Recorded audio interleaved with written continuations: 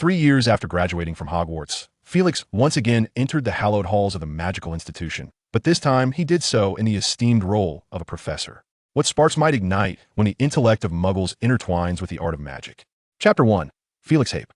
July 1992, London. Within a towering edifice of the West End Commercial Center, well-trained professionals busily engaged in their work, the cacophony of discussions and the rhythmic clatter of keyboards filling the in a small, temporary conference room. A serious conversation was underway. Felix, have you truly made up your mind? Though you have been with the company for less than a year, I swear, your talents have already garnered the recognition of everyone here. If you choose to remain, believe me, you will achieve great things, spoke a quintessentially British middle-aged man, clad in a finely tailored business suit, his slightly curled hair impeccably groomed. Seated across from him was a strikingly handsome young man in his 20s, his particularly captivating light blue eyes leaving a lasting impression. At that moment, Felix smiled. Chief, I have made my decision. The middle-aged man fixed his gaze on Felix for an extended moment, observing the unwavering resolve in his countenance. With a resigned sigh, he conceded, very well, you have prevailed. Felix responded with a gentle smile, rising to retrieve his suit from the back of his chair, and shook hands with the middle-aged man, who stood as well. The man drew closer, enveloping Felix in a warm embrace, murmuring softly, everyone has their own aspirations, right? I fear we have lost a promising talent. Felix blinked his striking blue eyes. We shall always encounter more remarkable individuals. Half an hour later, Felix had gathered his belongings and exited the building. Approaching the street, he gazed at the throngs of people, his heart brimming with anticipation. Carrying a small suitcase, Felix traversed the street, occasionally pausing to dodge passing vehicles, while he keenly observed the makes and models of the cars. An antique car, how splendid! His steps were light, and the seemingly long journey invigorated rather than fatigued him. After nearly an hour, he finally arrived at his temporary residence in the city, or rather, his home. The surroundings grew increasingly familiar as Felix encountered several acquaintances. Good afternoon, Mrs. Murphy. Good afternoon, Mr. Hape. After exchanging pleasantries with familiar faces, Felix stood before his own door. He retrieved his keys and unlocked the door. Stepping inside, he closed the door behind him. Felix exclaimed with a joyous shout, closing his eyes and spreading his arms wide. And at that moment, the unremarkable room seemed to come alive. His suitcase slipped from his grasp, levitating toward the cabinet, the door swinging open as if by magic. The garments hanging inside fluttered slightly, making way for the suitcase to settle comfortably within. Felix's suit and white shirt effortlessly shed themselves, while his tie twisted free from his neck, gracefully draping itself over the rod of the wardrobe, accompanied by 3 other exquisitely colored ties. The belt at his waist loosened automatically, and as he stepped forward, his trousers smoothly parted ways. With a flick of his hand, a blue silk robe swiftly soared into his grasp, settling around him with an affectionate flourish. Felix gently snapped his fingers, and soft melodies filled the air. With his eyes still lightly closed, his hands moved like a maestro conducting an orchestra, conjuring the sound of clinking in the kitchen. Moments later, a steaming cup of rich coffee floated before him. He delicately grasped the cup, savoring a sip as a profoundly satisfied smile graced his lips. Felix Hape, recently liberated from his former employment, was not merely a free man, but also a mature wizard. He was an alumnus of Hogwarts' premier and singular institution of magic in Britain. It had been 10 years since he received the ornate letter of acceptance from the orphanage, a decade that not only saw him graduate from Hogwarts, but also transform from a young boy into a 21-year-old man. Time passes swiftly. It has been 3 years since my graduation, Felix mused, seated upon the sofa, a hint of nostalgia in his voice. He then murmured, somewhat melancholic, it has been 21 years since my crossing. Indeed, beyond being an independent professional and a concealed wizard, Felix harbored a deeply veiled secret, was a time traveler. Heaven knows how astonished and exhilarated he was upon receiving the invitation to the magical realm, which had once been meticulously mapped out in his life's trajectory. The world of Harry Potter, the magical escapades of the trio. Regrettably, they were not of the same generation. When he entered Hogwarts, naively inquiring about Harry Potter, he discovered that he was a full 9 years older. This meant that throughout his time at school, he would never even lay eyes on them. Admittedly, Felix was not a Harry Potter fan and possessed only a rudimentary understanding of the narrative. A mere glimpse, a fragment of comprehension. After all, he could not foresee the future nor anticipate his arrival in the authentic realm of magic. Had he known in advance, he would have memorized every single word. What truly enlightened him about the storyline was the subsequent rise of short videos, such as those on various platforms. It was through these that he could vaguely weave together a thread of the plot. Yet, To remember the intricate details? That was sheer folly. Fortunately, his true fascination lay in the wondrous magic, the tangible, palpable world of sorcery. And for this, he had been rewarded. As evening descended, Felix sat at his desk, quietly perusing a tome on magic. The clock ticked rhythmically, creating a sense of unease within him, disrupting the tranquility he once knew. He awaited a letter, an exceedingly crucial letter. As time trickled by, a distinct tap-tap resonated from outside the window. An owl had silently perched there, gently rapping against the glass. At last, it has arrived. Felix's heart raced with fervor as he drew his wand, giving it a subtle flick that caused the window to swing open, allowing the owl to soar in. The owl circled above his head twice before dropping a letter and settling itself on the desk, pecking at its feathers with nonchalance. Felix swiftly seized the envelope, noting the wax seal on its reverse side, adorned with a crest. Surrounding the capital letter H were the figures of an eagle, a lion, a badger, and a serpent. He tore open the envelope and extracted the letter, which read, "Dear Mr. Felix Hape, we are pleased to inform you that your application for the position in Muggle Studies has been accepted. The interview is scheduled for July 21st at 10 a.m. Please prepare accordingly. Additionally, please enter the school via the Floon Network location, Office of the Deputy Headmistress, Hogwarts. Should you choose any other means of transportation, kindly notify us in advance. Yours sincerely, Deputy Headmistress Minerva McGonagall." Felix could not contain his excitement. He clenched his fist and downed the steaming cup of tea on the table in one swift motion. Chapter 2. The first half of my life, he had waited for this day for 3 long years. 3 years is indeed a considerable span of time. Felix reclined against the back of his chair, his mind adrift, enveloped in the fragrant aroma of tea, as if his memories transported him back a decade. At that time, he was an innocent 11-year-old, brimming with dreams and aspirations, much like a newcomer striving to make his mark in the bustling city. Felix acknowledged his immense ambition. Anyone with a mature mindset and foresight into certain plot developments would undoubtedly harbor thoughts of achieving greatness.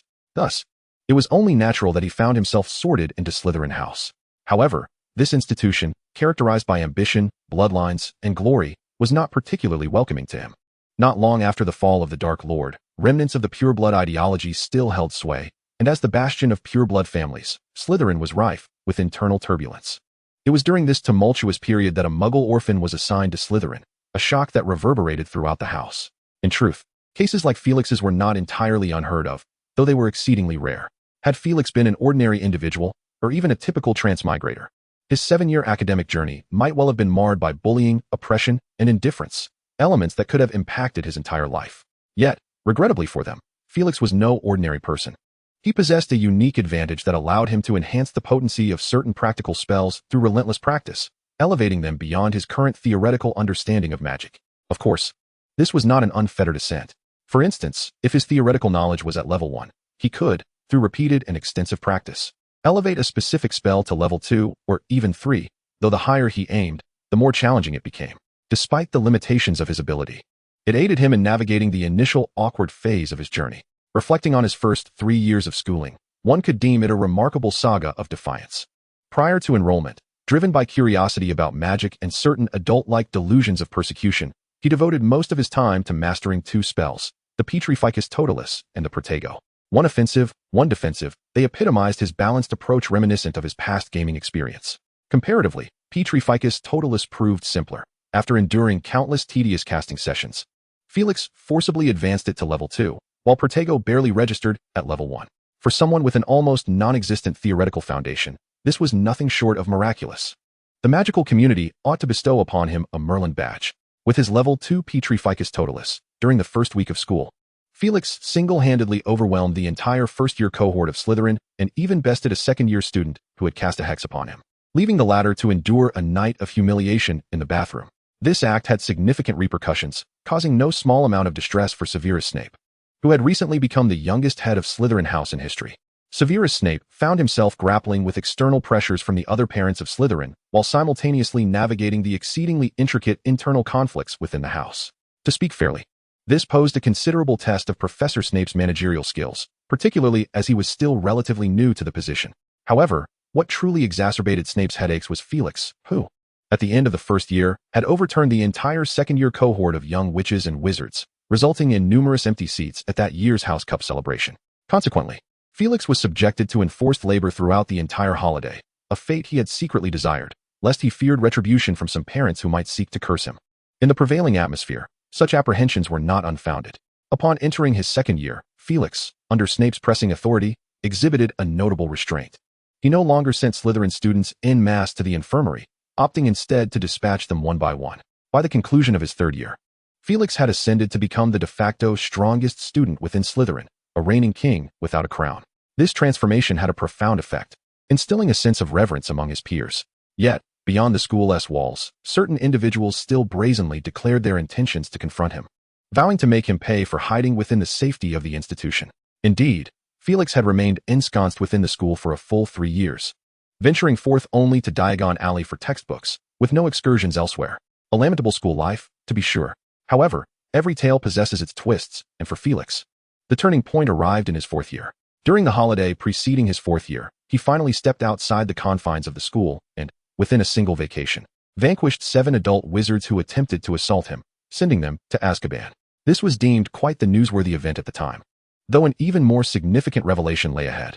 At the entrance banquet for his 5th year, Felix issued a challenge to Shafik, a member of one of the sacred 28 pure-blood families, for a duel. To this day, Felix vividly recalls the astonished expression of the usually composed Professor Snape and the wide-eyed stare of Dumbledore. It was quite amusing. The duel of pure-blood families is an ancient form of combat, conducted on behalf of family members, continuing until one party is utterly defeated or annihilated. Even in the most tumultuous and chaotic of times, such duels are exceedingly rare. Nevertheless, one must concede that this form of duel indeed exists and has not been abolished. As Felix stood before the solitary Shafik of Slytherin, he took his time, employing the archaic dueling etiquette to humiliate the Shafik family in front of all assembled. The 6th year Shafik, overwhelmed, collapsed to the ground, his body convulsing. Even after the banquet, when Dumbledore urged him to reconsider the duel, Felix remained steadfast in his resolve. He vividly recalled telling the headmaster, "Professor, Shafik attacked me twice over the summer. For individuals in total. The first time it was 1, and the second time it was 3. Do you know what spells they used?" Dumbledore, with his hair a snowy white and eyes deep with wisdom, chose to remain silent. Felix calmly remarked, "It is the unforgivable curse. Apart from the soul-sucking curse, the other 2 have been employed. Of course, they were unsuccessful. It is difficult for me to fathom that, for years after the fall of the Dark Lord, anyone would dare to commit such acts." Dumbledore, appearing somewhat weary, responded, "The Shafik family is not entirely comprised of Death Eaters. They are merely a family stubbornly clinging to the ideals of pure-blood supremacy. However, the distinction is negligible for me. Is it not? They dispatch 4 individuals during the holidays. Yet to my knowledge, the Shafik family is not particularly numerous, counting the elderly and minors. Do they even have 10 members? The Shafik family is simply incapable of mounting a proper defense." Felix's prowess in combat had already been acknowledged during the summer, and after the 4 members of the Shafik family were sent to Azkaban, their remaining strength was insufficient to even constitute 4. They could only resort to leveraging their influence to employ underhanded tactics, but with little effect, as family honor remains paramount among pure-blood families. This incomplete duel sent shockwaves throughout the British magical community. After enduring several months of turmoil, it culminated in the Shafik family's permanent withdrawal from the British magical realm. While the nearly millennium-long tradition of pure-blood dueling was officially abolished by legal means, influenced by certain individuals, this incident became known as the Duel of 87, its ramifications profound. For some staunch families, it was no less significant than the fall of Voldemort. During the 5th year holidays, Felix visited several pure-blood families, ultimately achieving amicable meetings and reaching a friendly consensus on certain issues. Felix felt gratified. Pure-blood families can indeed be reasonable. In his final 2 years at Hogwarts, Felix remained harmless, delving into the mysteries of magic. Until graduation, he expressed a desire to remain at the school as a teacher, but Dumbledore declined his request, citing his youth as an obstacle. During other times, he lived comfortably, and the younger Slytherins were well-behaved. Overall, reflecting on these 7 years of school life, he found it quite enjoyable. Of course, Professor Snape may not share this sentiment. According to the latest whispers around Hogwarts, the professor's notorious temperament is linked to a particularly troublesome student he taught in his earlier years. Chapter 3, The Interview. On the morning of July 21st at 10 o'clock, Felix dressed formally and stood in the fireplace, scattering a handful of flue powder while calling out for the Hogwarts deputy headmaster's office. After a flash of green flames, his figure vanished. In the Hogwarts deputy headmaster's office, Professor McGonagall was solemnly organizing school documents. Renowned for her stern demeanor as the Transfiguration professor, she typically maintained a stoic expression. However, in this moment, her mood was quite pleasant. Gryffindor House had won the long-awaited House Cup last academic year, keeping her spirits high. With a pop, a burst of emerald fire illuminated the fireplace, and a young, courteous gentleman stepped forth. Felix surveyed his surroundings, noting that nothing had changed. It was indeed a reunion long overdue. He smiled gently at McGonagall, saying, "Professor McGonagall, good day to you. It's been quite a while." Professor McGonagall pressed her lips together, a sign that her mood was swiftly deteriorating or perhaps shifting into a work mode. It has been quite a while, Felix. She had taught him, being one of his professors. Her feelings towards this renowned student were quite intricate, though certainly not as convoluted as those of Professor Snape. Before the long-awaited House Cup, Gryffindor had endured a painful 7 consecutive defeats, a plight closely tied to Felix. Except for the initial 3 years, Felix's learning environment had been exceedingly harsh, compelling him to retaliate, which resulted in a considerable loss of points. In the subsequent years, after he forcibly mingled with the Slytherins, he seemed to finally recognize that he was a Slytherin student, destined to fight for the honor of his house. The ensuing years could be encapsulated in a single phrase: glory belonged to Slytherin. Felix stepped forward, glancing at his pocket watch, hoping he had not missed the interview. Professor McGonagall was pulled from her reverie, rising to escort him to the headmaster's office, where chocolate frogs awaited. She recited the incantation, ushering Felix inside. Before departing, she remarked, "Your book is quite impressive. It seems you have had a fulfilling 3 years." "Thank you, Professor McGonagall." He momentarily paused, a smile breaking across his face, before ascending the steps. After 3 years since graduation, he had not been idle. Especially following his initial job search failure, he had pondered repeatedly, questioning whether his student life had been too tumultuous. Heeding Headmaster Dumbledore's advice, he resolved to explore more. He spent a year traversing the Wizarding World, while the remaining 2 years were dedicated to working in the Muggle world, researching Muggles, as it were. His efforts bore fruit, resulting in 3 books over 3 years, 2 on Muggle studies and 1 on ancient magical scripts, alongside accumulating a modest fortune. Ascending the long staircase, Felix entered the headmaster's office, which was cluttered with various books and alchemical artifacts, the walls adorned with portraits of past Hogwarts headmasters. At one side of the headmaster's desk, a phoenix rested with closed eyes. Dumbledore was engrossed in some research, and the office was steeped in silence. "Good morning, Headmaster Dumbledore," Felix greeted, breaking the stillness. With his words, the room sprang to life. The portraits of headmasters opened their eyes, gazing at Felix, pointing and whispering amongst themselves. One portrait, notably exaggerated in its expression, exclaimed, "Ah, the finest Slytherin has arrived." The gentleman depicted, sporting a goatee and elongated eyebrows, was clad in Slytherin robes. He was Phineas Black, regarded by students as the least popular headmaster in Hogwarts history, also hailing from Slytherin. Felix gracefully bowed in acknowledgement. At that moment, Headmaster Dumbledore finally lifted his head. He possessed an appearance distinctly unlike any other, his silver beard cascading down to his chest, his robe worn somewhat askew, and half-moon spectacles perched upon his nose. Yet, none of these traits could rival the brilliance of his eyes. His bright blue irises sparkled with an almost ethereal light. Felix found himself somewhat distracted. Time seemed to have left little mark on the headmaster, yet paradoxically, it appeared to have etched many impressions upon him. "Ah, Felix." Dumbledore rose and strode forward with remarkable agility, exclaiming, "I have been anticipating your arrival." Felix, slightly apprehensive, shook hands with the headmaster, mindful that he was seeking employment and had faced rejection thrice. The two settled into their chairs, and Dumbledore peered at him through the delicate lenses of his spectacles while waving his wand. "Would you care for something to drink? Pumpkin juice? Tea? Or perhaps," he added with a twinkle in his eye, "I have some fresh butterbeer." "A cup of tea, thank you," Felix replied, with a flick of his wand. Dumbledore summoned a steaming cup of tea before him. Felix took a sip, a bitter taste flooding his senses. It was stale tea. It seemed the headmaster was not a frequent tea drinker. "This tea was gifted to me by Sybil, although I cannot discern its quality myself. She claims it hails from the distant east." Deceivers, Felix thought to himself, convinced that at least one of the two was not being truthful. After their tea, the conversation shifted to the matter at hand. "Felix, you have excelled remarkably in recent years. I have been reading your works, and I must say, your insights into Muggle studies are both novel and profound, providing this old man with much to ponder." Felix smiled, attributing his success to Dumbledore's guidance. "The world of Muggles is indeed fascinating, especially in recent decades, as they have made rapid advancements. Perhaps my writings reflect my own Muggle heritage, granting me a deeper understanding." Dumbledore shook his head. "Heritage does not diminish your efforts. Many in the wizarding world are of Muggle descent, yet they cannot claim proficiency in Muggle studies. They may possess a deeper grasp of certain common knowledge, but that hardly equates to true understanding." "Indeed, for I was a pure Muggle in my past life," Felix replied.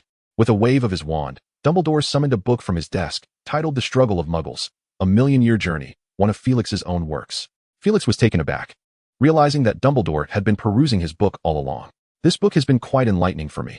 I have read it multiple times. especially your analysis of Muggles' evolution from primitive beings over 1 million years to their current state through the lens of technological history. Yes, that is the term, isn't it? It is nothing short of miraculous, Dumbledore praised. You also noted that Muggles experience rapid technological leaps at increasingly shorter intervals, even predicting that the next leap is just around the corner. Truly inspiring. Felix humbly responded, this perspective is not solely my own. In fact, many sociologists in the Muggle realm, those scholars who study Muggles, have significantly contributed to my understanding. Dumbledore replied calmly, many Muggles possess great wisdom. Yet few in the magical community acknowledge this truth. I concur, Professor Dumbledore, Felix affirmed. Dumbledore subsequently blinked, seemingly bypassing the previous topic, and playfully remarked, so, I presume you have perused quite a number of Muggle literary works? To be candid, many of my Christmas gifts tend to be books. They appear to believe that I have a penchant for literature. However, I have read most of them, and in comparison, I would rather receive a pair of woolen socks. Of course, if the books were to originate from the Muggle realm, I would not refuse them. A blatant hint, indeed. At the very least, he comprehended what ought to be bestowed as Christmas gifts. Yes, although devoid of magic, some among them dedicate decades to crafting a single book, meticulously elucidating a particular issue or theory. Felix quietly remarked, it is quite arduous. Hence, it becomes exceedingly precious. Dumbledore felt a sense of reassurance. It seemed that you had indeed reaped significant rewards over the past few years. He then abruptly posed a question, why then? Are you so determined to return to teach at Hogwarts? Chapter 4, Felix's Theory. Felix appeared somewhat perplexed and inquired, I do not comprehend, Headmaster. Dumbledore placed his hands before him, revealing a scrutinizing gaze. What I mean is, your future is exceedingly bright, yet you remain steadfast in your desire to return to Hogwarts. I am curious as to why. The headmaster's meaning was quite evident. You have already garnered considerable renown, having graduated 3 years prior and authored 3 remarkable books, particularly your 2 volumes on Muggle studies, though their sales did not fare well, at least in comparison to another professor with whom he had interviewed, who was also an author, where the disparity in their work sales was staggering. Nevertheless, it is undeniable that the influence of these 2 books is extensive. The Struggles of Muggles, a history from millions of years ago, and How Muggles Think have become guiding texts for most departments within the Ministry of Magic that address Muggle-related issues. At the very least, Dumbledore had discussed some of the content with friends, including the head of the Department for the Regulation and Control of Magical Creatures and members of the Wizarding, who likewise praised these 2 works. Felix pondered for a moment, then responded, Headmaster Dumbledore, I hold deep affection for Hogwarts. It is my home, and it brings me a sense of familiarity.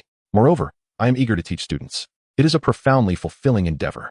Dumbledore interjected, his azure eyes gleaming with intensity, betraying none of the wisdom one would expect from a centenarian. We both know that this is not entirely truthful. I wish to understand your genuine thoughts. This is crucial for your potential appointment. Felix began to perspire slightly. Instinctively, he attempted to cast a mental occlusion charm, but quickly halted. This was not a sagacious decision. The mental occlusion charm is not infallible, especially when one's proficiency is relatively low, not to mention the formidable wizard before him, regarded as one of the greatest of the century.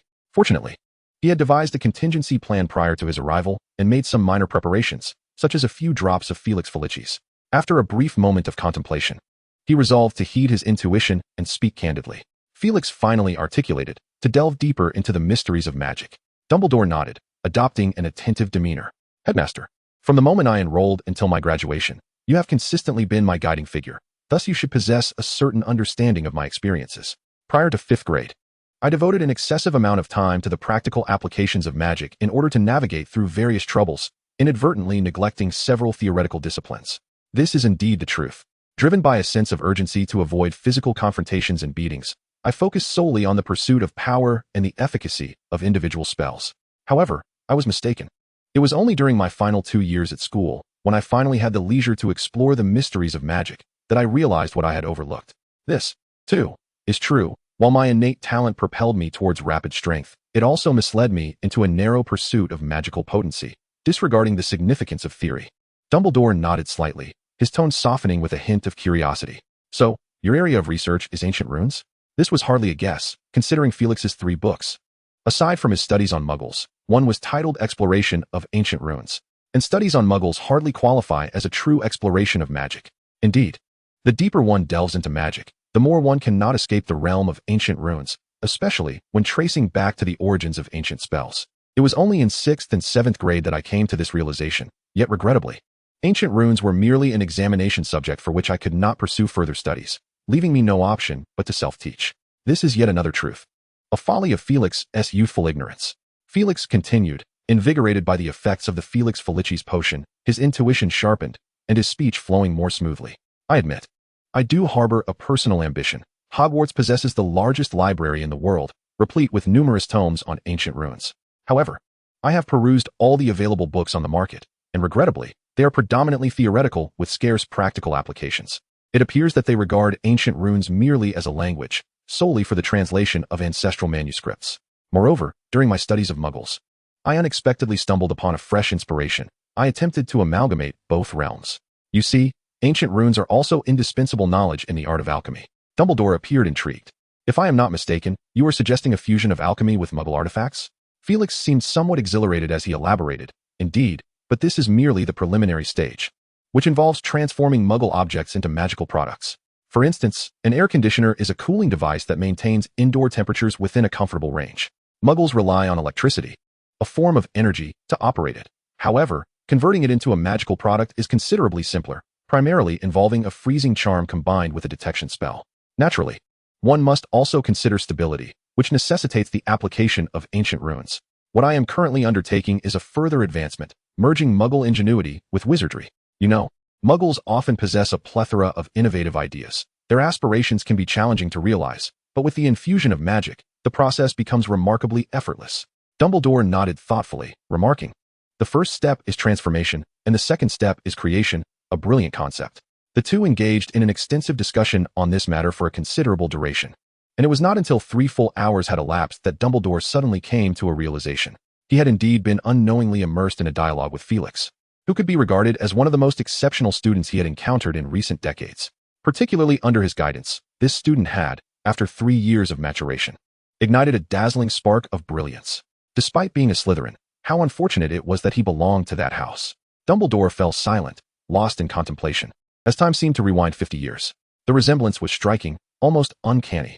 Both hailed from Muggle orphanages, both were Slytherins, both exhibited remarkable talent and civility, and both harbored an unwavering obsession with power. How should he choose? Time had demonstrated that his decision decades prior may have been misguided. If, back then, he had not compelled the boy to confess through magical flames, if he had expressed a modicum of concern, or had recognized the lurking ambition within him sooner, perhaps the rise of a terrifying Dark Lord could have been averted. And now, it appeared that yet another similar choice lay before him. How should he decide? The elderly man appeared somewhat dazed as he gazed at the youthful, handsome student across from him, seemingly perceiving the shadow of another. Voldemort. Meanwhile, Felix looked somewhat perplexed. He had only spoken the truth, albeit selectively. Their conversation had been flowing smoothly, so why did Dumbledore now wear such a complex and pained expression? Had he said something amiss? Had he inadvertently struck a nerve? What was transpiring? Felix was quite troubled. Chapter 5, Final Decision. In the headmaster's office, silence once again enveloped the room. After a considerable pause, Dumbledore seemed to regain his composure. He had reached a decision. Carefully choosing his words, he expressed, "I regret to inform you, Felix, that Professor Babbage has no intentions of retiring." Felix's face fell, disappointment evident. However, Dumbledore swiftly continued, "It is clear to me that you possess a remarkable aptitude for ancient runes." "Indeed, Headmaster," Felix replied, recalling something and suppressing a glimmer of hope. His eyes fixed intently on Dumbledore. The elder did not play coy. He candidly articulated his thoughts. "I would like you to teach ancient runes. Would you be willing?" "I would certainly be willing," Felix exclaimed, then tempering his enthusiasm, added, "Yes, I am willing. However, what of Professor Babbage?" "Ah, Professor Babbage." Dumbledore mused with a hint of nostalgia, before clarifying, "She has devoted over 50 years to Hogwarts and has long desired a sabbatical to witness the changes in the world." "A sabbatical? Do you mean for me to temporarily assume the role of ancient runes instructor? For a whole academic year? Or merely a semester?" Felix's brow furrowed slightly. This was not what he had envisioned. The library of Hogwarts is extraordinarily extensive, and becoming a professor at the school brings with it numerous advantages. What he desires is not a fleeting year or two, but rather a commitment of at least 5 to 10 years, perhaps. Dumbledore chuckled, his silvery beard quivering slightly, and he gravely remarked, "Felix, Professor Babbage is not merely a witch. She possesses a remarkable lineage, which alters her perception of time." Other lineages? Felix recalled Professor Babbley's appearance, seemingly unchanged from his enrollment to graduation. Could she be of mixed blood? Perhaps a blend with other humanoid races? This possibility was plausible, as the magical world was replete with such beings. The most common mixed bloodlines included those of humans with giants, merfolk, dwarves, and fairies. To his knowledge, there was more than one such individual at the school. Before he could ponder a conclusion, Dumbledore continued, in Professor Babley's view. Taking a sabbatical of 10 or 20 years is entirely reasonable. In fact, when she lamented to me about her lack of vacation, she suggested several names to replace her, one of which was you, Felix. Felix realized that he shared a good rapport with this professor. Although he could not take ancient runes in his 6th or 7th year, he had continuously sought her guidance during his self-study thereafter, and their correspondence had persisted even post-graduation. Apart from Dumbledore, it could be said that Professor Babley was the only one with whom he maintained regular contact after leaving Hogwarts. Your arrival will delight Professor Babley, Dumbledore stated. She has accumulated many wishes to fulfill over the years, nearly filling an entire parchment. Felix, upon hearing this fortuitous news, nodded enthusiastically in agreement. Stepping out of the headmaster's office, Felix exhaled deeply.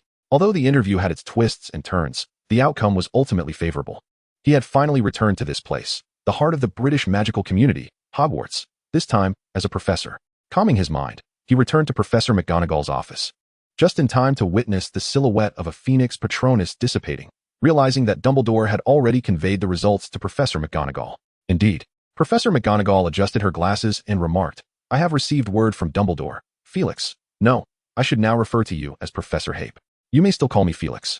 I shall always remain your student, he replied. McGonagall let out a slight hum, noting that Professor Snape might not share in the happiness. Felix scratched his head, recalling how he had once vexed Snape considerably. However, McGonagall swiftly moved past that topic. She waved her wand, and a stack of parchment flew from the large cabinet in her office, neatly arranged, reflecting her serious and diligent nature. These are your course schedules, student lists, duties and privileges, procurement items, and what I personally believe you will require, she explained. Of course, the most pressing matter is whether your textbooks need to be altered. Textbooks? Felix inquired, somewhat puzzled. Indeed, textbooks. McGonagall reiterated that many professors possess their own teaching philosophies, and in principle, Hogwarts encourages this, allowing them to determine their own methods of instruction, the balance between theory and practice, and, of course, the selection of textbooks. She glanced at him, acknowledging, I know you have authored a book on ancient runes. Felix understood and, after a moment's contemplation, decided against making any changes. Professor Babbling's textbook was quite commendable. It had greatly benefited him during his studies. Very well, McGonagall seemed indifferent to his decision, yet Felix caught her softly muttering something. Her voice too faint for him to discern, though it appeared to pertain to another professor. If only the other professors were similarly inclined. Felix hesitated to inquire further. As a novice professor, he wished to avoid unnecessary complications before officially commencing his duties. As a Slytherin, he prided himself on his strong sense of purpose. After a brief silence, McGonagall raised her head and regarded the still Felix, stating, Professor Hape, you may take your leave. We shall send you the formal appointment letter and details regarding your start date, along with any supplementary information. Felix smiled. Professor McGonagall, I would like to prepare further. You see, while I have made some strides in the realm of magic, I am still quite young and lack relevant teaching experience. Your guidance would be invaluable to me. It may have been a mere illusion, but Felix sensed a fleeting smile from McGonagall, though it could also have been a twitch of her lips. It is said that those who maintain a stern expression often suffer from facial paralysis. Felix, you are ever so courteous, McGonagall remarked with a hint of nostalgia, yet graciously set aside her work. What would you like to know? I would like to first examine student information, such as academic performance, the number of students in each year across the houses, and notable or distinguished young wizards. If evaluations for each student are available, that would be even better. McGonagall regarded him with a knowing look, silently waved her wand, and the doors of a large cabinet burst open, releasing a flurry of parchment scrolls. Felix quickly drew his wand and gently waved it, transforming a quill on the table into a long table. McGonagall, understanding his intent, stacked the scrolls upon the table. Excellent transfiguration, he humbly remarked. I recall your grades in transfiguration during your first 3 years were not particularly high. Felix felt a twinge of embarrassment. At that time, he had been preoccupied with subduing the 7th-year snakes, leaving insufficient time to practice spells, and thus had not dedicated much effort to transfiguration, merely getting by. It was only later that he revisited the subject. McGonagall did not dwell on his past performance, as she was well aware of Felix's circumstances at the time. Frankly, she had long harbored reservations about the Sorting Hat's decisions. She had often believed that Felix should have been sorted into Gryffindor. Given his reckless, courageous spirit, who could doubt he belonged to Gryffindor? Even among the young lions, he is undeniably the most reckless. Here is the information you requested, though no comments accompany it. Regarding some exceptional young wizards, I can only, from my perspective, mention a few names from Gryffindor House, which is indeed of value. Felix is not picky. In 6th year, there is Oliver Wood and Percy Weasley. In 4th year, Aaliyah Spinnet and Angelina Johnson. And in 2nd year, Hermione Granger. Subsequently, McGonagall pursed her lips, and of course, there are the Weasley twins, Fred and George. Goodness, if only they could channel half their mischief energy into their studies. Is that all? I recall the illustrious Harry Potter also enrolled. Is he not in Gryffindor? Felix felt a twinge of curiosity, in both this life and the past. That name resonates like thunder. Harry could discern that this name troubled her. Chapter 6, Recommendations. What kind of person is Harry Potter? This question is undoubtedly one that Professor McGonagall is well qualified to answer. To be fair, apart from a certain unnamed potions professor, the other faculty members hold a favorable view of Harry. Sincere, polite, and possessing a strong sense of justice. Yet, on the other hand, he is somewhat impulsive and reckless. This is not entirely a flaw, as it aligns well with the nature of the young lions.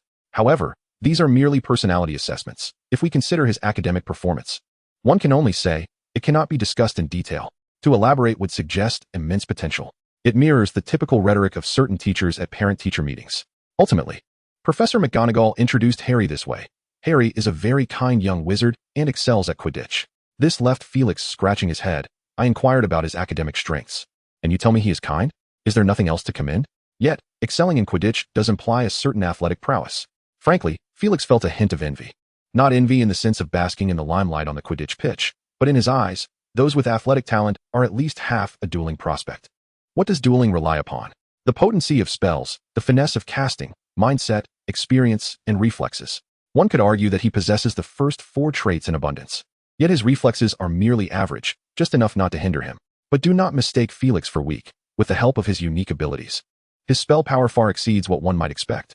By the end of his 4th year, he could stand toe-to-toe with 3 adult wizards, forcefully breaching their defenses. Not to mention his current capabilities. Take, for instance, a certain unnamed potions professor. In comparison, while Felix's magical theory may lag slightly due to his age, his spell potency undoubtedly surpasses that of his counterpart. And all of this is the result of his relentless dedication. He has practiced his primary spells tens of thousands of times. Can you believe it? Taking one of his strongest attack spells, the body-binding curse, as an example. This was the first magic he encountered, and he now rates it at a top level 6, yet struggles to break through to level 7. There is nothing more to it. The foundation of magic cannot sustain him as he continues to forge ahead. But what does attaining 6th level magic signify? Merely 2 years prior, armed with 2 6th level spells and a modicum of finesse, he incapacitated 7 Aurors from the American magical community in an instant. Unparalleled speed and the devastating potency of his spells define Felix's self-assessment. It is precisely because Felix, at the conclusion of his 4th year, forcefully ascended 2 levels to master 2 6th level spells that he possesses the requisite confidence to confront the outside world. Felix reflects with a hint of nostalgia. Had he also been endowed with exceptional reflexes, perhaps he would not have to rely on potions to unleash his greatest spells. Fortunately, his 3 years post-graduation have not been squandered, as a new form of magic has begun to take shape. In this regard, Felix expresses profound gratitude to those dark wizards whose indelible contributions have furthered his magical pursuits. Thank you for testing the limits of the law. Seated across from him, Felix peruses the materials provided by Professor McGonagall, occasionally transcribing pertinent information and compiling statistical records. This is a skill he honed during his 2 years in the Muggle world. During this time, he has held positions at 3 different companies, each reluctant to see him depart. And this is not due to any charm or enchantment he may have cast. As afternoon arrived, Felix and Professor McGonagall enjoyed tea together, during which Felix posed a question. A teaching assistant? McGonagall inquired, somewhat perplexed. An assistant could be understood as someone who aids the professor in handling various tasks, such as organizing research materials, grading papers, supervising examinations, and auditing classes, Felix clarified. Of course, there are some minor perks involved. Professor McGonagall began to grasp his intention, rolling her eyes slightly. What assistant? I suspect you simply wish to shirk your duties. Indeed, as Professor Snape remarked, Felix embodies the quintessential Slytherin. Once securing a teaching position, he seeks ways to evade his responsibilities. I do not believe it is appropriate for a professor to delegate their responsibilities to students, McGonagall stated firmly, pursing her lips. Professor McGonagall, you misunderstand me. I genuinely wish to cultivate exceptional students, Felix replied, met with a skeptical expression from her. It is true, according to my vision. In the 1st year, I do not intend to establish my own professors' club, as I require time to acclimate to teaching and the environment. The so-called Professors Club refers to gatherings where certain professors invite students from various houses who demonstrate outstanding performance in their courses to convene and explore magical studies together, commonly referred to as a little kitchen. For instance, Professor McGonagall's Transfiguration Club occasionally holds activities to teach magics and techniques not covered in class or examinations. Professor McGonagall nodded. It was precisely because Felix was a newcomer that she had not brought this matter up with him. You mean to scout talent in advance? To prepare for next year's club? She asked. Exactly. Professor McGonagall lowered her head in contemplation, deeming the venture feasible and beneficial for the students. Merely offering some additional guidance would undoubtedly attract the most diligent scholars. As the sole outstanding graduate of dominant caliber in recent decades, Felix was more than qualified. And as for the underperformers, their opinions held little significance. This matter had no bearing on them. Within the Professors' Club, there was no room for mediocrity. What are your criteria? Professor McGonagall inquired, recognizing the rarity of such an opportunity. She was prepared to leverage her position for personal gain, prioritizing the talents from her own house. Felix pondered briefly before outlining a few essential qualities. First, the candidate should be an enthusiastic learner, someone eager to absorb knowledge. Second, they must possess a strong memory. And third, they should not be too advanced in their studies, as he desired to invest time in their development. By the way, performance in ancient runes is not crucial. I have my own special teaching methods, he added. After further reflection, Felix concluded these were the primary requirements. In truth, he sought a capable assistant to help with various tasks. However, even an assistant must possess a certain caliber, a low tier. Underperforming assistant would be of little use compared to his own magical abilities. In contrast, a high-achieving assistant would not only be a pleasure to work with but, with some cultivation, could evolve into a teaching aide, a research assistant, or even a collaborator, truly a win-win situation. Professor McGonagall set aside her refreshments and swiftly reviewed the list of Gryffindor students in her mind. Wood was unsuitable due to Quidditch commitments. Percy was promising. Yet he was already in his 5th year and preparing for exams. The Weasley twins? She feared they would be returned within days. Nevertheless, their potential was undeniable. Suddenly, a name sprang to her mind. Are you referring to Hermione Granger? Felix was taken aback. This name belonged to one of the trio of adventurers. A contemporary of Harry Potter, and only in her 2nd year. Indeed, she nearly perfectly matches your criteria. She is passionate about knowledge, possesses excellent memory, and is in a lower grade, Professor McGonagall extolled, harboring a fondness for Miss Granger, as whispers indicated that one of her nicknames was Little McGonagall. Noticing Felix's hesitation, she also suggested the Weasley twins, but cautioned him about their troublesome antics. We will discuss this further when the term begins. Ultimately, Felix remained undecided. Chapter 7, Lesson Preparation. After reviewing the materials, Felix took his leave. On his way back, he made a stop at Diagon Alley and procured 2 sets of Ancient Runes textbooks for 3rd to 7th years from Flourish and Blots. One set was brand new, while the other was a carefully curated treasure he had spent considerable time selecting from a pile of used books. The older editions had belonged to 4 high achievers. Though the handwriting varied, the notes were consistently detailed, which he found valuable for reference and research. The following day marked the commencement of his exhilarating lesson preparation phase. As he flipped through the textbooks, he was pleasantly surprised by how straightforward the content was. Professor Babbling, a distinguished expert in ancient magical scripts, has curated a selection of textbooks that are truly distinctive. While primarily reflecting contemporary mainstream perspectives, they are also interspersed with a judicious assortment of practical magical texts.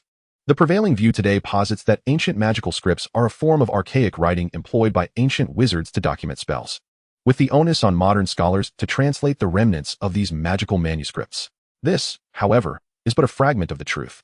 In reality, despite being collectively referred to as ancient magical scripts, their history is profoundly ancient. In bygone eras, they served as enigmatic patterns that encapsulated the wizard's magical essence, extensively utilized in ancient sorcery and alchemical creations.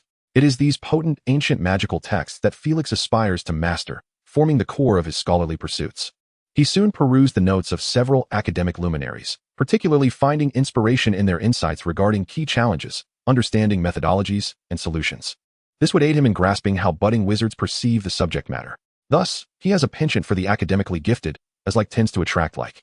Armed with the notes of these scholars, alongside the syllabus he obtained from Professor McGonagall, Felix gained a clear vision of the curriculum he was to deliver. Next, he contemplated the pedagogical approach.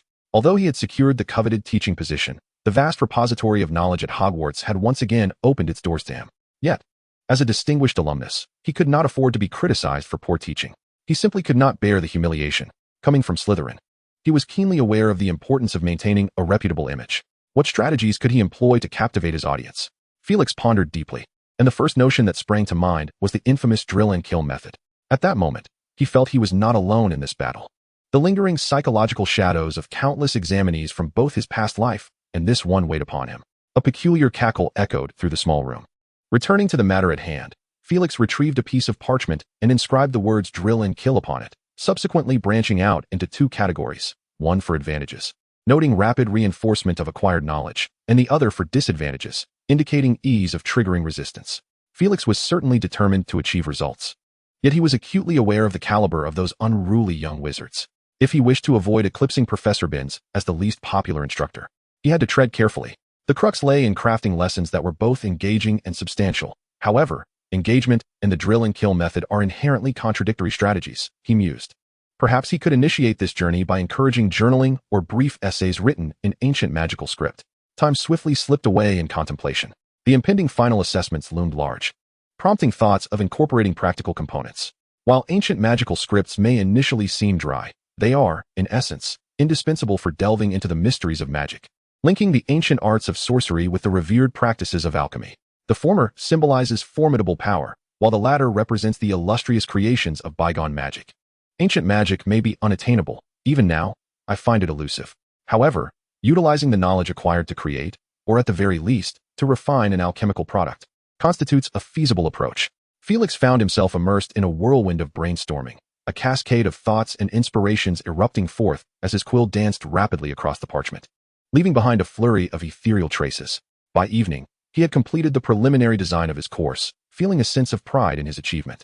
Before him lay 3 sheets of parchment densely inscribed with text and flowcharts. The remaining challenge was to determine which alchemical product would serve as the vehicle for instruction. This was no trivial task, for Felix had no intention of preparing 5 alchemical products for grades 3 to 7, as it would encroach upon his reading time. He aimed to select a suitable alchemical item, delineating varying levels of difficulty. For instance, 3rd-grade newcomers would need merely to engage with concepts such as connection, integration, balance, and coordination, akin to the tasks of connecting wires and manipulating switches in a physics experiment. As for the 7th graders, while he would demand they construct a rocket, producing a weighted cart should not be too arduous a challenge. What should serve as the medium? It must not be overly simplistic, lest it fail to distinguish between levels of difficulty. Yet, it cannot be excessively complex, or else it would exhaust him as well. The young wizards of Hogwarts number in the hundreds, if not thousands. Even if only a third of them chose ancient runes, it would still constitute an overwhelming workload for someone aspiring to innovate in teaching. Felix felt a headache coming on as he sought to strike a balance between efficiency and quality. After 3 frenetic days of scouring his collection, he was unable to find an appropriate entry point. The availability of books on ancient runes was dismally scarce, particularly those focused on practical applications. Felix lamented internally, intensifying his yearning for the library at Hogwarts. That was his true treasure.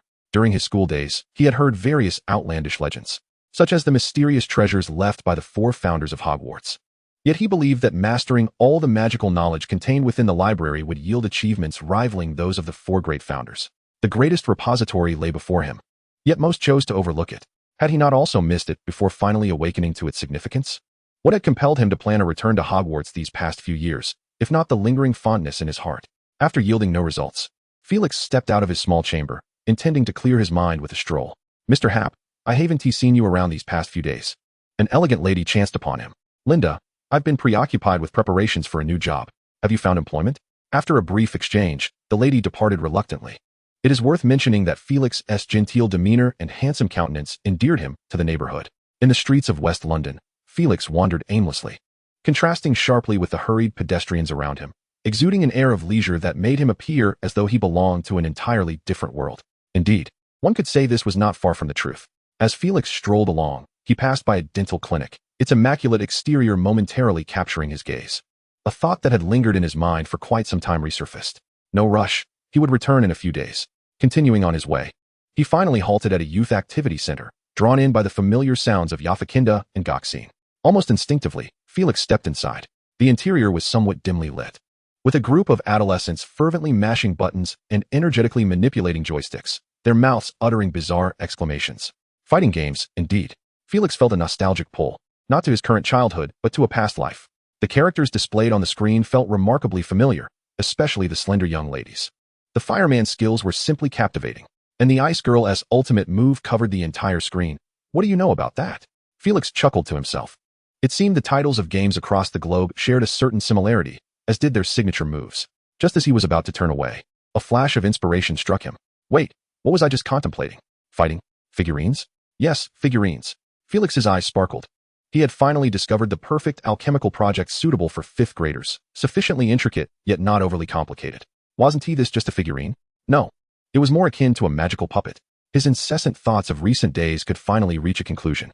Using characters from fighting games as templates and ancient magical runes as the means, he could recreate some of the figures from the game. Such magical puppets would be acceptable to children of the Wizarding World and pose no psychological barrier for young Muggle wizards. As for the difficulty level, it could be easily adjusted. For 3rd and 4th graders, he could have them inscribe the primary magical runes of the puppet's body, leaving some nodes and branching structures for them to complete. Older students would need to take a more hands-on approach, accomplishing at least one functional module on their own. The more Felix pondered, the more exhilarated he became. He could even organize a puppet fighting tournament. After all, children in the Wizarding World had it tough, with their means of entertainment being rather limited. What was so great about Quidditch anyway? He certainly didn't disdain it, because he had failed his first-year flying class. A vivid image surfaced in Felix's mind. 2 students meeting, one clutching a palm-sized magical puppet, striking a classic duel pose. Let the thrilling magical showdown begin. Felix succumbed to a daydream, his lips involuntarily curving into a smile. Chapter 8. Figurines. What is required to create a true magical puppet? First, one must understand what a magical puppet is. Simply put, it is a guardian of sorts. To Felix's knowledge, Hogwarts possesses a collection of stone puppets, crafted with extraordinary complexity, enduring for millennia to safeguard the school's security. However, for educational purposes, such rigor is unnecessary. Seek out superior clay. Blend it with an appropriate measure of dragon dung, and enhance the mixture with the blood of magical creatures, dragon blood being the most desirable, though one must resort to more economical alternatives for educational tools. Nonetheless, he could procure some high-end combat puppets for his personal collection. Felix swiftly submitted a proposal to Professor McGonagall, and after a series of intricate discussions, she ultimately acquiesced to his notion, permitting him to proceed. Along with her approval came an official appointment letter and a small pouch of galleons. Felix swiftly gathered the materials for the student-grade magical puppets. The clay he had excavated himself, while the dragon dung and magical creature blood were sourced from the black market. He subsequently devoted 3 days traversing Diagon Alley and Nocturne Alley, as well as various magical black markets across different countries, until he finally amassed the premium materials for his deluxe magical puppet. Following this, Felix penned a letter to his dear Slytherin classmate, temporarily borrowing a house elf from their household. Preparing to establish a magical assembly line, Felix cleared out his home, employing the stretching charm to transform the room into a space the size of a plaza. Before him stood a row of house elves. Ladies and gentlemen, I entrust the next task to you. After demonstrating the puppet model's construction method, he stepped back, delegating the responsibilities. As for himself, he was quite occupied, besides redesigning his deluxe combat puppet and integrating various powerful enchantments. He also had to ensure the house elves were well fed to enable their full dedication to the task. Felix was not merely speaking whimsically. The house elves' testimonies corroborated. Mr. Hape is truly magnificent. Days slipped by unnoticed, and in the blink of an eye, a fortnight had passed. Gazing at the hundreds of magical puppet models, Felix felt immense satisfaction, even though none of these models contained any enchantment circuits, barely qualifying as mere prototypes. Yet, that was sufficient. As a parting gesture, Felix prepared a lavish farewell banquet for the house elves. You are exceedingly generous. Receiving another wave of gratitude, Felix bid farewell to these diligent workers. In the following week, Felix began etching ancient enchantments of varying complexities according to the number of students in each grade, simultaneously employing reinforcement spells to prevent damage, for these materials were indeed costly. Exhausting himself to the brink of collapse, he finally completed the task. He vowed never to undertake such an endeavor again. It was far too taxing. Felix felt utterly drained. His complexion pale. However, his comprehension of ancient enchantments had significantly advanced.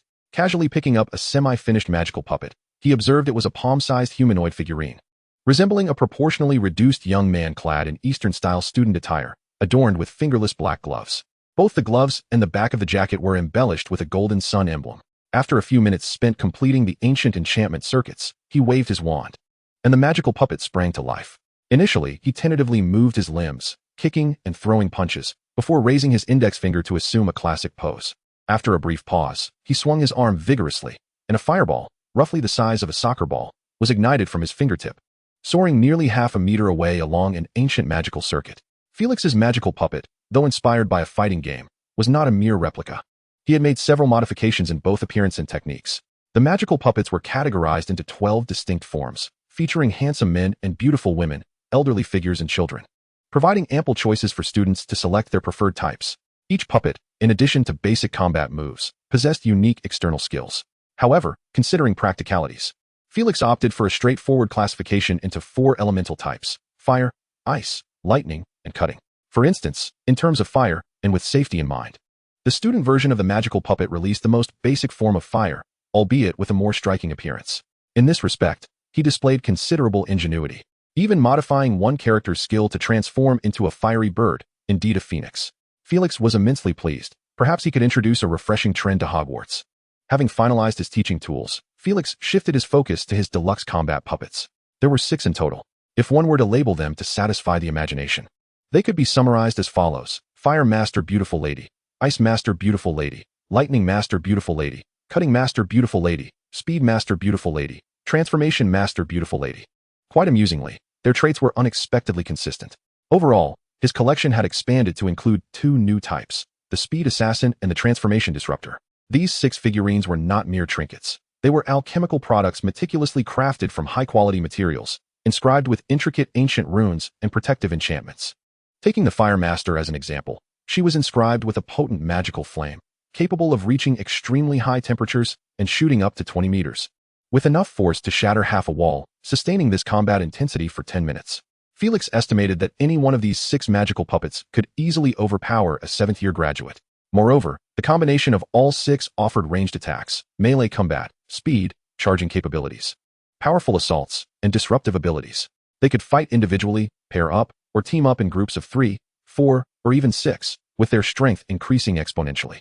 Felix maliciously mused that these 6 puppets could easily occupy a certain unnamed potions professor for 10 minutes without difficulty. The only drawback was the necessity for a wizard to control them. Yet, the crucial factor was that Felix himself was far more powerful than the magical puppets. What a conundrum, he sighed, recognizing that there remained ample room for improvement. At the very least, she should be endowed with a certain degree of combat intelligence. After surveying the remaining materials, he contemplated and resolved to mix in some inferior components to create 5 additional puppets, superior to the student version yet inferior to the collectible edition. These would serve as prizes for the upcoming classes, 1 for each grade. Perfect. Felix retrieved a small box, placing the teaching aids within. It goes without saying that this box was also infused with a seamless expansion charm. Regarding his 6 figurines, Felix gave them little thought. With a flick of his wand, he levitated them, guiding them to rest upon a verdant-hued ring adorning his left index finger. This object, resembling a storage ring, was essentially an alchemical product reinforced with the seamless expansion charm and stabilization incantations. It bore engravings of concealed magical circuits, minimizing any magical fluctuations, appearing merely as an ornamental gemstone ring. Yet, this ring safeguarded 1/3 of his fortune amassed from his travels far and wide. However, like a cunning rabbit with multiple burrows, Felix had already established 2. He merely required 1 more. He had recently begun to uncover the potential of this 3rd refuge. Chapter 9, The 3rd Burrow. Felix gently caressed the inner side of his wrist, where a flesh-colored pattern, the size of a fingernail, lay concealed. Few would notice this intricate design unless examined closely. This pattern was, in truth, an ancient magical circuit, harboring a small pocket of space within. Inside that space rested a spare wand. Given the minute size of the pattern, it could only conceal a limited number of items. Moreover, this ancient magical circuit remained in a dormant state, only accessible under specific conditions. The key to activating it was to apply a layer of his own blood. This represented his most clandestine and elusive contingency. Should he find himself in a precarious position, disarmed, or even robbed of his ring, this magical circuit would provide a means for his resurgence. As long as he was not killed on the spot, he would have the opportunity to turn the tide in his favor. The ring on his left hand was visible, while the magical circuit on the inner side of his right wrist remained hidden. The interplay of light and shadow was nearly flawless. Now, Felix was also preparing to complete the construction of his 3rd refuge. His caution was not born from any belief that Hogwarts was a den of peril, nor was it due to any nefarious intentions he harbored, but rather because he understood that from the moment he became the professor of ancient runes at Hogwarts, he had officially entered the narrative. Given his limited understanding of the storyline, he found it challenging to foresee events, necessitating preemptive measures. He placed no faith in fairy tales, only in his own strength. Nevertheless, despite his lack of insight into the plot, he was acutely aware of some fundamental truths. For instance, Harry Potter's adventures had been immortalized in 8 cinematic installments, suggesting a span of 8 years within the magical realm, if one considered 1 film per academic year. This aligned perfectly with Felix's assumptions: 7 years of adventures within the school, followed by an additional year post-graduation to utterly vanquish the Dark Lord, an unassailable deduction. A year has now passed, and barring unforeseen circumstances, Voldemort is destined to meet his end in 7 years. Contemplating this, Felix felt a measure of reassurance. Presently, he was certainly not a match for Voldemort, yet the future remained uncertain. As Felix devised his strategies for the days ahead, he ventured out into the streets of London. Half an hour later, he found himself standing before a dental clinic, the very one he had discovered a month prior. Felix pushed open the door, the bell ringing melodiously. A middle-aged man clad in a white coat emerged from the inner room, peering at Felix with curiosity. "Are you here for a dental checkup?" he inquired. Felix succinctly replied, "I wish to have a cavity filled." The dentist nodded and led him to a chair, gesturing for him to sit. "My name is Will Granger. You may call me Dr. Granger. I am Felix Hape," he introduced himself. Dr. Granger instructed him to recline in the chair and examined Felix's mouth with a device reminiscent of a spotlight, his expression revealing confusion. "Mr. Hape, your dental health is quite commendable, clean, orderly, and proportionately sized." Felix pointed to the upper left side of his cheek. "I would like to have a wisdom tooth filled." Dr. Granger paused, taken aback by the peculiar request, for wisdom teeth are of little utility. He candidly responded, "Mr. Hape, I do not recommend filling a wisdom tooth because..." What followed was a thorough exposition of dental knowledge that lasted a full 20 minutes. During this time, a young girl with tousled hair, approximately 12 or 13 years old, entered the room.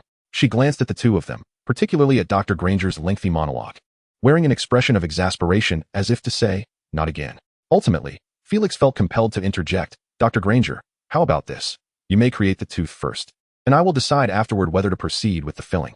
Dr. Granger considered this and found it reasonable.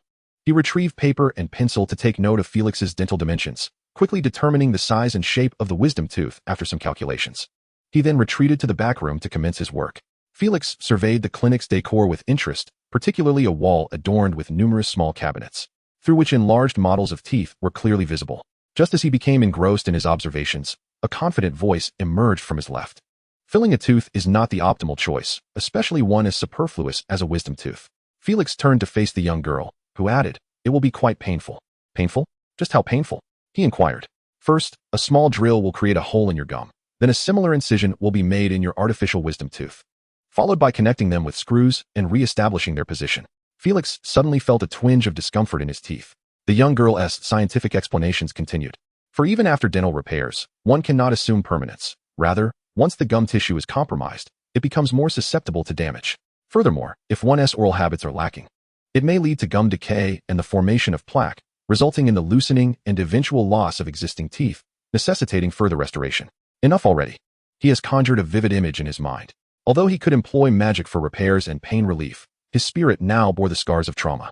Observing Felix's discomfort, the young girl tossed her fluffy hair and retreated to a corner to immerse herself in her book, her demeanor seemingly quite cheerful. After nearly 20 minutes, Dr. Granger re-emerged, cradling a gleaming silver tray adorned with a meticulously crafted artificial tooth. It appeared splendid, did it not? Dr. Granger commended his own craftsmanship. Yet Felix merely nodded faintly, still shaken by the child's recent words. Following Dr. Granger's guidance, he trialed the artificial molar, devoid of drilling or wire entanglement, merely assessing its comfort. "Quite satisfactory," Felix remarked. "However, I have decided against further dental work." "Is that so? It seems you have made a prudent choice." Dr. Granger was not perturbed by the loss of business. Rather, he felt a sense of relief for Felix. Nevertheless, the customer presented an unexpected request. "I wish to purchase this tooth as a keepsake." "A keepsake? Another peculiar request, Dr. Granger mused. Even the quiet girl beside him momentarily lifted her gaze. "Indeed, a keepsake. Very well." In the end, Dr. Granger charged only for the materials. As Felix departed the clinic, Dr. Granger felt a lingering peculiarity. He turned to his daughter to express his thoughts, remarking on the odd nature of the customer. "Wouldn't you agree, Hermione?" Hermione Granger lifted her head, watching Felix's figure fade around the corner, then shook her head and returned to her reading. Chapter 10. Felix's Wisdom Teeth. Upon returning home, Felix approached his workbench to commence alterations on the tooth. First, he drilled a small hole at the base of the tooth. Next, he smoothed the opening. Then, placing it under the microscope, he utilized a chisel acquired from a microsculptor to engrave a series of orderly ancient runes, interlocking to form a circuit. This was a meticulous endeavor, constructing magical circuits within an exceedingly minute space, a feat accomplished by but a select few in the magical realm. With his specialized chiseling tools and the latest generation microscope, Felix reduced the complexity of the entire magical process by 2/3. This was one of the fruits of his theoretical amalgamation of Muggle ingenuity and magic. Muggle ingenuity encompasses not only their whimsical ideas, but also the captivating tools they devised to study and transform the world. In the wizarding community, few possess the ability to achieve such a synthesis. Pure-blood wizards, without exception, harbor disdain for Muggles, while some may merely exhibit indifference. However, Half-bloods, or those originating from Muggle families, possess a greater familiarity with the Muggle realm. Yet, during the pivotal years from 11 to 18, their focus is predominantly directed towards magic.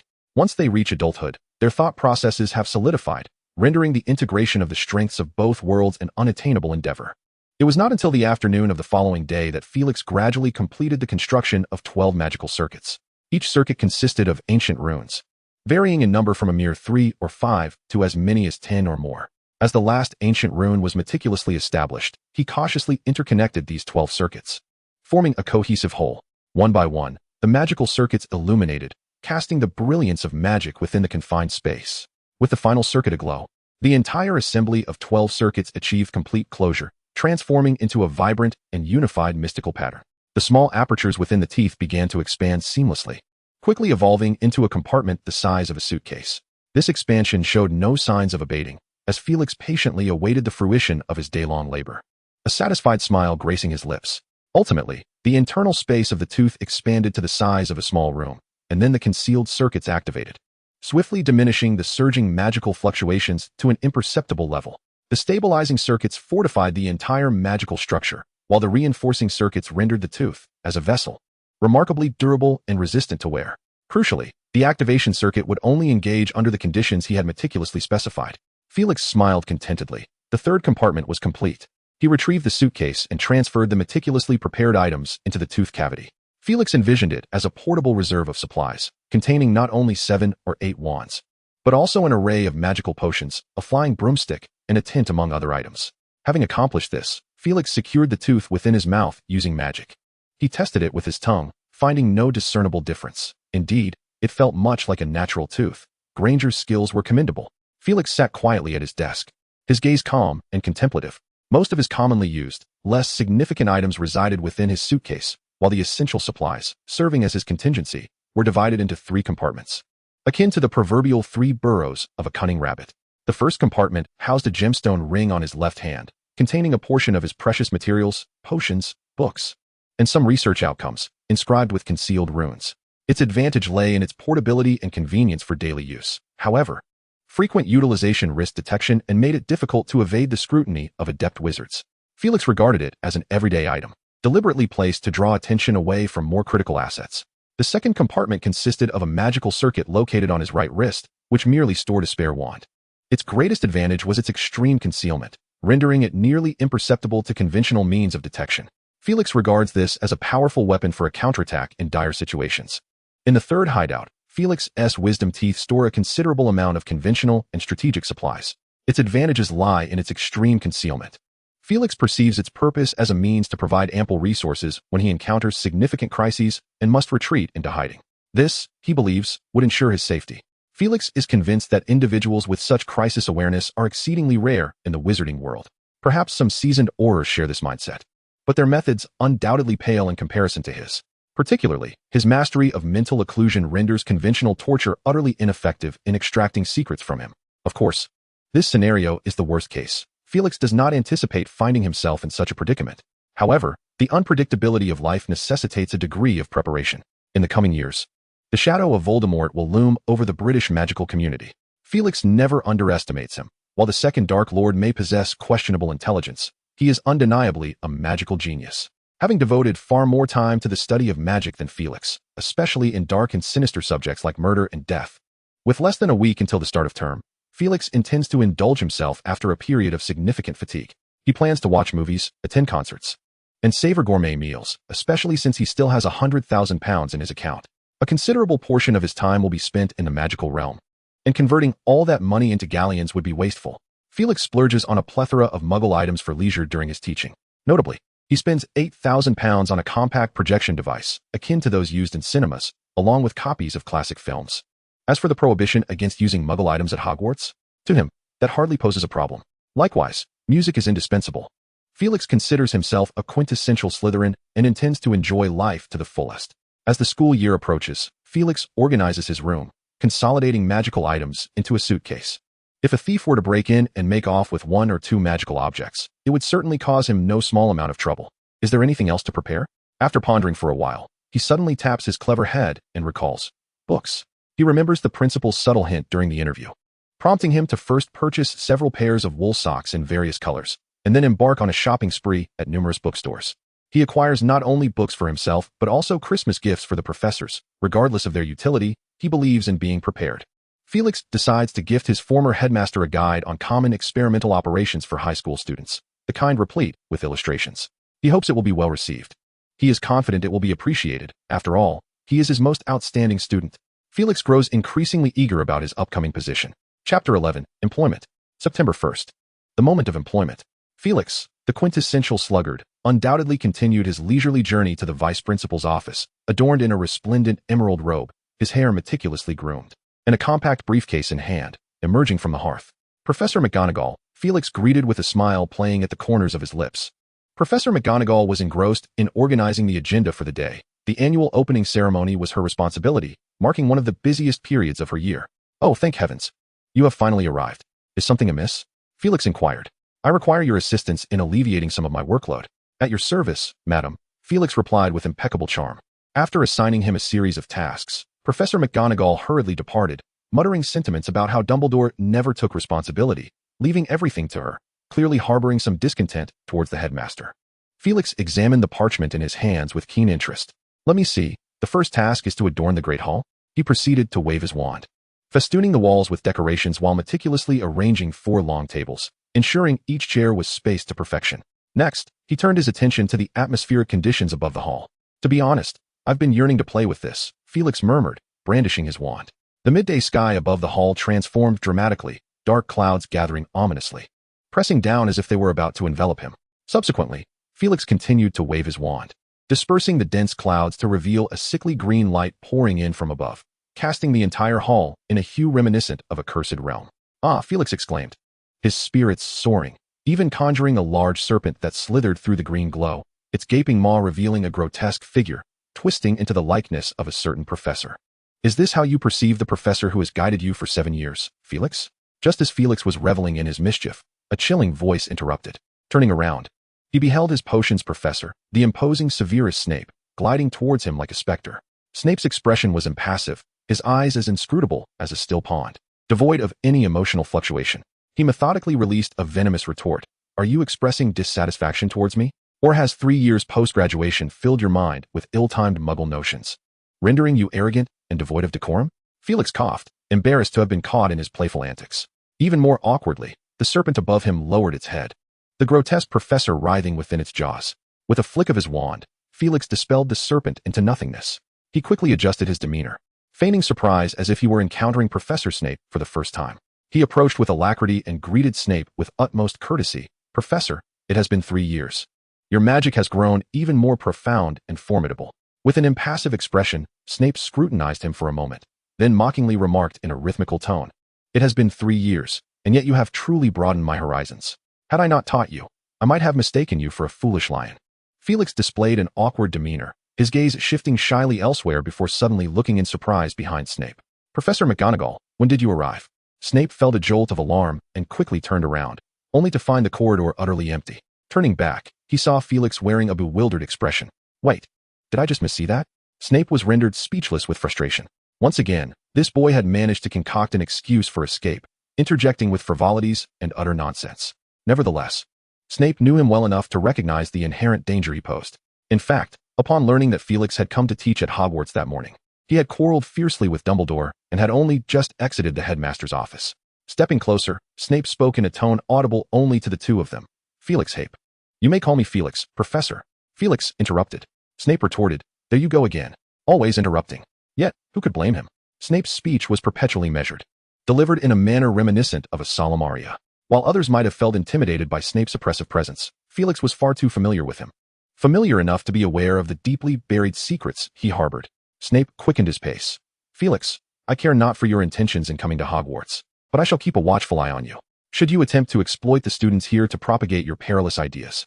Ah, Professor, I see you have read my works. What an honor. Snape was momentarily at a loss for words. Professor McGonagall, what brings you here? Felix suddenly turned his head and exclaimed, Do not toy with your cleverness. Snape snapped, only to sense someone approaching rapidly from behind. This time, it was indeed real. Felix discreetly pointed behind him, and before Snape could turn, he heard McGonagall striding towards them, her tone stern and urgent. Professor Snape, You have arrived just in time. I need to discuss something with you." Thus, Snape was whisked away by McGonagall, while Felix waved goodbye, eliciting a fierce glare from Snape. "It seems the professor harbors a strong opinion of me," Felix murmured. "Is it merely because I once threatened you? It has been years. How embarrassing to hold on to such a grudge." Indeed, Felix had threatened Snape, and their subtle confrontations during their school years had spanned a remarkable 7 years. That was yet another lengthy tale. In any case, Felix resumed his task of organizing the Great Hall, this time refraining from any further antics. With a flourish of his wand, he transformed the ceiling of the hall into a dazzling starry sky. He deliberately magnified certain stars, drawing them closer.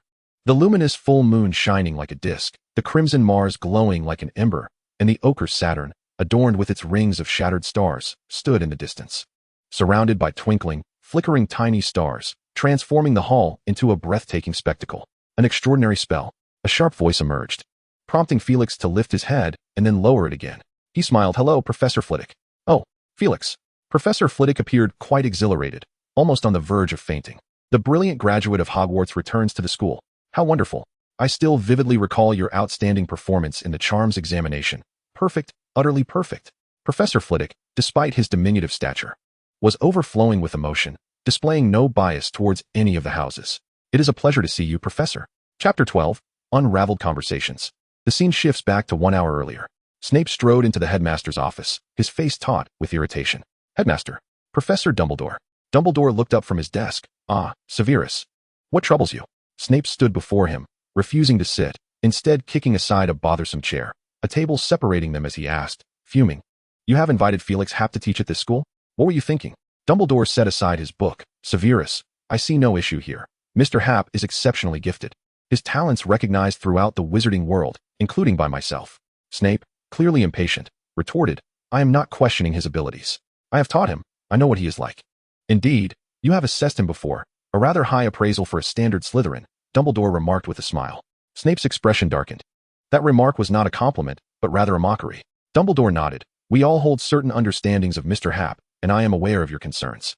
Since he is to teach at Hogwarts, this matter deserves our attention. Let us sit down and discuss it." He waved his hand, summoning the chair back. Snape sat stiffly, as if beneath him lay not a cushion but a fire-breathing dragon. "Pumpkin juice, tea, or perhaps a mug of butterbeer?" Dumbledore inquired, as a cup materialized with each word he spoke. "I require none of that," Snape replied dismissively. "Then a cup of tea it is, Mr. Happ is quite fond of it." Dumbledore placed a cup before Snape, who looked as though he had swallowed a fly. Dumbledore gently continued, "Let us converse thoroughly. I too held misconceptions about Mr. Happ in the past, yet as he matured, my perspective has shifted. It was only recently, after a profound discussion with him, that I resolved to employ him." "I believe you have grown rather senile," Snape derided. "Though I may be older, I find my clarity has only intensified over the years. We often find ourselves more prone to err in our youth, do we not?" Snape scoffed and remarked, "That Felix lad is hardly a virtuous individual. He wields his power with impunity, causing a great deal of trouble during our school days. Do you have any idea how I managed through those years? Thanks to him, I became acquainted with nearly half of the pureblood families in Britain. I received their complaints almost daily." Dumbledore seemed to chuckle slightly, though he quickly covered his mouth as he took a large sip of pumpkin juice. He concurred. "Indeed, Mr. Happ was fervently pursuing power in his early years. But we all understand the reasons behind it, do we not?" Snape pressed his lips together, remaining silent. He was well aware that Felix was in a dire situation back then, perhaps even worse than his own, at the very least. His adversaries did not hail from his own house. Dumbledore spoke calmly. "Minerva once expressed her concerns to me, stating that the Sorting Hat does not accurately place students in their appropriate houses. She has always believed that Mr. Happ ought to have been sorted into Gryffindor. What do you think? That lad is a quintessential Slytherin." Snape uttered the same words with a tone of derision. "I concur on that point," Dumbledore nodded. "Mr. Happ is an exceptional wizard, remarkably gifted, one of the most talented individuals I have encountered in my lifetime. He has relentlessly pursued power. I have observed this clearly. Even if he rarely displayed it after his 5th year, he never ceased his quest for strength. This concern lingered even post-graduation." Snape listened quietly, acknowledging Dumbledore's wisdom. The old man's experiences were nothing short of legendary. He intended to hear what had led to a shift in Dumbledore's perspective. He applied to remain at the school upon graduation. To be candid, his abilities were more than adequate. He excelled in charms even beyond my former self. Yet, I still declined. Not only because of his youth, but also due to the ambition that sparkled in his eyes. I feared he might stray down a treacherous path. Fortunately, he heeded my counsel. After completing a year of travel, he settled in the Muggle world and began studying Muggles. It was during this period that we exchanged letters frequently. Snape listened intently, taken aback by this unexpected history.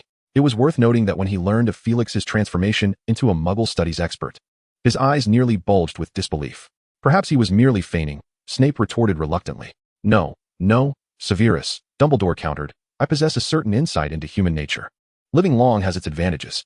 Even without magic, I can discern the thoughts of most individuals. From his enrollment until now, he has shown no signs of disdain towards Muggles. Rather, his research into the Muggle world is remarkably profound, as evidenced by his writings. He does not regard wizards as superior. Instead, he continually draws wisdom from the Muggle realm. Snape interjected, I did not claim he harbored any disdain for Muggles, Dumbledore. Yet his ideology is equally perilous. Are you aware of his assertions in the book How Muggles Think? He recited a passage with the fluency of a well-rehearsed orator. The doctrine of blood purity prevails in the Muggle world as well, but unlike the wizarding realm. An increasing number of Muggle nations are discarding this notion, thanks to their production efficiencies that have soared to unprecedented heights. Abundant resources have laid a robust foundation for the promotion of education, while those commoners lacking noble lineage have exhibited extraordinary potential, propelling the Muggle world forward with remarkable velocity, akin to riding a broomstick through the skies. Noticing Dumbledore's inclination to interject, Snape disregarded him and continued to recite, in the Muggle realm, if the proportion of nobility is 1, then the ratio of commoners exceeds 10,000. And when the rulers liberated the common folk, their developmental efficiency surged with unstoppable force, shattering all obstacles. The entire headmaster's office fell into a profound silence. Even the portraits of former headmasters, who had been eavesdropping, gaped in astonishment. Although his discourse seemed devoid of direct references to the wizarding world, merely presenting an introduction and analysis of Muggle progress, it subtly alluded to the current state of the magical community. One portrait, filled with indignation, exclaimed, "This is treason, a betrayal of the honor of pure blood." The other portraits began to murmur in agitation. Snape cast a scornful glance at that portrait, retorting, "Headmaster Black, that lad is not of pure blood." Chapter 13. That lad is the Dark Lord. The portrait of Headmaster Black began to curse vehemently, and soon, the other portraits, unable to contain themselves, rebutted him. A short-tempered headmaster even leapt into his frame, engaging him in a scuffle. Dumbledore paid no heed to the portraits, his expression reminiscent of nostalgic contemplation. Indeed, he possessed profound insights. To my mind, it represented a declaration of war against pure blood from the Muggle wizards. His ambitions are grander than you might imagine. He is the next Dark Lord. Dumbledore's demeanor turned grave. This is a serious accusation, Severus. You always place your trust in others so readily, Dumbledore, Snape scoffed. Perhaps he will not instigate a war. I know him well. He detests complications. But as you said, he possesses immense potential. If anyone in this century could rival you and that individual, it is him. Countless will willingly become his followers, scrutinizing his every expression, analyzing his every utterance. He added with sarcasm, history is cyclical. Perhaps this time, it will be those foolish lions who follow him. What will they call him? Perhaps, the White Lord? Severus. I was unaware of your profound bias against him, Dumbledore remarked, taken aback. Humph. I have told you, I understand him better than you might think. I taught him for 7 years. Dumbledore weighed his thoughts carefully, but ultimately decided to express his sentiments. I have indeed hesitated for a long time. I see the shadow of another in him. Both emerged from Muggle orphanages. Both are Slytherins. Both are exceptional. Both pursue power. Yet, they are fundamentally different. Voldemort instilled fear in his companions through magic, uniting them against the bullies that tormented them. Even now, he maintains contact with some individuals from the orphanage. Voldemort is fervently obsessed with power, and during his school years, he formed a core group that would evolve into the Death Eaters. In stark contrast, Felix holds a disdain for power. As you've noted, he abhors trouble. It could be succinctly stated that he prefers not to invest his energy in matters that do not pique his interest, and power is one such matter. During his time at school, Voldemort was exceptionally talented and remarkably polite, fostering good relationships with every professor. Conversely, Felix only devoted his efforts to subjects that intrigued him. To my knowledge, he never passed classes such as history of magic, divination, astronomy, or flying. Yet, his spell-casting scores shattered historical records. Voldemort fervently pursued strength, delving deeply into dark magic during his school years, where he displayed remarkable aptitude. By the time of his graduation, his mastery of dark magic surpassed the lifetime efforts of many dark wizards. Dumbledore, in an unusual moment of hesitation, acknowledged that Felix had indeed explored dark magic, particularly within the confines of the Shrieking Shack. However, before I could devise an appropriate way to intervene, he had already abandoned the endeavor. Snape was captivated. Realizing the headmaster had thoroughly investigated that boy, many past events remained unknown to him. Dumbledore concluded, he values friendship, shuns power, remains focused, and exercises calm reflection. Indeed, He possesses many virtues. Snape opened his mouth, seemingly poised to speak, but ultimately refrained. A sardonic smile crept across his face. Directed at the headmaster. Your concern for students is quite remarkable. Pray, do enlighten me about his experiences during the 3 years post-graduation. Did you perhaps lurk in the underbrush while he traversed the world? Severus, do not be so harsh towards an elder, Dumbledore replied, his expression tinged with sadness. Yet, in the next moment, his words left Snape astounded. I have indeed visited several of his colleagues in the Muggle world, and their praise for Mr. Phelps was unexpectedly high. I can confirm there were no traces of magic. Observing Snape's gaping mouth, Dumbledore winked. Severus, do you truly believe I am so foolish as to appoint him as a professor at Hogwarts without due diligence? As Snape exited the headmaster's office, he conceded that he had been somewhat persuaded. That boy did not seem as malevolent as he had imagined, despite having threatened him with his most profound secrets. However, upon entering the Great Hall and witnessing Felix brandishing his wand, conjuring a great serpent from the ceiling, with the creature's mouth reflecting a visage one could see daily in the mirror, he nearly exploded with rage. He was mistaken. Felix Phelps was indeed a scoundrel. Unbeknownst to Felix, the recent dialogue in the headmaster's office had labeled him the White King. As a jest, did he truly have such leisure?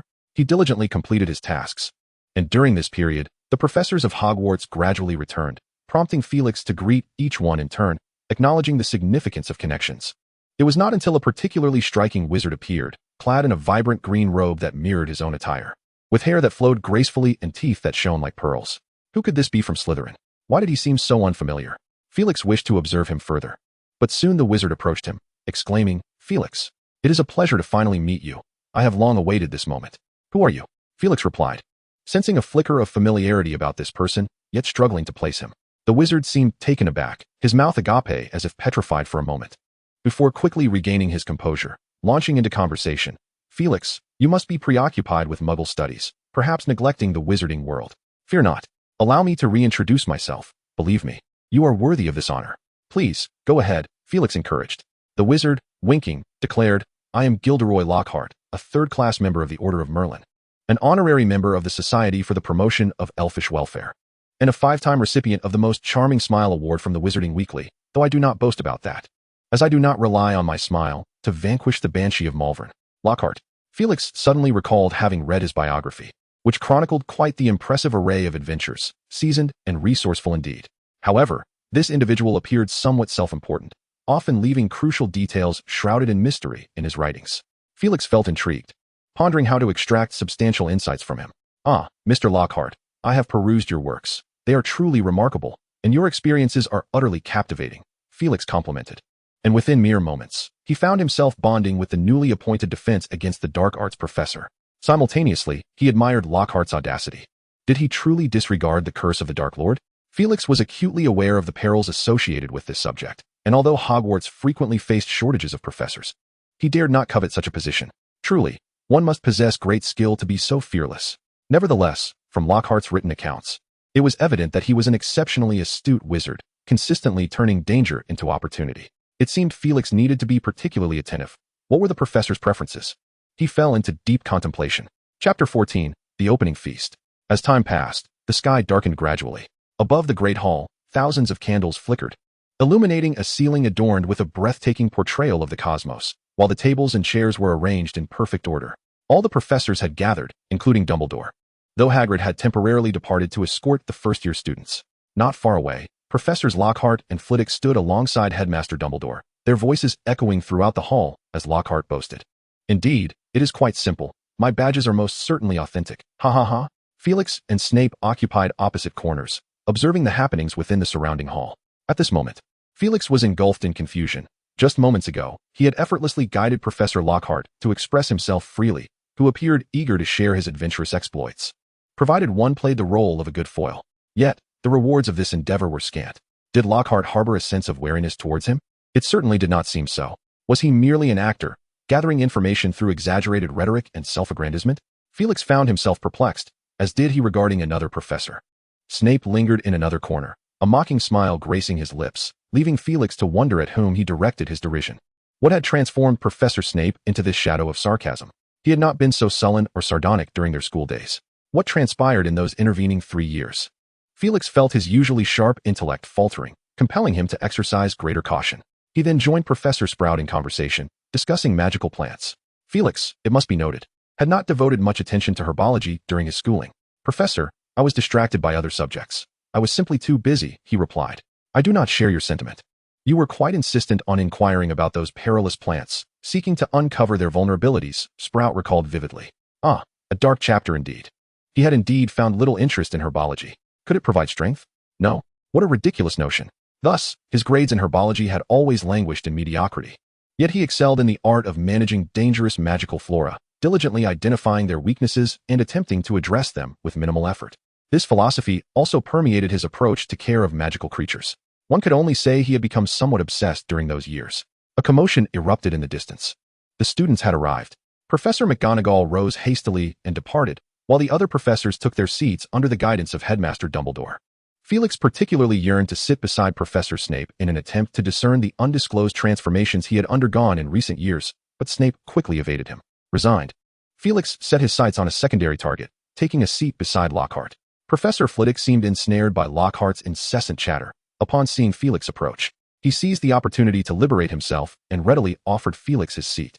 Once seated, Felix effortlessly initiated a dialogue. "Professor Lockhart, your depiction of vampires in Travels with Vampires is remarkable, though I do have a few minor queries." This time, it was Lockhart who appeared restless, evasively responding without addressing the crux of the matter, prompting Felix to cleverly halt the conversation. It appeared he had become a source of annoyance. The atmosphere grew somewhat awkward, yet soon enough, Professor McGonagall ushered the students into the hall, with 2nd to 7th year witches and wizards taking their places along the sides of 4 long tables, arranged by their respective houses. Professor McGonagall appeared visibly distressed as she hurriedly approached Dumbledore, whispering something that instantly transformed the headmaster's expression into one of grave seriousness. He exchanged a few words with McGonagall, who nodded in understanding, and then called upon Snape. Together, they departed the hall. What had transpired? Felix was keen to intervene, yet it was not the appropriate circumstance for magical eavesdropping. Meanwhile, the newly arrived young wizards were abuzz with excitement, chattering incessantly, filling the hall with a lively atmosphere. The professors, rather liberally, refrained from intervening, and Dumbledore's demeanor shifted back to a jovial smile as he observed the scene, stroking his silvery beard. Felix, intrigued, surveyed the room, recognizing several familiar faces, having graduated merely 3 years prior. In other words, he had encountered all students in the 4th year and above. At the Slytherin table, the towering Marcus Flint was regaling his companions with tales of his summer escapades, his voice booming clear even across 3 seats. Just as he was animatedly recounting his adventures, a companion discreetly tugged at his arm. Flint, somewhat irritated, snapped, "What is it? Do not interrupt my storytelling," when his companion pulled him again with greater urgency. He finally turned his head to see the boy's face contorted in terror as he frantically gestured towards the professor's table. "What is happening? Has a new professor arrived?" Flint mused. After all, it was customary for professors of certain subjects to rotate annually. Scanning the professor's table for unfamiliar faces, he spotted a rather handsome wizard. Was this their new defense against the dark arts instructor? Nothing extraordinary. Wait, who was that? Flint emitted a sharp, startled yelp, as if bitten by a mouse, his expression mirroring the alarm of his companion. It was him. How could he be here? In an instant, Flint's typically sluggish mind became even more muddled. With Flint's exclamation, the other Slytherin students followed his gaze to the professor's table, collectively inhaling sharply. Almost instantaneously, a profound silence enveloped the majority of the Slytherin long table. The remaining younger students quickly noticed the bewildered silence of their older counterparts, halting their conversations and staring blankly in confusion. Malfoy observed the peculiar scene unfolding within his house, puzzled, and could not help but tug at the sleeve of an older student beside him. "What is going on?" "Quiet. Lower your voice," the older student hissed, bowing his head to avoid looking at that man, feigning great interest in a silver plate instead. He then whispered, "Draco, keep it down. That gentleman has returned." "That gentleman?" Malfoy felt a twinge of confusion, as the phrase sounded like a noble's title. The senior whispered a few words, "The duel of 87. Hiss. Malfoy also took a deep breath, unable to resist glancing up at the young professor seated at the staff table. "Is it him?" As the Slytherins abruptly fell silent, the other houses began to notice their peculiar behavior. Hermione had noticed Felix's presence earlier, with her remarkable memory. She instantly recognized him as the eccentric guest she had encountered during the summer. So he is also a wizard? No wonder he had such strange requests. What subject will he be teaching? Among the 2 unfamiliar faces this year, Hermione had already recognized Lockhart, the new defense against the dark arts professor, whose works she had thoroughly read. His experiences were truly extraordinary. The other professor appeared quite young. How peculiar. Why has everyone quieted down? Hermione surveyed her surroundings. The Slytherin students were as silent as quails, while the other three houses, after a brief pause, erupted into even more fervent discussions, the hall bursting with noise. The upperclassmen were sharing insights, wearing expressions that suggested they held a significant secret. Initially, she had been worried about Harry and Ron's safety, but she had already informed Professor McGonagall, so it should be fine, right? Hermione discreetly craned her neck, straining to listen. Chapter 15, A Grand Vision. At the staff table, Felix observed the scene, feeling somewhat perplexed. He hadn't committed any terrifying acts, so why were the Slytherin students so afraid of him? He had been focused and composed since his 6th year, while these young wizards were merely in their 2nd year. Is this not tarnishing my reputation? If this gets out, it would resemble a notorious gangster masquerading as a novice teacher at the school. The other professors exchanged odd glances. Most of them were witnesses to Felix's remarkable 7-year journey. And despite being away for 3 years, his presence still held considerable weight, truly impressive. The looks they cast made Felix want to retaliate. Meanwhile, Dumbledore maintained a cheerful demeanor, as if everything that had just transpired was perfectly normal. Felix felt that time was dragging, yet he continued to act as if nothing had happened. Engaging in awkward small talk with Lockhart. Bang, bang, bang. A loud knocking echoed, followed by the doors swinging open, revealing a giant entering. Behind him trailed a line of first-year students, resembling quails. Professor McGonagall, who had briefly stepped out, returned, guiding the newcomers to a small stool and placing the tattered sorting hat upon it. In the next moment, the sorting hat began to sing. Felix smirked. It was still as quirky as ever. After the annual performance concluded, the sorting hat commenced the sorting process, with young wizards donning the hat one by one, awaiting their designated houses. How nostalgic. As the division concluded, the faculty and students of the school commenced their evening repast. Yet, Felix noticed that Professor Snape had yet to return, and no professor had mentioned his absence. Professor, it seems your social connections are rather lacking. Fortunately, midway through, Professor Snape made his appearance, alleviating Felix's concerns that his worst fears, that the professor had been seized by an unknown creature, had not materialized. However, Snape had taken Professor McGonagall with him, leading to yet another curious turn of events. Felix allowed his imagination to flourish. He found himself in high spirits, even finding the sight of the transparent blood figure, Barrow, to be quite delightful. After a while, McGonagall and Snape returned. Felix hurriedly approached, pulling McGonagall aside to share some teaching strategies he had devised. An open class, McGonagall echoed, her gaze rife with skepticism. Indeed, as a new professor, my inaugural lesson holds great significance. I have prepared extensively during the holiday, and dividing the students into 5 grades would be an utter waste. Yet, gathering all 5 grades together would render learning futile. Felix clarified, my first lesson will not encompass any theoretical knowledge but will instead be a demonstration. They need only to observe with their eyes, as my aim is to showcase the wonders of ancient magical scripts. If I can capture their interest, subsequent instruction will flow seamlessly. McGonagall pursed her lips, disliking deviations from convention, yet inquired, on which day do you intend to hold this open class? Thursday afternoon, Felix announced. Very well, I acquiesce, McGonagall replied, exuding the authority of a deputy headmistress. Felix felt a twinge of embarrassment. Is there any other issue, Mr. Hype? Call me Felix. He quickly replied. Thursday afternoon was a carefully selected time, though there is a scheduling conflict. McGonagall sighed. Whose class collides with yours? Professor Snape's, Felix admitted. McGonagall's eyes widened as she fixed him with a fierce glare. I shall speak with him. Felix exhaled in relief. Let us eat. Let us continue our meal. Once everyone had dined sufficiently, Headmaster Dumbledore stood, and under his direction, the assembly sang the school song before dispersing entirely. Felix, having satisfied his hunger, prepared to return to his office, intending to watch a film before retiring for the night. For the upcoming week, his sole focus would be preparing for the open class. Was there truly much to prepare? Tomorrow, to the library. Dear Hogwarts Library, how I have missed you. His reverie was interrupted when McGonagall grasped his arm. They moved to a corner where 3 young wizards stood, 2 boys and a girl, all clad in Gryffindor robes. Upon closer inspection, Felix found the situation even more intriguing. The 2 boys bore an uncanny resemblance to one another, both wearing expressions of dismay, the reasons for which were unclear. The girl, he recognized from the summer. A hypothesis began to form in his mind. Were these 3 the candidates for the assistants McGonagall had mentioned? Thus, it is indeed the Weasley twins and Hermione Granger.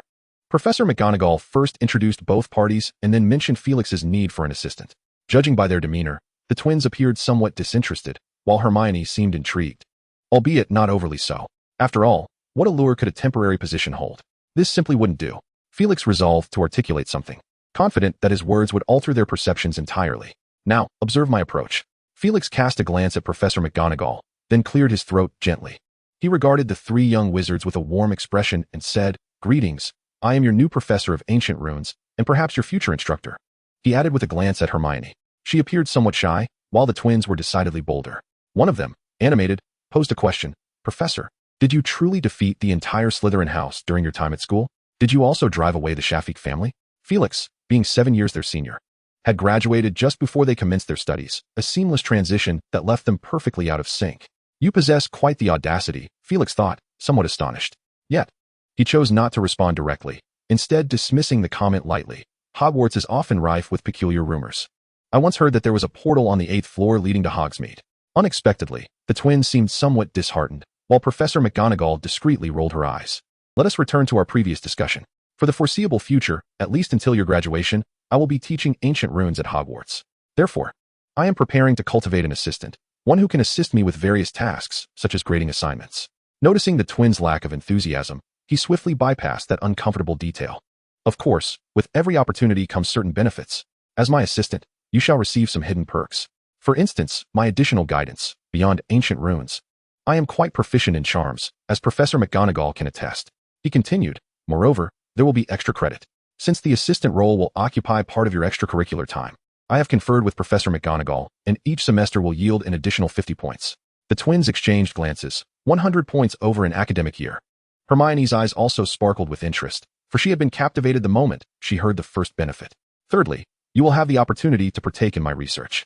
You will encounter many profound aspects of magical knowledge, which will not be covered in class. Fourthly, you will be granted priority access to my Ancient Runes Club next year. Lastly, you will gain my personal friendship. Should you become my assistant, I would not refuse the occasional assistance. Felix winked, speaking in a tone laden with temptation, for instance, regarding restricted books in the library, weekend excursions into the Forbidden Forest, and moonlit wanderings through the castle. Cough, cough, cough. Professor McGonagall suddenly erupted into a fit of coughing, as though she were about to expel her lungs. All right, let us disregard the last two. Felix felt a twinge of regret, for during his school years, he had harbored a fervent desire to engage in such activities openly, rather than in secrecy, two experiences so profoundly distinct. Nonetheless, the aforementioned benefits were sufficient to elicit excitement from the three young wizards. Indeed, upon his conclusion, the twins and Hermione brimmed with anticipation, as if on the verge of eagerly proclaiming their willingness. Naturally, aspiring to become my assistant is not a trivial endeavor. You are among the finest of Hogwarts fifth-year students and below, which is precisely why Professor McGonagall recommended you. However, an essential assessment is requisite. Felix spoke slowly, akin to a cunning and seasoned huntsman. He drew his wand, transmuting 2 strands of hair into parchment and a quill, which began to inscribe a lengthy list upon the parchment. The 3 young wizards stole a glance, and it appeared to be an exceedingly extensive reading list. The twins' expressions immediately soured, their faces reflecting even greater dismay than before. Once the quill had completed its task, it silently combusted into flames, and he tapped the parchment with his wand, which promptly divided into 3 portions, drifting towards each of them. Here is a reference reading list. Read as much as you can, but by next Monday at the latest, you must submit a paper on the history of ancient magical texts. Felix regarded them with a sense of mischievous delight. There is no limit to the word count, but the more, the better. No restrictions on the topics, yet again, the more, the better, and the number of reference books is also limitless. Similarly, the more, the better. You have 1 week. The 3 more the better left them somewhat bewildered, though that was of no concern to him. His expectation was that each would submit at least 2 sheets of parchment, comprising not only excerpts but also their own reflections, and that the reading list would be completed at least halfway. Chapter 16, The Exploration of Magical Texts. Upon returning to his exclusive professor's lounge, Felix began to arrange the room according to his vision, as an array of items of varying sizes emerged from his suitcase. Once everything was set to his satisfaction, he indulged in a film for leisure before contentedly retiring to bed. The following morning, Felix hurried to the library, reveling in the millennia-old collection housed within Hogwarts. On the first day of school, the library was not particularly crowded, allowing Felix to select an original copy of The Secrets of Ancient Alchemy from the restricted section, which he eagerly began to peruse. Indeed, restricted books possess an allure. Their contents opened his eyes to new realms of knowledge, and he even discovered 7 methods for crafting a scrying mirror. However, his interest did not lie in the alchemical products detailed within. After all, the book was quite old, and many of its elements had become outdated. What he valued were the ancient magical circuits concealed within these alchemical artifacts. Ancient magical texts did not simply emerge and then decline instantaneously. In the earliest unrecorded epochs, this was the age of raw magic. Exceptional individuals painstakingly laid the foundations of this magical edifice, seeking the mysteries of magic within magical creatures and flora. inadvertently uncovering certain patterns capable of temporarily storing magical energy and producing wondrous effects. This marked the inception of ancient magical texts. Through the relentless efforts of numerous pioneers, the quantity of magical scripts mastered by wizards has proliferated, giving rise to formidable ancient magic and alchemy, allowing human wizards to emerge distinctively. At that time, magical scripts symbolized power. As the ages progressed, an increasing number of individuals with potential were unearthed, leading to a surge in the population of wizards who fervently sought a means to document their magical knowledge. Some gathered together, deriving an ancient script based on magical scripts, which they spread widely. By this juncture, most magical scripts had lost their potency, merely serving as vessels for recording knowledge. As eons passed, new magical scripts imbued with power were discovered, while the ancient scripts, initially created, continued to evolve and transform, autonomously adapting across different regions of the world.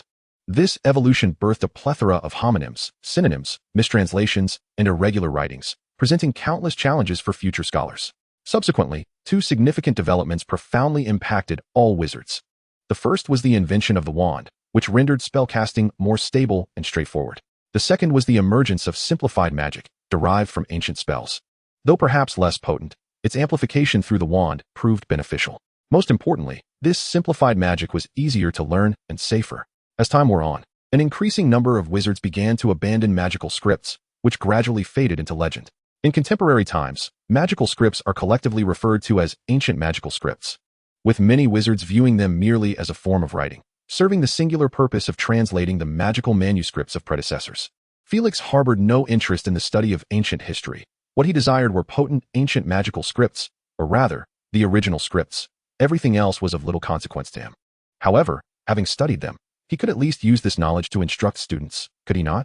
Those original magical scripts have either been lost to time or exist within ancient magical tomes, gathering dust in some forgotten corner. According to Felix's research, these magical scripts are best preserved within the realm of alchemy, having even evolved and developed their own logical systems. Presently, magical scripts and alchemy seem to have diverged significantly. Yet historically, an alchemical item often signifies a circuit of ancient magical scripts or its evolution. The older the alchemical artifact, the more likely this is true. These are precisely what Felix seeks. Currently, he has mastered just over 200 original magical scripts and a few dozen magical circuits. The journey ahead is arduous. A day swiftly passed, and Felix made considerable progress, having discovered at least 6 entirely new magical circuits. If he could deconstruct these circuits, reverting them to their primordial forms, nay, transforming them back into the original magical scripts, he believed his reservoir of knowledge could increase by at least a third. What is the essence of millennia of heritage? This is it. On this particular day, Felix had not even eaten, for who needs sustenance when one possesses knowledge? A mere vial of potion suffices. Efficiency could soar by 7 percentage points. Let no one disturb him. Professor Hape, a voice, low and feminine, greeted him. Felix lifted his gaze to find Hermione standing beside him, clutching a hefty tome. A glance at the title revealed it to be one of the books mentioned on his reading list, and serendipitously, it was his own work, Explorations in Ancient Magical Texts. This was no coincidence. Hermione was an astute young witch, fervently aspiring to secure the position of the professor's assistant. However, the reading list provided by the professor was overwhelmingly extensive. Perusing it casually over a week might be feasible, but to delve deeply into the subject, it was utterly unattainable. She needed to focus on one primary text, using others merely as references. Just moments ago, after dedicating half an hour to meticulously selecting from the list, she unexpectedly discovered that one of the tomes was authored by the young professor himself. She immediately resolved which book to prioritize. Was there even a choice? Those who hesitate on this matter are simply lacking in intellect. Felix and Hermione occupied adjacent seats, respecting each other's space until the closing bell rang. Hermione stifled a yawn, utterly unrefined. "Good night, Professor," she said, clutching her book as she hurried away, soon vanishing from sight. Felix gently stretched his stiff neck, only then realizing how ravenous he had become. In the nick of time, he completed the borrowing procedures and swaggered into the kitchen, exchanging the words "please, if you would," and "thank you" with the house elves for 3 pies, a block of cheese, and a jug of pumpkin juice. Along the way, he encountered 2 Hufflepuff wizards stealthily sneaking out for a late-night snack, but he chose to ignore them.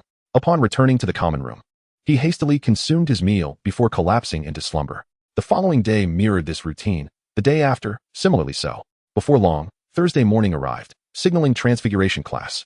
Harry and Ron exchanged glances upon seeing Hermione hastily leave the classroom, and they quickly pursued her. "Hermione, slow down," they panted. "What have you been up to lately? We hardly see you." Hermione, quickening her pace, answered, "I told you about it. Have you forgotten? Harry, caught off guard, recalled that he too had been preoccupied with Quidditch practice. Ron, recollecting, inquired, "You mean you're aiming to become the assistant to that new professor?" "Precisely. However, I am not the sole candidate for the position." The trio arrived at the potions classroom in the basement, where Hermione set her potions textbook aside and retrieved another book, reciting incantations as she did so. The thickness of the tome was enough to instill despair in Ron and Harry, both struggling students. "Is this your assignment? To read this massive book?" Ron asked, casting a wary glance at the volume. "It's not one book, it's 20. As Hermione perused the pages, she swiftly jotted down valuable insights. This marked her 4th book in her quest for knowledge. Except for the works of Felix himself, she merely skimmed through the others, searching for useful entries. Yet, the daunting number of 20 tomes left her feeling somewhat despondent, leading to her recent irritability. Chapter 17, The Open Class, Part 1. Soon, Professor Snape strode in with purpose, his wand flicking to seal the windows and draw the curtains, enveloping the classroom in a heavy, eerie atmosphere that silenced the young witches and wizards instantly. Hermione promptly closed her book, focusing intently on the lesson. After the first herbology class of the afternoon, the trio felt utterly exhausted as they hurried to the dining hall for the open class. The dining hall had undergone a complete transformation. For long tables had been pushed to the corners, creating space for a circular platform in the center, approximately 20 feet in diameter and 3 feet high. "What is that?" Ron inquired. "Perhaps it's where the professor will stand?" "There seems to be quite a crowd today," Harry observed, glancing around. To his astonishment, more than half the students in the school had gathered, including several first and second years. "Is this really that popular? I hope it's not another Lockhart situation." Harry mused silently. While Harry kept his thoughts to himself, Ron voiced his concerns, muttering, "It's not another Lockhart, is it?" "Absolutely not. I've interacted with Professor Hape, and his silent spell is exceptional."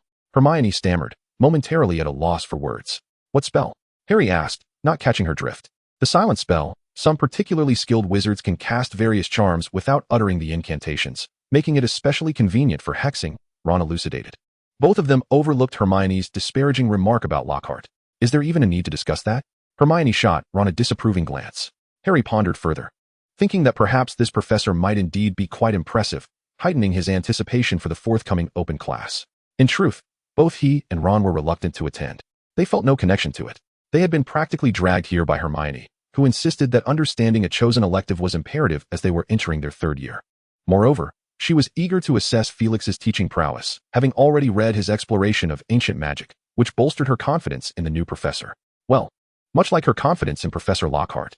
After another 10 minutes, during which more students trickled in and a few professors joined the gathering, it appeared less like a class and more like a grand celebration. Harry caught sight of Lockhart and quickly lowered his head to avoid the gaze of the controversial professor. Encountering him never boded well. These past few days had been quite torturous for Harry, plagued by 3 sources of distress: Quidditch practice, Lockhart, and that first-year student named Creevy. Aside from the bittersweet agony of Quidditch training, he sought to evade the other 2 at all costs. At the appointed hour, Felix made his appearance, clad in a light blue robe that mirrored the hue of his eyes, with hair slightly tousled and a smile gracing his lips. He appeared to be no more than 17 or 18. He bore an uncanny resemblance to Lockhart. Many of the younger students mused, genuinely taken aback by his attire. Felix navigated through the crowd and gracefully leapt onto the high platform. With his wand in hand, he surveyed the gathering, which gradually fell into a hush. In Harry's eyes, the professor traced a mysterious symbol with his wand, and in the next moment, his voice reached Harry's ears, soft yet remarkably clear, as if he were speaking directly beside him. "We shall commence our lesson." Felix addressed the young witches and wizards below. "I am Felix Happ, currently serving as the professor of ancient runes." With a flick of his wand, he inscribed his name in the air. He then posed the first question. "Does anyone know what ancient runes are?" In an instinctive response, Hermione raised her hand, her body moving before her mind could catch up. "Miss Granger," Felix acknowledged with a nod. Hermione spoke. "Ancient runes, also known as ancient runic script, is a form of writing utilized by wizards centuries ago to record magic. Consequently, modern wizards primarily study how to translate these magical manuscripts. However, ancient runes also serve as one of the sources of power for ancient wizards."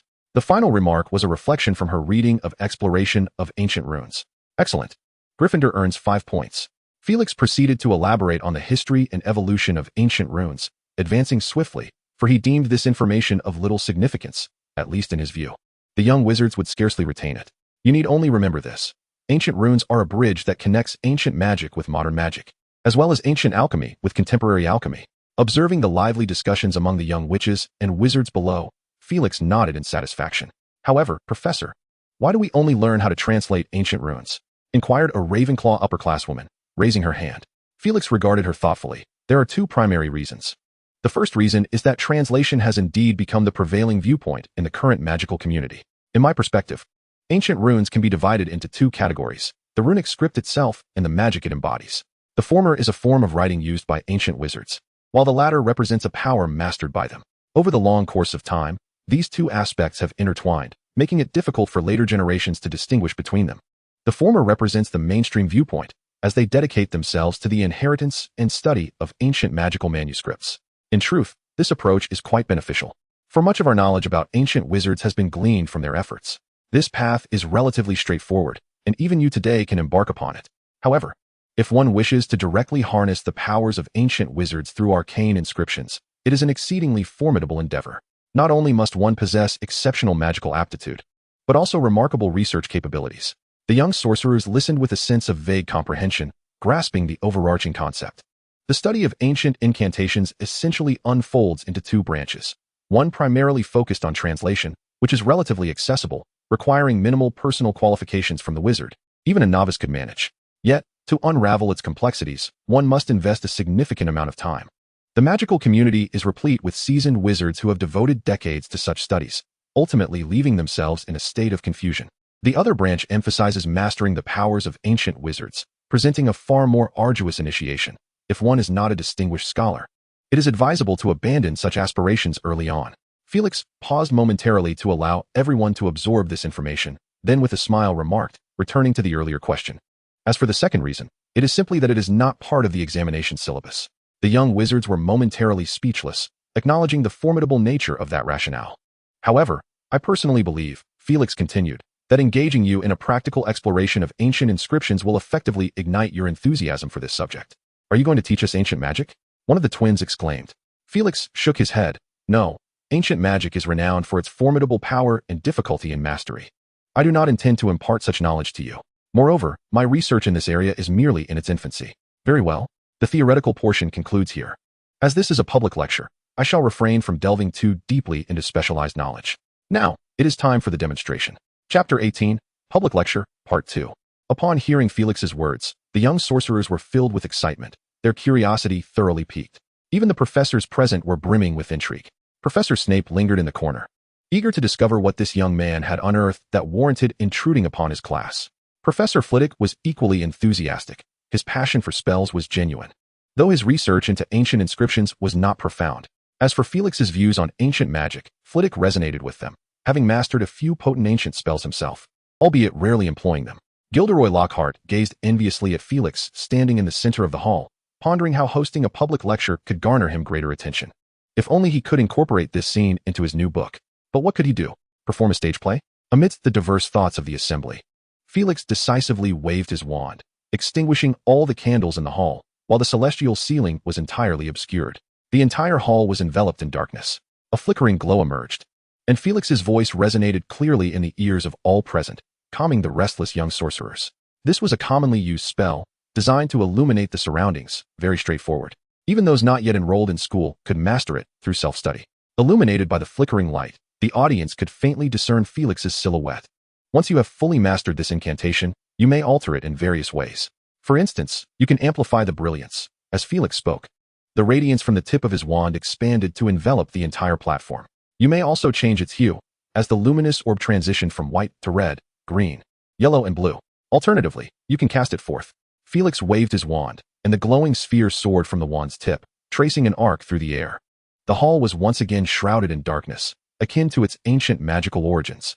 Suddenly, a peculiar word echoed through the air, and in the next moment, a vast explosion of light erupted from the center of the platform, a creamy luminescence enveloping the entire hall, curiously illuminating every corner, leaving not a trace of shadow. This is the Lumos spell, Felix murmured. The young wizards in the audience erupted into fervent applause. Felix smiled. This was merely a simple illustration, yet it vividly showcased the distinction. He waved his wand once more, reigniting the candles and restoring the ceiling to its original state. Modern magic possesses boundaries in its power and intensity. Although it may fluctuate within certain limits, we can distinctly perceive this variance. Ancient magic, conversely, is characterized by its simplicity and rawness, with its potency often contingent upon the wielder's magical strength. For example, should I wish, I could illuminate all of Hogwarts with this spell. A student in the crowd shouted, "Professor, I want to learn this." Felix couldn't help but chuckle, replying with a tone of playful amusement, "You might want to reconsider. Mastering this spell would rapidly deplete your magical energy." Who here remembers what I just said? Ancient magic is renowned for its formidable power and difficulty in taming. I suspect most of you only recall the first half of that statement. But it is the latter half that holds the true significance.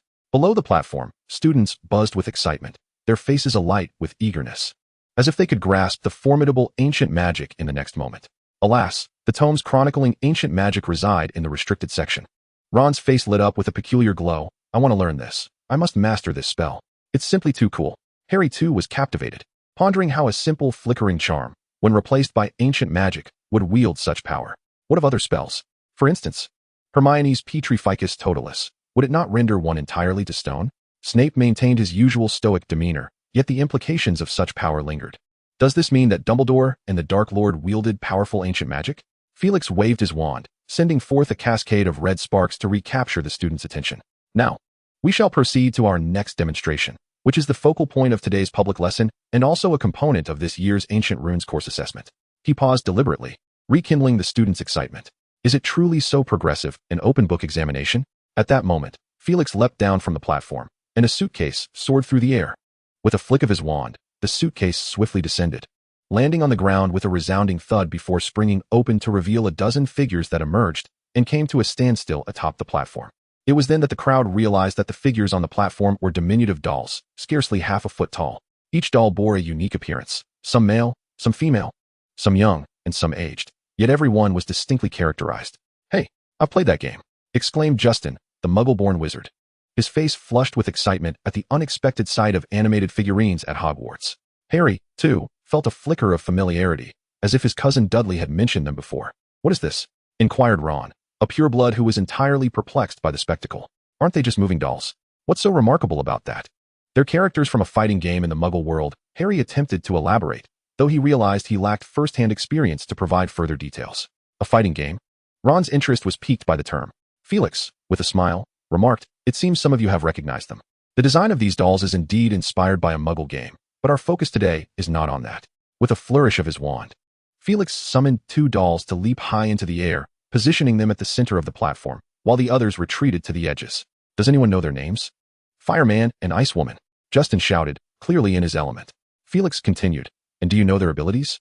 "Fire and Ice," Justin eagerly answered again, displaying newfound enthusiasm. Felix reiterated, "Fire and Ice, indeed." He waved his wand once more, and the dolls sprang into action.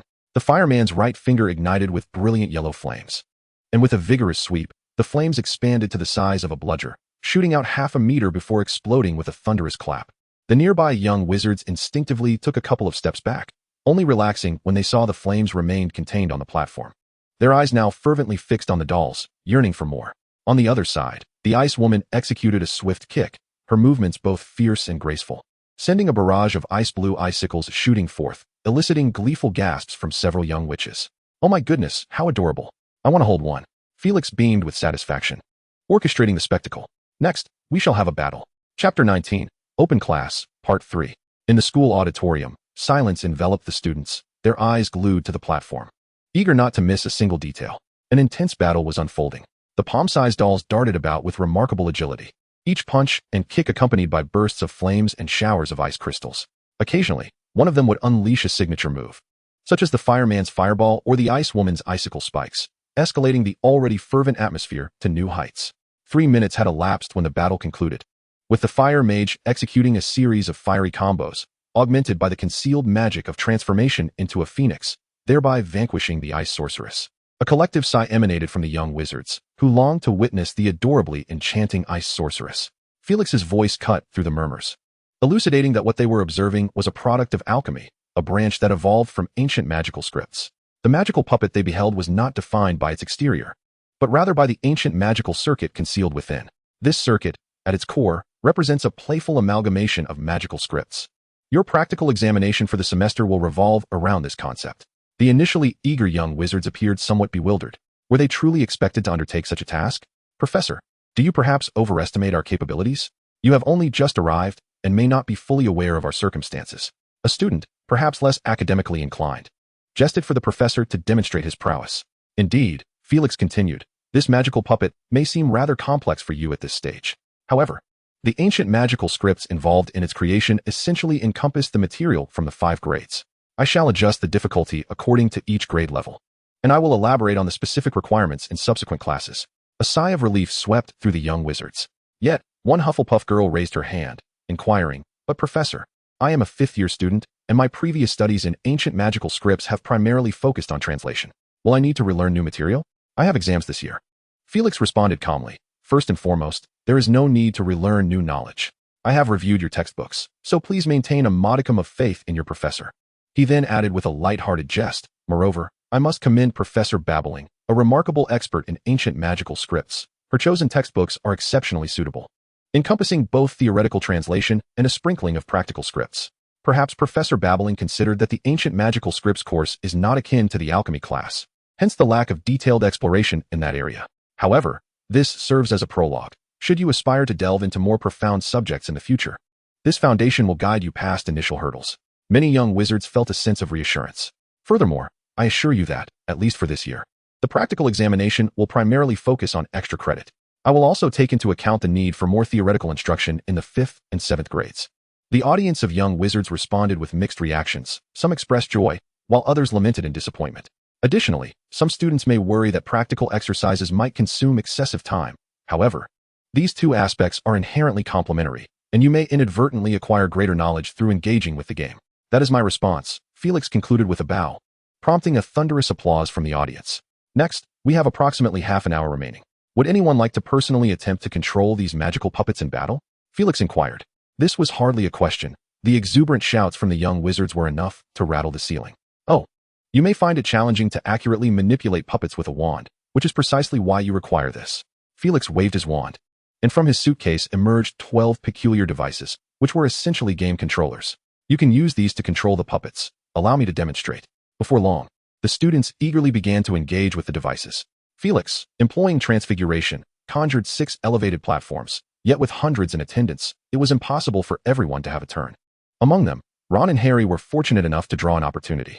The two quickly engaged in a playful exchange, occasionally unleashing a spectacular move, their excitement spilling over into jubilant shouts.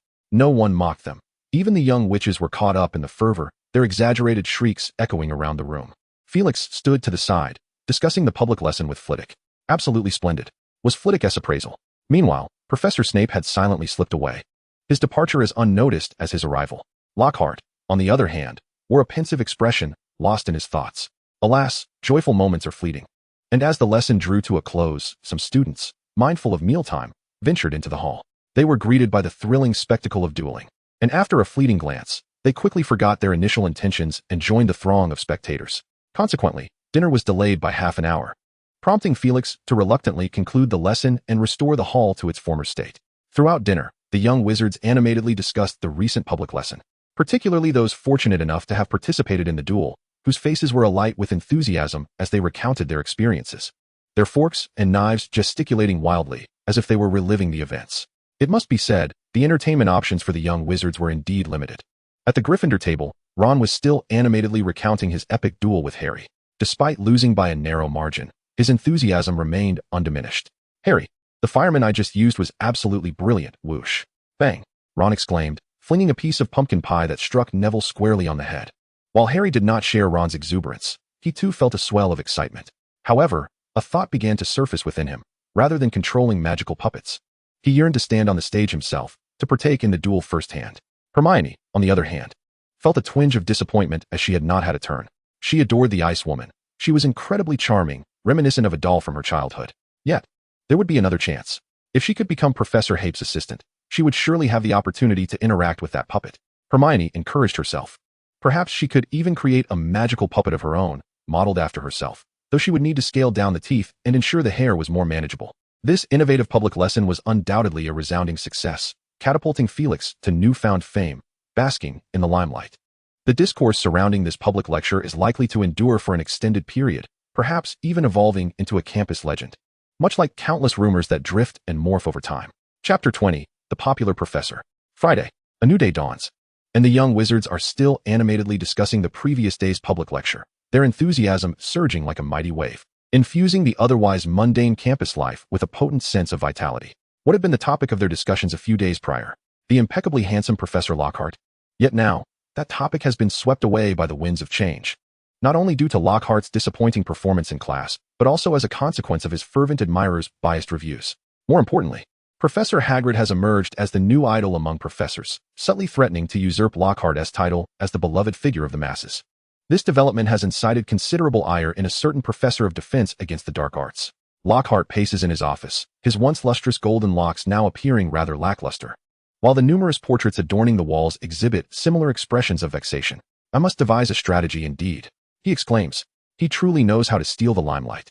Before arriving at Hogwarts, he had assumed that the only individual worthy of competing for the front page of the Daily Prophet was the illustrious Harry Potter.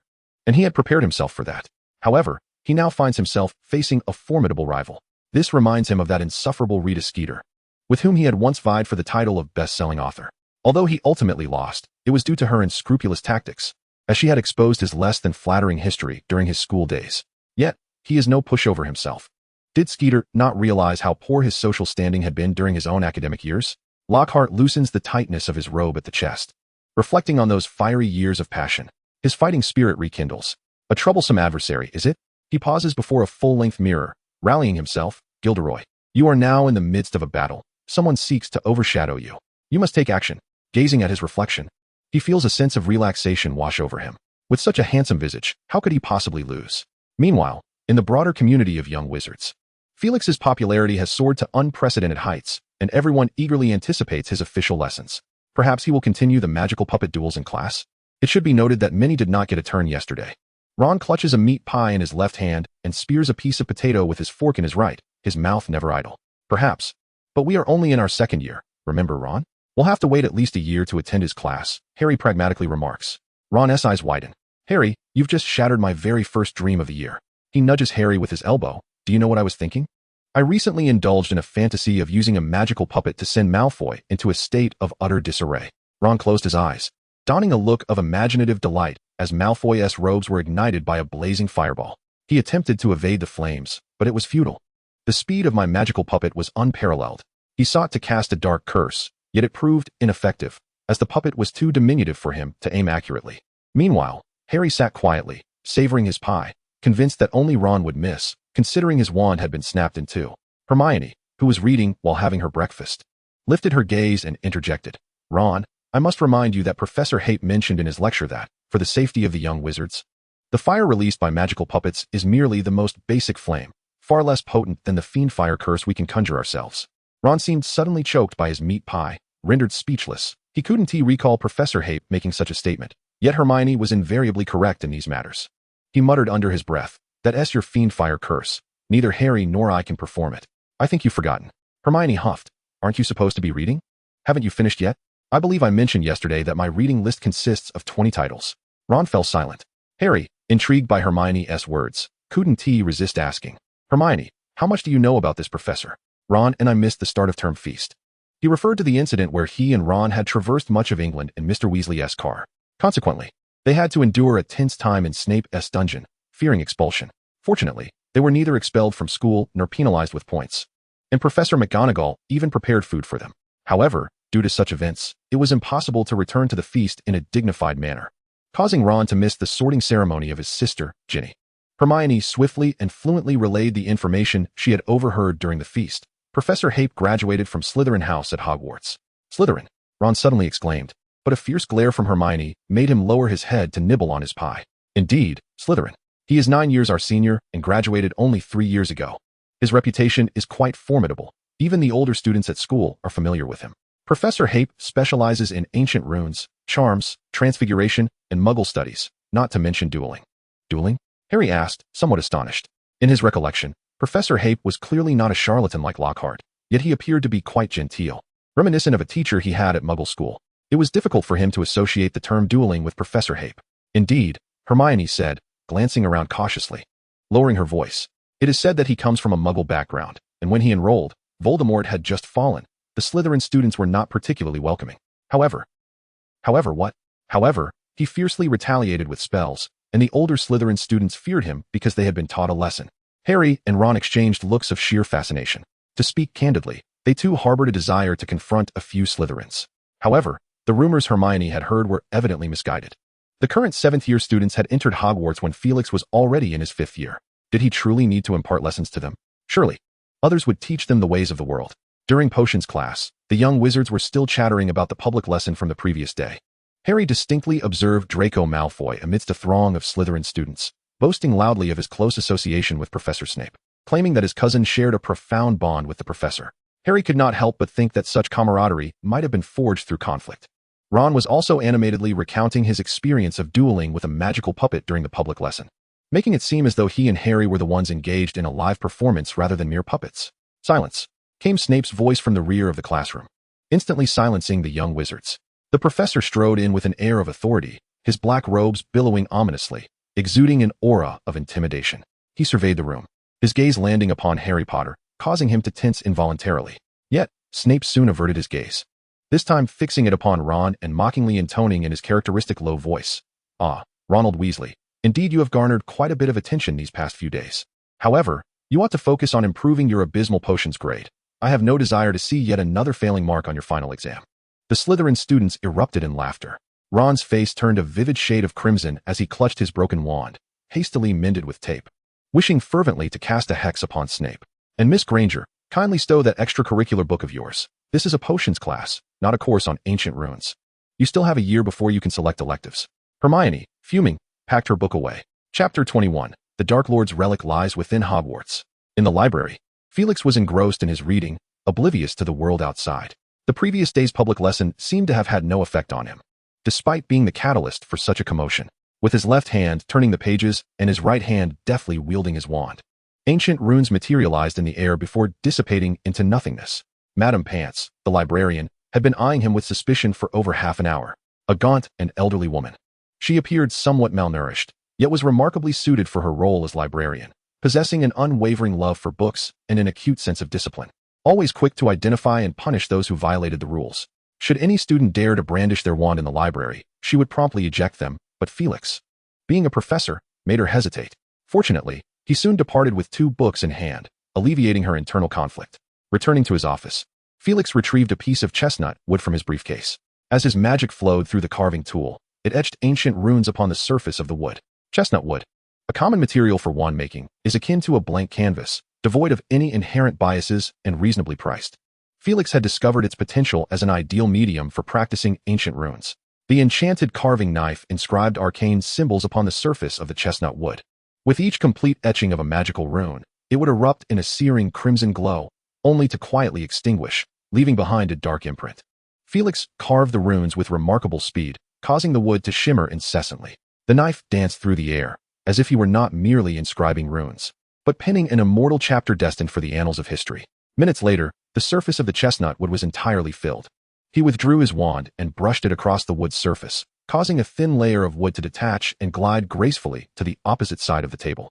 Felix then resumed his work with the carving knife. He continued until the piece of wood had diminished by 3 inches, at which point he paused and stretched his back. In one corner of the table lay a stack of 30 thin wooden sheets, resembling pages filled with ancient black runes. Felix calculated a figure in his mind. Nodding in satisfaction, 272 runes, the extent of my current power. He rose leisurely, standing by the window to gaze into the distance, affirming that his decision to return to Hogwarts was undeniably correct. This is the life I have longed for. Suddenly, an owl swooped through the window, dropping a letter onto the table. Felix opened the envelope, and upon reading its contents, he could not suppress a frown. It was a letter from an old friend.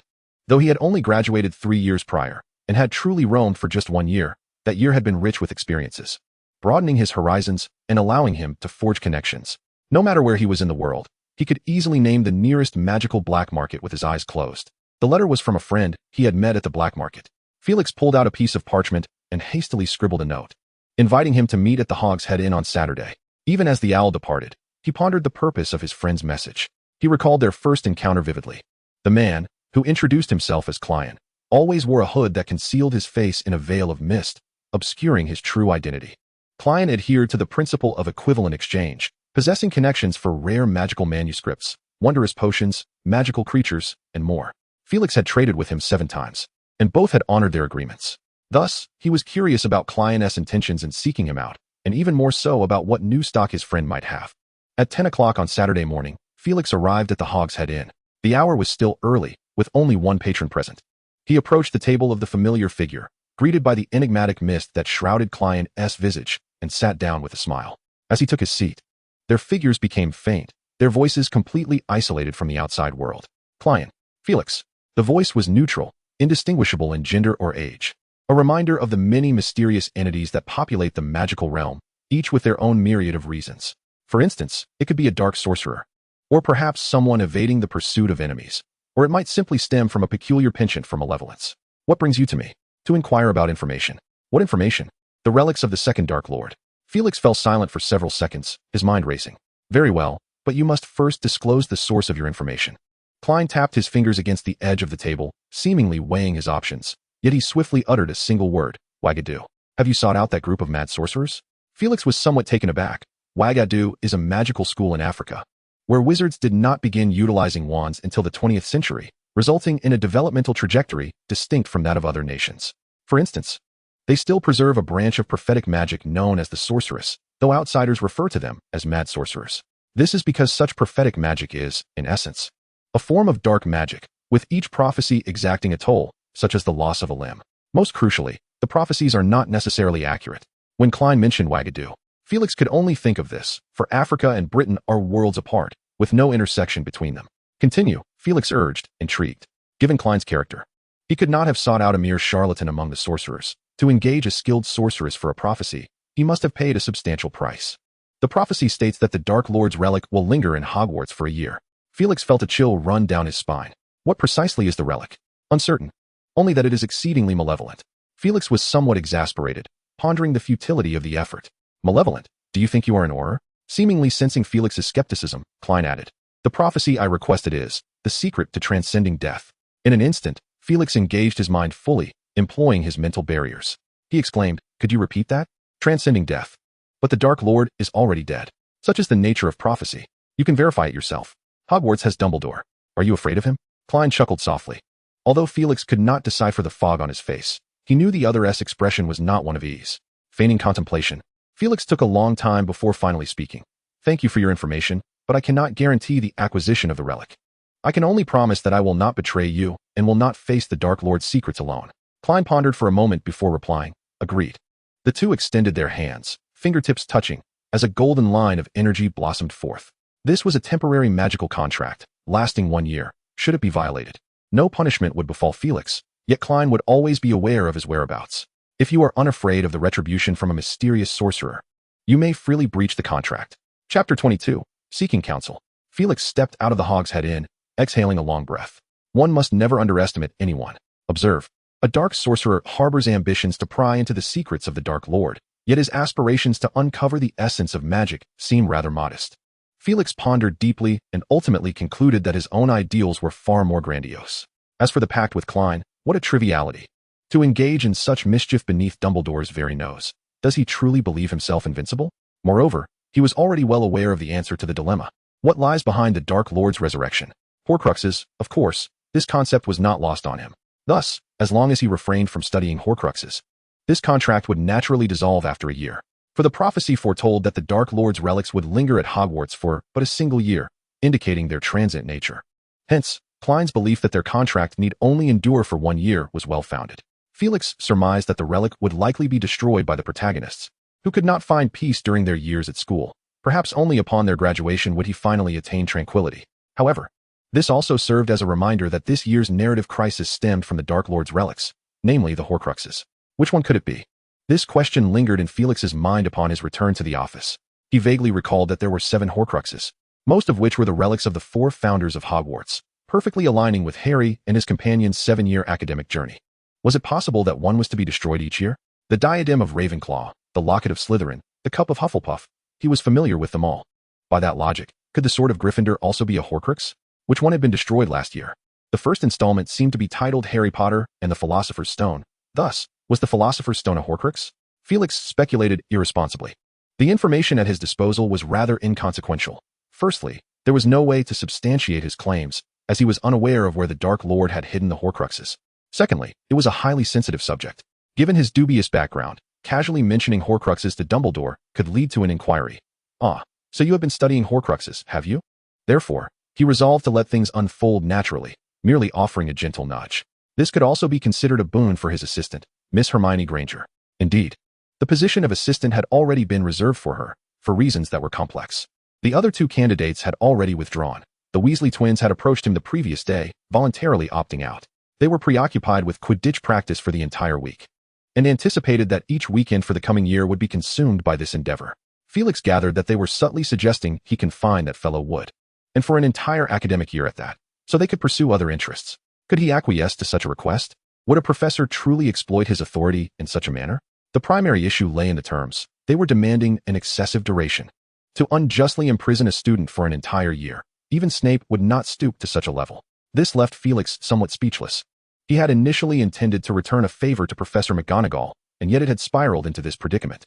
Are there any other promising talents in the other colleges? Nevertheless, it is fortunate that Miss Granger is exceedingly reliable, as I encounter her daily in the library, and it is evident that she is diligently working. Her eyes shadowed by the strain of her efforts. The following day, in the library, it was yet another unremarkable day. Felix selected a volume titled Secrets of Combat from the restricted section, savoring its contents with great delight. This tome chiefly chronicles the clandestine duels of wizards throughout history.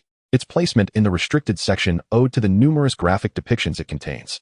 In an era when the laws of the magical realm were poorly defined, dark magic flourished, characterized by its rapid acquisition and formidable, bizarre powers. Consequently, duels during that time were both bloody and brutal, often taking on absurd forms. For instance, the scene before him depicted an unfortunate wizard whose head had irreversibly transformed into that of a pumpkin, not merely swollen to the size of a pumpkin, but entirely metamorphosed into a vegetative state. Remarkably, this unfortunate soul continued to live for 3 years after his bizarre transformation. The book also offers various combat techniques, with considerable latitude, and Felix even discovered methods to integrate curses into ordinary spells. New techniques. As noon approached, Felix emerged from the library, ready to partake of his lunch. Hermione, after a moment's hesitation, resolutely followed him. Professor Hape. Felix paused, inquiring, "What is it, Miss Granger?" He refrained from revealing to Hermione that she was already the sole candidate for his assistant, believing that acquiring additional knowledge is never a detrimental pursuit. "It is this," she began. "I read in a book that some exceptionally gifted wizards can hear things that others cannot. Is this true?" Felix was taken aback. However, he swiftly dismissed this implausible notion. "Could you elaborate? Your premise is rather vague." Hermione pondered carefully, seemingly organizing her thoughts. She recounted a brief tale. A young wizard and his father were transcribing documents within a castle when the young wizard suddenly heard peculiar words, while his father remained completely oblivious. How curious, Felix mused. Why does Hermione linger on the word father? This thought flitted through his mind, but he soon returned to the matter at hand, responding thoughtfully, "Many such stories are fabricated. Thus, what you have heard may not necessarily be true. However, we can entertain a discussion." Hermione nodded eagerly. The first possibility is that the young wizard is fabricating a tale to gain his father's attention. Such occurrences are quite common in the Muggle world, Felix proposed, presenting what he deemed the most plausible explanation. Noticing Hermione's inclination to interject, he shook his head. The second possibility is that they were transcribing perilous magical texts. It is known that some ancient manuscripts harbor latent magic or have been treated in a special manner by their previous owners. Unauthorized individuals who recklessly engage with such material may provoke dangerous consequences. Observing Hermione's contemplative expression, he added, "The restricted section of Hogwarts contains numerous such volumes. However, they are all bound by magical chains, strictly prohibiting young wizards from peeking unless they obtain the professor's handwritten signature." The third possibility, Felix raised his voice slightly, is that the young wizard has awakened some innate talent, such as prophecy, perception, or suddenly mastering a particular language. Could you elaborate, Professor? Well, some young wizards possess extraordinary gifts, such as affinity with animals or exceptional prowess in wandless magic, while the rarest of these is the gift of prophecy. It seems that Professor Trelawney has ancestors who possessed such abilities. She teaches divination, and you may choose her class next year. As for linguistic talents, they are often linked to their ancestry, if their forebears spoke the language of mermaids. This gift may be passed down to the next generation or unexpectedly manifest in the bloodline after several centuries. Felix casually presented an example. The young wizard in your story may very well have ancestors who spoke the language of mice, and he just happened to overhear the ramblings of a loquacious Mr. Mouse that day. Until Professor Heap's figure departed, Hermione remained lost in thought. Could it be that Harry has an ancestor who was an eccentric wizard fluent in the language of mice? She felt somewhat disheveled. Chapter 23. Parseltongue and Diligent Hermione. This cannot be. After Hermione relayed Felix's words to Harry and Ron, Harry indignantly retorted. He certainly did not wish to acknowledge the existence of an ancestor who conversed with mice. Harry felt that his first week back at school had been utterly dreadful, flying across the British Isles only to be confined, being unwittingly involved in Gilderoy Lockhart's antics. A frantic encounter with photography enthusiast Colin, coupled with the burdensome Quidditch training.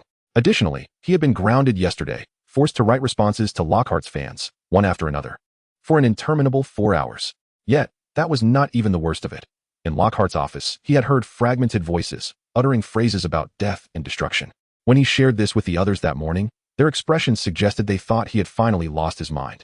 Subsequently, Hermione volunteered to inquire of Professor Heap, and the answer she received left him somewhat distraught. Not necessarily, mate, Ron whispered, pulling a plump mouse from his pocket. The creature appeared rather listless. You could give it a try, talk to Scabbers. Ron cradled Scabbers in his hands, presenting him to Harry with hopeful eyes. Harry reluctantly bent down to meet the mouse's gaze. Can you understand what I'm saying? Scabbers rolled his eyes and turned away. Harry, don't speak human. Ron interjected. What you just said was still human language. Harry replied. While I understand your meaning, could you be a bit more refined? He attempted a dozen more times. But the mouse showed no reaction whatsoever. No luck. He exhaled in relief. Thankfully, things had not proceeded in the worst direction. Hermione, observing the recent farce, reminded him, Harry, Professor Heap was merely providing an example. There are other possibilities.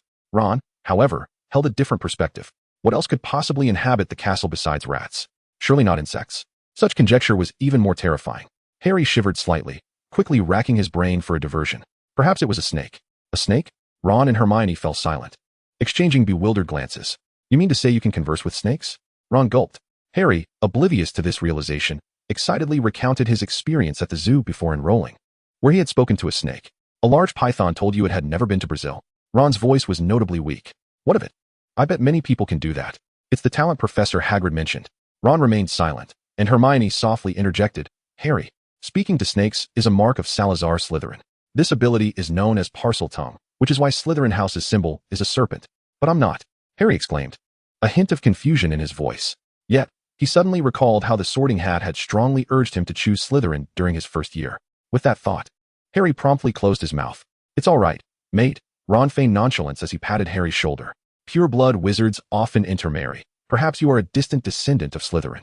Noting Harry's lack of relaxation, he added quietly, honestly, most pure-blood wizarding families can trace their lineage back. I'm related to Malfoy, after all. You and Malfoy? Harry was taken aback. Ron shrugged.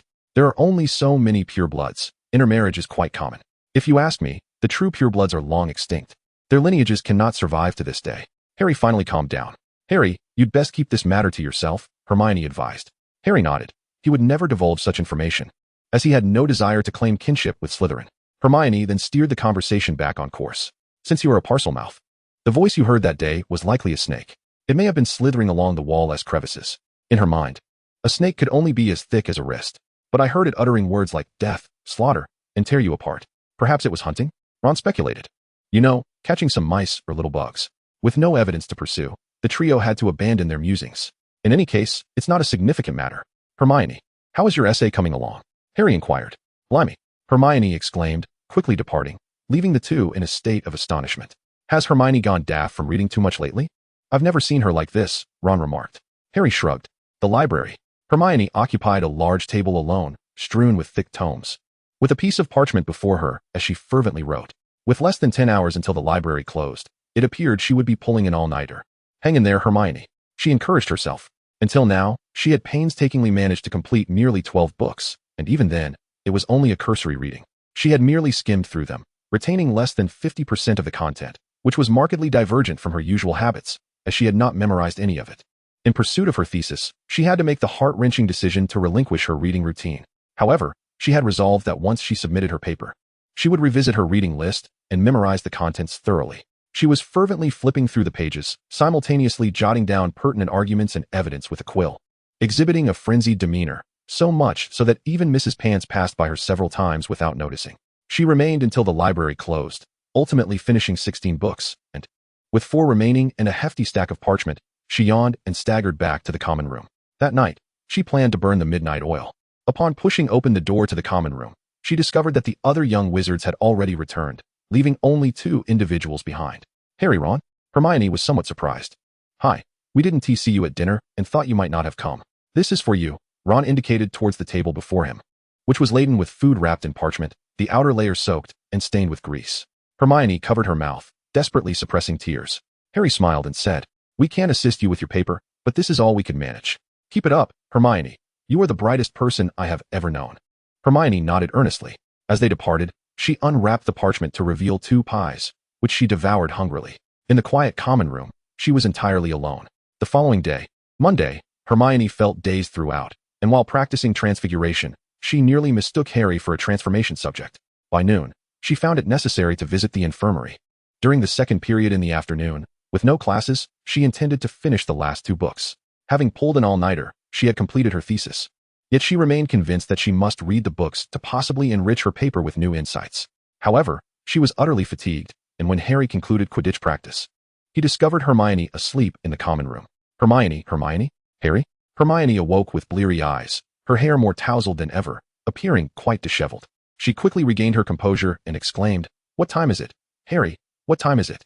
8:30, Hermione, came Fred's response, who had also just finished practice. "I will never forget Wood, that madman. During the first weekend of school, we practiced until 8 o'clock. And this week, he has been even worse." Wood, standing nearby, scowled. "I am still here, you know." Not just him, but the entire Gryffindor team was present, covered in mud and too exhausted to utter a word. Hermione sprang up abruptly, hastily rushing outside, only to turn back after a few steps to quickly organize the parchment on the table, muttering to herself, and upon confirming everything was in order, she snatched her bag and swiftly vanished from their sight. "What a diligent and eager young lady," commented player Angelina. Chapter 24, The Thesis. In the ancient office of the Professor of Enchanted Scripts, Felix concluded a day filled with teaching, comprising 3 classes. Though half of the time was devoted to examinations, an endeavor he aptly termed diagnostic assessment, a concept familiar to him from his past life. The definition of diagnostic assessment pertains to evaluating students' existing developmental levels at the commencement of a semester or unit, a fitting description in this context. The other half of the class was allocated to revisiting previously learned knowledge, much to the dismay of the young wizards, who had anticipated a continuation of the magical puppet battle. Fortunately, the professor assured them that they would engage in it during the next lesson, with additional rewards for commendable performances. Felix was engrossed in a film within his office when a sudden, urgent knock interrupted his leisure. Upon opening the door, he was greeted by a breathless Hermione. "Professor, I'm so sorry. I fell asleep and lost track of time." Hermione gasped, her chest heaving, her face flushed and slick with a light sheen of perspiration. Observing the young witch's anxious demeanor, Felix urged her to remain calm and guided her into the office. "Please, take a seat." As Hermione sat down obediently, she belatedly noticed the film projected onto the wall before her. Turning her head left and right, she quickly spotted a projector. Confused, she wondered if she had yet to awaken, for was it not a rule at Hogwarts to refrain from using Muggle devices? However, she dared not move, instead watching the projected content. After a few moments, she realized, to her delight, that it was quite captivating. The film narrated the tale of a princess visiting Rome, who unexpectedly encounters a journalist. It was evident that the film was somewhat dated, yet the storytelling was exquisite, drawing her into its embrace. Just then, she witnessed a scene in which the princess struck a ruffian on the head with a violin, prompting Hermione to chuckle. Hearing footsteps, she promptly suppressed her laughter and sat up straight. Felix approached, holding a cup of beverage, offering it to her. "This is butterbeer, with a touch of exhilaration potion and dream elixir, which will gradually release, ensuring you enjoy a restful sleep upon your return." "Thank you, Professor Hape," Hermione replied. Taking a sip, the flavor was peculiar, yet not unpleasant, and she soon felt invigorated, the fatigue of the past week dissipating. Remembering her purpose, she quickly opened her satchel and retrieved 7 sheets of parchment, presenting them to Felix. "Professor, here is my thesis." Felix accepted the papers and began to peruse them, all the while deftly waving his wand to summon several plates of snacks that floated in front of Hermione. "You may help yourself while you watch the film. I imagine you haven't had much time for leisure lately." At his words, Hermione realized that she had once again missed dinner, and at that moment, every cell in her body seemed to lament her oversight. She blushed slightly, nibbling on the snacks while occasionally glancing at the professor engrossed in his paper. Noticing his lack of inclination to look up, she quietly quickened her pace. Before she realized it, she had finished her butterbeer and devoured 3 plates of delicacies. While the film approached its conclusion, the sense of satiety uplifted Hermione's spirits once more. Turning her head, she discovered the professor had completed his reading and was now engrossed in a book.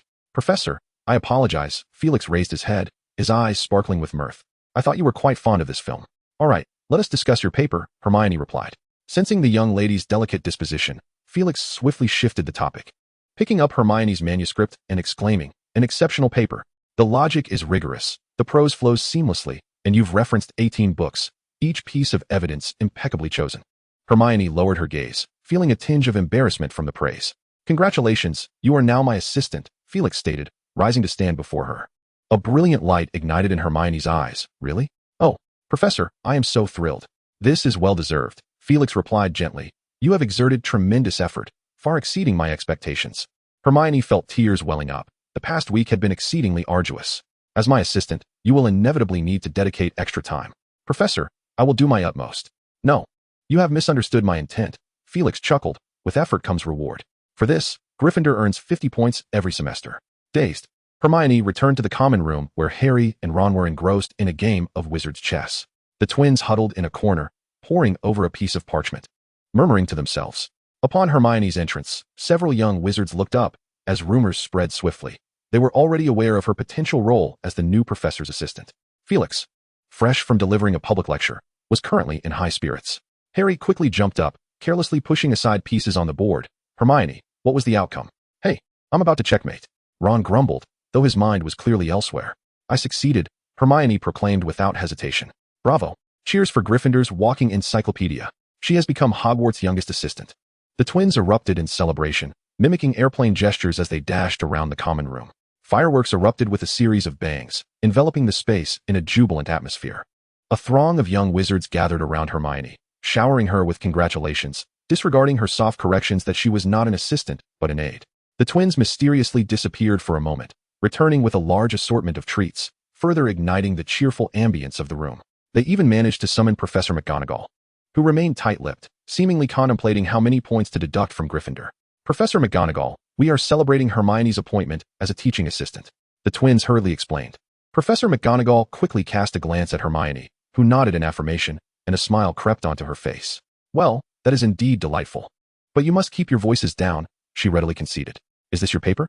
she inquired, peering over the jubilant crowd at the parchment in Hermione's hands. "Yes, Professor McGonagall," Hermione replied. McGonagall took the parchment, initially astonished as she counted the pages, before swiftly delving into its contents. The paper contained both Hermione's original text and annotations added by Felix.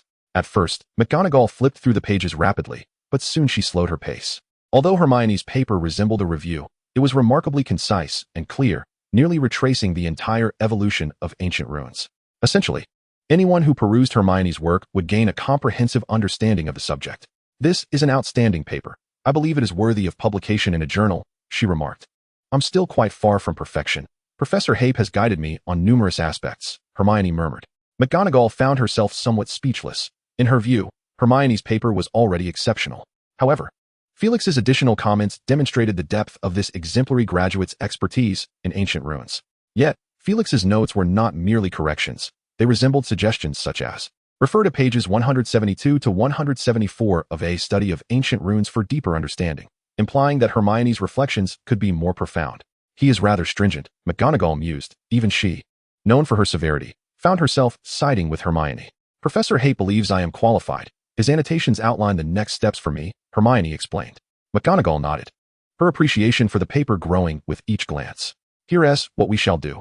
Once you revise your paper according to Professor Hape's comments, I will assist you in submitting it to a friend of mine. There may be an opportunity for publication." The young wizards regarded her with expressions of reverence. Chapter 25. The lecture begins. The following morning, when the young wizards awoke to discover that Gryffindor had suddenly gained 50 points, leading the House Cup, they eagerly inquired about the events of the previous day. Thus, the news of Hermione's role as the new assistant to the Ancient Runes professor was unveiled. Gryffindor naturally brimmed with pride, while other houses could not suppress their murmurs of discontent. How could a mere second-year student, fresh into the academic year, ascend to such a position? Was there some hidden agenda at play? Consequently, a rather deplorable incident occurred on the Quidditch pitch, where Draco Malfoy derisively referred to Hermione as a mudblood, prompting Ron, in a fit of rage, to miscast a curse that backfired upon himself. Hermione felt deeply disheartened, yet Hagrid consoled her, asserting, "He is simply envious, that vile little brat. Our Hermione has produced work they can scarcely fathom." However, the tide would soon shift. The ancient magical text professor presented an extensive paper as supplementary learning material to every young wizard enrolled in the ancient magical text course, including those in their 7th year. This paper, of course, was authored by Hermione. Countless upper-year students endeavored to uncover any flaws within its pages. Yet their level of expertise was insufficient to identify even a single error. It was not merely that Hermione's proficiency in ancient magical texts surpassed that of her seventh-year peers. She had not even begun her studies in that regard. Rather, she had painstakingly undertaken the monumental task of meticulously cataloging the evolution of ancient magical texts, exploring research directions, significant achievements, and theoretical schools of thought, all while updating the information to reflect the previous year. For nearly 3 decades, no one had taken on this endeavor, resulting in all scholars of ancient magical texts clinging to outdated histories. This is precisely where the true value of Hermione's paper lies. Several professors expressed their admiration for her work in various contexts, particularly Professor Flitwick, who nearly fainted with excitement during class. Consequently, all controversies were abruptly silenced. Especially after a fellow Gryffindor generously shared Hermione's reading list, public sentiment shifted from viewing Hermione as a mere academic prodigy to regarding the new professor as somewhat eccentric. It seemed entirely reasonable to label a professor who could assign a second-year student the task of reading 20 hefty tomes in a week and writing 7 pages of parchment as eccentric. Numerous young wizards enrolled in ancient magical texts felt a palpable trepidation. Professor Felix Happ felt unjustly maligned in public opinion. Even Professor Snape joined in the fray, mockingly advising Neville during a recent potions class, "With your intellect, I sincerely recommend that you do not take ancient magical texts in your 3rd year. It might lead the professor to mistakenly believe he is teaching a troll." Felix's ancient magical texts course began to find its rhythm. In the 4th grade classroom, he welcomed his students to the hallowed halls of ancient magical texts, marking the commencement of their first lesson. Felix observed the young lions and snakes before him, including the familiar figures of the Weasley twins. He was reluctant to dwell on the significance of this course, having already divulged some information during the public lecture. Should you aspire to pursue the former glory of wizards, interpreting the arcane secrets of ancient sorcerers from obscure magical manuscripts, this course is essential. If your ambition lies in crafting mysterious alchemical creations and replicating the magical relics of legend and fairy tale, this course is indispensable. If you seek to unravel the true essence of magic and unveil the unique might and honor possessed by wizards, you equally require this course. Felix keenly observed the expressions of the young wizards, noticing their involuntary solemnity, which brought him a measure of satisfaction. It seemed this opening address could be repeated on several occasions. Yet, all endeavors would commence from the foundational level. At the podium, Felix waved his wand, and his suitcase abruptly opened, releasing dozens of magical puppets that accurately landed before the young wizards. "Cool," the twins exclaimed in unison, exchanging glances of awe. The other young wizards eagerly grasped their magical puppets, incessantly toying with them, while many pointed their wands, attempting to animate these enchanted figures. Given that 3rd and 4th graders are least burdened by the worry of examinations, our curriculum will primarily focus on practical applications. The atmosphere was filled with cheers. After a moment, Felix allowed the young wizards to freely manipulate their magical puppets before continuing. "I believe some of you have already noticed that your puppets remain immobile." He wore a mysterious smile, imbued with a hint of mischief. In a sense, they are merely unfinished products. The young wizards stared at him, bewildered. Indeed, unfinished products. These magical puppets lack crucial spell connections at their magical nodes, connections that ensure coherence, balance, and harmony. These are the 4 types of practical spells you will study this semester, totaling 27. Mastering all of them will grant you a true magical puppet. Of course, there are an additional 482 theoretical spells, which encompass your entire learning for this year, Felix added. One of the twins shouted, "Professor, please start the lesson." Felix cast a satisfied glance at him, appreciating his enthusiasm. "In today's class, I will elucidate the 4 spells related to connectivity. If you succeed in grasping them, you will be able to animate your magical puppets." Animate. That entails performing basic movements, such as punching, kicking, and rolling. "Professor, could you teach us more?" "Certainly not." Subsequently, the young wizards maintained an unprecedented focus during the lesson, each striving to master the 4 spells as quickly as possible. However, by the end of the class, only Fred Weasley had managed to animate part of his puppet, which could incessantly wave its right arm, yet only the right arm. A commendable effort, Weasley. As the class neared its conclusion, Felix began assigning homework. "Your task is to practice the 4 spells covered today. Your magical puppets will remain with you for practice. I hope that by the next class, you will have mastered these spells." George raised his hand. "Professor, what if the magical puppet breaks?" He was clearly contemplating disassembling it for replication. "Fear not. I have applied protective magic," Felix replied, seemingly with good intentions. "Under the influence of this protective magic, your magical energy will only last for half an hour. So you understand the importance of diligent practice." The young wizards, still tidying up, gazed at their amiable professor in astonishment. However, for the skillful twins, this posed no concern. Their focus lay elsewhere. Fred inquired, "Professor, will you teach us new spells in the next class?" He was eager to refine his magical puppet. "That depends on your overall progress," Felix responded ambiguously. "In truth, it is, of course, impossible. The next few sessions are purely theoretical. Kindly focus on translating the text." "Did you truly believe I would be lax? What about my assessments?" Felix's strategy is to first lure the young wizards in, after which he can act as he pleases. "By the way, I will be conducting an examination prior to Halloween, encompassing both theory and practice. The highest aggregate score will earn the recipient a magically crafted puppet." Felix murmured, "An upgraded version." Now class dismissed. This same strategy was incessantly repeated over the following days, and soon, the third and fourth year young wizards were invigorated, developing an ardent interest in the ancient magical scripts. After class, each student possessed a figurine, brandishing their wands and gesturing towards the puppets. By Friday, Fred Weasley, prior to Transfiguration class, publicly showcased a tap dance using a magical puppet, propelling this enthusiasm to its zenith. However, Professor McGonagall was not pleased and deducted 2 points from Weasley. Chapter 26, Commentary on the Duel. In the presence of 5th and 7th year students, Professor Hape donned a different demeanor. He waved his wand, distributing test papers to the students. These were the assessments from their previous lesson. Felix stood silently at the front. Yet a palpable tension enveloped the young wizards. They were all 7th years, having shared 3 years of camaraderie with this professor, particularly during their first year when Felix was in 5th grade. What had he done in 5th grade?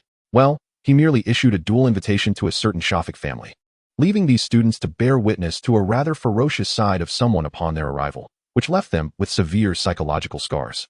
To the naive and innocent first-year students, was that a duel invitation? It resembled a death notice, one delivered by the entire family, no less.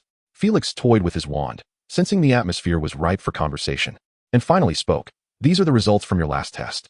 To be candid, I am somewhat disappointed, quite disappointed, in fact." Marcus Flint trembled as he rose. "Yes, Professor." Felix might not remember him, but Marcus distinctly recalled Felix, as the latter had sat beside him during that fateful encounter. Being of pure blood, his father had entrusted that senior to look after him, only to face calamity at the start of the term. He could never forget the sight of that spirited senior sprawled on the ground. Felix approached him, patting his shoulder. "Your performance was lacking. Do better in the future. I have faith in you." "Yes, Professor," Marcus could only reply, resigning himself to study diligently. Felix was pleased with the attitude of this Slytherin. After all, it was his own house, and they were quite formidable. "Let us commence with today's lesson, which is rather extensive. I shall speak swiftly. Upon your return, you must complete these 3 sets of papers. After all, your examination is this year." Saturday, Gryffindor Common Room. Percy appeared utterly fatigued. He had just completed a 12-inch essay on the history and innovations of cauldrons. Yet, he was confronted by assignments from 6 additional subjects, a consequence of his overwhelming course selections. Goodness, if this continues, he would scarcely have time for a date. Hermione emerged from the girls' dormitory, cradling a hefty tome, and noticed Harry and Ron gathered around a table, accompanied by 7 or 8 other young wizards, seemingly captivated by something amusing. As she approached, she spotted the Weasley twins, who were orchestrating 2 magical puppets to dance with their wands. She recognized these puppets as the very ones Professor Hape had showcased in his lecture. To the accompaniment of silent music, a pair of half-foot-high figures, a man and a woman, embraced, their graceful movements gliding across the table, which served as their dance floor. Lee Jordan narrated the unfolding drama. Thus, the fireman and the ice woman fell in love, becoming the envy of all. Yet, their bliss was short-lived, as profound ideological differences led them to a fierce altercation. Fred and George synchronized with his narration. Fred struck first with his wand, and the ice woman delivered a swift kick to the fireman's face. Oh, the ice woman seized the advantage, sending her former lover flying 2 feet away. Had their once ardent vows truly dissipated? Lee lamented loudly. George, undeterred, waved his wand vigorously, and the fireman leaped up, delivering a powerful punch to the ice woman's abdomen, followed by a kick that sent her soaring. Ultimately, the fireman disregarded any concerns. The battle of ideologies outweighed love. He made his move. He struck. Splendid. A young witch among the spectators scoffed. Hermione observed in astonishment, marveling at their playful creativity and narrative flair. Moments later, the fireman, having gained the upper hand with a flurry of punches, executed a kick, but suddenly tumbled midair. The ice woman, too, fell motionless. Out of energy, exclaimed Dean Thomas, who had grown up in the Muggle world, uttering words that made little sense. Fred and George hastily whisked the puppets to a corner, beginning to re-engrave ancient runes. Professor Hape was truly vexatious. A single rune replenishment allowed for only half an hour of movement. Many young wizards voiced their grievances against the professor. As the crowd dispersed, Hermione, Harry, and Ron settled into a new spot. Hermione cast a glance at the twins. Had they truly mastered such a feat? Ron explained, "It's not that remarkable. Many wizards dedicate extensive time to this." Fred mentioned that Cedric from Hufflepuff often practices secretly in the dead of night, aiming to win the mysterious prize in the upcoming Halloween exam. Numerous young witches clung to their magical puppets throughout the day. Hermione nodded, acknowledging that it was indeed common to see young wizards with their puppets this week. However, she wondered, wasn't Fred's puppet somewhat different? Ron casually remarked that he had borrowed it from Angelina to recreate that classic battle in the hall. However, in my opinion, they still fell short. They had merely just learned the first set of spells, while they needed to master 4 sets, akin to collecting chocolate frog cards. Assembling all the skills into a coherent whole. "Harry, aren't you training today?" Harry grimaced, explaining that training was scheduled for the afternoon. Though only 2 weeks had passed, he was already feeling overwhelmed. Suddenly, Ron chuckled softly, glancing at Harry and Hermione, and whispered, "It seems Wood has been fretting over how to tackle his ancient runes assignment. Thanks to Professor Hape, Harry gets to enjoy a leisurely day. Is the assignment particularly challenging?" Hermione inquired. "No," Ron stifled a laugh. "But the professor's 6th-year assignment isn't a translation. It's a 1,000-word essay titled My Summer Vacation." Hermione felt an inexplicable sense of familiarity. This style seemed quite common during her primary school days. Professor Hape, being of Muggle descent, indeed possesses substantial life experience, Hermione mused. As the trio conversed, Percy suddenly stood up, hastily gathered his belongings, and left without a backward glance. "Time's up, off to a date."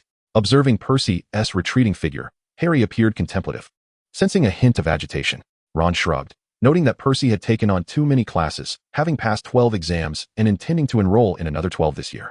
Although Professor McGonagall had advised him to reduce his load, they both sighed, then turned their gaze to Hermione, wondering if this was a glimpse of her future. Hermione disregarded their musings, engrossed in her book. Harry eyed the Ancient Runes textbook in her hands and couldn't resist asking, "Haven't you passed the assessment? Why are you still reading that book?" Hermione turned a page, explaining, "Professor Hape left a plethora of annotations on my paper, all areas I need to pay attention to. And I find ancient runes quite intriguing." Intriguing, the two academically challenged friends exchanged glances, feeling as if they were wearing giant pumpkins grown by Hagrid around their necks whenever they discussed studies with Hermione. They then resumed their own game of wizard chess. In the afternoon, Wood led the team out of the common room.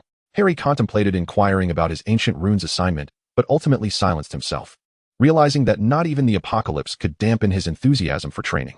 Along the way, he encountered Colin Creevey, the ever-enthusiastic boy who greeted him with a cheerful hello. Harry wearily replied, "Hello, Colin." He had anticipated that the upcoming training would be accompanied by a barrage of flashing lights and shutter clicks. Within the castle, Ron, feeling rather bored, could only resort to his homework. He stared blankly at the empty parchment for quite some time, eventually folding it into a paper airplane, which inadvertently struck Neville on the nose, eliciting a yelp of pain. In the evening, after dinner, Hermione reported to Felix's office. Chapter 27. Hermione's Journey into Ancient Runes. In the office of the Ancient Runes professor, Felix was diligently grading assignments, a task so monotonous it felt akin to repeating the simple equation of 1 + 1 ad infinitum. Fortunately, his liberation came when he handed this tedious responsibility over to Hermione, who had just knocked on the door, still unaware of what awaited her. The primary focus of the 5th and 7th year examinations revolved around multiple choice questions and brief translations, which made the grading process relatively straightforward. One merely needed to cross out the incorrect answers. True to her reputation as an academic prodigy, Hermione quickly immersed herself in the task at hand, excelling in this type of work. Felix, meanwhile, perused the papers Hermione had revised. Intended for submission to Professor McGonagall for publication in an academic journal, a responsibility he approached with utmost diligence. Rather than making blunt corrections, he offered continuous feedback and referenced specific pages from scholarly texts, believing this method would prove more beneficial for Hermione's growth. Half an hour later, both had nearly completed their respective tasks. "Now, let us turn our attention to the main topic," Felix began. Previously, Hermione had been fulfilling her duties as an assistant, and now it was time for Felix to honor his promise. The two sat across from each other on a sofa, a small coffee table separating them. As Felix summoned 2 glasses of juice with his wand, he attempted to ease Miss Granger's tension, though she still appeared somewhat reserved. "Your paper indicates that you have acquired a substantial understanding of the history of ancient runes, even if you have yet to embark on formal studies. I assure you, your progress will be remarkably swift. Professor, I am currently reading an introduction to ancient runes and have also learned how to consult the runes dictionary and the compendium of magical symbols, including the reading list you provided. Though I must admit that I have not fully grasped most of it." The young witch sat upright, promptly outlining her latest academic endeavors. Felix paused, impressed. "Very well, but I shan't spend excessive time discussing translation matters. I shall offer you some suggestions at most. You might consider beginning around the year 900. coinciding with the founding of Hogwarts. The four founders were monumental figures, translating numerous ancient manuscripts while also leaving behind perplexing research materials that filled the earliest libraries. However, much of this documentation now resides in the restricted section, with the records preserved most comprehensively by Lady Ravenclaw. While much of Slytherin's work has been lost, perhaps he took his research with him in a fit of rage following his schism with the other three. Felix recounted this segment of history in a captivating manner, entrancing Hermione, though it is also possible that Slytherin's studies were deemed unsuitable for the library. Who could say for certain? Should you require assistance, I can provide you with book recommendations. Felix rose, gesturing for Hermione to follow him to his workbench. My research focus lies not in translation, but in uncovering the inherent power of the runes themselves. Observe. He picked up a small piece of chestnut wood from the table, infusing it with magic as he meticulously inscribed runes upon its surface. As the incantations were inscribed, they swiftly radiated a searing crimson glow, only to be extinguished almost immediately, transforming into inky black patterns. It was the first time Hermione had witnessed such a phenomenon. She watched intently, her mind racing to decipher what the professor was undertaking. Yet she gleaned nothing. Felix, having completed the incantations, casually handed the piece of chestnut wood to Hermione, inviting her to experience it. She reached out and took the wooden shard. Without needing to rub it, she acutely sensed the magical fluctuations upon its surface. Her fingers glided over the obsidian script, and she felt a warm sensation at her fingertips. The incantations could temporarily store magical energy, but without appropriate measures. The magic contained within would last no more than 3 days, a result enhanced by the intrinsic qualities of the chestnut wood. Hermione nodded in acknowledgement, recognizing that as a wand material, chestnut exhibited remarkable capabilities in both harboring and conducting magical energy. Numerous solutions existed for this limitation. For instance, one could create a circuit to significantly prolong the retention of magical energy, or apply protective enchantments, or even incorporate storage and transformation circuits. Hermione's mind was fervently cataloging this information. She yearned to seize a piece of parchment immediately to document every word uttered by Professor Hape. Felix's explanations served as a means for him to reorganize his own knowledge system. Unlike the previous 3 years of scarcity, he now faced an overwhelming array of choices that required careful deliberation. Thus, instructing the young which was merely incidental, he found himself lost in thought, muttering, however, these methods merely sustain. After 30 years or 50, they will inevitably decay with time. Why has your voice grown faint? Hermione swiftly closed the distance between them, straining to listen intently. Were the heroes and creations of myth mere conjectures, or did they genuinely exist? Were they formidable wizards?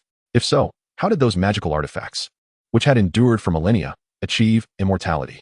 Observing the professor's silence, Hermione speculated that perhaps these artifacts continuously provided their own magical energy. Felix chuckled softly. How could that be possible? They are not living beings. What about the sorting hat? Hermione interjected. It has existed for 1,000 years and can engage in conversation, possessing its own wisdom. She sought to substantiate her hypothesis with examples, including the portraits of former headmasters in the headmaster's office, which she had heard Harry mention. Miss Granger. The portraits themselves are exquisite magical creations. They can encapsulate a person's thoughts. Moreover, to maintain a magical portrait over time necessitates regular upkeep, albeit the intervals may span decades. Nevertheless, concerning the sorting hat, Felix pondered. I must admit I overlooked it. I am not well acquainted with it. Perhaps I should seize an opportunity for a proper introduction? Very well, Miss Granger, let us conclude our imaginative excursion here. Next, Felix took the palm-sized piece of chestnut wood from Hermione's hands, saying, I shall now connect these incantations to create a circuit. Please observe closely. The task at hand was remarkably intricate. He meticulously drew out the lines, connecting them with care, all the while explaining the process, emphasizing its significance. For many alchemical creations possess complex functionalities. After several minutes, he presented the piece of sweet chestnut wood to Hermione, allowing her to perceive the differences before and after. I felt the magic coursing through, its fluctuations and undulations seemingly resisting my touch. Hermione expressed her bewilderment at her sensations. This was indeed astonishing. Felix understood. The resistance you mention arises from the fact that it is a rough, unfinished product, with magical waves radiating erratically, which you have keenly sensed. Of course, this also indicates your perceptiveness. Your talent in spellwork must be formidable. Hermione's cheeks flushed with a rosy hue. Chapter 28. I possess unique teaching techniques. Hermione inquired, Professor, what is the purpose of this magical circuit? Felix waved his wand, causing the piece of chestnut wood to levitate from her grasp and ascend into the air, their gazes following its ascent. This piece of wood contained only a single unstable explosive magical circuit. With just a slight nudge, like this, he snapped his fingers. Bang! The wood erupted violently, accompanied by a blinding flash and a deafening roar, startling Hermione. Subsequently, Felix demonstrated several other magical circuits, providing Hermione with a fundamental understanding of the professor's field of study. That will suffice for today. Tomorrow, I will truly teach you about ancient runes. Unbeknownst to them, time had slipped away to 9:30. Upon returning to the common room, Hermione found Harry, covered in dust and weariness, slumped over the table, idly fiddling with a wizarding chess piece, while the disgraced knight incessantly jabbed at Harry's fingers with its miniature lance. Ron was busy completing his potions homework, surrounded by 3 reference answers. Seeing Hermione return, Harry couldn't help but inquire, "How was your first day as an ancient runes assistant?" Hermione beamed. "It was absolutely wonderful." Ron, curious about her duties, asked, "What did you do? Were you grading papers?" "Well, I was only responsible for a portion of the 5th and 7th grade exams, you see. Not many students in 6th and 7th years opt for ancient runes, and they attend classes together from all 4 houses." Ron suddenly became animated. "If I were you, I would mercilessly deduct points from Slytherin's papers." Hermione's expression turned serious in an instant. "Ron, I must uphold my responsibilities." Ron slumped over the table like a deflated balloon. "Harry, what about you? How's your Quidditch training going?" Hermione inquired. "Same as usual, especially since Fred and George intercepted some intel from Slytherin. The Firebolt 2001 speed is so swift that you can barely see their faces," Harry replied, a look of pessimism clouding his features. Hermione found herself at a loss. The entire school had little confidence in Gryffindor's chances against Slytherin in their upcoming match. Eagle House and Badger House aimed to assess the practical prowess of the Nimbus 2001 through this match, thereby facilitating targeted training. The morale within the team is rather low. Wood discreetly confides in Harry that their brooms cannot compete with those of Slytherin, yet as long as Harry is swift enough to seize the golden snitch ahead of time, they may still prevail. This only serves to amplify the pressure on Harry. On Sunday evening, Hermione once again visits Professor Happ's office. From a distance, she unexpectedly spots Malfoy's figure emerging from the office. Quickly, she conceals herself behind a column, witnessing a brief exchange between Professor Happ and Malfoy, who nods repeatedly. A whirlwind of emotions engulfs her. Inside the office, Hermione sits quietly on the sofa, observing as Felix waves his wand, shoving a stack of parchment into a corner. Could it be Malfoy's thesis? Countless thoughts swirl in Hermione's mind. She yearns to inquire of Professor Happ regarding Malfoy's presence, yet wisely refrains from voicing her curiosity. As before, Felix occupies the opposite side of the small table. Before him lie 10 chestnut wood tokens, each inscribed with an ancient rune. Today, we shall formally delve into practical ancient runes. He emphasizes the word practical. The 10 runes each possess distinct magical significances. For instance, he points to the first token, representing the concept of connection, elaborating that it can link runes of the same category, such as liquid or fluid, or contrasting concepts like explosion and stability. In practical applications, I have discovered it can undergo 7 transformations, each suited for different contexts. After an hour of continuous discourse, Felix finds himself parched. Next, we shall engage in practical exercises. Observing Hermione retrieve her wand, Felix chuckles. Our practice does not require a wand. I once mentioned to Professor McGonagall that I possess unique teaching techniques. Hermione, still somewhat puzzled, watches as Felix leans forward, gently tapping her forehead with his wand while softly reciting an incantation. Suddenly, she feels her vision blur. The furnishings within the office undulate like flowing water, distorting as a myriad of colors meld together, immersing her in the essence of an abstract painting. Yet, before long, the warped environment restores itself. To her astonishment, she finds herself and the professor still seated on the sofa. Yet the small table between them delineates a division within the room. The professor's half is overflowing with books, numbering in the thousands, meticulously arranged into stacks that seem to represent various categories. Most strikingly, ancient runes dance upon the spines of the books, their hues vibrant, crimson, emerald, turquoise, and metallic gleams. Hundreds of ancient runes flit about like mischievous sprites in one half of the room. Unable to contain her excitement, Hermione rises, casting a glance at Professor Happ, who gestures with a slight wave, indicating that she is free to explore at her leisure. The young witch traversed an invisible barrier, and an ancient magical script fluttered before her. Hermione could not resist cradling the little creature, allowing it to bounce playfully in her palm. Only when it leapt away did she reluctantly shift her gaze. She wandered amidst the towering piles of books, skimming their titles with fleeting glances. A study of ancient magical scripts, explorations in ancient magic, secrets of alchemy, principles of charms, advanced charm analysis, selected transfiguration. The Book of Duels, The Art of Dueling, Ravenclaw Manuscripts, Volume 1.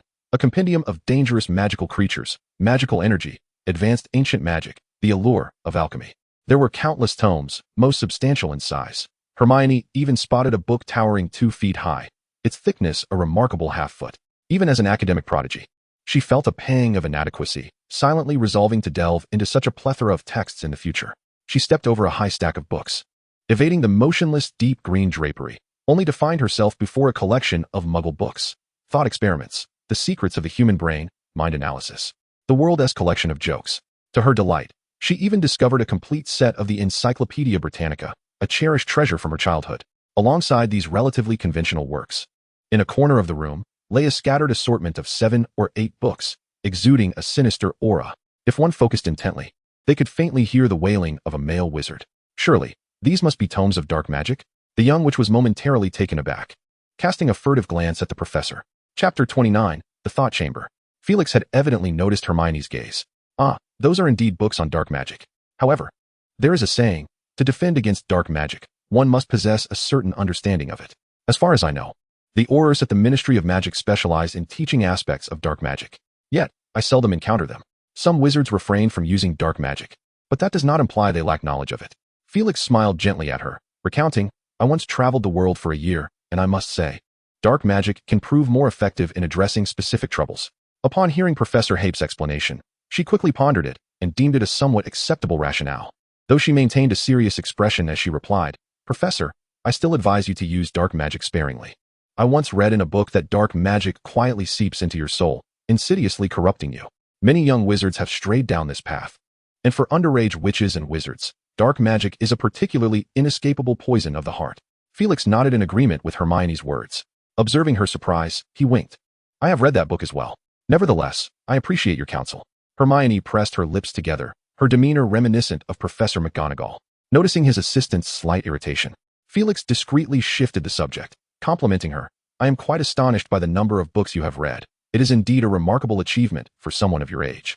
Following the professor's gaze, Hermione then observed that the room's other half, separated by a low table, boasted an entirely different decor style.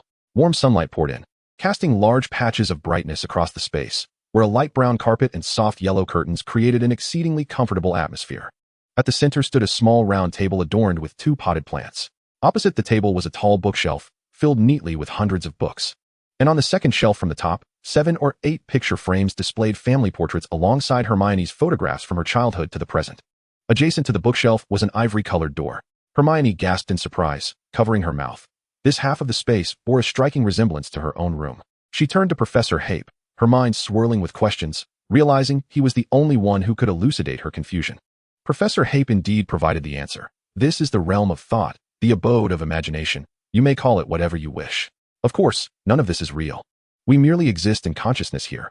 Hermione was taken aback, standing at the intersection of the 2 spaces, her eyes wide as she surveyed the surroundings. Hesitantly, she waved her hand, questioning, So, this place is a construct of our mutual creation? One half represents your inner world, while the other embodies mine. Felix pointed to his head, explaining, It is merely an external reflection and projection of our inner worlds. However, the deepest secrets of our souls lie behind that door. He glanced at the ivory door before gracefully waving his wand. The deep green curtain behind him billowed upward, revealing a grand entrance. Hermione visibly relaxed. Harboring numerous secrets she was reluctant to disclose, such as Harry's Parseltongue. Professor, why have we come to this realm of thought? Felix did not respond directly, but instead shared a portion of his experiences. After graduation, I spent a year traveling the world before settling in London to specialize in Muggle studies. The wisdom of Muggles is not inferior to that of wizards, in many respects. Particularly in logic, reasoning, and problem-solving methodologies, they excel. More crucially, they possess a legacy of knowledge passed down through generations, leading to qualitative leaps from quantitative accumulation. Wizards also have their own traditions, such as Hogwarts, yet when it comes to inheritance and development, they lag significantly. It was this realization that prompted me to delve into Muggle literature. To be honest, after being accustomed to moving photographs, reading Muggle books felt quite foreign. Their research on thought and the brain piqued my interest, revealing that they have advanced further in this domain, which should rightfully be the forte of wizards. Considering our array of memory spells, such as Obliviate, Legilimency, and brain-concealing charms, regrettably, we have merely inherited the incantations, rather than the underlying philosophies. Thus, I have amalgamated Muggle knowledge to forge a new form of magic. Although this creation diverges significantly from my original vision, it is remarkably suited for our educational purposes today. What is the purpose of this magic? Hermione inquired with curiosity. Cognitive acceleration, Felix elucidated. Here, I refer to it as the cognitive chamber. Your thought processes will be expedited. And through this space, we shall experience an illusion of time dilation. Currently, I can only achieve a 3 to 4-fold increase. Exceeding that threshold could be perilous. This magic bears resemblance to the bewitching brain elixir, yet their effects are not entirely analogous, as the latter enhances the mental faculties of the imbiber. Hermione's eyes widened in astonishment. Professor, this magic is truly remarkable. Felix shook his head. It is still not fully refined. Sensing the professor's reluctance to elaborate further, Hermione commenced practicing the inscription of ancient runes, utilizing the cherry-wood slates provided by Felix. This is indeed one of the limitations of this magic. That which you cannot comprehend cannot manifest here. The majority of the ensuing time was spent in solitary practice by Hermione, with Felix offering intermittent guidance. After 7 cognitive hours, Felix noted beads of sweat glistening on Hermione's brow, her form becoming increasingly ethereal, resembling a translucent specter. Professor, I cannot concentrate. My focus eludes me. Well, it is nearly time. Let us conclude for today, Felix remarked, snapping his fingers. In an instant, the world spun, and their consciousness returned to the common room. Felix's wand still rested atop Hermione's head, and in a moment of sudden instability, he nearly stumbled to the ground. Supporting his forehead with one hand, he waved his wand, summoning a vial of potion from his satchel. Under the wand's direction, the potion bottle obediently opened itself, conjuring 2 cups and pouring out a portion of the elixir. Meanwhile, Hermione fared less favorably, collapsing onto the sofa, her expression contorted in agony, as if she might faint at any moment. Drink this, it will alleviate your symptoms. Hermione reluctantly consumed the potion. Have a piece of chocolate, Felix urged, offering her a square of the confection. After several minutes, Hermione gradually regained her composure, repeatedly murmuring, "How terrifying, how terrifying." Chapter 30, The Professor's Adorer. Upon finishing an entire piece of chocolate, Hermione finally returned to a semblance of normalcy. Although she appeared quite fatigued, her intellect had at least been restored. Professor, is this the flaw of the cognitive chamber? I feel as if I have not slept for 3 days and nights. And now this exhaustion has come crashing over me. She articulated her sensations. This is indeed one of the drawbacks. It accelerates the depletion of your energy. And this exhaustion compounds over time, Felix explained. You have just spent 7 hours within the cognitive chamber, yet the fatigue you experience may surpass that of 14 hours. Contemplating, Felix gazed at her thoughtfully, suggesting that it might be prudent to reduce her time spent in the thought chamber. I believe 3 to 5 hours, twice a week, would be quite appropriate. Upon hearing the professor's intention to limit her study time, Hermione instinctively prepared to counter his assertion, yet the recent experience left her somewhat apprehensive, leading her to acquiesce to Felix's arrangement. Her attention swiftly shifted back to the recent spell, and she inquired with curiosity, Professor, how did you conceive of such extraordinary magic? It is simply marvelous. I believe the Ministry of Magic ought to award you a Merlin medal. Felix shook his head gently, replying, This magic is still far from perfect. I initially thought it would grant me several hours, even dozens of hours, but in practice, I encountered numerous complications. The essence of this memory magic is to accelerate your thought process, currently at approximately. He glanced at the clock, 3 times the normal speed. Hermione turned her gaze toward the clock, her expression a complex tapestry of emotions. I spent 7 hours in the thought chamber, while only 2 hours elapsed in the outside world. This is nothing short of miraculous. If others could master this magic, think of the time they would have for study. However, few would likely withstand the side effects of the spell. Moreover, Professor Hype's assistance is essential. It seems I am indeed the fortunate one, Hermione mused contentedly. Felix continued to elucidate. The thought chamber is not a true reflection of reality. Fundamentally, everything within it is constructed from your cognition. Have you recognized its inherent flaw? Felix inquired. Hermione pondered this, concluding that it mirrors our own perception of the external world, which implies that we cannot receive accurate feedback. No, I can certainly practice spell work inside. The little witch reasoned that the thought chamber's existence hinges on a wizard's understanding of the outside world. Thus it cannot manifest what is beyond their comprehension, such as brewing potions or practicing magic within the chamber, nor can one master spell work. Yet, this contradicted her own experiences. Felix observed with keen interest as the young witch strained her mind, deep in thought. Professor McGonagall's assessment of Miss Granger was indeed apparent. The child possesses an insatiable thirst for knowledge, and she consistently grasps the material more swiftly than others. Of course, her talent may not rival yours, but I believe you are an exception. He indeed recognized himself as an exception, for he held a unique advantage while practicing spells. His perception of this which evolved continuously, from a familiar stranger to a recommended assistant, and then to a diligent scholar. Undoubtedly, she is one of the 3 protagonists of the original narrative, her potential unparalleled. What of the talents possessed by the other 2? Felix pondered. The clock ticked steadily. Could it be due to your presence, Professor? Hermione's eyes sparkled with realization. Felix bestowed upon her an approving glance, revealing the answer. It is I who employs the magic. Thus, the thought chamber is constructed primarily from my cognition. And this implies. It implies that your understanding of ancient magic far surpasses my own. Hermione suddenly realized that your comprehension of ancient runes greatly exceeded hers, which is why she could practice these arcane arts within your realm of knowledge. In simpler terms, Felix is the creator of the thought chamber, while Hermione is his invited guest. Following this line of reasoning, it appears that this magic holds little effect on the professor. Felix shrugged, indicating that it is somewhat beneficial. Here lies an entire collection of books I have perused, allowing me to swiftly revisit the knowledge I have acquired. Moreover, when I desire a period of uninterrupted contemplation, it proves exceedingly convenient.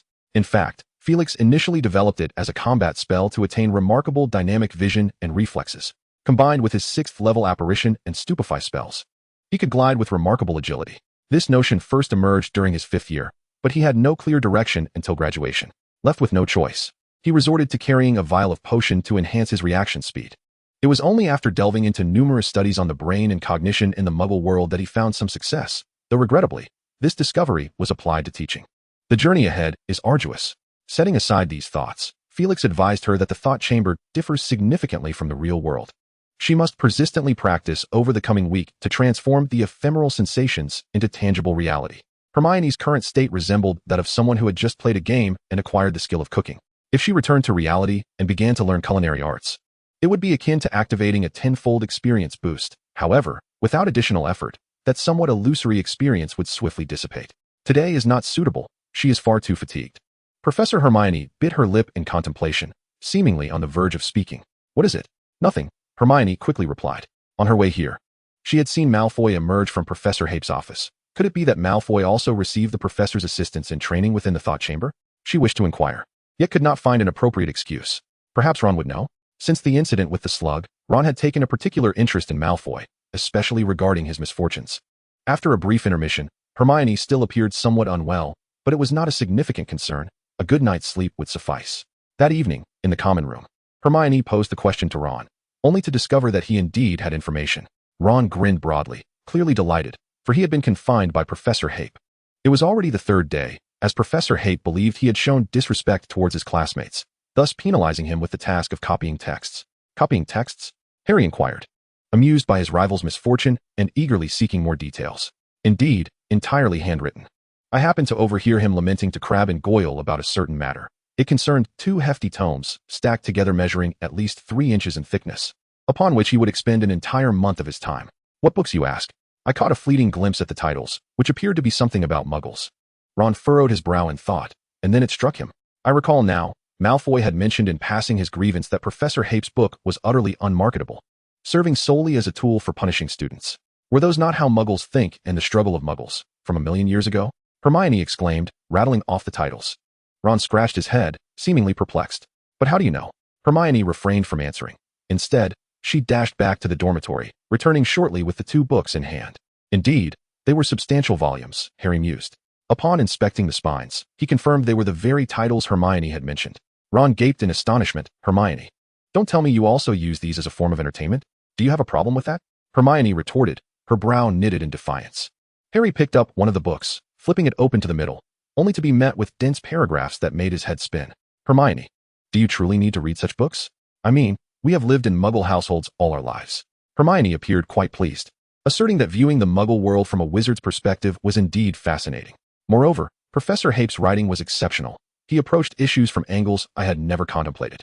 With a hint of bitterness, she added, Malfoy is truly fortunate. Without Professor Hape, he would never have the opportunity to read such remarkable works. Hermione lavishly praised Felix, and the 2 boys exchanged silent glances, silently communicating their thoughts. Would Hermione's admiration shift from Lockhart to this Professor Hape? Chapter 31, Felix's Inner Journey.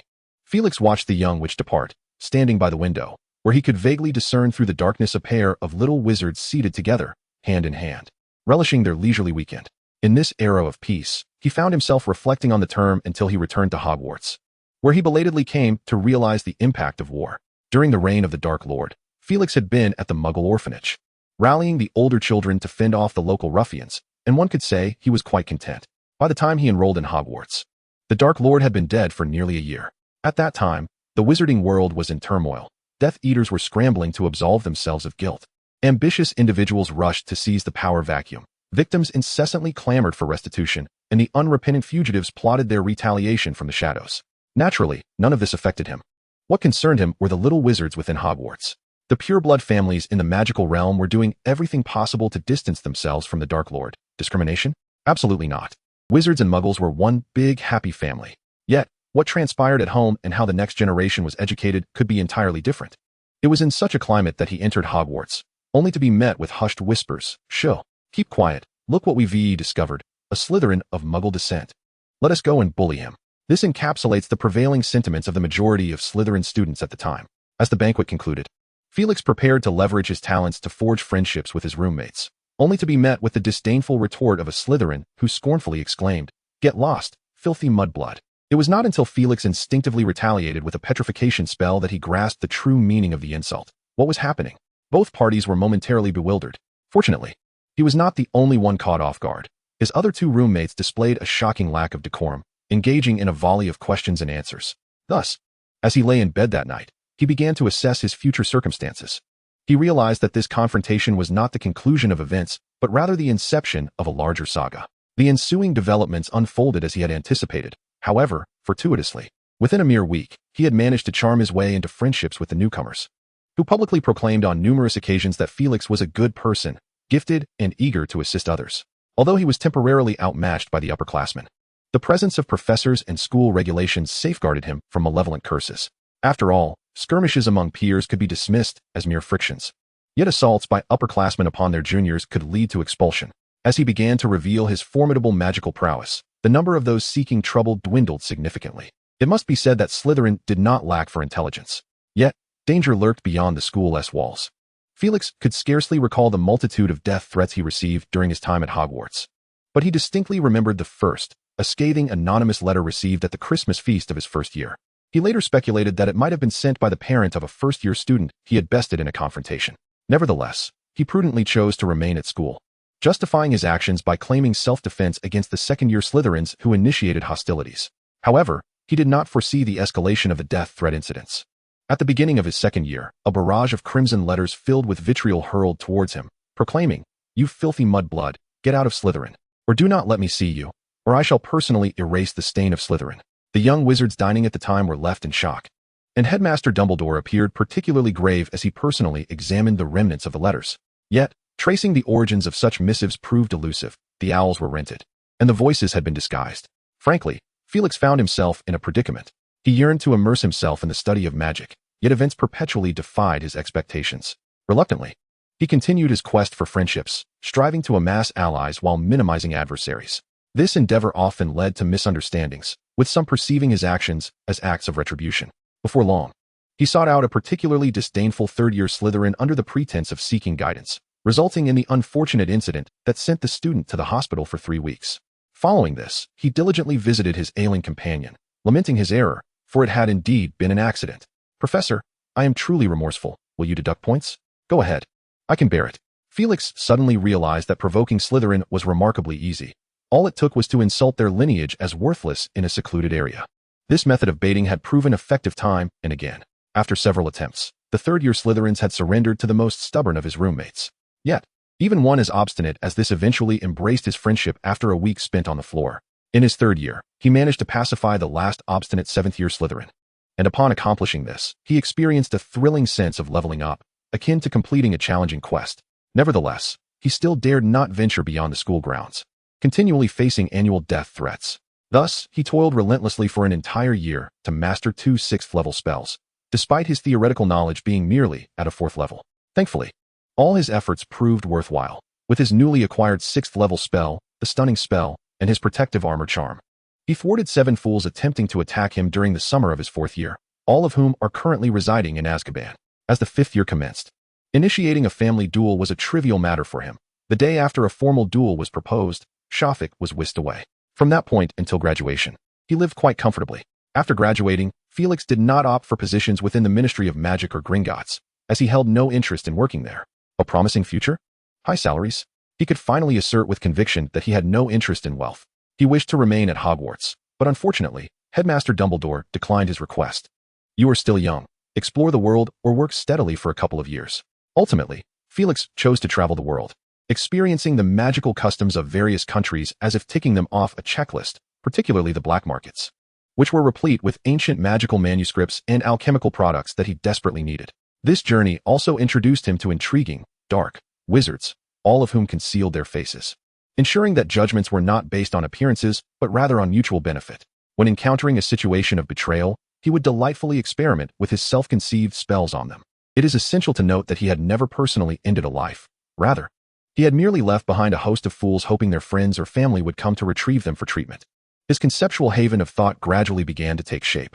After concluding his travels, Felix once again applied for a teaching position at Hogwarts, only to be politely declined. However, sensing his disinterest in the ministry, Dumbledore suggested that he spend some time in the Muggle world. Felix chose to accept this advice. On one hand, he viewed it as a potential evaluation by Dumbledore, considering that his conduct during his time at school hardly qualified him as a promising candidate for a professorship. On the other hand, he sought to pave a path for himself, establishing an identity as a scholar, so that even if the route to becoming a professor proved unfeasible, he could engage with other renowned wizards.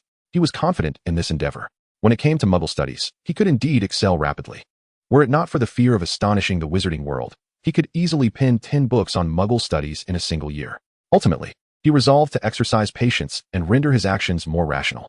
Over the course of 2 years, his correspondence with Dumbledore intensified significantly. Felix continuously sent him various research manuscripts, and they exchanged letters regarding Muggle issues.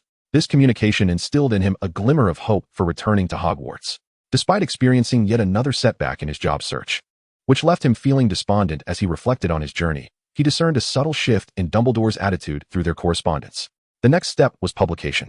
Although his book garnered lukewarm reactions in the market, it was considered highly valuable by professionals in the field.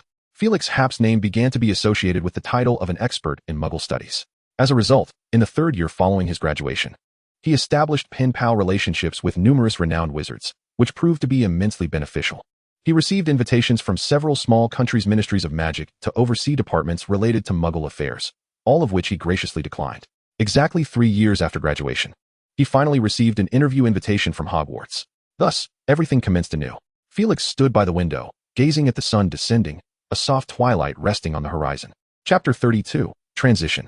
As time gradually approached October, after a month's tenure, Felix had acclimated to the demanding teaching responsibilities, finding himself increasingly adept. For the 3rd and 4th year students, whose curriculum focused on igniting interest, Felix organized several practical activities in class. It must be admitted that the young wizards possessed remarkable creativity. Having merely learned the first set of practical enchantments, those enabling the manipulation of magical puppets to perform basic motions, they managed to innovate extensively. The girls formed a spirited dance troupe while the boys engaged in spirited duels, both groups thriving in their pursuits. Felix also discovered a talent named Cedric, a 4th-year Hufflepuff who devised a remarkable application scenario for passing notes during class. During History of Magic, perhaps due to the inherent dullness of the subject, Cedric animated a puppet to traverse the classroom, delivering messages to his friends. Several drowsy young wizards were astonished by the spectacle as the enchanted puppet bounced over to one particularly sleepy wizard who was drooling in slumber.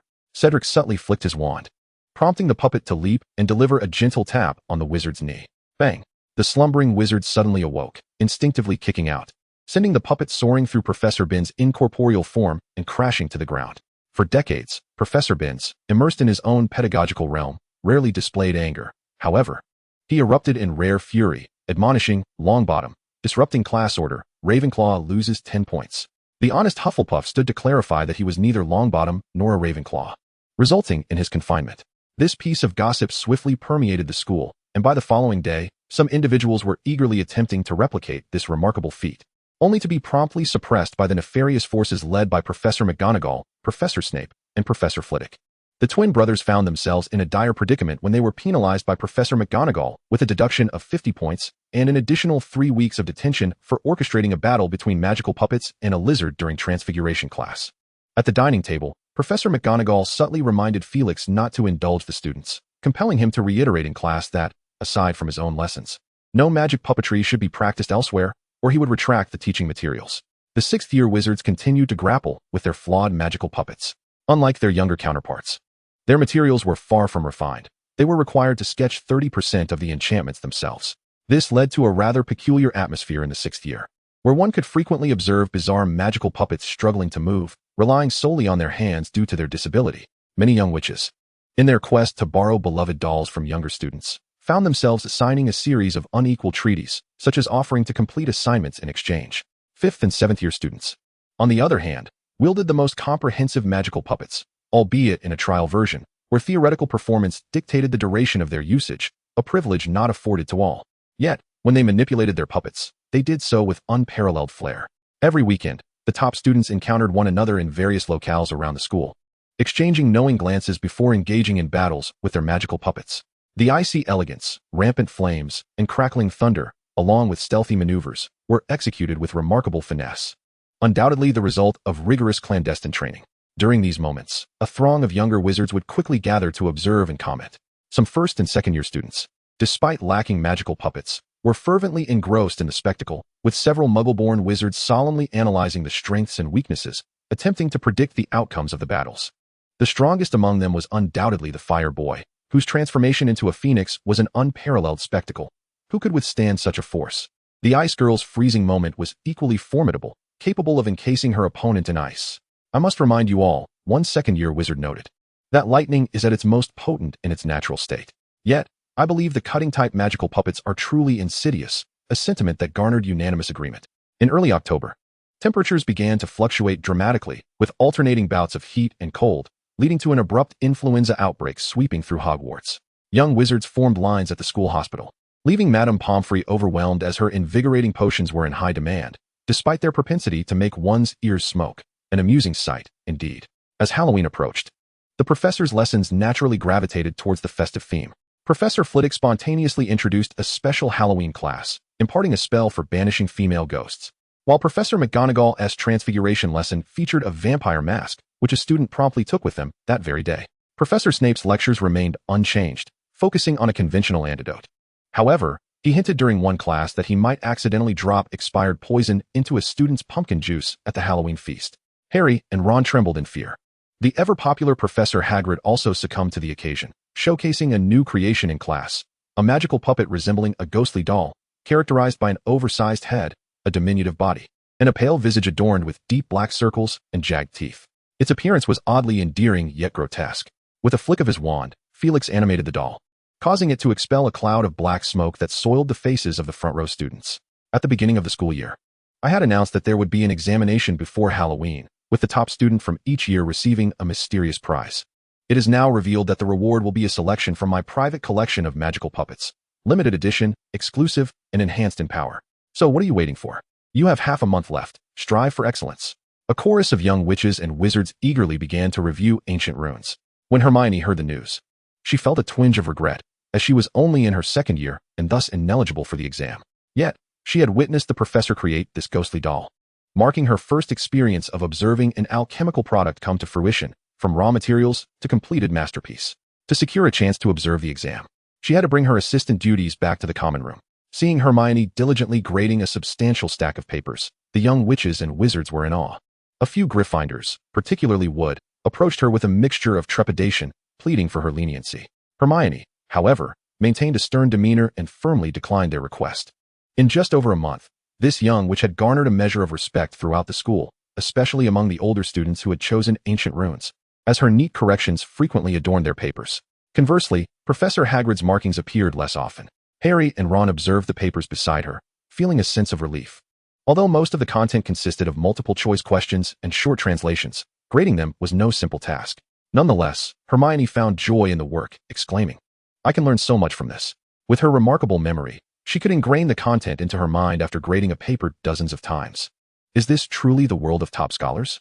The Gryffindor students exchanged glances. Chapter 33, Hagrid. In mid-October, the flu ravaging Hogwarts showed no sign of abating, growing increasingly severe, with several professors unfortunate enough to fall ill. Fortunately, Felix had the foresight to procure 2 bottles of invigorating potion from Madame Pomfrey, taking a sip before class to avoid contagion from the unreliable young witches and wizards. On Wednesday, Felix had the rare privilege of a free period. He stepped out of the castle, following a narrow path that led through the greenhouses, past the Whomping Willow, and arriving at the hut guarding the Forbidden Forest. As Felix approached, a large dog began to bark vigorously. He waited silently until a robust figure emerged from the small dwelling, a man with a thick beard and feet resembling small boats. He shouted at the dog, "Yaya, be quiet," then turned to Felix, scrutinizing him with a curious gaze. "Professor Hagrid?" What brings you here? In his eyes, this professor was impeccably dressed, his hair meticulously groomed, and his beard neatly trimmed, an embodiment of a different persona altogether. As the new professor, I suddenly realized I have yet to pay you a visit, and I must confess. It is quite rude of me, Felix remarked. Is that so? Hagrid mumbled, blocking the doorway, clearly disinterested. I learned from Dumbledore that you are an exceptional keeper of keys and grounds, and you possess extensive knowledge of magical creatures, which happens to align perfectly with my own fascination for these delightful beings. Really? Hagrid coughed, somewhat taken aback. Felix gestured with his wand, and a hefty tome materialized in his hand, its cover adorned with silhouettes of various animals. This is my gift to you. Hagrid's gaze fell upon the array of animal silhouettes, and he stammered, Ah, you are too kind. I mean, you really needn't have. He stood momentarily in a daze, then waved his large arms, saying, Please, come in, do come in. Felix entered Hagrid's modest abode, which, in his eyes, epitomized the quintessential bachelor-esque lifestyle, chaotic yet everything within arm's reach. When Hagrid handed him a cup, Felix realized his initial assessment was mistaken. The cup hadn't been washed in days and was quite filthy. After exchanging a few words with Hagrid, he noted the man's gaze fixated on the book, prompting him to steer the conversation in that direction. Hagrid, this book is a creation of my own, crafted with considerable effort. I hope you will enjoy it. Hagrid spread his large hands, eagerly grasping the book, flipping to the first page where a small creature stood upright on its hind legs, its front limbs hanging down, exuding a vigilant demeanor. The next illustration depicted this creature bravely confronting a lion, undeterred by the immense size of its opponent, launching repeated attacks with unwavering courage. What is this little fellow? Hagrid's eyes sparkled with intrigue. Felix glanced at the image, explaining, It is a honey badger, native to Africa, renowned for its bravery and intelligence. The following page showcased the honey badger encountering various other animals, and Hagrid was utterly captivated, flipping through the pages with increasing excitement. A plethora of fascinating creatures unfolded before him, as if he had unlocked a new realm. After a while, he looked up, slightly perplexed. Professor Hagrid, I have rarely seen these animals. They do not seem to be magical creatures. Indeed, you are the expert on magical creatures, possessing a wealth of knowledge beyond my own. Felix replied, Fortunately, my 2 years spent in the Muggle world allowed me to encounter numerous fascinating creatures. Although they may lack magical attributes, their unique physiological structures and habitats endow them with captivating characteristics. I have compiled a selection of information from various Muggle literature and audiovisual materials to create this tome of magical lore. Hagrid clearly understood the thoughtfulness behind this gift. Murmuring softly, It's too precious, far too precious. Felix chuckled, Oh, Hagrid, there is no need for such formality. I have prepared similar gifts for each professor. Moreover, I do have a small favor to ask of you. What is it? Hagrid inquired cautiously. I require some unicorn hair, but not in excessive quantity, Felix responded, appearing somewhat hesitant. Oh, is that all? Quite simple. Hagrid relaxed, leaning forward to retrieve a fluffy, grimy mat from the side. Here, if this isn't enough. I have plenty more. Young unicorns shed their hair several times as they grow, and I've been the one to collect it. Felix stood momentarily stunned as he accepted the soft, worn mat, which clearly bore the marks of its time beneath Hagrid's care. Hagrid added, While unicorn hair possesses magical properties, not every strand is suitable for wand making. These were left behind by that old coot Ollivander. You know he collaborates with Hogwarts and offers discounts to newcomers. The conversation swiftly shifted to magical creatures, and to Hagrid's surprise, he realized that this professor was speaking the truth, in stark contrast to a certain narcissistic colleague. Professor Flitwick demonstrated an impressive knowledge of various magical beings, even possessing insights into matters beyond his own understanding. For instance, when encountering a sphinx, one could pose 3 riddles to ensnare it in confusion and contemplation, or when faced with a blast-ended script, using magic to transfigure a stone would be effective. As they harbor a particular fear of dogs with pure white fur, similarly, trolls are frightened by bright light. During their discussion, the professor also provided butterbeer and a special cake, and the two enjoyed a delightful repast. As Felix exited Hagrid's cozy abode, twilight had descended. On the path, he spotted a red-haired young witch, seemingly rather scatterbrained, whom he guided back to the castle. The following day, Felix exchanged a few branches of the Whomping Willow and a small pot of Devil's Snare with Professor Sprout from herbology class. The former is a highly coveted material, often utilized in wand-making and crucial in the brewing of various potions. Thanks to Harry and Ron's mishap at the beginning of the term, when their car collided with a Whomping Willow, this material is currently abundant. In his office, Felix surveyed the materials on his workbench, a soiled mat, several black branches measuring around 7 to 8 meters, and a small pot containing a coiled plant. He felt profoundly satisfied. Felix was prepared to craft a magical artifact, employing a method derived from a rather ancient tome of magic, recently unearthed from the library. Initially, He paid little heed to the title of the book, Applications of Alchemy, which bore no distinction from others he had encountered. However, he swiftly discerned a divergence. The cover had been affixed later, while the pages within appeared notably more ancient. Were it not for the protective enchantment, Felix had no doubt that the tome would have crumbled to dust immediately. Within this slender volume resided the notes of more than 10 individuals, some disorderly and others meticulously penned, comprising both critiques and supplements to the works of predecessors, as well as a condescending gaze directed toward successors. Chapter 34. Enchanted Artifacts and Halloween. Through the musings of a somewhat loquacious individual named Chagus Gant, Felix deduced that this ancient manuscript hailed from the Gant family, or at the very least, had been long in their possession, as evidenced by the abundant praise for this ancestor in subsequent annotations. More than one, in fact. This provided Felix with the delight of reading commentary. The enchanted artifact Felix aspired to create also originated from this ancient tome. It was categorized as an enchanted artifact rather than an alchemical product due to its internal circuitry being entirely composed of individual magical symbols, devoid of any traces of later alchemical practices. Many could not discern this distinction, but Felix was an exception.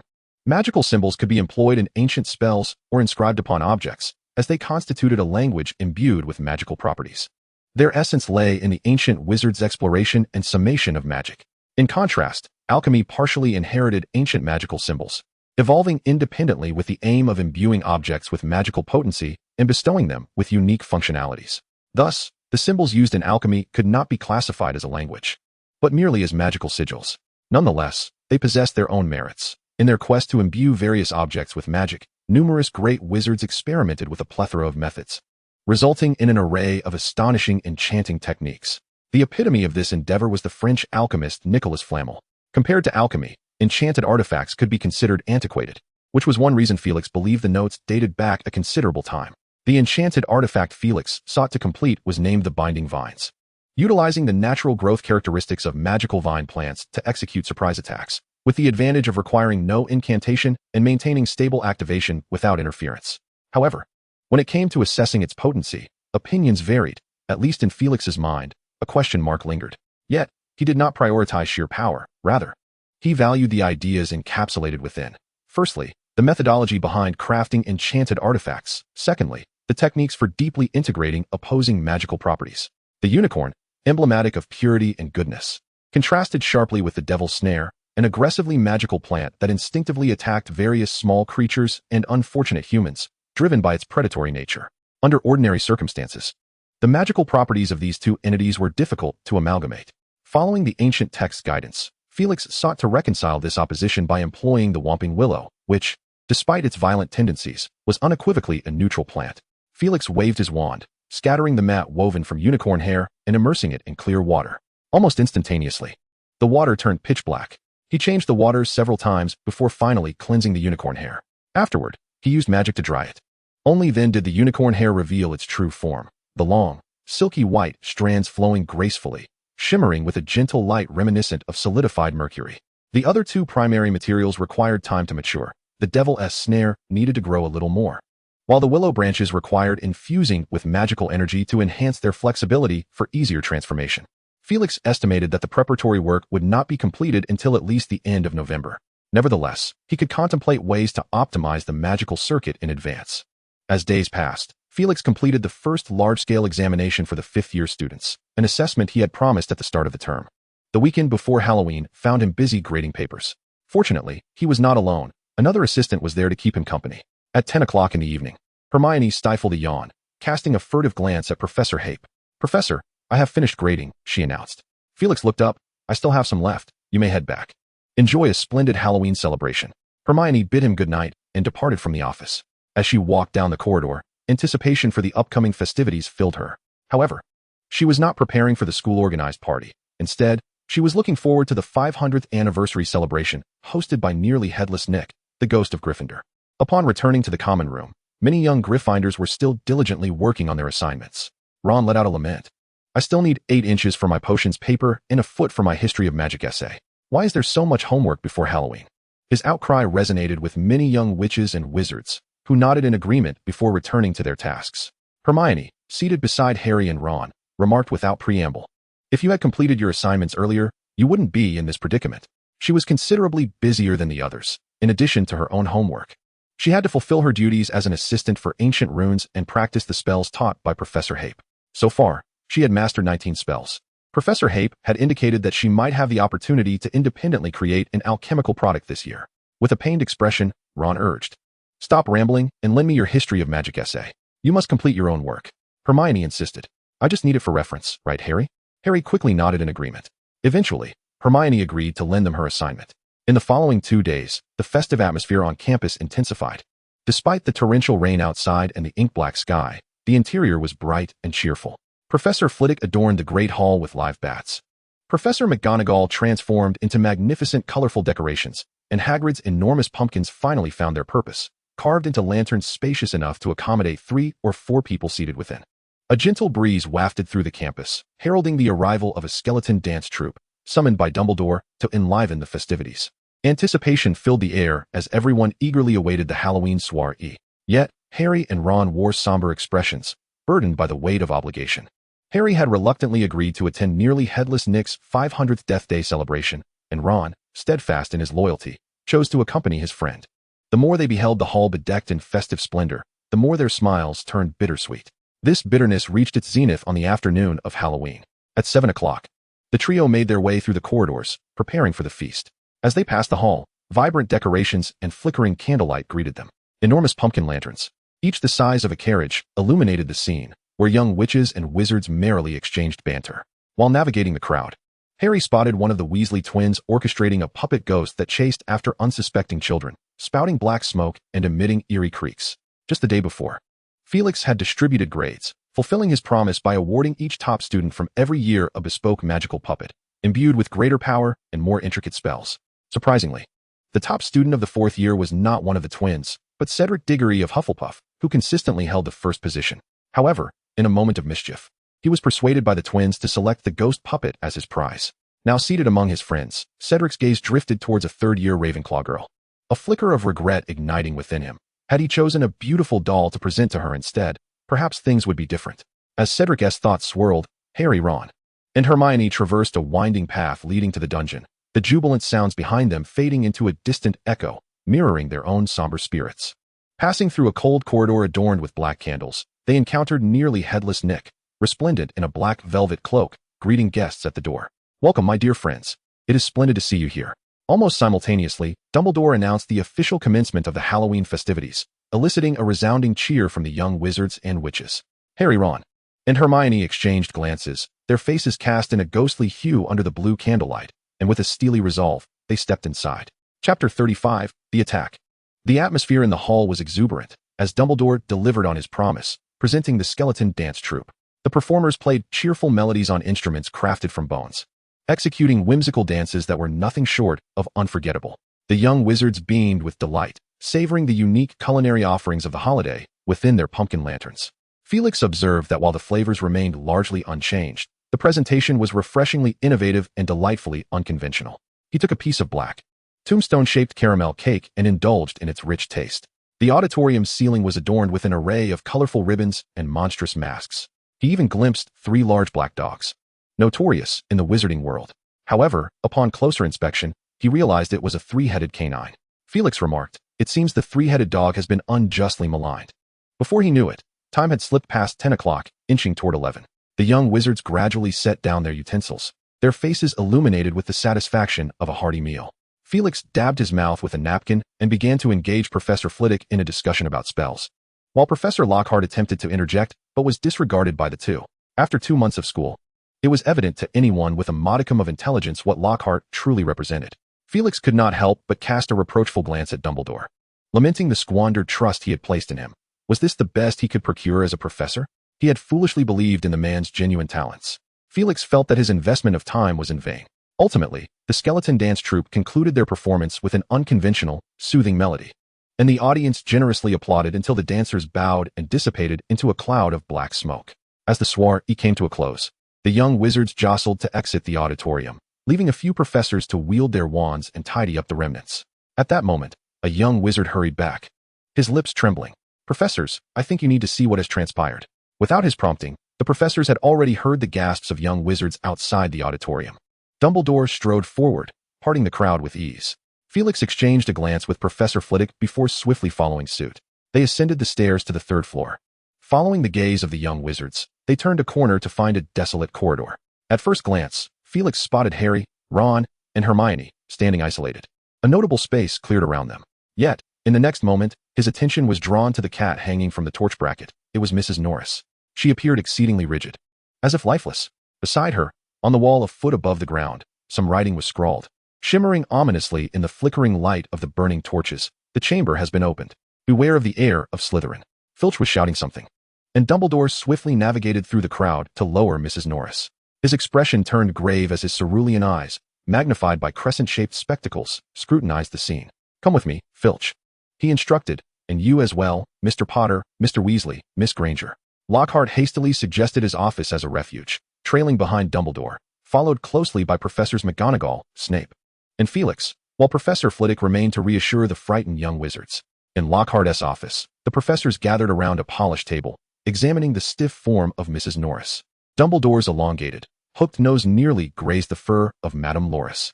Through his crescent-shaped spectacles, he scrutinized her closely, his slender fingers gently prodding and poking at various spots. Professor McGonagall bent low, her face almost touching the cat, squinting her eyes to examine it intently. Meanwhile, Snape stood behind them, half of his form obscured in shadow. Felix occupied the opposite side, his fingers gliding along Madame Loris's spine, the fur becoming remarkably stiff beneath his touch. He then lightly tapped his wand against her body, sensing a potent aura of curse. It seemed she had not perished, but rather been petrified.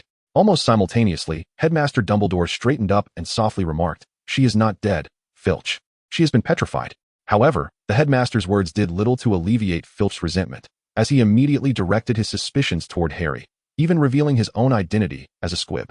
Yet, his suspicions were swiftly dismissed, for such an act necessitated the most profound dark magic, far beyond the capabilities of the trio.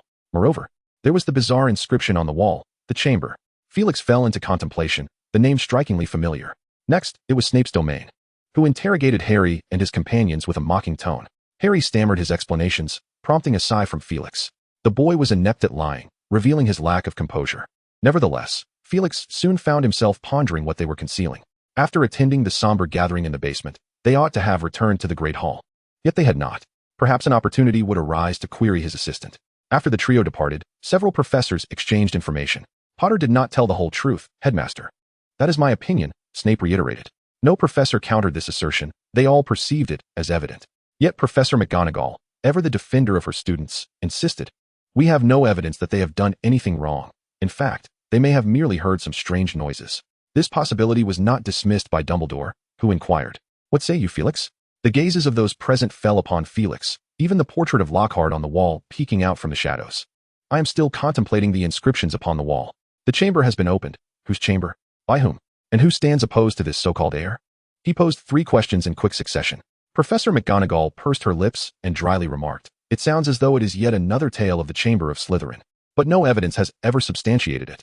Apart from Felix and the newcomer Lockhart, the other 3 were seasoned educators, well aware that similar campus legends circulated every few years among the young witches and wizards, each iteration becoming increasingly sensational and curious.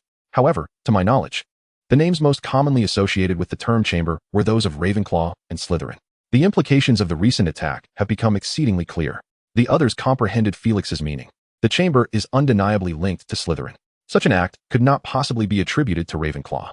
The speculation is quite reasonable, yet regrettably devoid of evidence." Snape interjected with a sharp remark.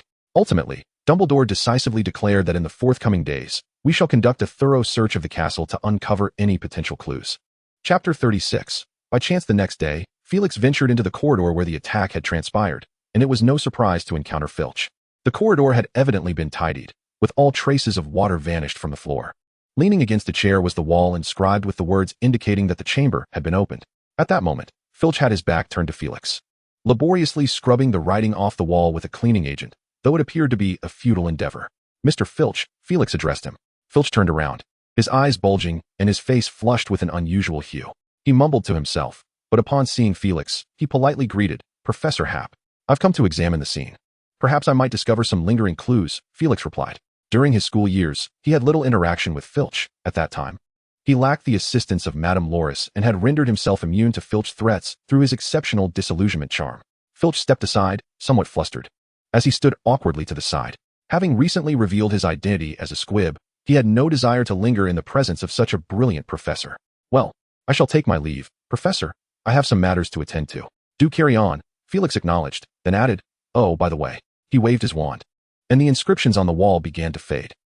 He was taken aback and quickly approached the wall, scrutinizing the writing. It seemed to be a form of coercive magic, yet not a permanent sticking charm.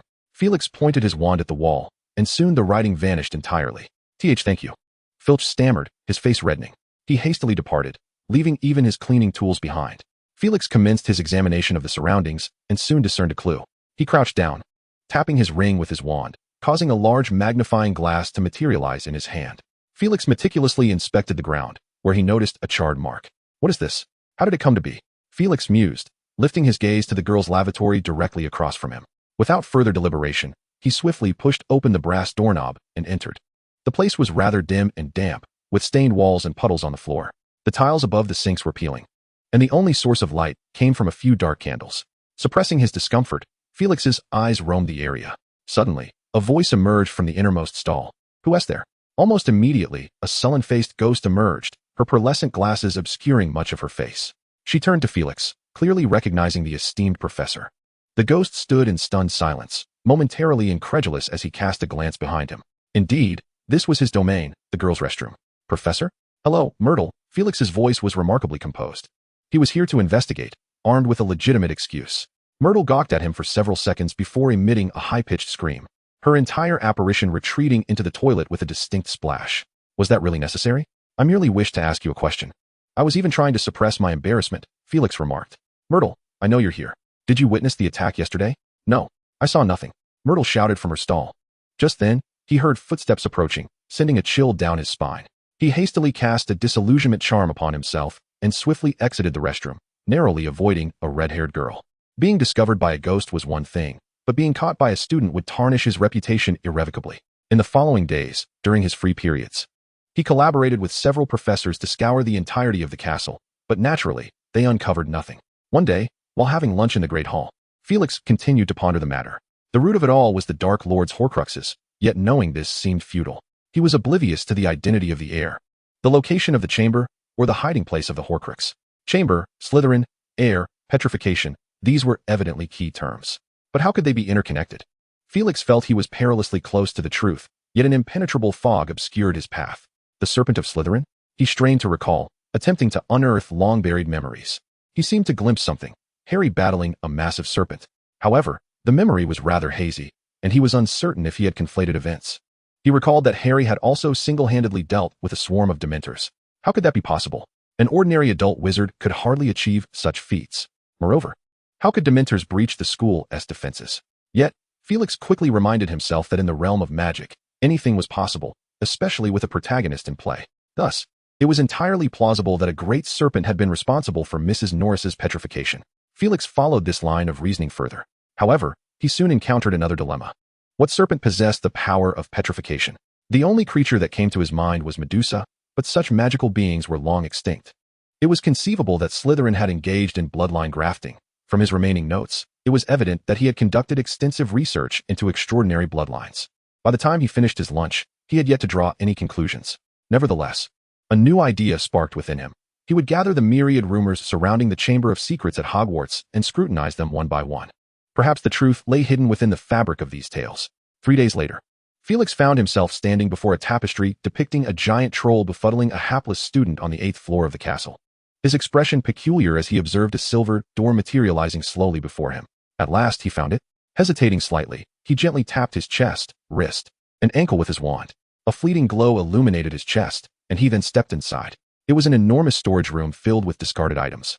A veritable mountain of refuse, tattered quills, old books, and broken spyglasses. He even spotted a golden snitch missing half a wing. Cautiously, he circled the room, but found no trace of anything unusual. A hidden chamber, perhaps? It was difficult for him to fathom that the proud Slytherin would conceal their secret here. However, this room was indeed very discreet. Its magic must be quite intriguing.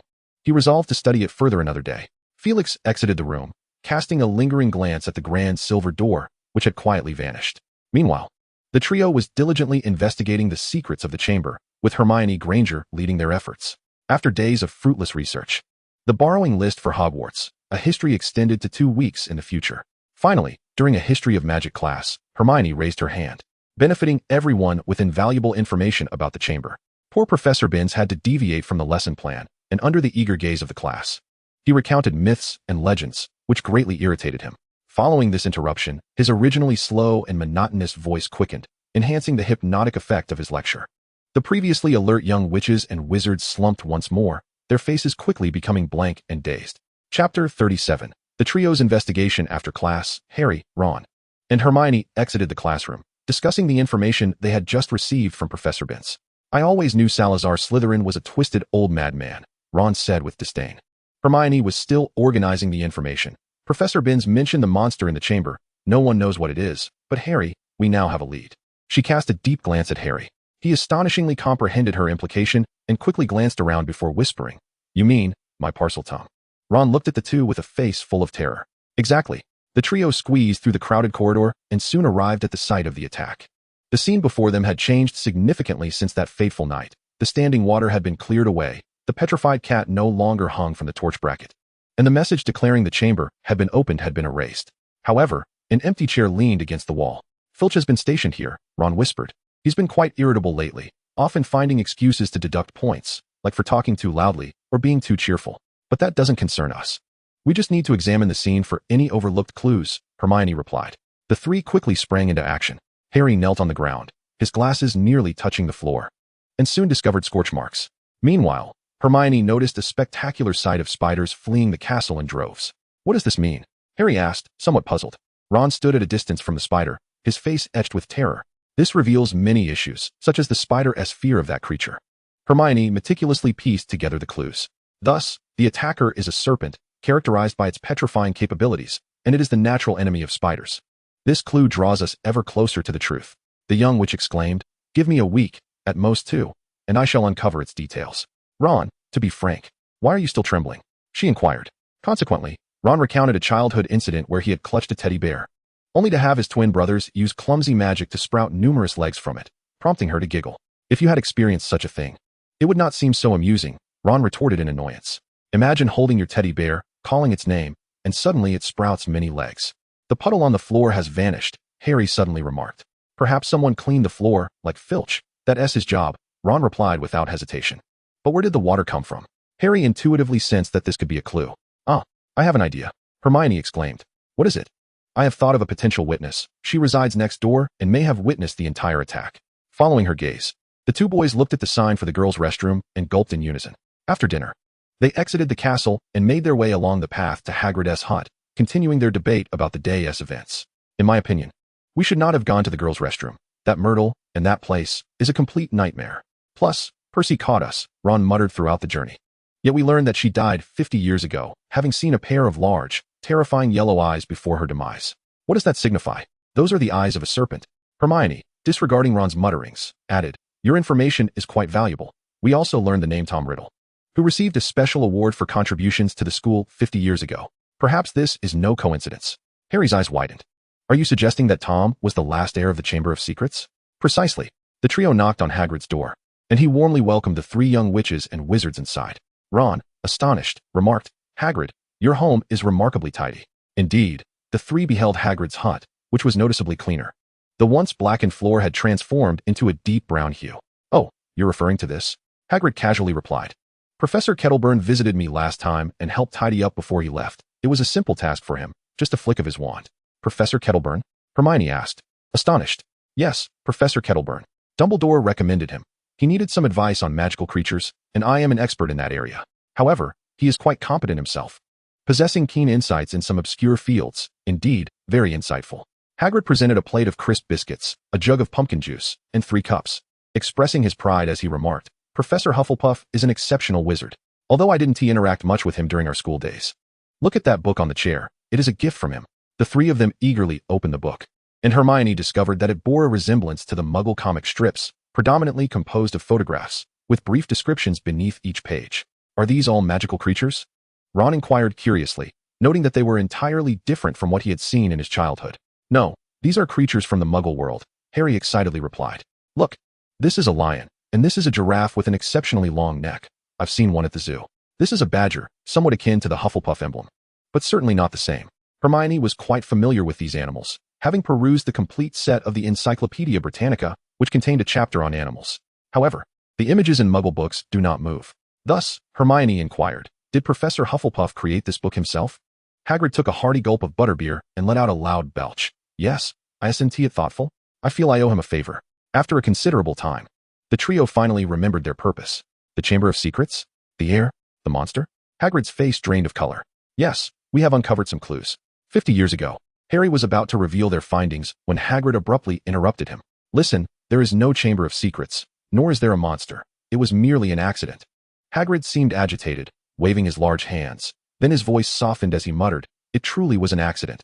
No one expected such a thing to occur, no one. Shortly thereafter, they were ushered out of the small hut. He is definitely hiding something, Ron exclaimed indignantly. We can all see that. Upon returning to the warm common room, they were confronted with reality and began to tackle their assignments.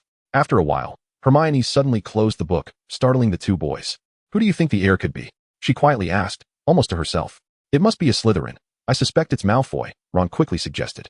Harry immediately embraced this notion. Perhaps it really is him. Consider this. His family has been pure blood for generations. He has motive, and most crucially, he has recently faced a significant setback after being punished by Professor Hufflepuff for insulting Hermione. Hermione's breath caught momentarily. Ron seemed to find a theoretical basis for their conjecture. Harry, you are absolutely right. It must be him. Perhaps the Malfoy family is a descendant of some line of Slytherins, and they have been safeguarding this secret for generations. Haven they, Hermione? At that moment, the twins approached from a distance. I believe I heard you discussing Professor Hufflepuff. Has he done something amusing again? The twins settled on either side of Harry and Ron. Nothing much, Ron quickly replied.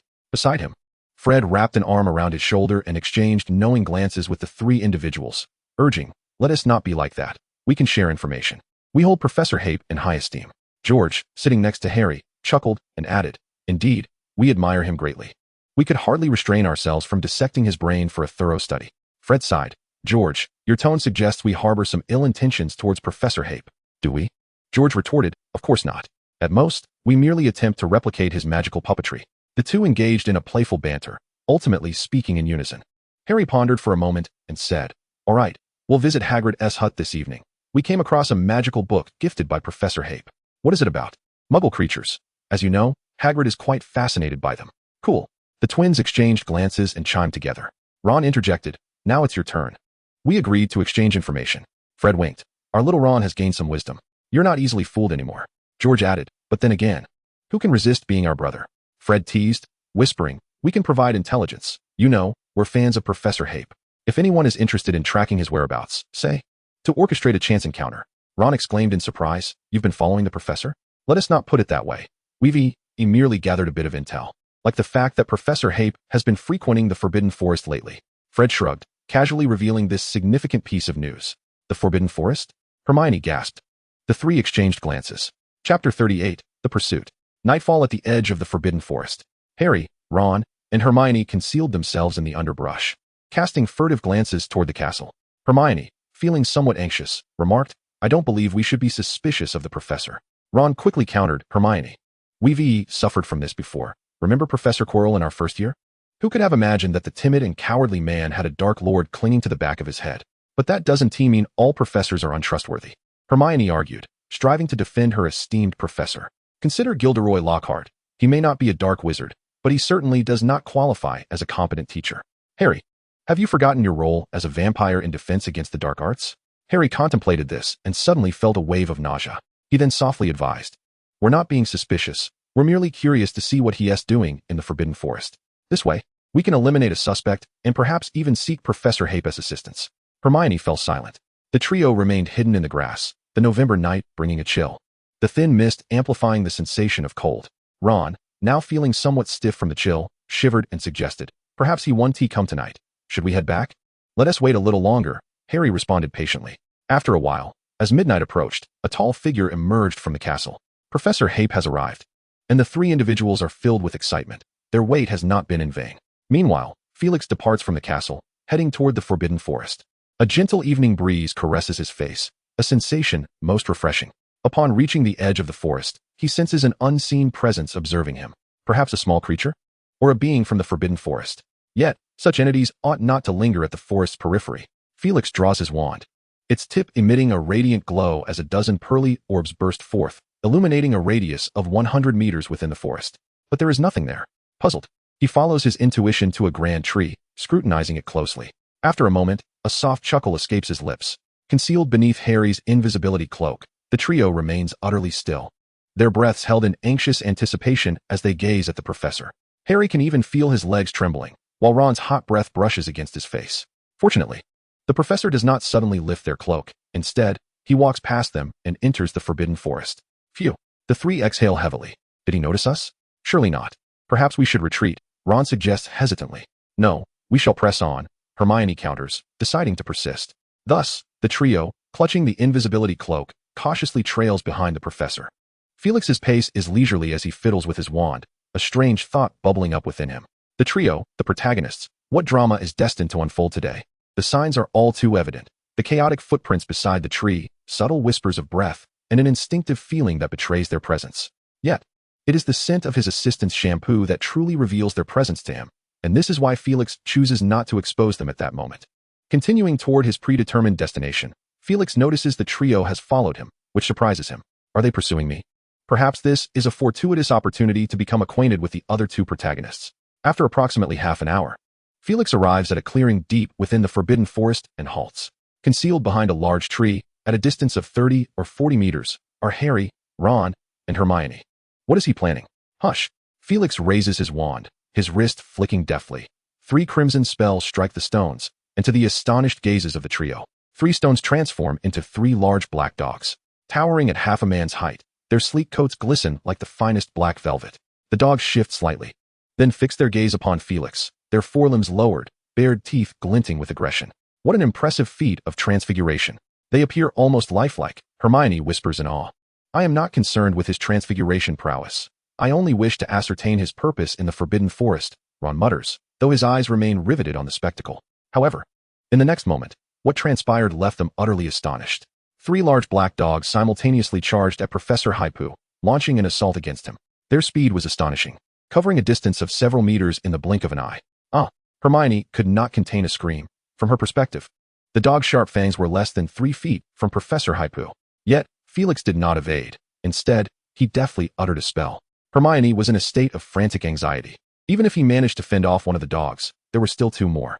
Harry and Ron's faces were etched with terror, particularly Harry, who was haunted by the memory of yet another professor perishing before him after a year. However, they seemed to have forgotten that all 3 dogs were merely transfigurations conjured by this very professor. In an instant, the situation on the field transformed dramatically. Felix's figure abruptly vanished, leaving behind a cloud of black smoke. The next moment, he reappeared 2 meters away, and as soon as he materialized, a red light shot forth from his wand. His figure vanished once more, reappearing in another corner, casting yet another spell. To the eyes of the trio, it appeared as though the professor had instantaneously multiplied, simultaneously executing 3 spells. Bang, bang, bang. The 3 large black dogs fell in response to the incantations, collapsing instantaneously. Beneath the invisibility cloak, they stared in astonishment. Goodness, what kind of magic is this? Ron's mouth hung agape, his mind still replaying the previous scene. Amidst the swirling smoke, the professor's stern visage emerged, accompanied by a flash of red light, only to vanish and reappear in another location in the blink of an eye. The speed was mesmerizing, rendering evasion and resistance impossible. Harry too gaped in disbelief. Meanwhile, at the center of the clearing, Felix, who had just completed his spellcasting, shook his head, realizing he had still missed his target by half a meter. This was merely the second jump. If he attempted 10 or 8, would he not risk being struck by his own spells? Felix's purpose for coming forth was to refine his Trinity assault strategy, a technique he had whimsically dubbed the instant kill technique during his more youthful days. The principle was quite simple. The Trinity, wherein 3 spells were cast simultaneously, perfectly merging to yield an effect that surpassed the sum of its parts. The speed of apparition, the petrifying power of the Petrificus spell, and most crucially, the acceleration of thought that maintained his balance and reflexes. When these elements converged, Felix could instantaneously unleash spells from multiple positions, creating a dazzling web of intersecting energy, achieving the terrifying effect of one man embodying an entire team. Although the principle was straightforward, the path was fraught with challenges. The crux lay in enhancing his reflexes and maintaining bodily equilibrium in the blink of an eye. At the onset of the school year, he had devised a rudimentary form of this magic, or rather a branch technique known as the thought chamber, but it was only suitable for instructional purposes. Now, Over 2 months had passed, and he had not been idle during this time. While Hermione practiced the incantations in the thought chamber, he had been contemplating how to apply them in combat. Fortunately, he had garnered considerable insights recently. This also elucidates why he ventured deep into the Forbidden Forest for several consecutive days, avoiding the omnipresent disillusionment charms within Hogwarts Castle. 2 jumps were barely tolerable. Felix was somewhat content, as there would be opportunities for improvement in the future. He then lifted his gaze, steadying his eyes upon the trio. Step forward. Chapter 39, Detention. Harry, Ron, and Hermione tremulously lifted the invisibility cloak. The 3 approached with glum expressions. Professor. Felix's gaze swept between them. Miss Granger, Mr. Potter, Mr. Weasley. Could you elucidate the reason for your presence here? Harry summoned his courage and replied, Professor, we wish to visit Hagrid. You may not be aware, but we are his friends. This is hardly a convenient route. You have ventured too deeply into the Forbidden Forest. Felix shook his head. I believe your professor must have advised you against trespassing into the Forbidden Forest. Ron stammered. Professor, we intended to find Hagrid, but we happened upon you by chance and, out of curiosity, decided to follow. Curiosity, Felix mused, toying with his wand as he regarded the trio in silence. A heavy psychological burden descended upon them. Finally, Hermione spoke with a quivering voice. I'm sorry, Professor, we have betrayed your trust. Quite all right, Felix replied calmly. Adventure is the very essence of every young wizard, particularly those of Gryffindor. However, I urge you to discern the boundary between bravery and folly. Remember, one lives but once. Felix refrained from further commentary as he escorted the trio back to the castle. Let me consider. Breaking curfew, trespassing in the Forbidden Forest, following a professor. As Felix spoke, the trio's faces paled, each receiving a deduction of 10 points and a week of detention. The 3 returned to the common room in a daze. Seeing Hermione's sorrowful demeanor, Ron attempted to console her. It's nothing. This is a better outcome than I had anticipated. I thought we would each lose 50 points and be confined until Christmas. Harry nodded in agreement, contemplating the dire consequences had they fallen into Snape's hands that evening. As he lay in bed, Ron suddenly remarked to Harry, That was so cool, right? What? Professor Snape, whoosh. One could hardly discern his movements, if you ask me. He is far superior to Snape, perhaps even more formidable than Dumbledore. Dumbledore is the strongest, Harry replied without hesitation. That may be so, but the headmaster hasn't engaged in combat for many years. Were it decades ago, I would not have doubted, Ron murmured before gradually drifting into slumber. Yet Harry found himself restless, as visions of Professor Snape casting spells danced in his mind. From the moment the first incantation emanated from Snape to the sudden manifestation of black smoke, each movement replayed vividly in his thoughts. He perceived it all with utmost clarity. The following day, Hermione still bore a hint of sadness, yet she quickly rallied, even initiating discussions about the clues to the Chamber of Secrets with them. The young witch frowned and remarked, It appears that Professor Hape is not the heir of Slytherin. Ron interjected, Let us not be so hasty. We have merely dispelled one suspicion, although Professor Hape is indeed a decent fellow. He himself acknowledges this. Hastily, Harry shifted the topic. Sensing that their actions of trailing the professor the previous night had left Hermione, their assistant, somewhat embarrassed. I still believe Malfoy is a more likely candidate, he asserted. Indeed. Ron concurred. But how can we extract information from him? He would never brazenly admit to being the heir of Slytherin. Hermione nodded thoughtfully and whispered, Perhaps we need Polyjuice Potion. What is that? They inquired. Polyjuice Potion allows you to transform into another person, Hermione explained. The 2 boys remained bewildered. Annoyed, Hermione exclaimed, Haven't you been paying attention in class? Professor Snape mentioned that the brewing process for this potion is exceedingly complex and requires various rare ingredients. The recipe is documented in the book Powerful Potions. The trio engaged in a hushed discussion but soon found themselves at an impasse. The recipe for Polyjuice Potion was difficult to obtain, as the book containing it was located in the restricted section of the library. To borrow from the restricted section, one could only do so with a signed note from a professor. We have no justification for borrowing that book, Ron stated. It's not suitable for our year. I believe, Hermione suggested, that if we feign interest in this theory, we might have a chance. Oh, come on. Professors won't fall for that so easily, Ron retorted, unless they are utterly foolish. On Saturday morning, after breakfast, the trio made their way to the office of the Ancient Runes professor to serve their detention. Harry lamented that the first Quidditch match was imminent, yet he could not participate in practice, much to the dismay of the Quidditch captain, Wood. Upon knocking, they were astonished to find Draco Malfoy present. Malfoy was hunched over a desk, engrossed in a thick tome, having flipped to the last few pages. His quill was incessantly scribbling, with a smudge of ink at the tip of his nose. Harry suddenly recalled Malfoy's punishment of having to copy texts. Professor Hape closed the door and, in a light-hearted tone, remarked, I had initially intended to separate you, but upon reflection, it seemed too troublesome. I inquired, and Mr. Malfoy does not mind sharing a table with you. Ron let out a snicker, observing Malfoy's expression, which did not suggest indifference. He began to look forward to this detention. Felix conjured 3 chairs and placed them before them, stating, "I will fetch the materials you need to copy." With that, he departed. The 4 individuals in the office exchanged wide-eyed glances. Harry teased, "Malfoy, your detention isn't over yet? The cost is quite substantial." Malfoy lifted his chin defiantly. Harry Potter. He cast a fleeting glance at the trio, and, upon seeing Hermione, seemed poised to speak, yet he quickly restrained himself. With a hint of arrogance, he declared, "At Professor Snape's suggestion, Professor Hape has permitted me to take a leave of absence, so I shan't miss Slytherin's Quidditch practice, Potter. I shall defeat you on the field." Harry's mood soured instantly. With the financial backing of the Malfoy family, the entire Slytherin Quidditch team had been outfitted with Nimbus 2001 brooms, granting them remarkable speed.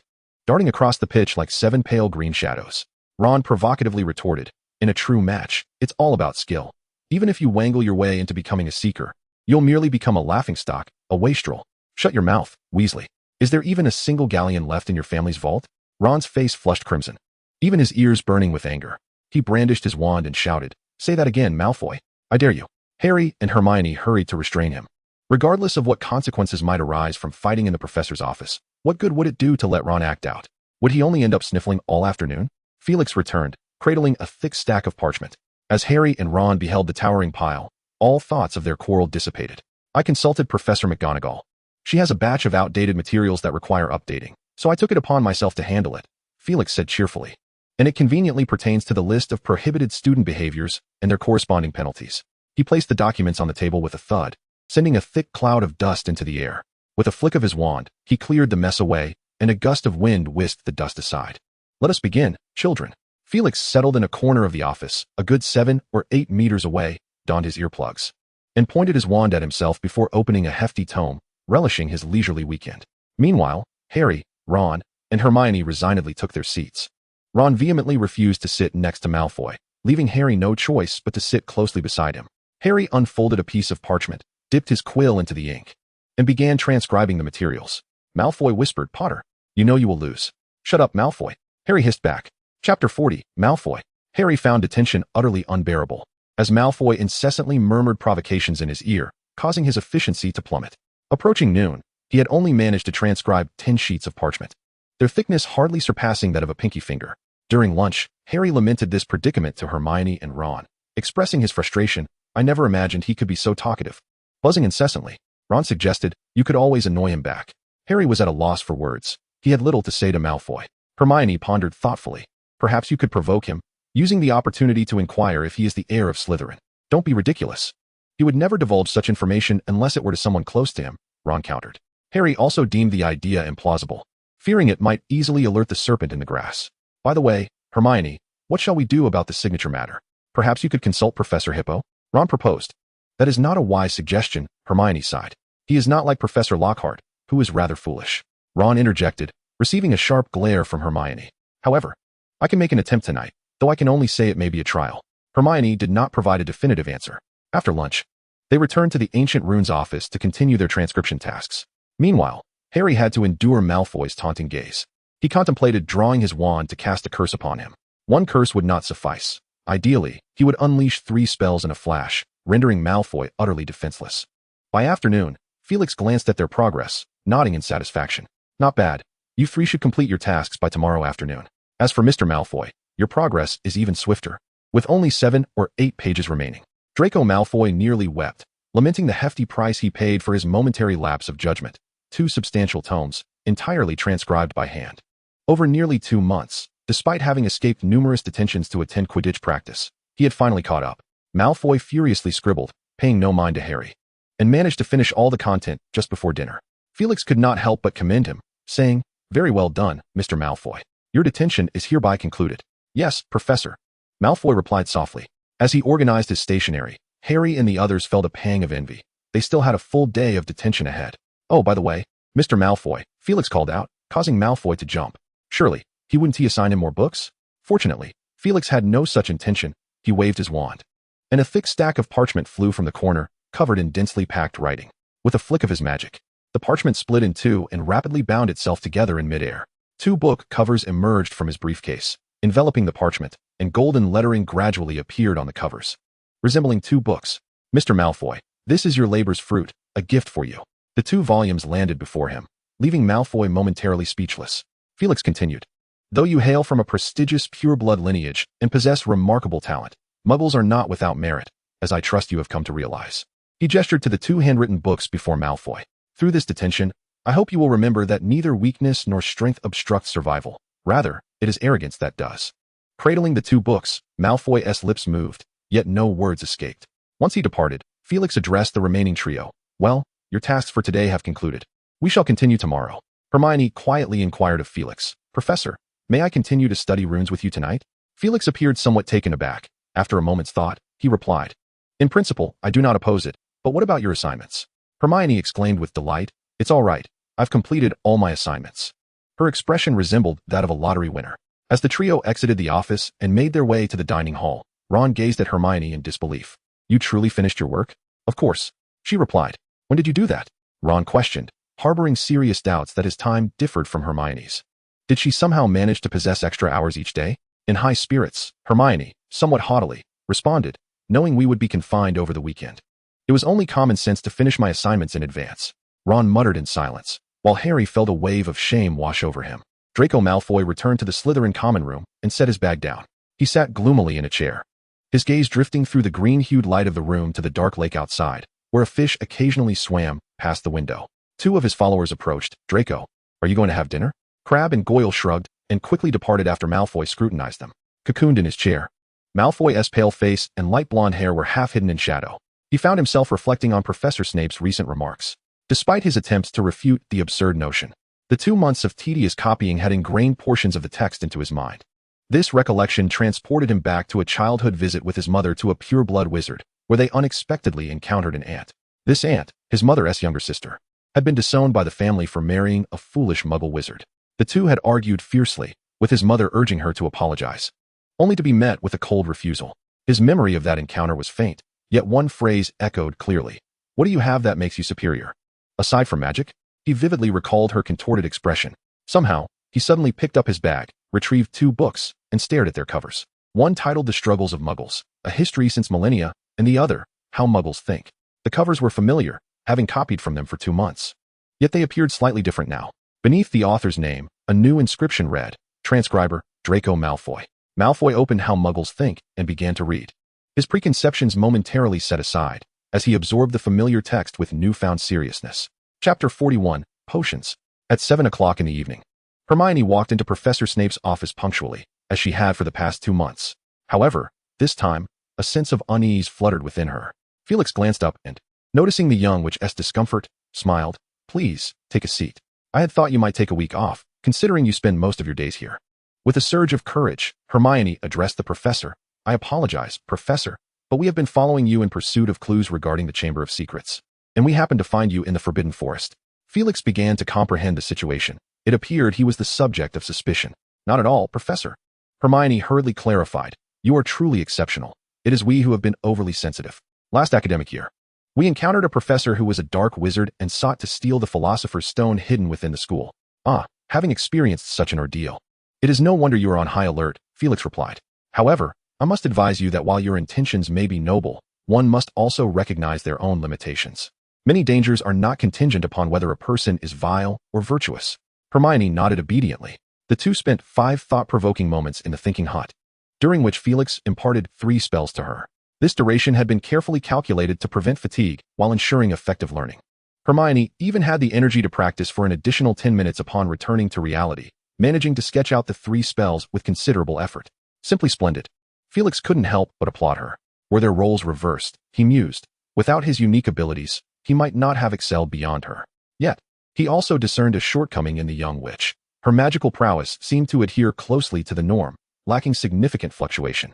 While this consistency was advantageous, ensuring stable spell casting and minimizing the likelihood of failure, it also presented drawbacks. For instance, she was unlikely to experience a surge of power, unable to amplify her spells through intense emotion. It could be said that she was more suited to the role of a magical scholar, dedicated to the study and research of magic, rather than becoming an auror or a similar practitioner. Felix contemplated the possibility of having her as a research assistant or perhaps a collaborator upon her graduation. It was understandable that he entertained such thoughts. There were few qualified candidates available, which contributed to his dissatisfaction with Hogwarts and the magical community at large. Its training methods were rather rudimentary. How many wizards continued to diligently study magic after graduation? Conversely, the black market was rife with such practitioners, but the real question remained. Could he trust them? A fleeting thought crossed his mind about dominating the magical realm, but he swiftly dismissed it. That was not his path. Noticing the time, he offered, "It's still early. Would you like to return early, or perhaps watch a movie together?" Felix glanced at the clock. It was just past 9, and inquired of the young witch. Hermione tucked a strand of hair behind her ear and stammered, "Oh, Professor, I believe I am quite curious about certain potions and hope to learn some background knowledge." "Potions?" he asked. "Indeed. You see, in our potions class, we primarily study antidotes and elixirs for ailments. But I have read about some advanced potions in books that possess remarkably wondrous effects." "That is indeed true," Felix mused, considering that it was not a trivial matter. "Potions? Let me think," he said, waving his wand to gently tap the ring on his left hand's finger, summoning 6 small vials, each the width of a finger, before him. "The realm of potions is indeed intricate and enchanting. Although I have attended Professor Snape's advanced class, I must admit that I still have a considerable distance to cover in this field." Hermione was somewhat astonished at Professor Snape's high regard for Snape. The first potion introduced was the bewitching brain elixir. Felix summoned the first vial from the left to float before Hermione. A potion that significantly enhances the cognitive abilities of the user, expediting the learning process. In some respects, it bears resemblance to the thought chamber. Hermione gazed at the vial before her, filled with a pale blue liquid that shimmered with bright fluorescence as she gently shook it. Many wizards have succumbed to addiction due to the misuse of the bewitching brain elixir, losing their ability to think critically. Noticing Hermione's hand tremble slightly as she reached for it, he added, "However, occasional use is permissible." The second potion was the fire-resistant elixir. A small vial of purple liquid floated before her. Though its name was not particularly striking, it effectively protects against magical flames. Hermione suddenly recalled the challenge set by Professor Snape during her first year, a logical reasoning puzzle in which one potion was designed to traverse magical fire. The third potion was the fortuitous elixir. A vial floated to her, containing a scant third of its volume, perhaps just 2 or 3 milliliters. Yet, it was the most exquisite, resembling liquid gold that danced like fish as she gently stirred it. Known as the potion of luck, it grants the user an extraordinary fortune, as if aided by divine intervention. However, excessive use leads to dizziness, recklessness, and hubris. "Its brewing must be quite intricate, I presume?" Hermione inquired. "Indeed. It is exceedingly complex and requires no less than 6 months. A single misstep can transform it into a deadly poison," Felix replied with a note of reverence. The fourth potion was the Wolfsbane elixir, which prevents werewolves from losing their sanity during the full moon. Of course, this holds little relevance for me, as it serves merely as a collectible. The fifth potion was the Polyjuice potion. Upon hearing this, Hermione's spirits lifted. Her gaze fixed intently on the vial that floated before her. "It seems you are familiar with this potion?" she whispered. "Professor Snape mentioned it in class. It allows the drinker to assume the appearance of another." "Precisely. It is also a rather complex potion, requiring a month to brew. A standard dosage lasts approximately 10 minutes to 12 hours, depending on the potion's quality."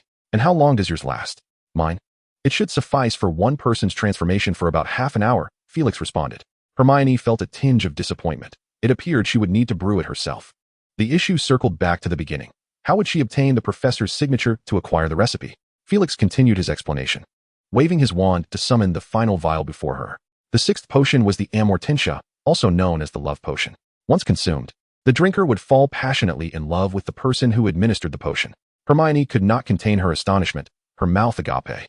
"You will find that its method of use bears some resemblance to that of the compound decoction. The compound decoction involves adding someone else's hair or bodily tissue, thereby transforming into another person, whereas the love potion requires the addition of one's own hair or bodily tissue for another to consume, thus inciting affection." The young witch indignantly remarked, "Such a potion is utterly vile." Felix shrugged, acknowledging that it would only lead one to a facade of love, akin to a soap bubble, reminiscent of the scent that one holds dearest in their heart. With a flick of his wand, the cork of the small vial popped off. "You may sample its fragrance without concern. It is the purest essence, posing minimal danger, and will not compromise your rationality." Hermione leaned closer, delicately inhaling the aroma, which evoked the sense of books, sunlight, and her home in the Muggle world. Chapter 42, Quidditch and the Second Attack. The subsequent week passed swiftly, with everyone engrossed in their endeavors. Felix found himself compelled to dedicate more attention to the 5th and 7th years, as this year was pivotal for a young wizard's future. Of course, he sincerely hoped for more individuals to pursue the study of magical texts, not merely as mundane translators, but as researchers akin to himself. He also had to tend to the mischievous devil's snare while imbuing the branches of the shrivel figs with magical essence, which was crucial for the success of his first magical creation.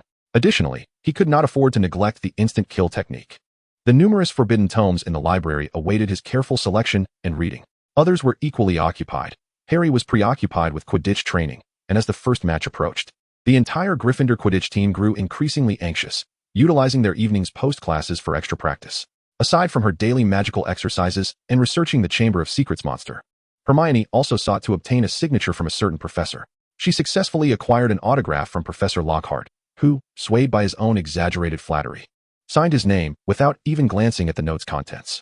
"You cleverly captured the last ghoul with the filter cup. How astute." The mere thought of her words made Hermione blush. Fortunately, the project for brewing the compound potion was well underway and would require about a month to complete. Coinciding with the Christmas season, Hermione cheerfully announced this. Meanwhile, Harry and Ron sat with furrowed brows on the lavatory floor, lamenting the rather dismal surroundings. In the days that followed, the school remained uneventful, devoid of new attacks or the sudden emergence of any unknown creature to petrify the young wizards. The students also lost interest in the ancient legends and secrets, even speculating that the previous incident was merely a malicious prank, particularly since the victim was Filch's cat, the accomplice of the least favored castle caretaker. Some young wizards even fervently claimed to have seen a shadowy figure lurking on the third floor before the incident, clutching a piece of cake that surely contained the petrifying potion.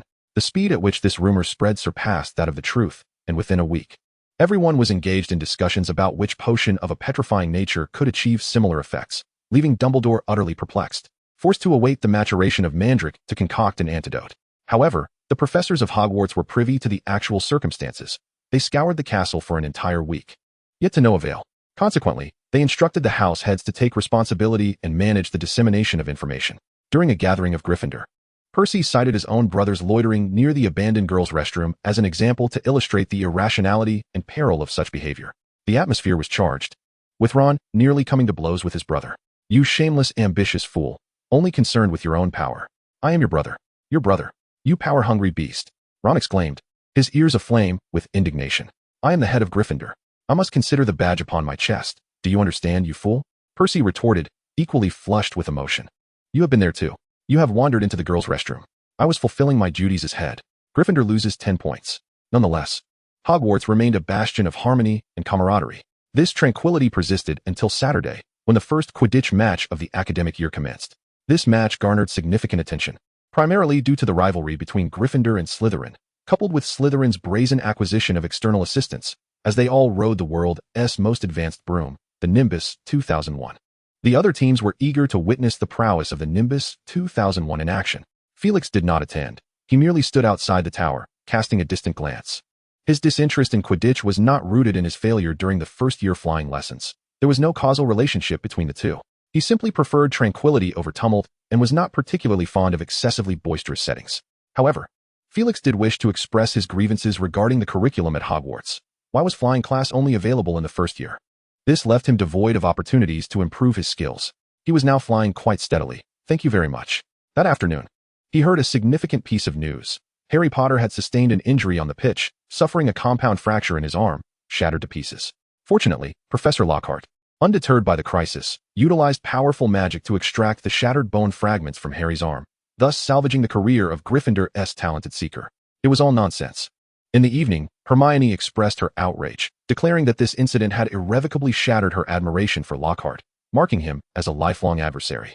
The reality was that Harry had merely broken his arm, an ailment easily remedied by a healing spell. However, due to Lockhart's overly enthusiastic intervention, he was compelled to remain in the hospital wing, consuming bone regrowth potions to facilitate the healing process. The mere thought of the foul odor of the bone regrowth potion sent a shiver down Felix's spine. That evening, Felix bid farewell to the young witch and prepared to indulge in a film to elevate his spirits when Dumbledore's Phoenix Patronus soared through the window.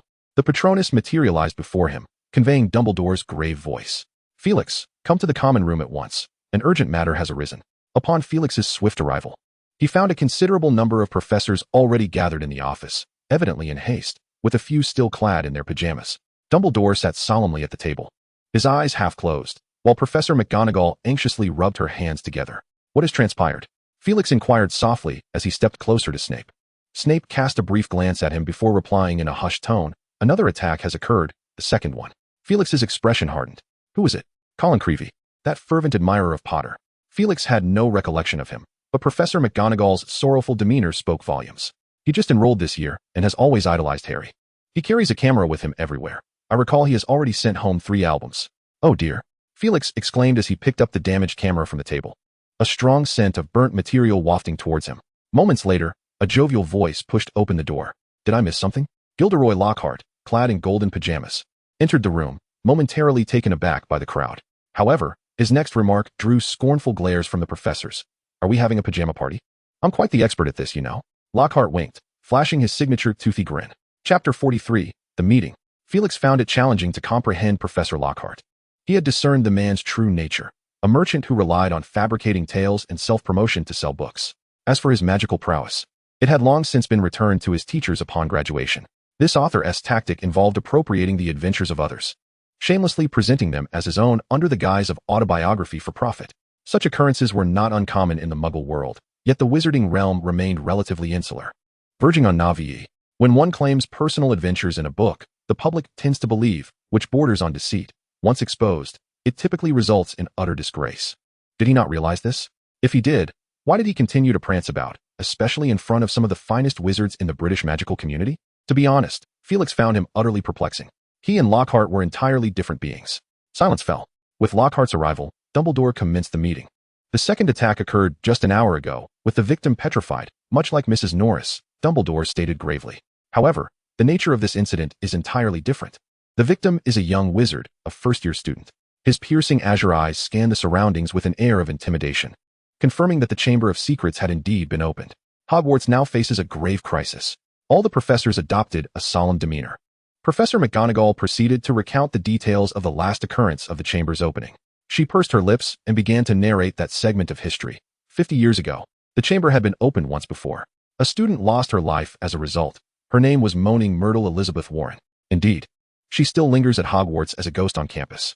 However, since that time, the chamber has remained sealed until now. Then, does this mean? Professor Lockhart interjected eagerly. The attack has concluded? I mean, one student has already fallen victim, has he not? I have encountered numerous similar cases, such as the creature in the Black Lake that appears once every 30 years. Ever since I provided the local residents with my self-made protective charms, they have been free from disturbances. Professor McGonagall tightened her lips further and, in a rare display of volume, asserted, I must remind you, Professor Lockhart, Colin Creevy has merely been petrified. He has not lost his life. Dumbledore added in agreement with McGonagall's statement. Indeed, none of us can ascertain whether the beast will strike again or if the consequences will remain limited to mere petrification. If anyone has suggestions, please feel free to voice them. McGonagall continued, I have arranged for the prefects to patrol, forbidding young wizards from venturing into secluded areas. For first and second year students, they must queue for classes to minimize solitary movements. Excellent, Minerva, Dumbledore commended. Headmaster Dumbledore, Felix felt compelled to share the information he possessed. My focus has been primarily on the Chamber of Secrets. There are 3 key terms surrounding the chamber. He glanced at the assembly, the unknown monster, the heir of Slytherin, the location of the chamber. If we can ascertain any one of these elements, we may unravel the truth. Dumbledore steepled his long fingers, seemingly in contemplation. Please continue, Felix. The unknown beast. Why should we not draw parallels to Slytherin? The emblem of Slytherin is a serpent. Perhaps this creature is also a serpent, which would explain how it could appear within the castle, utilizing the network of pipes that permeate Hogwarts. The audience pondered this notion. Snape interjected, his voice languid and indifferent. Felix, while it is true that Slytherin's emblem may be a snake, this is merely because he was a Parselmouth. Had you conducted even a modicum of research, you would discover he was a master of bloodline studies, delving into magical bloodlines beyond your imagination. Yet we cannot discount this possibility, can we? That unknown monster murdered a witch 50 years ago, and 50 years later, all it has done is petrify.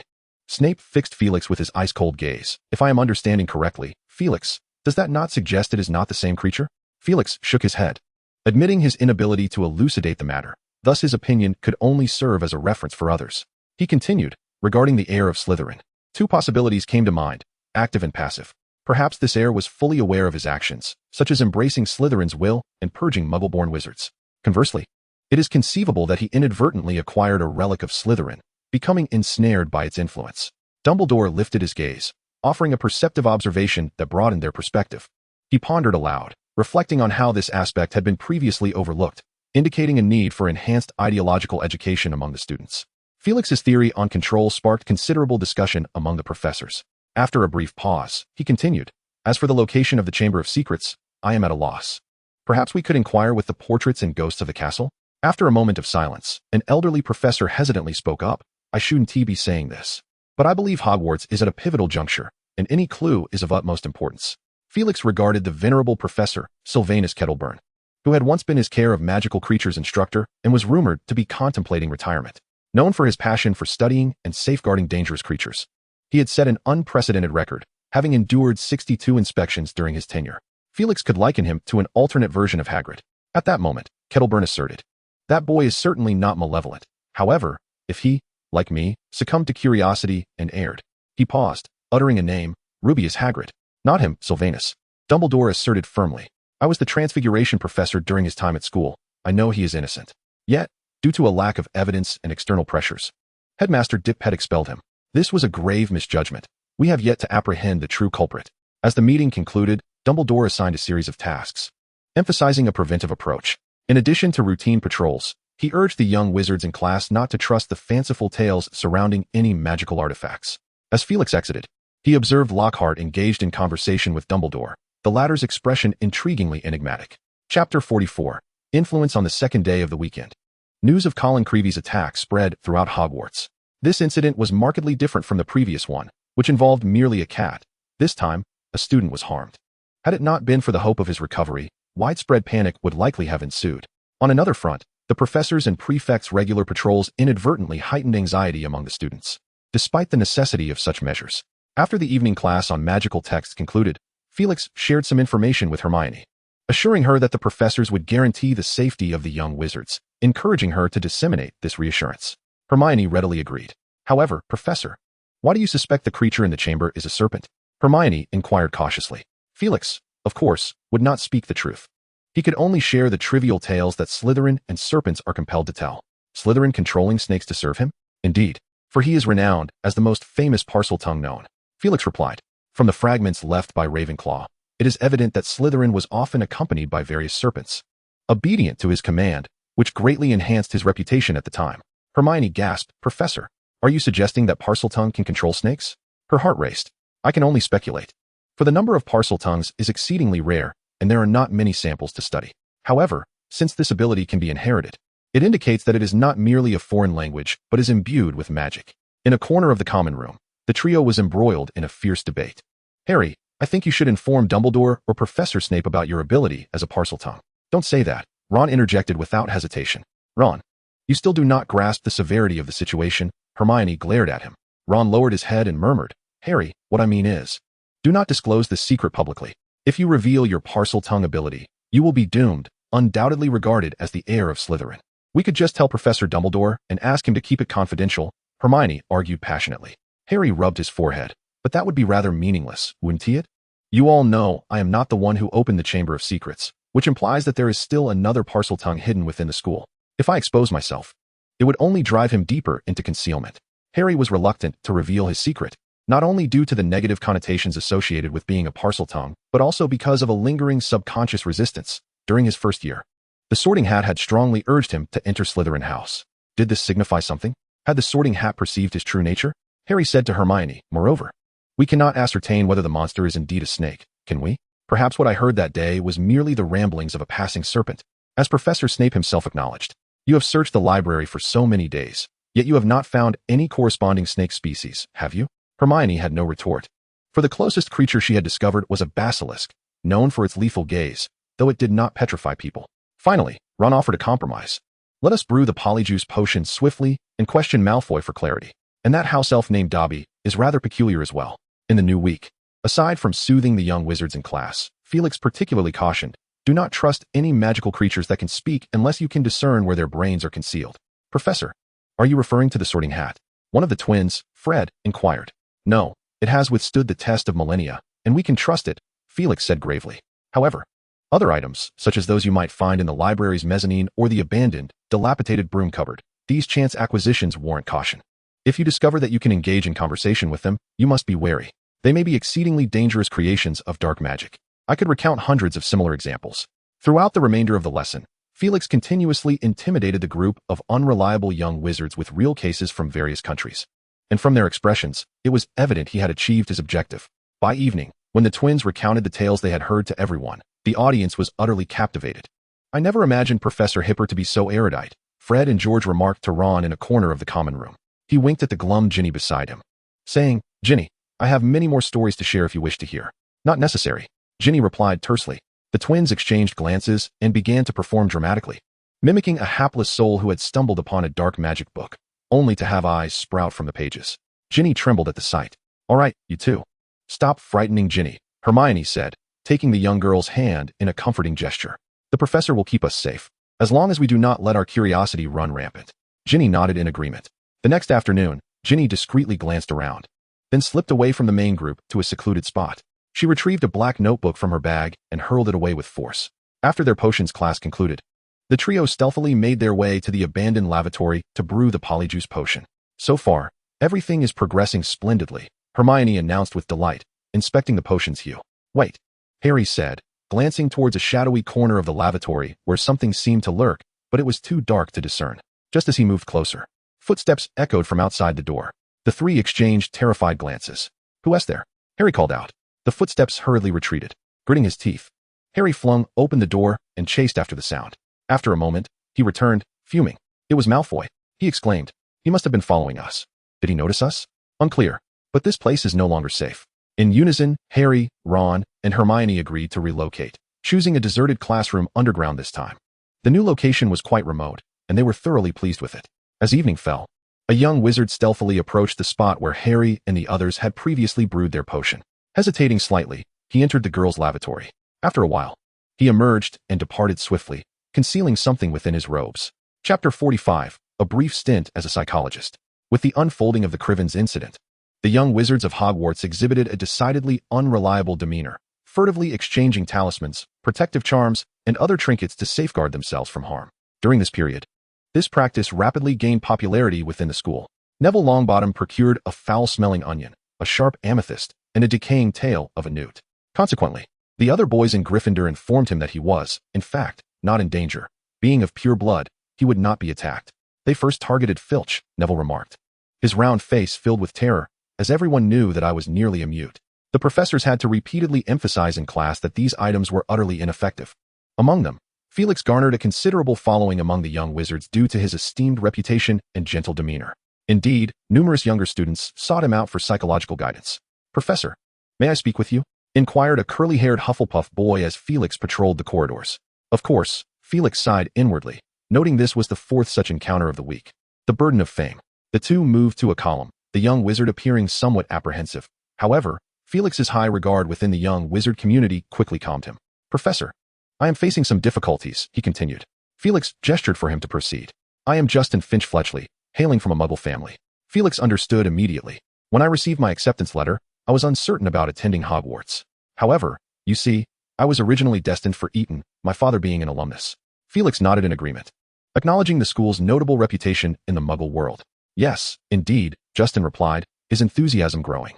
"But I am much more curious about magic. I persuaded them to allow me to attend Hogwarts. Professor McGonagall's demonstration frightened them." Felix nodded, recalling Hogwarts' tradition of welcoming first-year students from Muggle backgrounds. The thought of Muggles encountering magic for the first time must have been intriguing. Justin continued, "A great deal has occurred this year. The atmosphere is tense, and many are panicking, writing letters home. Your parents must be quite worried about you. Have they suggested that you take a leave of absence?" Felix inquired. "No, not at all, Professor," Justin quickly replied. "I haven't informed them. I believe Hogwarts will continue to operate, Professor. I love magic. I am just a bit frightened, as there are many rumors circulating that he is the heir of Slytherin. Most of these rumors are unfounded," Felix calmly stated. "Do you believe in such claims?" "I am uncertain. Logically. Well, Professor, you are familiar with the term logic, aren't you?" "Excellent. Logically speaking, they merely appeared in the wrong place.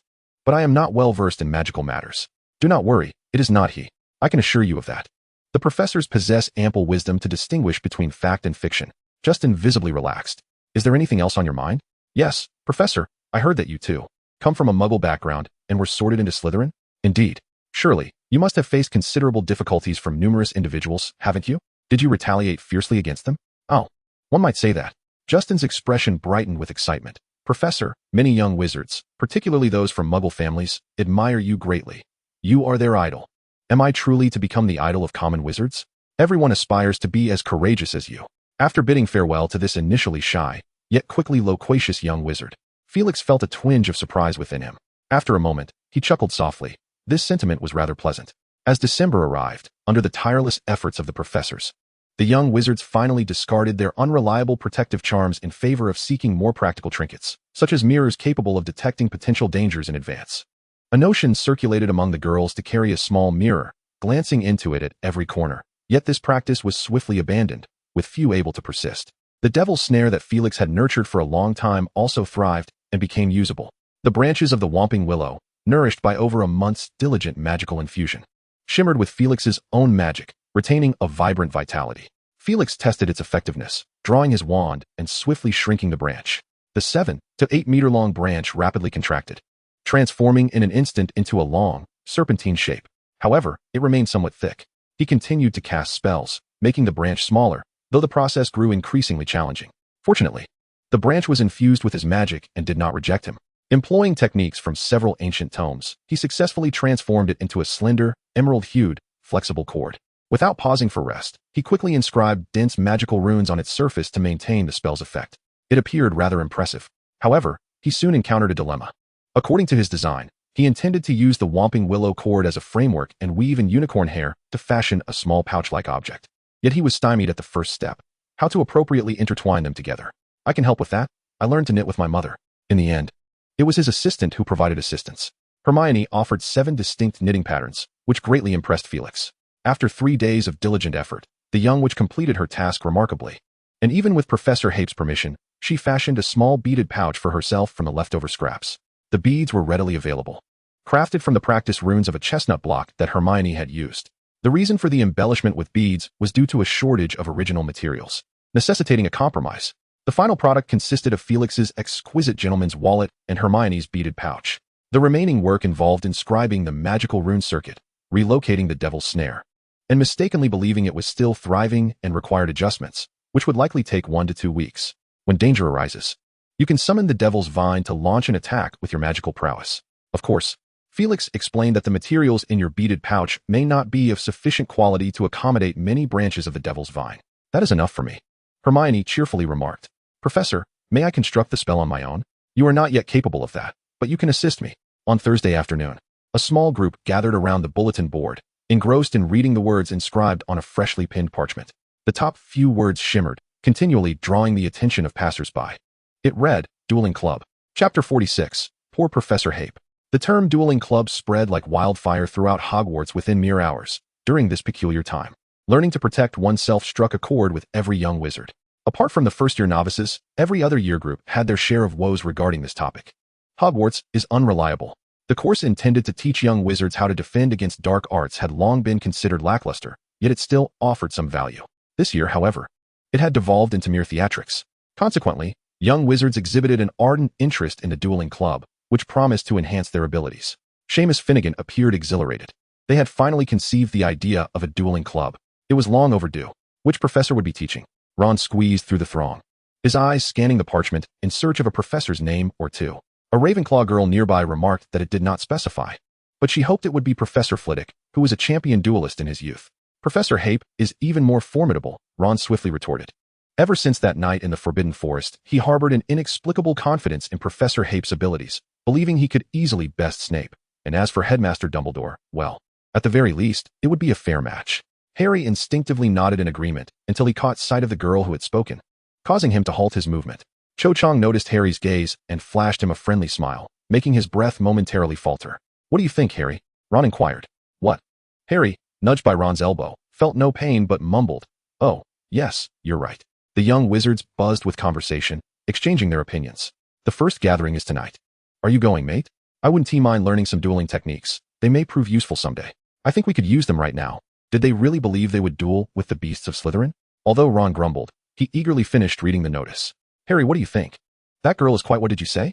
Harry suddenly snapped back to attention. Ron regarded him with a look of skepticism. The duel? Indeed, I shall certainly attend. Harry immersed himself in the script inscribed on the parchment. By the time dinner arrived, much of the dining table was abuzz with news about the dueling club. Some were fervently asserting that at least 3 professors would oversee the club's operations, promising a grand display of unrestricted dueling, which was said to be extraordinarily wild. The name Felix Happ resurfaced on the lips of numerous young ladies, his audacious challenge to a pureblood family during his 5th year becoming increasingly embellished. From the original portrayal of a composed and dignified figure, unyielding yet humble, to a later depiction of tragic desperation, Professor Happ's image swiftly transformed from that of a formidable and stoic wizard to a tragic hero, wielding his wand against the spinning windmill. Many younger witches, who had never encountered Felix, clutched their magical puppets like dolls, their eyes glistening with sympathetic tears. Their tales were utterly preposterous. Ron, jabbing at a potato with his fork, voiced his discontent, lamenting that they were tarnishing Professor Happ's formidable reputation in his mind.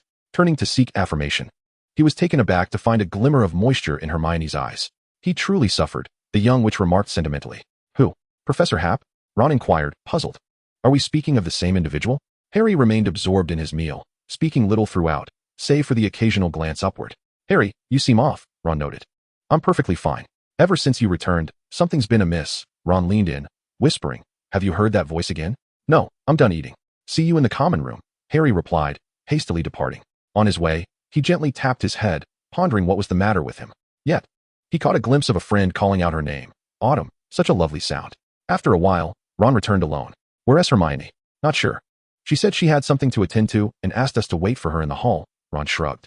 By the way, if Professor Happ were to teach us, what would he impart? This topic piqued Harry's interest, and he quickly recalled the scene of Professor Happ casting spells, the most vivid memory being that of the Forbidden Forest. He shared his thoughts with Ron. Harry, that magic is far too advanced. Ron glanced around, speaking somewhat mysteriously. I heard from Fred. Mind you, I didn't reveal it was Professor Happ. Seeing Harry about to speak, he quickly added. They were all instructed by Professor Happ to keep the events of that night a secret. Apparition is a rather perilous form of magic. We won't be able to learn it until we reach adulthood. Apparition? What is that? Apparition allows you to vanish from one location while simultaneously reappearing in another. Harry swiftly committed the name of the spell to memory, as the performance of Professor Happ in the Forbidden Forest that evening left him profoundly astonished. At the time, he had believed it to be the professor's exclusive magic. Moreover, through subtle inquiries, he had gleaned that this spell was utilized for rapid travel, with very few capable of employing it repeatedly in a short span of time. A moment's carelessness could lead to disastrous results. Disastrous results? For instance, one could lose their head while the body remains rooted in place. Ron exaggeratedly elaborated, adding that one must cast the spell while in motion. Frankly, when Fred and I discussed it, he thought I was jesting. Harry disregarded the peril in Ron's words, his expression one of eager fascination. Are you referring to the dueling club? Felix inquired with keen interest. Indeed, the announcement has been posted. It is scheduled for 8 o'clock in the Great Hall this evening. Professor, were you not aware? Felix shook his head. Hermione's expression reflected considerable disappointment. She soon excused herself, and after a few steps, she turned back. Fists clenched and her cheeks flushed, encouraging him. Professor, we all believe you to be an exceptional wizard. I once read a saying, the trials of youth are inconsequential. They merely serve as motivation for your advancement. Life is long, so persevere. Observing her scamper away, Felix was left in a state of bewilderment. Chapter 47. The farce at 8 o'clock, inside the school's Great Hall, the long dining tables had vanished, replaced by a hastily erected square gilded stage at the hall's center, bordered by 3 tiers of wooden steps. Hundreds of candles floated in midair, casting a beautiful glow over the hall's interior. Harry and Ron hurried back to the Great Hall, where nearly all the students had gathered, packed closely together, fervently discussing amongst themselves. The two pushed through the gaps in the crowd, but Harry inadvertently knocked a first-year witch's toad-like glasses off. He quickly apologized. The witch retrieved her glasses, placing them back atop her forehead, while softly humming something that Harry could not quite hear. They reached the Gryffindor section, where Seamus, Dean, and Neville were already present. Hey, Harry, over here, they called out, relieved by the considerable turnout. Neville Longbottom surveyed the room, his round face beaming. It seems everyone is quite curious about the dueling. Just then, Hermione approached from another direction, holding a newspaper. You've arrived a bit late. Where have you been? Harry asked while craning his neck to peer into the corridor. I first visited Professor Happ and encountered Professor McGonagall on my way back. Is there something amiss? Ron casually inquired, but before she could respond, he let out a heavy sigh, a sentiment echoed by many young witches and wizards present, as they beheld the flamboyantly robed Professor Gilderoy Lockhart striding into the Great Hall. Beside him was the stern-faced Severus Snape. A striking contrast. The former exuded exuberance while the latter radiated somberness. The former donned vibrant attire, while the latter was draped in darkness. Harry let out a groan. for his two most detested professors were about to instruct him in the art of dueling. Professor Lockhart, flamboyant as a peacock, began his address with an elaborate 10-minute monologue about the arduous negotiations he undertook with Dumbledore to secure the opportunity for everyone to learn self-defense. Interspersed within this was the familiar refrain of self-aggrandizement and book recommendations, to which they had long since become immune. In the final 30 seconds, Lockhart introduced his assistant, Professor Snape, who, though somewhat knowledgeable about dueling, generously offered to assist in a small demonstration before class commenced. But fear not. I shall return your potions, Professor, to you in one piece, he grinned broadly. Snape, curling his upper lip into a perfunctory smile, elicited a chill in Harry's heart. Had Snape smiled at him like that, he would have fled on the spot. Meanwhile, Madame Pomfrey stood at the edge of the arena, her expression one of impatience. Accompanied by a white medical kit, while Professor Felix Happ quietly appeared in a corner of the hall, he harbored a keen interest in this so-called dueling lesson. And deep within, some thoughts brewed. He decided to observe. Should Professor Lockhart falter, perhaps he could take the reins. Given his understanding of Lockhart, such a mishap seemed highly probable. This was a subconscious test of his dissatisfaction with the mediocrity and chaos of the magical realm and Hogwarts. Yet prudence urged him to remain a spectator. The dueling lesson commenced in earnest, and within 3 minutes, Felix's eye twitched as he beheld Professor Lockhart.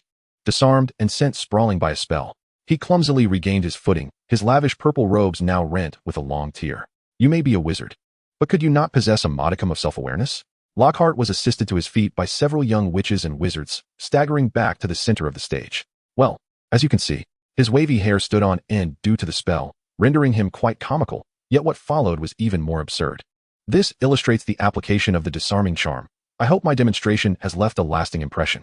He glanced at Snape, adding, but do not take offense. Your intentions were quite evident. If I wished to thwart you, it would require no effort at all. However, the young witches and wizards needed to broaden their horizons. Perhaps it was best for them to witness Lockhart's faltering, as Snape glared at him with palpable menace. Lockhart astutely shifted the topic, advancing the lesson to the next stage. With no concrete instruction to impart, he summoned a dozen pairs of young witches and wizards to stand in small squares on the stage. The demonstration ends here. Let me see what you have learned, Professor Snape, if you would be so kind as to assist me. What ensued was a farcical debacle. As Lockhart sought to evade a direct confrontation with Snape or any substantive magical teaching, instead relegating his role to commentary and guidance. Yet he had overestimated the proficiency and discipline of the Hogwarts students in casting spells. Particularly, Snape, whether intentionally or not, orchestrated a pairing of his house with the Gryffindors, making it almost inevitable that conflict would ensue. Despite Gilderoy Lockhart's repeated insistence on the exclusive use of disarming spells, the young wizards had scarcely learned any such incantations, save for Lockhart's recent demonstration. Consequently, after several fruitless attempts at spellcasting that left both sides reddened with embarrassment, a variety of minor jinxes, popular among the student body, began to surface. From Felix's perspective, the only noteworthy matchup was between Harry and Malfoy, though both exhibited a woeful lack of understanding of duel mechanics. Engaging in a turn-based exchange, one would grin and cast a spell, while the other performed a tarantella dance, leaving the rest of the time spent in mere observation. Among the remaining young wizards, Neville and Justin lay sprawled on the ground, panting. If Felix was not mistaken, neither had successfully cast a single spell throughout the ordeal. Ron, with a pale-faced Seamus in tow, repeatedly apologized, his wand still emitting wisps of green smoke. Meanwhile, the group of assistants had already lost their wands and were engaged in a tussle, with a particularly large Slytherin girl gaining the upper hand, her arm pinning Hermione's head while Hermione fiercely clutched the girl's hair. Oh dear, Lockhart shrieked, yet his presence proved ineffectual amidst the chaos. Felix was compelled to navigate through the crowd, casting a flurry of spells to separate the young sorcerers. Professor Lockhart appeared somewhat flustered and hesitant, but soon his attention was drawn to the dire state of the students. Miss Fawcett, apply pressure. The bleeding must stop immediately. But, your nose is broken, Ernie. Madame Pomfrey ascended the stage, forcibly pulling Lockhart aside. The esteemed matron swiftly cast a spell, administering various potions to the young wizards. Dumbledore ought not to have sanctioned such absurdity. It was utterly ludicrous and wholly inadequate. Seamus swallowed a mouthful of the viscous green concoction, his face turning an even deeper shade of green, culminating in a belch that expelled a cloud of green mist. Allowing young wizards to engage in perilous activities. What an embarrassment for the professor, Pomfrey muttered under her breath, yet she efficiently resolved the situation. In less than 5 minutes, the young wizards were once again on their feet. Lockhart appeared somewhat bewildered. After a brief pause, he stammered, "Let us extend our gratitude to Madame Pomfrey for her commendable efforts. She is indeed a valuable asset to our dueling class, along with Professor Hape." He cast a furtive glance at Felix, who remained on stage, seemingly unwilling to descend. Chapter 48, The Demonstration Match. Lockhart then spoke, somewhat hesitantly. I believe it would be prudent to teach you how to counteract unfriendly magic. Indeed, unfriendly, much like the personal experiences I chronicled in my writings. Would a pair of volunteers, perhaps Longbottom and Finnegan, care to step forward? Professor Hape, Professor Snape, it might be best to allow the stage to them. Felix nonchalantly toyed with his wand. A splendid suggestion, Professor Lockhart. However, prior to that, I deem it essential for the young wizards to comprehend what a true duel entails, even if it is merely for demonstration purposes. Lockhart's expression suddenly turned blank. He glanced around and noted the evident interest of the young wizards in the audience, leaving him momentarily speechless. Professor Snape, what is your opinion? Felix inquired, addressing the usually reticent Snape. The potions master regarded him with a profound and unexpected gaze, a smile breaking upon his lips. Do you wish to duel with me, Felix? Merely a demonstration. Both men seemed to disregard Lockhart entirely. Snape cast a lingering look at him, uttering no further words, and deftly drew his wand. In that moment, Lockhart, feeling rather sidelined, miraculously found himself extricating from the eye of the storm. His face rekindled with enthusiasm. It appears our lesson will include an impromptu duel. Let us welcome our two esteemed professors. The applause from the audience surged, and Ron, brimming with excitement, whispered to Harry, honestly, I've been waiting for this day for ages. Do you think Snape will end up in the hospital? As a staunch supporter of Professor Lupin, he naturally sided with Felix. That is merely a demonstration, Hermione emphasized, though she too was bouncing on her toes in anticipation.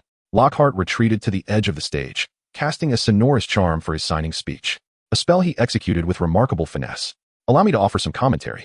Though it is merely a demonstration, true dueling requires a sharper awareness of impending danger. For further insights, do refer to my published works, Lockhart eloquently proclaimed, bowing. However, neither of the duelists paid him any heed, instead exchanging a few words. Felix, what do you intend to do? Asked the professor. I merely passed by to observe and lend a hand. Do not deceive me. The two were so close that their conversation was inaudible to anyone else. Is it because the professor excels in legilimency? Felix jested. Snape huffed, in his eyes. This former student exhibited a strong sense of purpose, and he instinctively categorized Felix's current demeanor as the initial step towards seizing power. They both bowed, stepping back 7 paces. Turning to face each other, wands raised at chest level. As you can see, the two professors gripped their wands in the typical dueling stance. Lockhart fulfilled his role as commentator, stating, this is one of the 3 common dueling stances. I will count to 3, and they shall cast their first spell. The students below held their breath, the atmosphere starkly contrasting that of Lockhart's earlier demonstration. 1-2.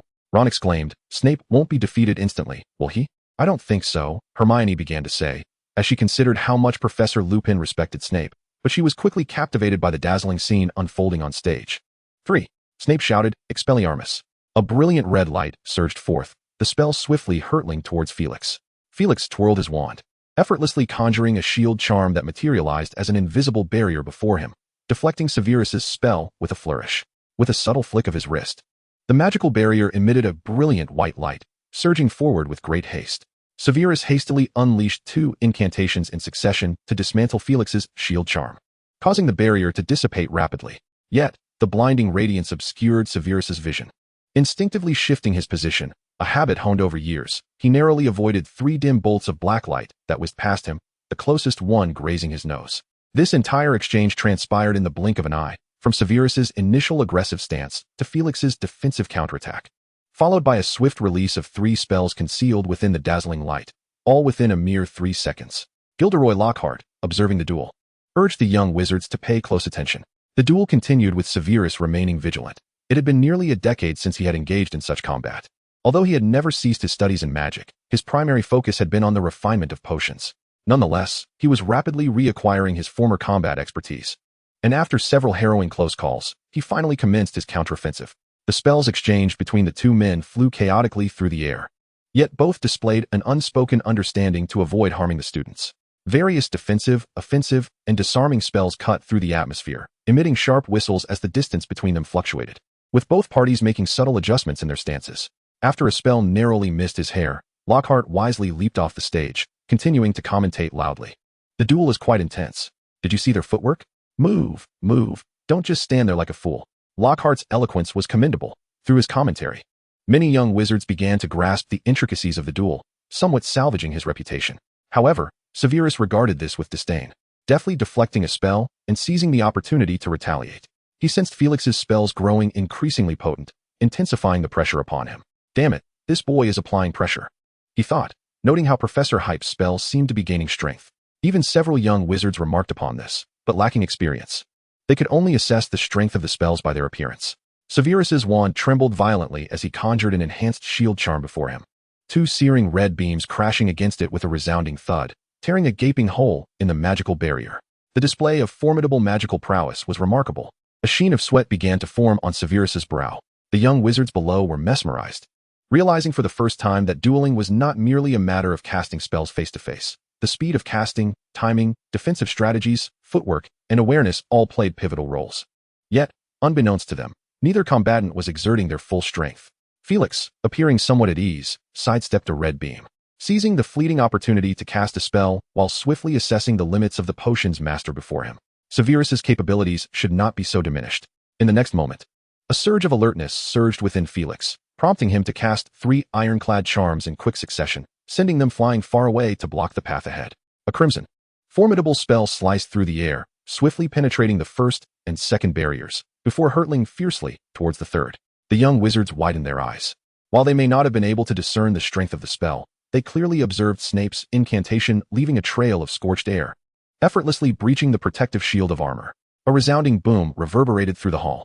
Felix's 3rd ironclad charm activated, deflecting Snape's unexpectedly potent curse. He detected a trace of dark magic. Integrating the characteristics of dark magic into a disarming spell. Professor, you truly surprise me. Do you possess even more formidable spells? Do you have a trump card? Snape was far from feeling at ease. Although he indeed had a few spells hidden away, they were all dark magic, unsuitable for public display. Observing Felix's performance, he realized that even if employed, their effect would be minimal. He had surpassed me. Snape had never been so acutely aware of this truth as he was at that moment. Chapter 49, Exposure. The two of them, in an unspoken agreement, simultaneously ceased their casting. Marvelous. A battle of equals. Lockhart's voice interjected at just the right moment. Did you see that? How in sync they are. I dare say that the two professors must often practice spells together in private. 2 cunning fellows.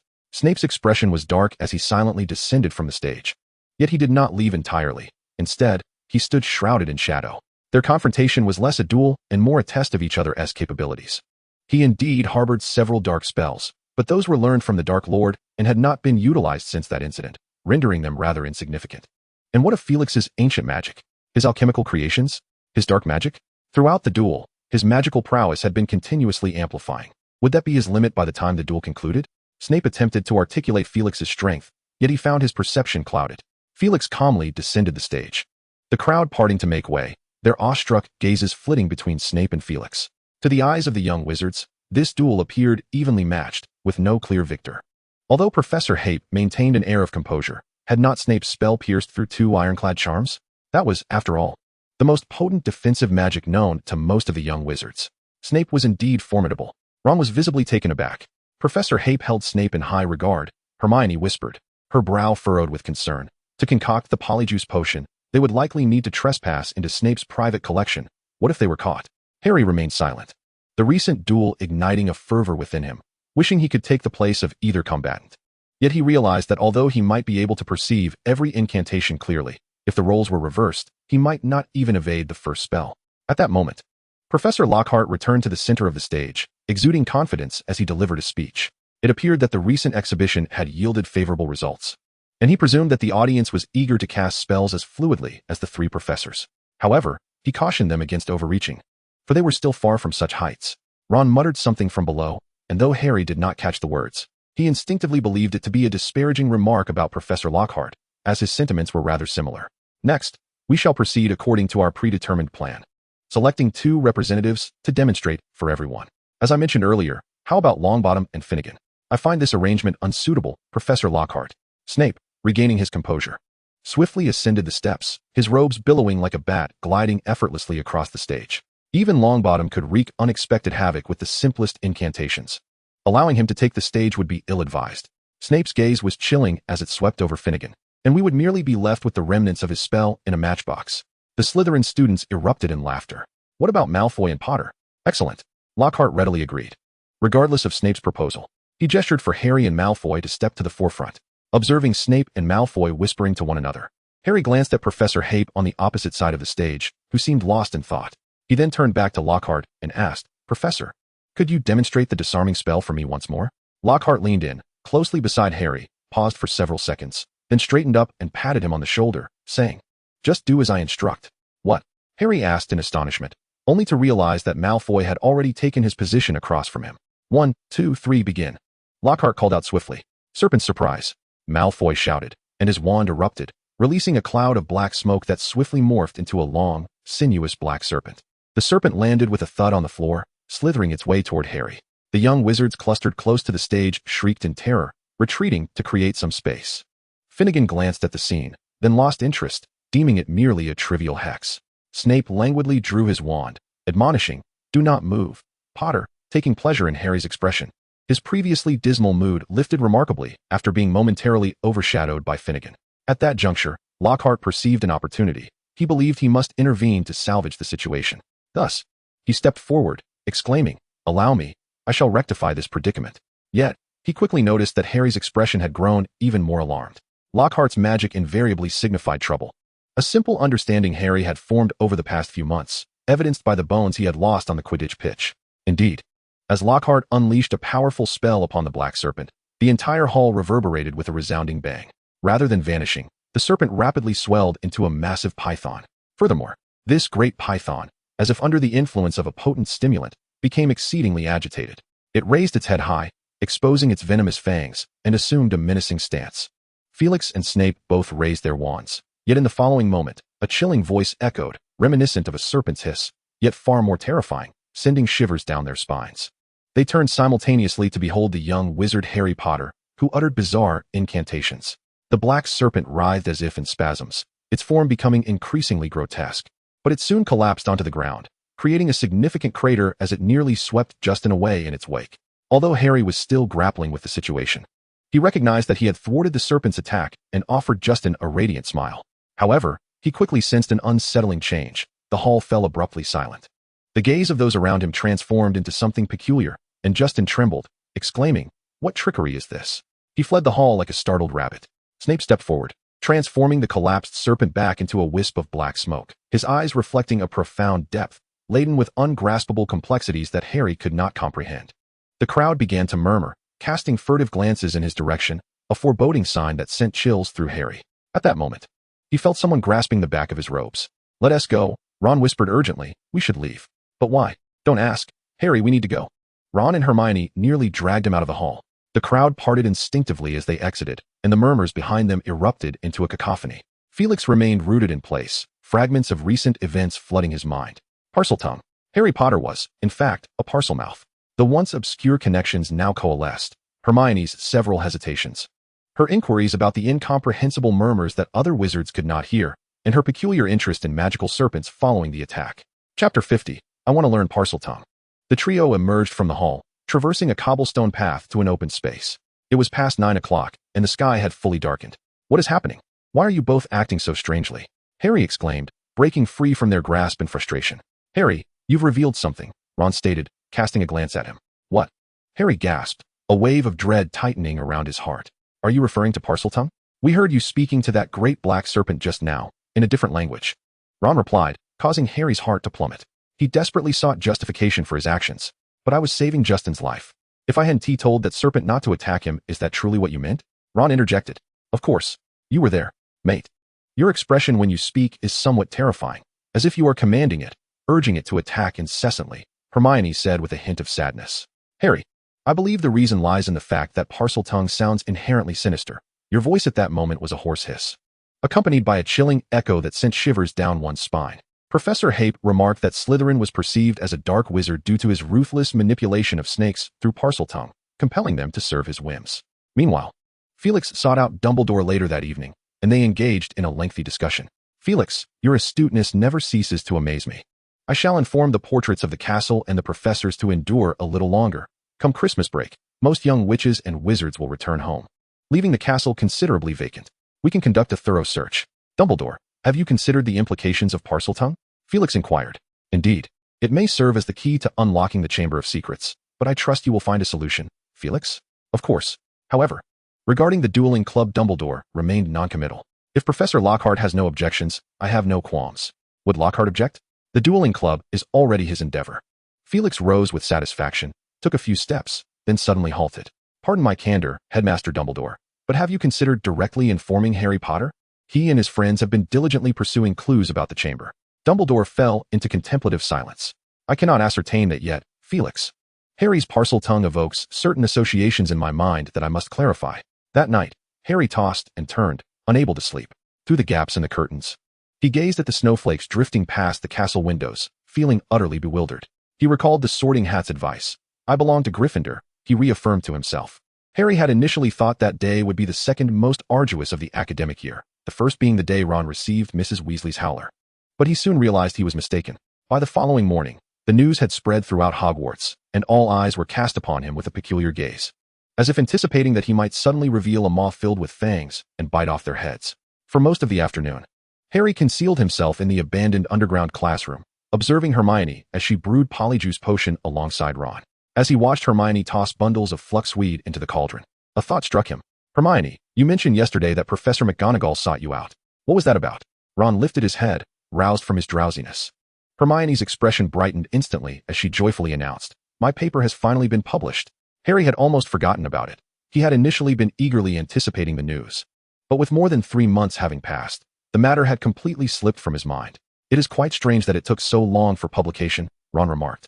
It took me over 2 months merely to revise my thesis, not to mention the time required for the review process.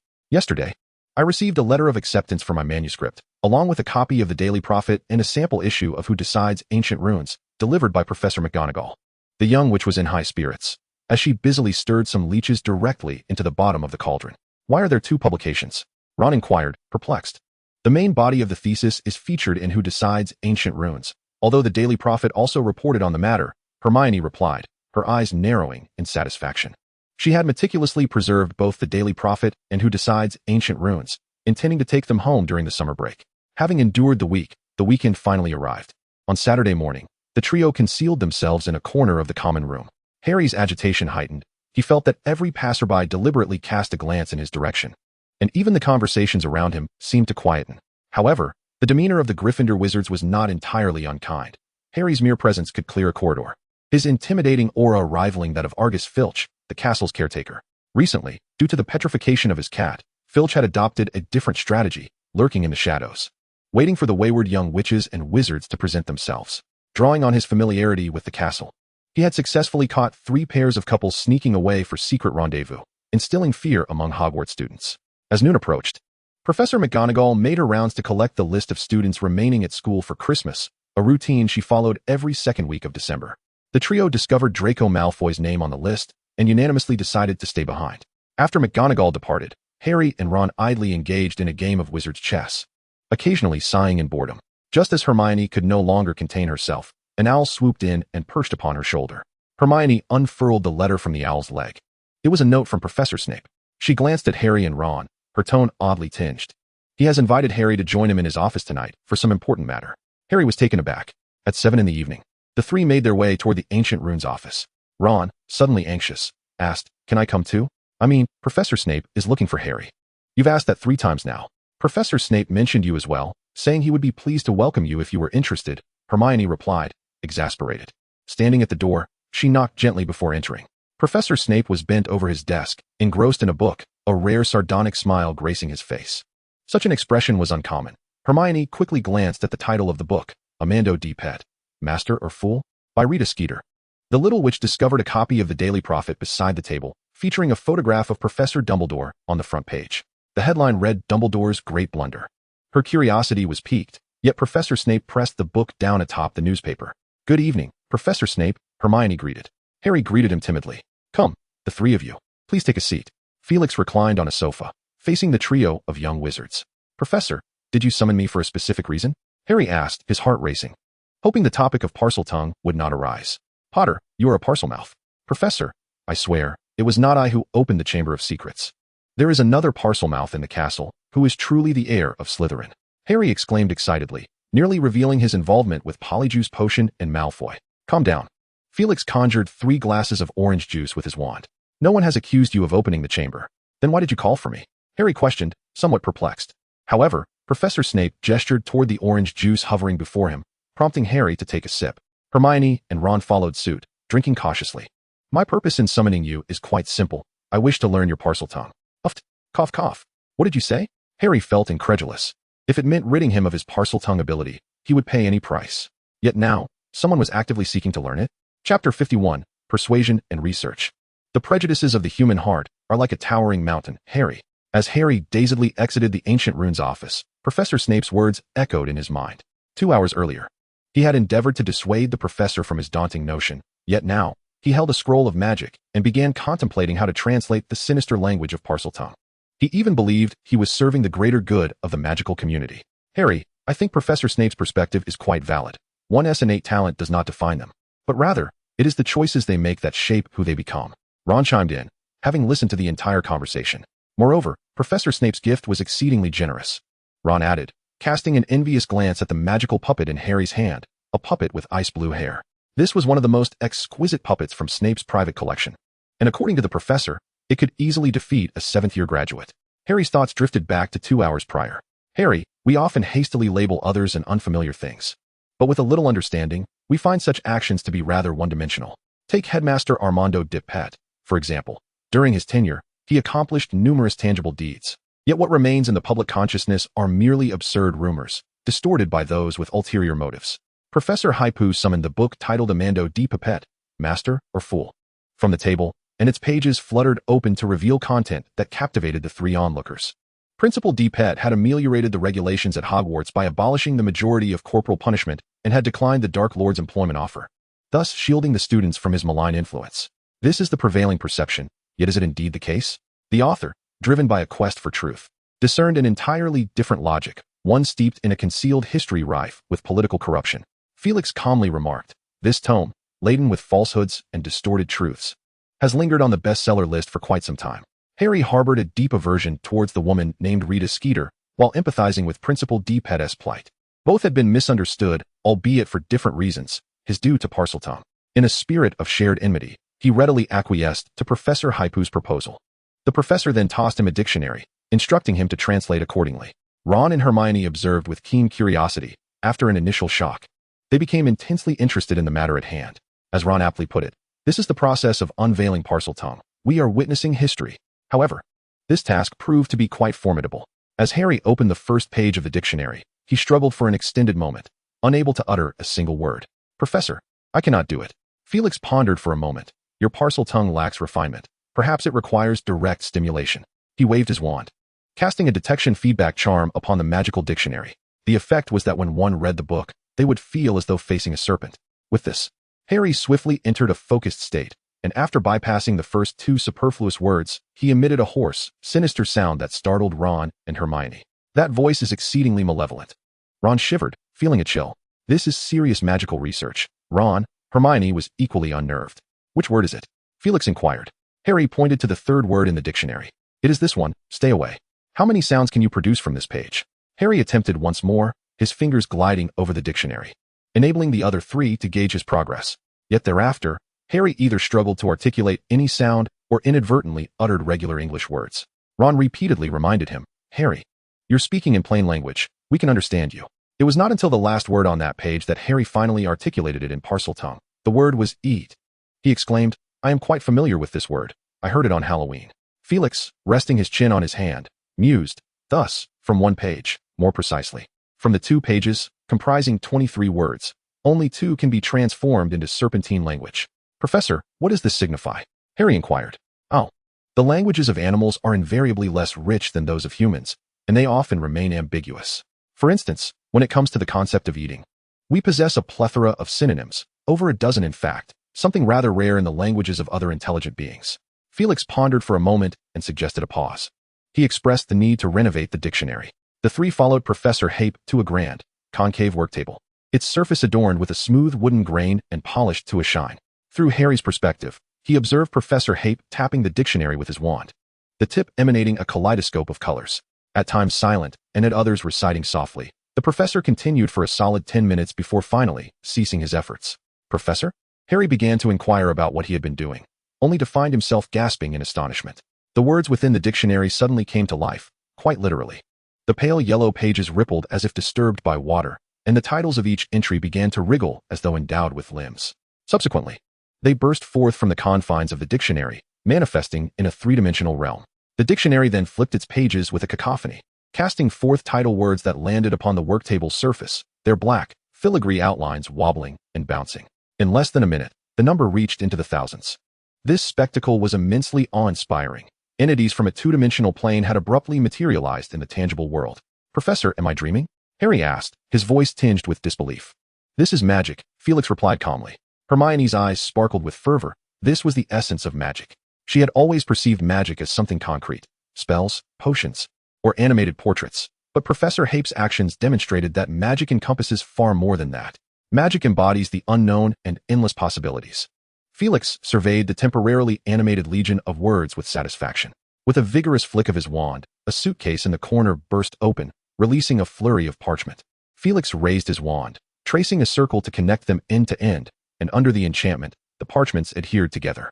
Next, Felix's wand struck the tabletop, causing the army of words to merge into the parchment, manifesting as orderly text. When all was said and done, the long parchment, perhaps more accurately described as a scroll, rolled itself up, transforming into a magical scroll. With a soft thud, it landed upon the work table. "Here you are, Harry.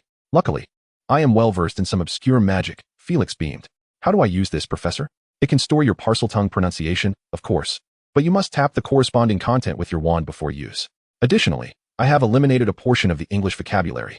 It is worth noting that the dictionary contains tens of thousands of words, many of which are entirely superfluous." During the remaining time, Harry unfurled the scroll, translating each word with remarkable speed.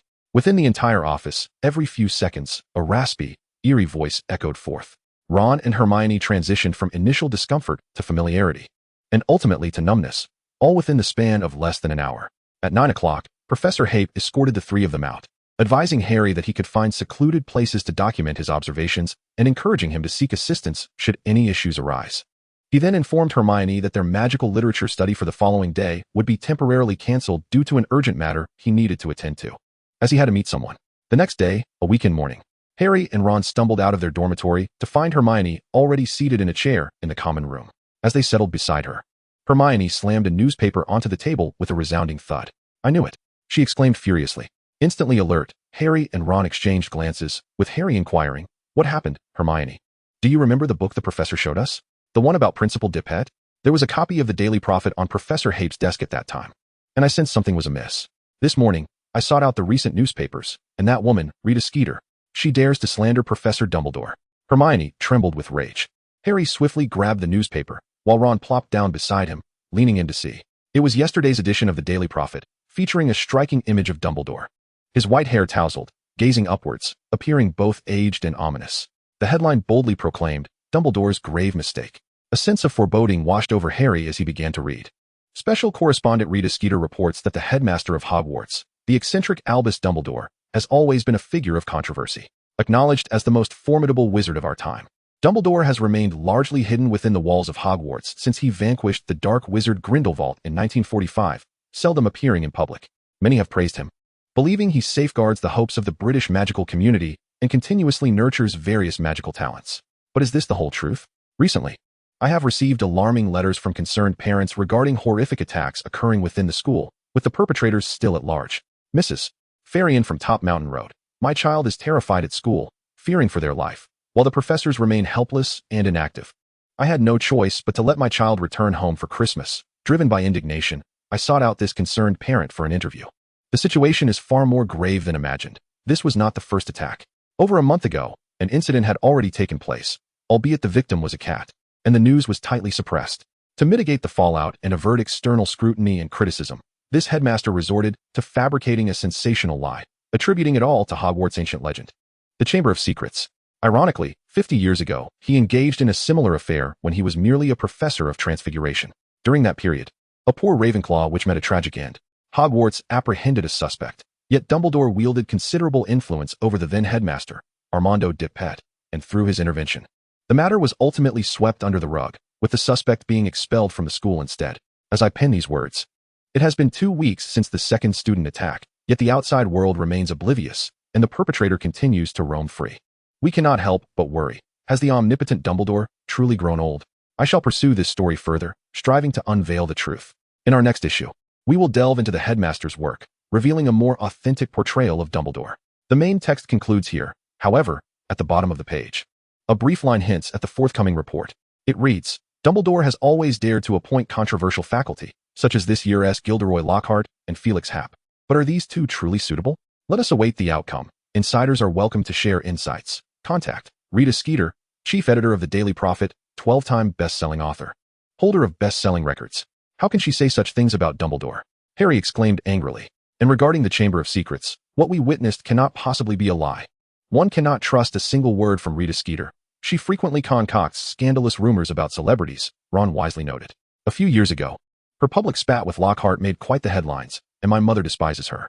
It seems we have a clear understanding of this woman's character, Hermione remarked with disdain. Ron picked up the newspaper. Have you noticed? This woman intends to do a series of reports, with the next one focusing on Professor Lockhart and Professor Happ. How will she twist their narratives? Hermione sighed. Dumbledore has already been portrayed as a schemer. I doubt the two professors will escape her clutches. I couldn't care less about Lockhart. He is nothing but a facade. Do you think Professor Happ might storm into the Daily Prophet office and cast a bat bogey hex on that woman? Ron, that would be illegal. How could a professor do such a thing? The trio discussed the matter, and the outcome was rather bleak. Harry pointed to a sentence in the newspaper. She mentioned that a suspect was apprehended 50 years ago. Who could she be referring to? Come on, Harry, do you still believe that woman's nonsense? Of course not. He retorted, but his gaze remained fixed on Hermione. Her complexion quickly paled. 50 years ago, the expelled suspect was Hagrid? Ron anxiously licked his lips. Harry responded swiftly. I trust Dumbledore. Hagrid is not the murderer. But since he has been named a suspect, he must know something. 3 individuals resolved to brave the snowstorm en route to the cabin in the Forbidden Forest. As they stepped out of the castle, they collided with a formidable figure, Hagrid. His face was beset by snow, his thick beard encrusted with ice, and in his hand, he carried a deceased chicken. Careful there, little ones, Hagrid bellowed, waving the limp chicken, feathers swirling through the air with his motions. That evening, Harry, Ron, and Hermione had just returned from the abandoned classroom below, where their progress on the Polyjuice potion had been promising. Harry carried with him a magical scroll from Professor Hagrid, translating the Serpentine language word by word. In the desolate classroom, a hoarse, eerie voice occasionally echoed, disturbing Ron, who could barely keep his eyes open. Half awake, he envisioned a witch concocting a potion that resembled sludge, while a wizard emitted a hissing sound akin to a serpent.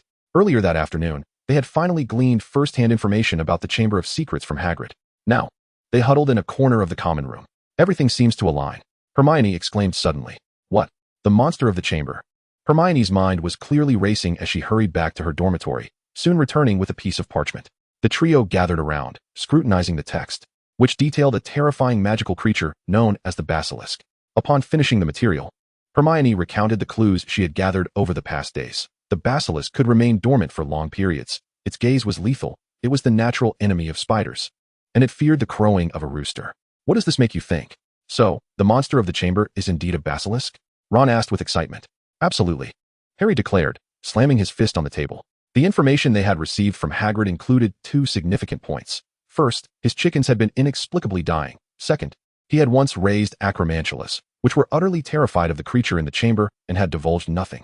Everything fits. Yet, there remained a pressing question. The basilisk could not petrify a person, which had initially led me to overlook it.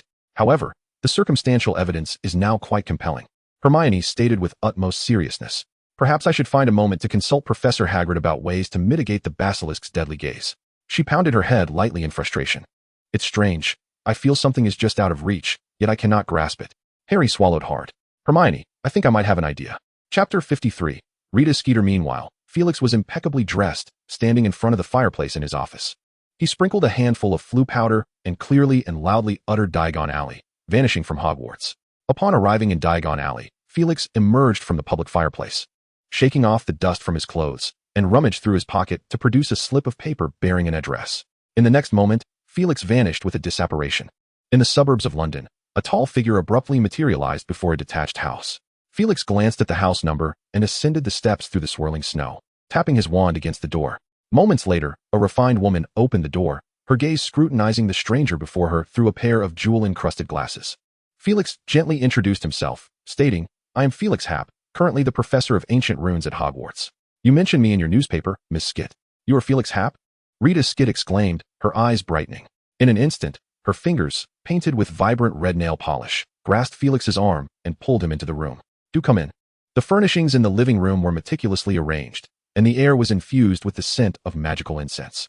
On one wall stood a grand floor-to-ceiling liquor cabinet, while the opposite wall housed a square shelf filled with an array of books, trophies, and newspapers. On a ledge behind the door rested a crocodile leather handbag. That is an award I received. Felix, I am quite intrigued by you. I have long wished to interview you, Rita Skeet announced, taking a seat opposite him. Her hair was styled into elaborate, stiff curls that appeared rather peculiar against her prominent chin, creating an oddly mismatched visage. Miss Skeet, Felix was swiftly interrupted. The woman's formidable presence was intimidating. With a flourish of her wand, a shorthand quill and a roll of parchment flew out of her handbag. Felix, I shall be taking notes with this quill. You won't mind, will you? This way, I can free my hands to engage in a proper conversation. Before he could respond, the parchment unfurled on its own, and the quill poised itself above it, its tip gently quivering. Well, where shall we begin?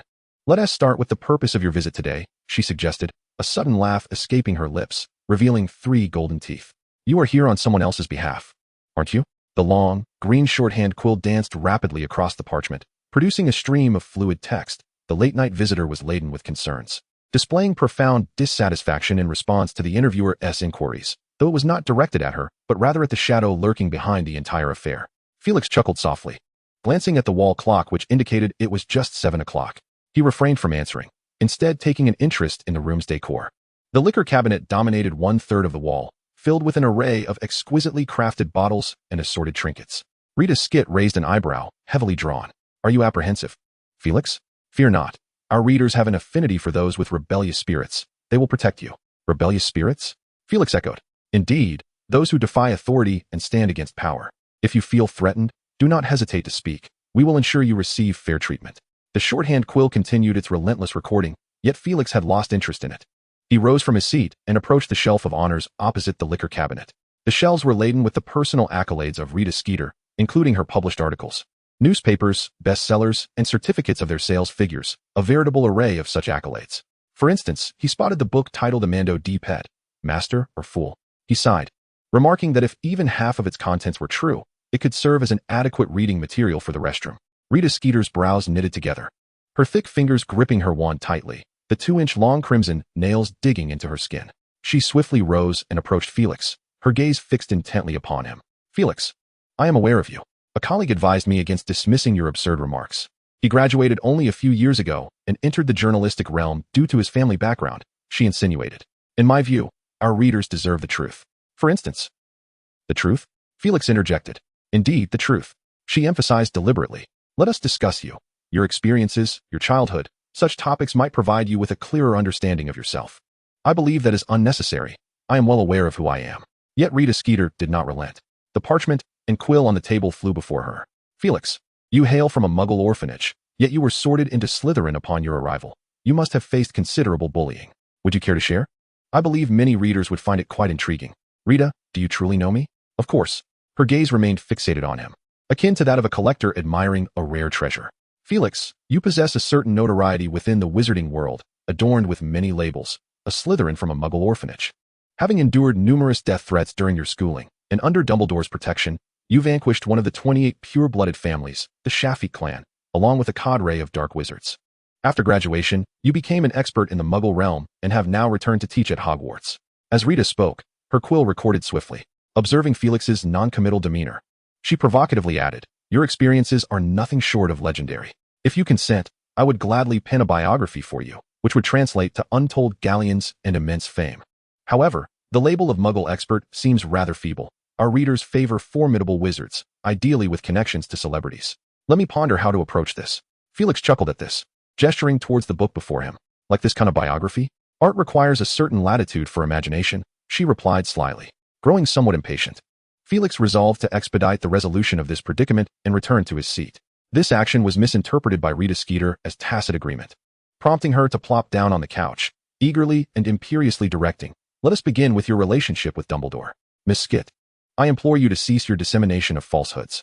I have observed your mentions of me in the Prophet, and it appears you are preparing to fabricate further.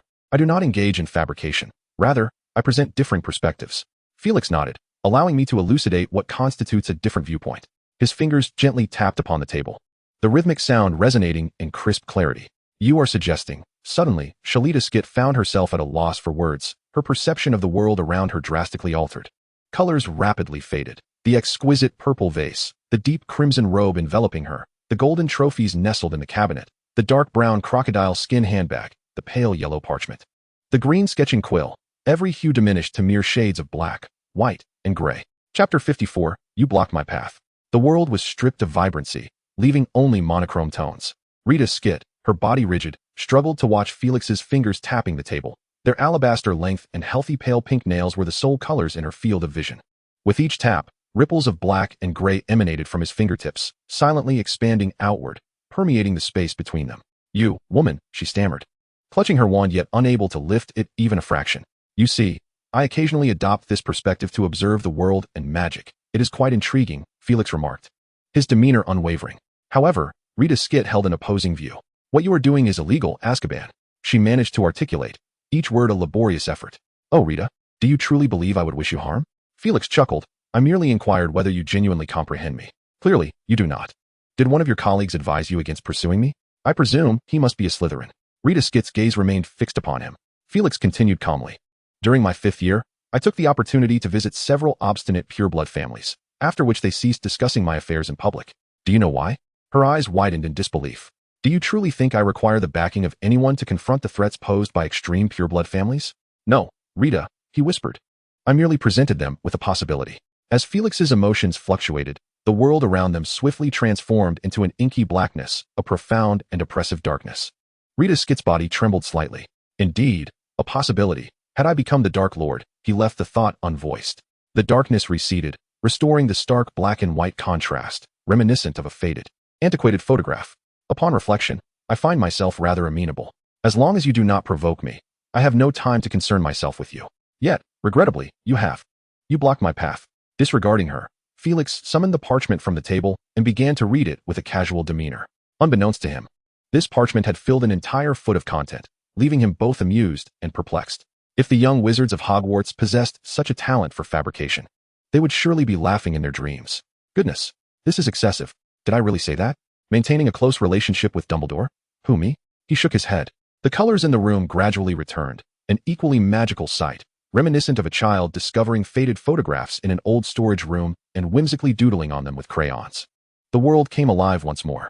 Rita Skeeter found herself regaining mobility. She glanced at the wand in her hand and then at Felix, who was still engrossed in the parchment, her eyes darting about. However, she quickly abandoned this foolish notion. Have you made up your mind? Should I take action? Perhaps this is an opportunity. Capture me, and the ensuing tale will be yours to weave. Felix lifted his gaze, his light blue eyes meeting hers. Are you jesting, Felix? No, Professor Hape. Rita Skeeter continually shifted her address. Huh. He nonchalantly tossed the parchment aside, watching it silently turn to ash. Regarding my purpose for being here, I apologize. I shall cease all falsehoods.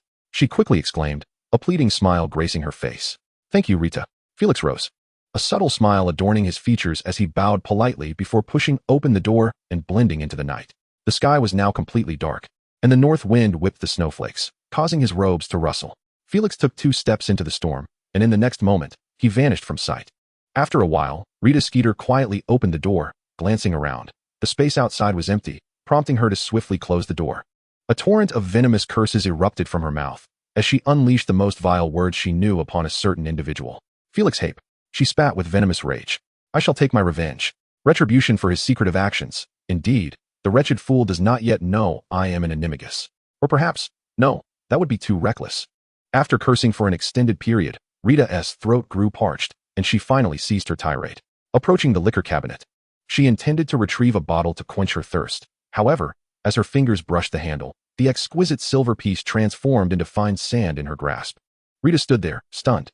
Tentatively, she extended a robust finger to prod a purple long-necked jug, her favorite vessel for wine. But in the next instant, this jug rapidly disintegrated into fine sand, including the liquid it held. Her expression morphed into one of terror as her body stumbled against the chair behind her, only to discover that the chair too had collapsed to the ground, reduced to a puddle of fine sand. Rita Skit gazed around, witnessing the relentless encroachment of sand upon every corner of her abode, including her exquisite picture frames and crocodile skin handbag. Even the floor was not spared from this transformation. In a state of sheer terror, she fled her house, observing as the entire structure trembled precariously, a whirlpool of sand emerging from the depths, slowly yet resolutely consuming her home. A voice echoed unexpectedly in Rita Skit's mind, imparting a lesson. Her lips quivered, as if on the verge of uttering something. But this time, she hastily sealed her mouth shut. At the edge of the forbidden forest, Felix's silhouette materialized suddenly, trudging through the biting wind and snow towards the castle. The December chill was relentless, especially with the gusts intermingling with blizzards, rendering each step a formidable challenge. As he caught sight of the castle's outline in the distance, a thought stirred within him. He shook his head, realizing he had not learned from past experiences. Felix pushed open the dark brown door, shaking off the snowflakes that clung to him, and entered the warmth of the castle. With a subtle flick of his wand, the door slammed shut behind him, barring the wind, snow, and darkness from entering. Chapter 55, The Magical Literature Knowledge Competition. As Christmas approached, the festive atmosphere grew increasingly palpable. Yet the enthusiasm for learning among many young wizards waned significantly. Numerous professors admonished against relaxation, yet they exerted little pressure, a leniency reflected in the amount of assigned homework. However, this indulgence did not extend to the 5th and 7th graders, who faced the ordinary wizarding level examination and the ultimate wizarding level examination, respectively. In the ancient magical literature 5th grade classroom, Felix reiterated the significance of the upcoming examinations. You have merely 6 months until the ordinary wizarding level examination, subtracting holidays and weekends. How much time remains? He calculated aloud. 6 months. Let us say 25 weeks. The young wizards in the audience wore perplexed expressions as the professor continued his arithmetic. 2 classes a week, with 1 major class lasting 2 hours and 1 minor class lasting an hour, totals 2. A mere 75 hours. Do you devote as much time to your studies outside of class? By my estimation, that barely amounts to 200 hours.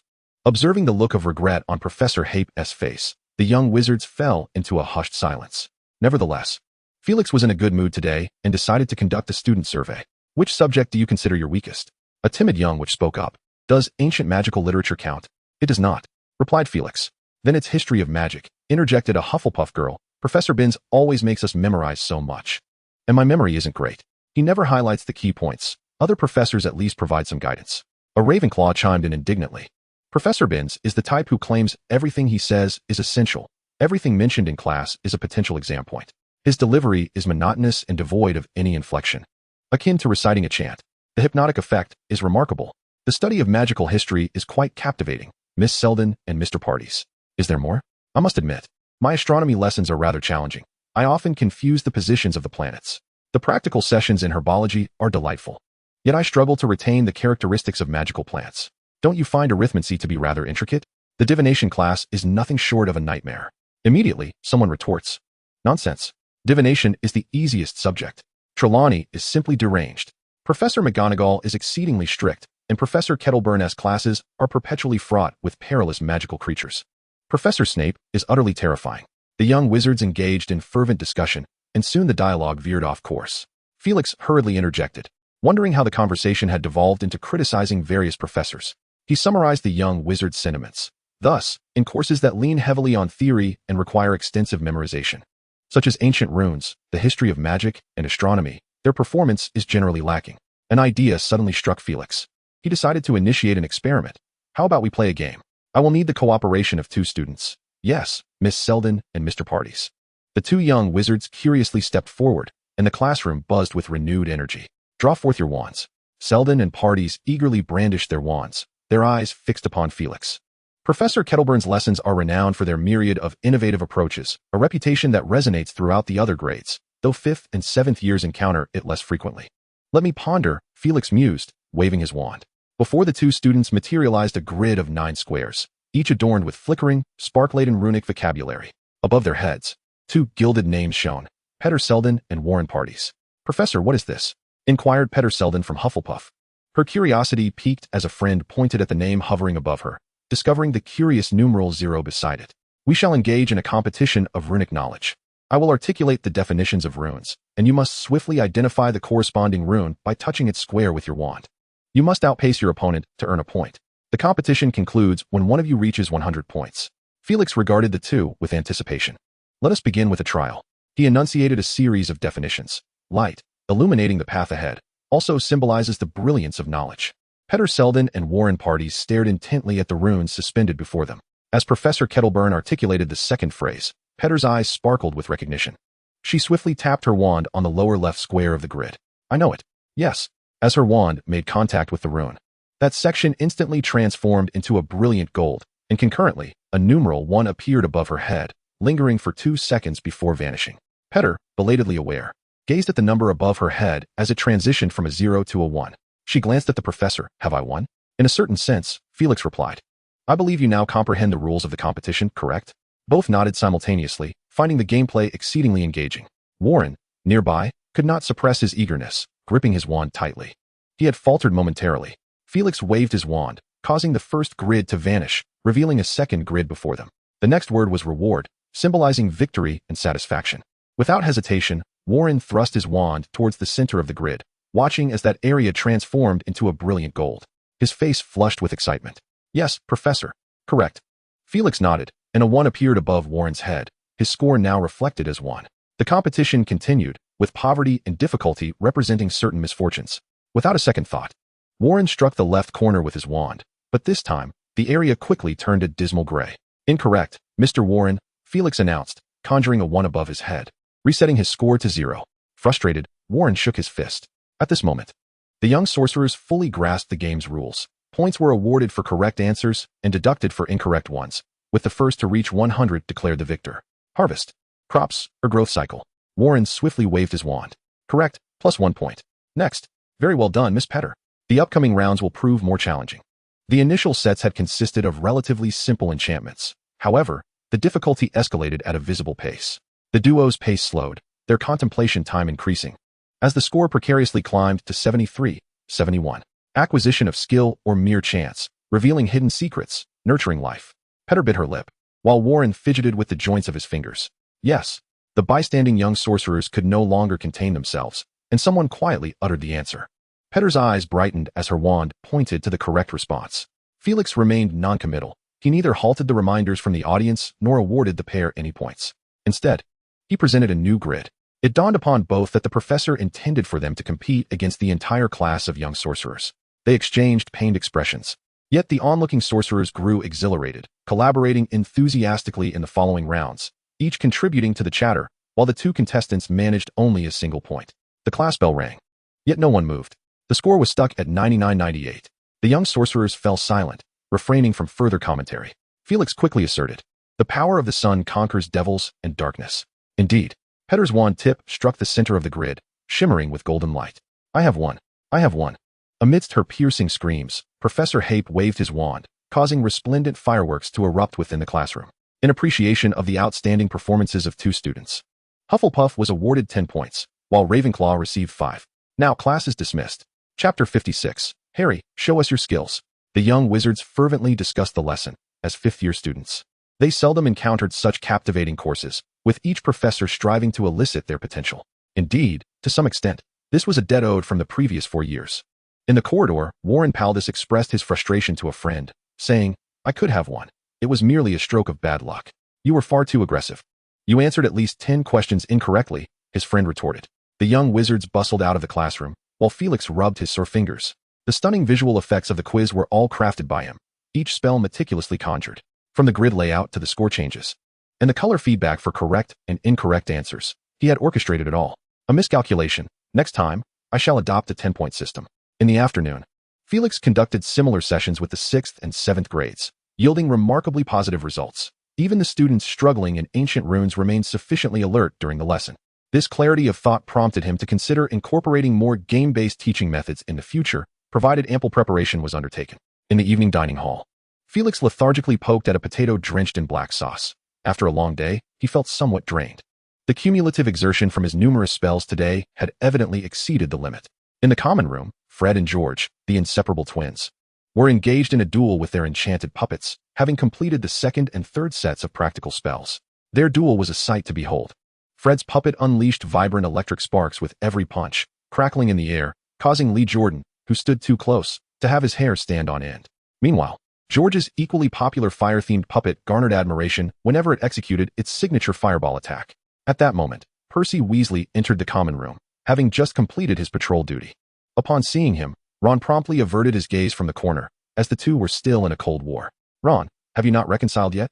Hermione inquired with concern. Not unless he apologizes, Ron stubbornly replied. Harry sighed, feeling it was best not to intervene, as Ron had essentially borne the brunt of their troubles, suffering considerable embarrassment. "Hey, Percy, I heard you scored 10 points from Professor Hape today?" A Gryffindor inquired. Percy puffed out his chest, making his prefect badge more prominent. "Indeed. Professor Hape attempted a new teaching method. I must admit, he is quite an astute individual. And you defeated Slytherin," Percy modestly remarked. "It is merely a competition. I must add, I lead my opponent by 9 points." The Gryffindors responded with a chorus of admiration, for Percy was indeed a scholarly prodigy, having attained 12 certificates. "Leading by 9 points. Ron repeated with a hint of disdain. Harry quickly shifted the subject. "Hermione, did you inquire with Professor Snape about the basilisk?" Hermione shook her head. "I seldom see the professor from Monday to Friday, unless there are papers that require her grading. But waiting until the weekend would be too late," Harry exclaimed, his frustration palpable. "What if an attack occurs in the meantime?" He slammed his hand on the table, startling 2 passing younger wizards, who cast a fearful glance at Harry and hurried past him. "Look, they all think I'm the culprit. Harry, should we go look for Professor Snape now?" Hermione suggested cautiously. Harry glanced at the clock. It was already past 9 in the evening. "Perhaps tomorrow," he sighed, slumping in his chair like a deflated balloon. They had essentially concluded that the creature in the Chamber of Secrets was indeed a basilisk, and Hermione's confusion surrounded the basilisk's fatal gaze. Yet, the previous 2 attacks had merely resulted in petrification. Harry had his own theories. The victims had not directly met the basilisk's eyes. Mrs. Norris had seen it through the reflection in a puddle, while Colin Creevey had done so through the lens of his camera. However, whether this hypothesis held merit remained to be validated, given the limited evidence. At that moment, Ron asked, "Harry, do you have the enchanted puppet Professor Snape gave you in your bag?" "I do," Harry replied wearily. He had practiced with it a few times in secret, but his skills were still lacking. He could barely manage to make the puppet walk normally. "Shall we give it a try?" Ron suggested, glancing at Percy amidst the crowd. "Here?" Harry hesitated. Hermione's eyes sparkled. She had longed to try it ever since the demonstration on the first day of school. Enchanted by its design, icy blue hair, and a charmingly exquisite face that struck a chord within her. "Perhaps this isn't the wisest choice," Hermione said, though she did not attempt to stop Harry from retrieving the puppet from his bag. "Hey, what are you up to?" Fred approached, draping an arm around George's shoulder. "Oh, just a magical puppet." Ron attempted to downplay it nonchalantly. Upon seeing the puppet in Harry's hand, Fred was taken aback. This was no ordinary puppet. Just from its appearance, the two were entirely incomparable. "A gift from Professor Snape," Ron explained. Fred picked up the enchanted puppet and, glancing at George, remarked, "I can barely sense its magical aura. It is far more exquisite than the one we dismantled before." "You dismantled one?" "Shoo." Fred raised a finger to his lips. "Keep it down. This is our little secret with Professor Snape." George took the puppet and casually added, "Once, we accidentally broke the enchanted puppet we had." "It was an accident," Fred remarked, his voice laced with trepidation. "We were terrified of being penalized or confined, or worse, being suspended and lashed with a wet whip. Thus, we approached to apologize with great trepidation." "And then, what punishment did you receive?" Ron inquired. "No, little Ronnie," Fred winked, a mischievous grin spreading across his face. "The professor declared us quite gifted in alchemy and awarded us each an additional 10 points. However," George sighed, "when we presented the second damaged puppet part before him, he barely restrained himself from deducting points." Hermione rolled her eyes. George examined the exquisitely crafted magical puppet, occasionally gasping in admiration. Finally, he turned to Harry, exclaiming, "Remarkable. What did you do?" Just as Ron was about to respond, Hermione stepped on his foot with considerable force. The twins exchanged glances and shrugged. "Would you like us to demonstrate?" Fred offered. "This puppet surely possesses numerous new features, which I suspect you're not yet adept at." "Who says that?" "Harry, show us your skills." Harry brandished his wand, and under his guidance, the magical puppet swayed to life. A few young wizards gazed curiously from a distance. Harry struggled to control the puppet, but alas, it could only produce a scattering of icy blue snowflakes at best. "Harry, your control is lacking," Fred pointed out. Harry directed his wand at the puppet, feeling as though he had touched its very core. He concentrated all his focus, attempting to awaken the dormant magical circuits. As his magic made contact, he was transported to a world of ice and snow, the sharp cold engulfing him as if he had consumed 10 popsicles in one gulp, leaving his senses numb. Harry's face turned a deep shade of purple, and he exhaled a breath of frost. "Harry, what's wrong?" Ron exclaimed, rising in alarm, as anyone could see something was amiss. Yet, in the next moment, a hissing sound erupted. The magical puppet suddenly illuminated, cascading pale blue crystals as the surrounding temperature plummeted. It raised its arms, and a series of ice columns shot up from the ground, the chilling air swirling outward like a rolling wave. They stood, dumbfounded, witnessing the spectacle. Before the palm-sized puppet, a row of ice columns soared to heights of 7 or 8 meters, completely sealing the entrance to the common room. A cloud of icy mist enveloped the area, prompting a collective sneeze from the young wizards within. Meanwhile, Professor Snape, seated in his office, sipped tea contentedly while perusing an ancient alchemy tome. Beside him lay the day's edition of the Daily Prophet, its front-page headline boldly proclaiming, "Good and Evil, the stark contrast between two newly appointed professors," authored by Rita Skeeter. Chapter 57, An Unexpected Situation. On Tuesday morning, the weather was unusually clear, and the winter sun bathed Hogwarts in a golden glow, adorning the ancient castle in shimmering light. Felix awoke at 8. The laughter of several young wizards engaged in a snowball fight filling the air. As he threw off his covers, his cotton pajamas effortlessly slipped away, replaced by a finely crafted, soft cardigan draped over him. He moved his neck to adjust the garment for comfort, and with a flick of magic, donned a pair of fleece-lined trousers. Magic, he mused, indeed fosters laziness. He could not recall where he had encountered this notion years prior, but he wholeheartedly agreed with it. Finally, after donning a dark wizarding robe, he pushed open the window, gazing down at the snowy landscape below. The weather had warmed considerably, and Felix felt no chill. A thick blanket of snow covered the open space and courtyard before the castle, where several young wizards hurried towards the dining hall for breakfast. How fortunate that I have no classes this morning. Indeed, happiness is often derived from contrast. Upon returning to his office, he meticulously reviewed the tasks that had recently occupied his attention, locating the Chamber of Secrets and addressing the basilisk, scheduled to resolve with Dumbledore during the Christmas holiday. Identifying potential Horcruxes among the Dark Lord's relics, repeated inquiries had yielded no leads, providing further evidence of the unreliability of young wizards. Practicing the instant kill technique, having grown somewhat complacent, he remained stagnant at the 4-jump milestone, obtaining the rare skill of Parseltongue, awaiting feedback, overseen by Harry Potter. The agreement with Klein, indefinitely postponed. The next interaction with the wealthy Hagrid, meticulously planned. Scouring Hogwarts' millennia-old library, ongoing. Managing the public relations threat posed by Rita Skeeter. Completing the binding vine from Magical Creations. Guiding Hermione in her thesis. Preparing Christmas gifts. Undertaking the duel club proposal. Drafting a reform plan for ancient magical text instruction. And establishing a rapport with Lockhart, a foolish endeavor, now deemed obsolete. Felix clicked his tongue, pondering the absence of particularly urgent matters. With less than a week until Christmas, he felt a sense of lethargy creeping in. Perhaps it was time to pay Professor Snape a visit and finalize the details regarding the duel club assistantship. Descending the castle stairs, he traversed the courtyard, where several oddly shaped snowmen stood, clearly the handiwork of younger students, whose limited magical prowess necessitated a hands-on approach. After breakfast, he made his way to the castle's underground chambers, navigating with ease to the office of the potions master. Upon knocking, Snape's expressionless face denied him entry. "I do not recall inviting you into my office, Felix," he stated. However, Felix was well acquainted with the professor's disposition, unless one sought to provoke him. It was best to speak directly and focus on topics of his interest. Thus, Felix replied, "Professor Snape, I have received Headmaster Dumbledore's approval to oversee the upcoming duel course. Regarding the teaching staff, I need to ascertain your willingness." He paused, locking eyes with Snape. Severus Snape pressed his lips tightly together, his dark eyes fixed unwaveringly upon him. After a brief moment, he stepped aside, gesturing for Felix to enter. The potions professor's office was situated underground, shrouded in dim light, with countless glass specimen jars lining the walls. Beyond this was Professor Snape's private quarters. Felix approached the shelf of specimens, scrutinizing one of the jars. "Is this a giant spider's pincers? From the batch dwelling in the Forbidden Forest?" he inquired with keen interest. Professor Snape emerged from the back room, 2 cups of pumpkin juice following in his wake.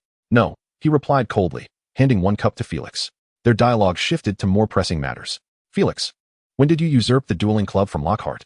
"Professor, I must remind you that it was Professor Lockhart's overwhelming workload that necessitated such a painful sacrifice," Felix retorted. "I hardly believe that," Snape scoffed. "What could possibly keep him busy with a performance class?" "Certainly," responding to his fans, Felix replied with a mischievous smile. "To my knowledge, he dedicates at least an hour each day to this endeavor. I can understand Professor Lockhart. After all, we are both writers faced with fan adulation. And he is far more prolific than I." Snape's expression conveyed all that needed to be said without further elaboration. "However, you also reply to fans? This is quite surprising. I assumed you would not waste time on such trivialities." "Alas," Felix sighed, "most of them are officials from various Ministry of Magic departments. And we discuss Muggle legislation and how to interact with Muggles." Snape choked back a response. "Felix, stop dancing around the subject and state your purpose." "Professor, I wish to know if you are still willing to participate in my dueling course." "Your dueling course?" Snape elongated the word with skepticism. "Indeed, my dueling course." Felix replied with calm assurance. "This is a matter of priority." Snape lapsed into silence. Felix maintained an air of tranquility, uncertain whether Snape would acquiesce. However, intelligence gleaned from Lockhart indicated that Snape had previously expressed a desire to assist with the course. This suggested an interest in dueling, though Felix remained unaware of the underlying motives, nor did he particularly care. He had heard whispers that Snape had long sought a teaching position in defense against the dark arts, but alas, Dumbledore had never acquiesced. Was there a connection between the two? Perhaps Snape viewed the dueling course as a substitute for the defense against the dark arts? Felix speculated inwardly.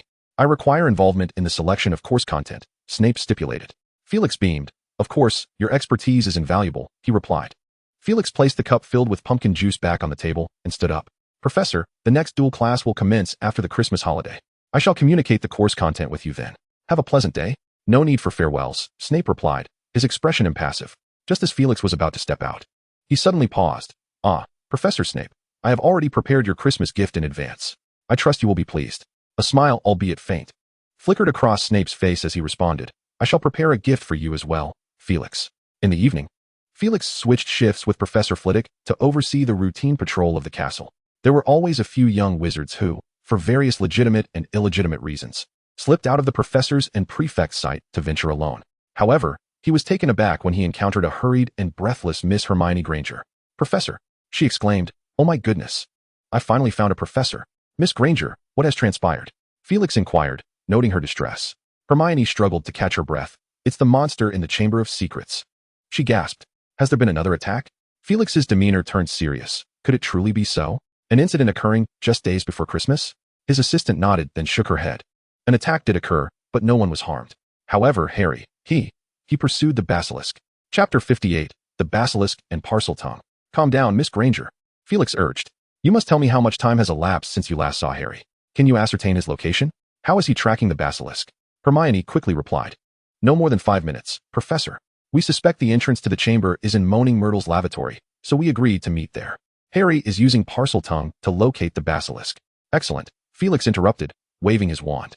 A silver light burst forth from the tip, coalescing in the air into a small, graceful bird with long, scythe-like wings, hovering in midair. Felix proclaimed, Headmaster Dumbledore, Harry Potter is pursuing the basilisk alone. Please proceed to Moaning Myrtle's abandoned lavatory, which is likely the entrance to the chamber. With that, the small bird flapped its wings and vanished in a flash of light. Professor, what kind of magic is that? The young witch could not help but ask, even in the urgency of the moment. It's the Patronus charm. It can protect you from dementors or temporarily deliver a message. Is that a swiftlet? Indeed, it is remarkably fast. Let us head to the lavatory, Felix instructed Hermione. You can clarify the situation as we walk. By the time they arrived at Moaning Myrtle's lavatory, Felix had pieced together the events. An hour prior, Harry, Ron, and Hermione had hastily finished their dinner in the Great Hall, exchanging glances of understanding before stealthily slipping away. At 6:20, Hermione addressed the two of them before their endeavor. We have approximately 40 minutes, as long as we return to the common room with the main group before 7. No one will suspect we ventured out. Their plan was to confront Professor Hagrid, earn his trust, and subsequently report the Chamber of Secrets information to Professor Dumbledore. However, complications arose along the way. Tear apart your thirst for blood. As they traversed a dimly lit corridor, Harry suddenly heard this voice and exclaimed, It's the basilisk. It's come out. Did you hear that? Ron asked, his voice laden with anxiety. Harry dashed forward, ascending a flight of stairs, ears pricked in search of the sound. He seemed to detect a faint rustling, prompting him to sprint ahead, with Ron and Hermione closely trailing behind. Yet the sound was elusive. Harry frequently lost track, necessitating his descent and ascent to ascertain their position. The trio had run for quite some time, breathless and weary. Has it returned? Perhaps it merely ventured out for a stroll? Ron inquired with hopeful anticipation. Absolutely not. Harry retorted, It seeks to kill. It has expressed its thirst for blood. Tear apart your target. Harry abruptly lifted his head, the voice echoing above. It's upstairs. He raced upward, leaving Ron and Hermione far behind. Turning a corner, he spotted Justin approaching from the opposite end of the corridor. It's out, ready to kill. Harry's expression was one of sheer terror. Time was of the essence. He shouted to Justin, Quick, close your eyes, Justin. Close your eyes. The serpent from the chamber has emerged. Justin, having avoided Harry for days, was taken aback. What? There was no time for explanations. Harry distinctly heard the ominous clicking sound. It could only be the basilisk, and it was about to strike. Obstacles abound. Harry drew his wand, casting a barrier spell that sent Justin flying, his face a portrait of astonishment and fear. Harry threw himself upon Justin, attempting to drag him away. But it was no easy feat once freed from the spell's grasp. Justin struggled fiercely, and they became entangled. What are you doing, Harry? What are you doing? Be quiet. I'm saving your life, Harry shouted, delivering a sharp blow to silence him. Listen, the creature from the chamber has emerged. Its gaze is deadly. So quickly, close your eyes. The rustling grew more pronounced in the corridor. Justin squeezed his eyes shut, trembling uncontrollably. Harry also closed his eyes, one hand fumbling for his wand amid their brief scuffle, only to have it fall to the ground. Are we going to die, Harry? I don't want to die. I'm sorry for misunderstanding you, Justin babbled incoherently. Be quiet. Harry bellowed, his voice reverberating through the corridor. He stumbled upon a small stick. It was his wand, but he was utterly helpless against the basilisk, his eyes still firmly shut. A door was violently thrust open, the sound of clattering footsteps growing ever closer. Harry deduced that the basilisk was no more than 2 meters away, perhaps its head looming directly in front of him. He could even detect a pungent, metallic odor. Get out of here, he shouted. What? Justin stammered, trembling. Not you. Get out of here. Justin only grasped the first half of Harry's words. The latter half emerged from Harry's lips as a chilling hiss, reminiscent of a serpent's. Yet far more terrifying. It was Parseltongue, he realized in an instant. Harry continued to utter commands in the serpent's tongue, urging the basilisk to leave, to return. And it seemed effective, for the sound of its movement halted. Yet it did not retreat. Instead, it responded with a sinister intent, the master's command to eradicate Muggles. Leave this place. Harry insisted in Parseltongue. I command you, depart. Thanks to his recent practice with magical scrolls, he had become quite adept at this ancient language. The master's command. I am the closest ally of your master. We are one and the same. Listen, you are in grave danger. A powerful wizard approaches. Quickly flee, Harry urged, unsure if his words would have any effect. But Hermione's information from Professor Hagrid suggested that Parseltongue could control snakes. He prayed fervently that it was indeed true. At long last, the basilisk stirred. Harry held his breath, awaiting the judgment of fate. Fortunately, the sound of its slithering grew fainter, ultimately fading into silence. Do not cease the slaughter. Another attack is imminent. Patience wears thin, echoed the words Harry perceived from above, indicating that the basilisk had returned to the pipes. Justin sat trembling on the ground, clearly shaken. It's over, Harry opened his eyes. Moments later, Hermione and Ron came rushing up from behind, breathless. Harry, what happened? They had lost their way and taken a longer route. Harry, filled with dread, recounted, the basilisk attempted to attack Justin, and I thwarted it. What? Oh my goodness. Hermione pointed to the scratches on the ground. Yes, I confronted it directly. Chapter 59. Split up. The expressions on Ron and Hermione's faces were quite remarkable. Struggling to stand, Harry said, thanks to your intel, Hermione, Parseltongue indeed can control the basilisk. Hermione covered her mouth in shock. Harry, you could have died. Do you realize that? Yes, I'm sorry. Justin interjected from the ground. He did it to save me. He rose, dusting off his clothes, and formally extended his hand. Harry, I'm truly sorry for misjudging you. I had consulted Professor Hagrid, who assured me you were no murderer, but I was terrified during that duel lesson. It's nothing, Harry replied, feigning nonchalance as he shook Justin's hand. A satisfactory resolution, was it not? Ron remarked, I don't mean to interrupt this cordial moment, but I think we should inform the professors at once. Just then, Harry approached a wooden door that stood ajar before him. This cannot possibly be Hermione covering her mouth. It is conceivable, Harry replied, yet it should have vacated by now. He pushed the door open and stepped inside, with Ron and Hermione trailing behind him. The room was exceedingly cramped, cloaked in dust, a long trail fading into a wall. Do you think there exists an entrance to a hidden chamber here? Hermione inquired. We have deliberated on this, have we not? Harry scrutinized the spot where the basilisk's markings vanished. Perhaps there was only one entrance to the chamber. But for the basilisk's ease of movement, Slytherin might have left several exits within the castle's network of pipes. Harry spoke in Parseltongue. Open. Justin, who had just entered, shivered. The wall showed no response, leaving him somewhat disheartened. Ron speculated, Harry, if this exit was indeed intended for the basilisk by Slytherin, he must have set specific conditions. Conversely, this means the true entrance to the chamber must lack such restrictions. Hermione exclaimed with excitement. What are we waiting for? Ron's expression suggested a problem had finally been resolved. We just need to inform a professor, anyone but Lockhart. No, you both should notify a professor, Harry said. The two looked at him in confusion. Listen, you go find someone. Professor Dumbledore, Professor McGonagall, Professor Flitwick, or even Snape. And you, Harry? I must remain here to ensure the basilisk does not emerge again. From my conversation with it, it's clearly ill-tempered.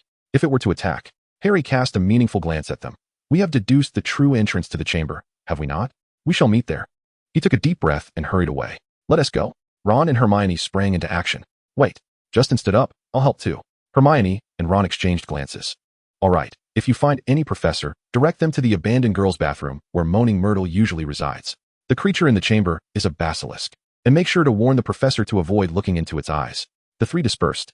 Meanwhile, Harry sprinted towards the bathroom, and just as he was nearing it, he collided with someone around the corner. His glasses were knocked off, and he felt a sharp pain all over, reminiscent of his fall during a Quidditch match. He glanced at the small wizard opposite him, recognizing him by his hair color as Draco Malfoy. Malfoy also appeared to be quite shaken, his expression vacant as a black notebook slipped from his grasp. "Potter," he murmured, momentarily dazed, before snapping back to reality. "Potter." Harry retrieved his glasses from the ground and quickly rose. "Get lost, Malfoy." He promptly departed. Draco, left standing in confusion, glanced around, his expression suddenly shifting to one of terror. Harry sprinted fervently and finally arrived at the girls' lavatory. He pushed the door open, oblivious to the puddles on the floor. Cautiously, he uttered in Parseltongue, "Are you there? The monster of the chamber?" Simultaneously, he braced himself to shut his eyes. After a few seconds, just as he believed all was safe, he heard a rustling sound. It was the basilisk. Following the faint noise, Harry deduced that the creature had returned via another pipe. According to their previous analysis, although Hogwarts was riddled with various passages, the chamber could not be concealed within them. Thus, there must be a singular connecting route. This location was, indeed, the entrance to the chamber. Their discussions had concluded that the entrance likely lay in the abandoned girls' lavatory, where Moaning Myrtle had met her tragic end, for she had eagerly recounted hearing a boy's voice on the day of her demise. This boy could only be the heir of the chamber from the previous generation. Following the delicate sound, Harry arrived at the center of the lavatory, where a series of circular sinks stood. He gently set his backpack aside, disregarding the water pooling on the floor, and knelt down, pressing his ear against the metallic pipe of the sink. After a sound reminiscent of a sticky hose sliding across the floor, the noise vanished entirely. After waiting in silence for several seconds, Harry stood up and circled the sinks, meticulously inspecting his surroundings. As anticipated, he discovered a small serpent motif on the side of one faucet. Unable to contain his excitement, he whispered in Parseltongue, "Open." Instantly, the faucet emitted a dazzling white light and began to spin rapidly. Subsequently, the sink itself began to shift, and Harry watched as it slowly disappeared from view, revealing a remarkably large pipe. Wading through the water, Harry approached, peering curiously into the darkness that loomed before the pipe, which appeared to lead straight to the depths of hell. Hesitating over whether to descend, he felt an instinctive urge to leap down, as was his usual inclination. However, having recently been confined by Professor Snape, and having spent 2 days studying the reckless behaviors and punitive measures of past young wizards, he resolved to proceed with caution. "What are you doing?" A melancholic voice emerged from behind him, alarmingly close, as if whispering directly against the back of his head.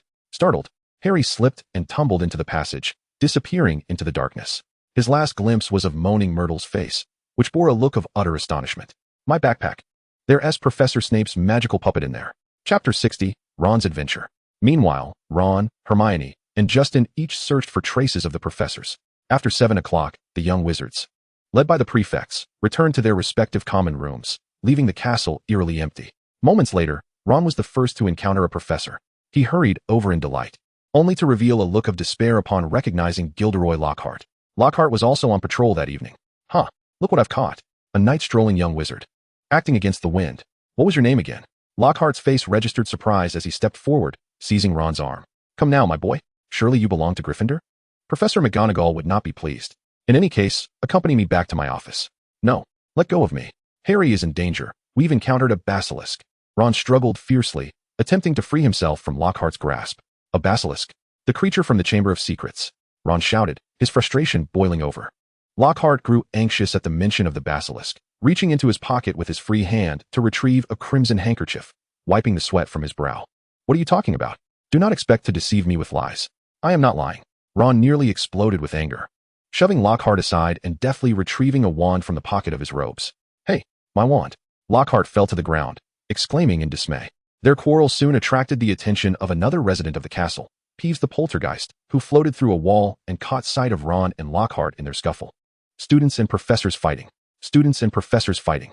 Peeves cackled gleefully. Clatter, clatter. The sound of Filch's footsteps echoed from afar. Ron, not looking back, ran in a panic, only to find himself in a familiar corridor, the girls' lavatory of Moaning Myrtle, where they had once brewed Polyjuice Potion, although they had since relocated to the abandoned classroom below. Ron swallowed hard, cautiously turning the doorknob of the lavatory. With Myrtle's past encounters in mind, he feared pushing the door open would reveal a pair of large, yellow eyes. He closed his eyes and pushed the door open. "Is anyone there, Harry?" He was met with silence. "Oh, that poor thing," a peculiar voice remarked. And Ron recognized it as Moaning Myrtle's tone. He opened his eyes. A translucent, silver ghost floated in midair. "Harry has been here. Where is he?" Ron inquired, eager for details, but the scene before him left him wide-eyed. In the center of the lavatory, one of the sinks had vanished, replaced by a deep, dark hole. He stepped closer, disdainfully glancing at the filthy pipe that seemed bottomless. Myrtle, did Harry jump in? Indeed, it was so sudden, I was just about to speak with him. Myrtle replied in a mournful tone. His belongings are still there. Only then did Ron notice Harry's backpack awkwardly piled beneath one of the sinks. Oh, Merlin. Ron thought fervently as he opened Harry's bag, revealing a magical puppet with ice blue hair nestled quietly inside. Ron let out a wail. What is it? Myrtle floated beside him, peering into the bag with curiosity. What is this? The latest fad in the castle? Harry is in danger, Ron murmured softly. What? I said, Harry is in danger. Ron inhaled deeply, grasped the magical puppet, and hurried several paces toward the entrance of the chamber. A few seconds later, he turned to moaning Myrtle and, with a pitiful expression, asked, Could you give me a push?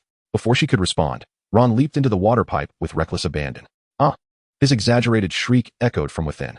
Meanwhile, Justin had found Professor Snape. Almost simultaneously, Hermione encountered Professor Flitwick. As Felix and Hermione arrived at the girls' restroom, they beheld Peeves the poltergeist chasing the weeping, moaning Myrtle with a box of rotting bread. What on earth is happening? He exclaimed. A hit to the stomach scores 10 points. A hit to the head earns 50. Ha ha ha. The small restroom resonated with the sounds of Peeves' laughter and Myrtle's sobs. Oh dear, poor Myrtle, please stop, Peeves. Hermione lamented as she observed the scene.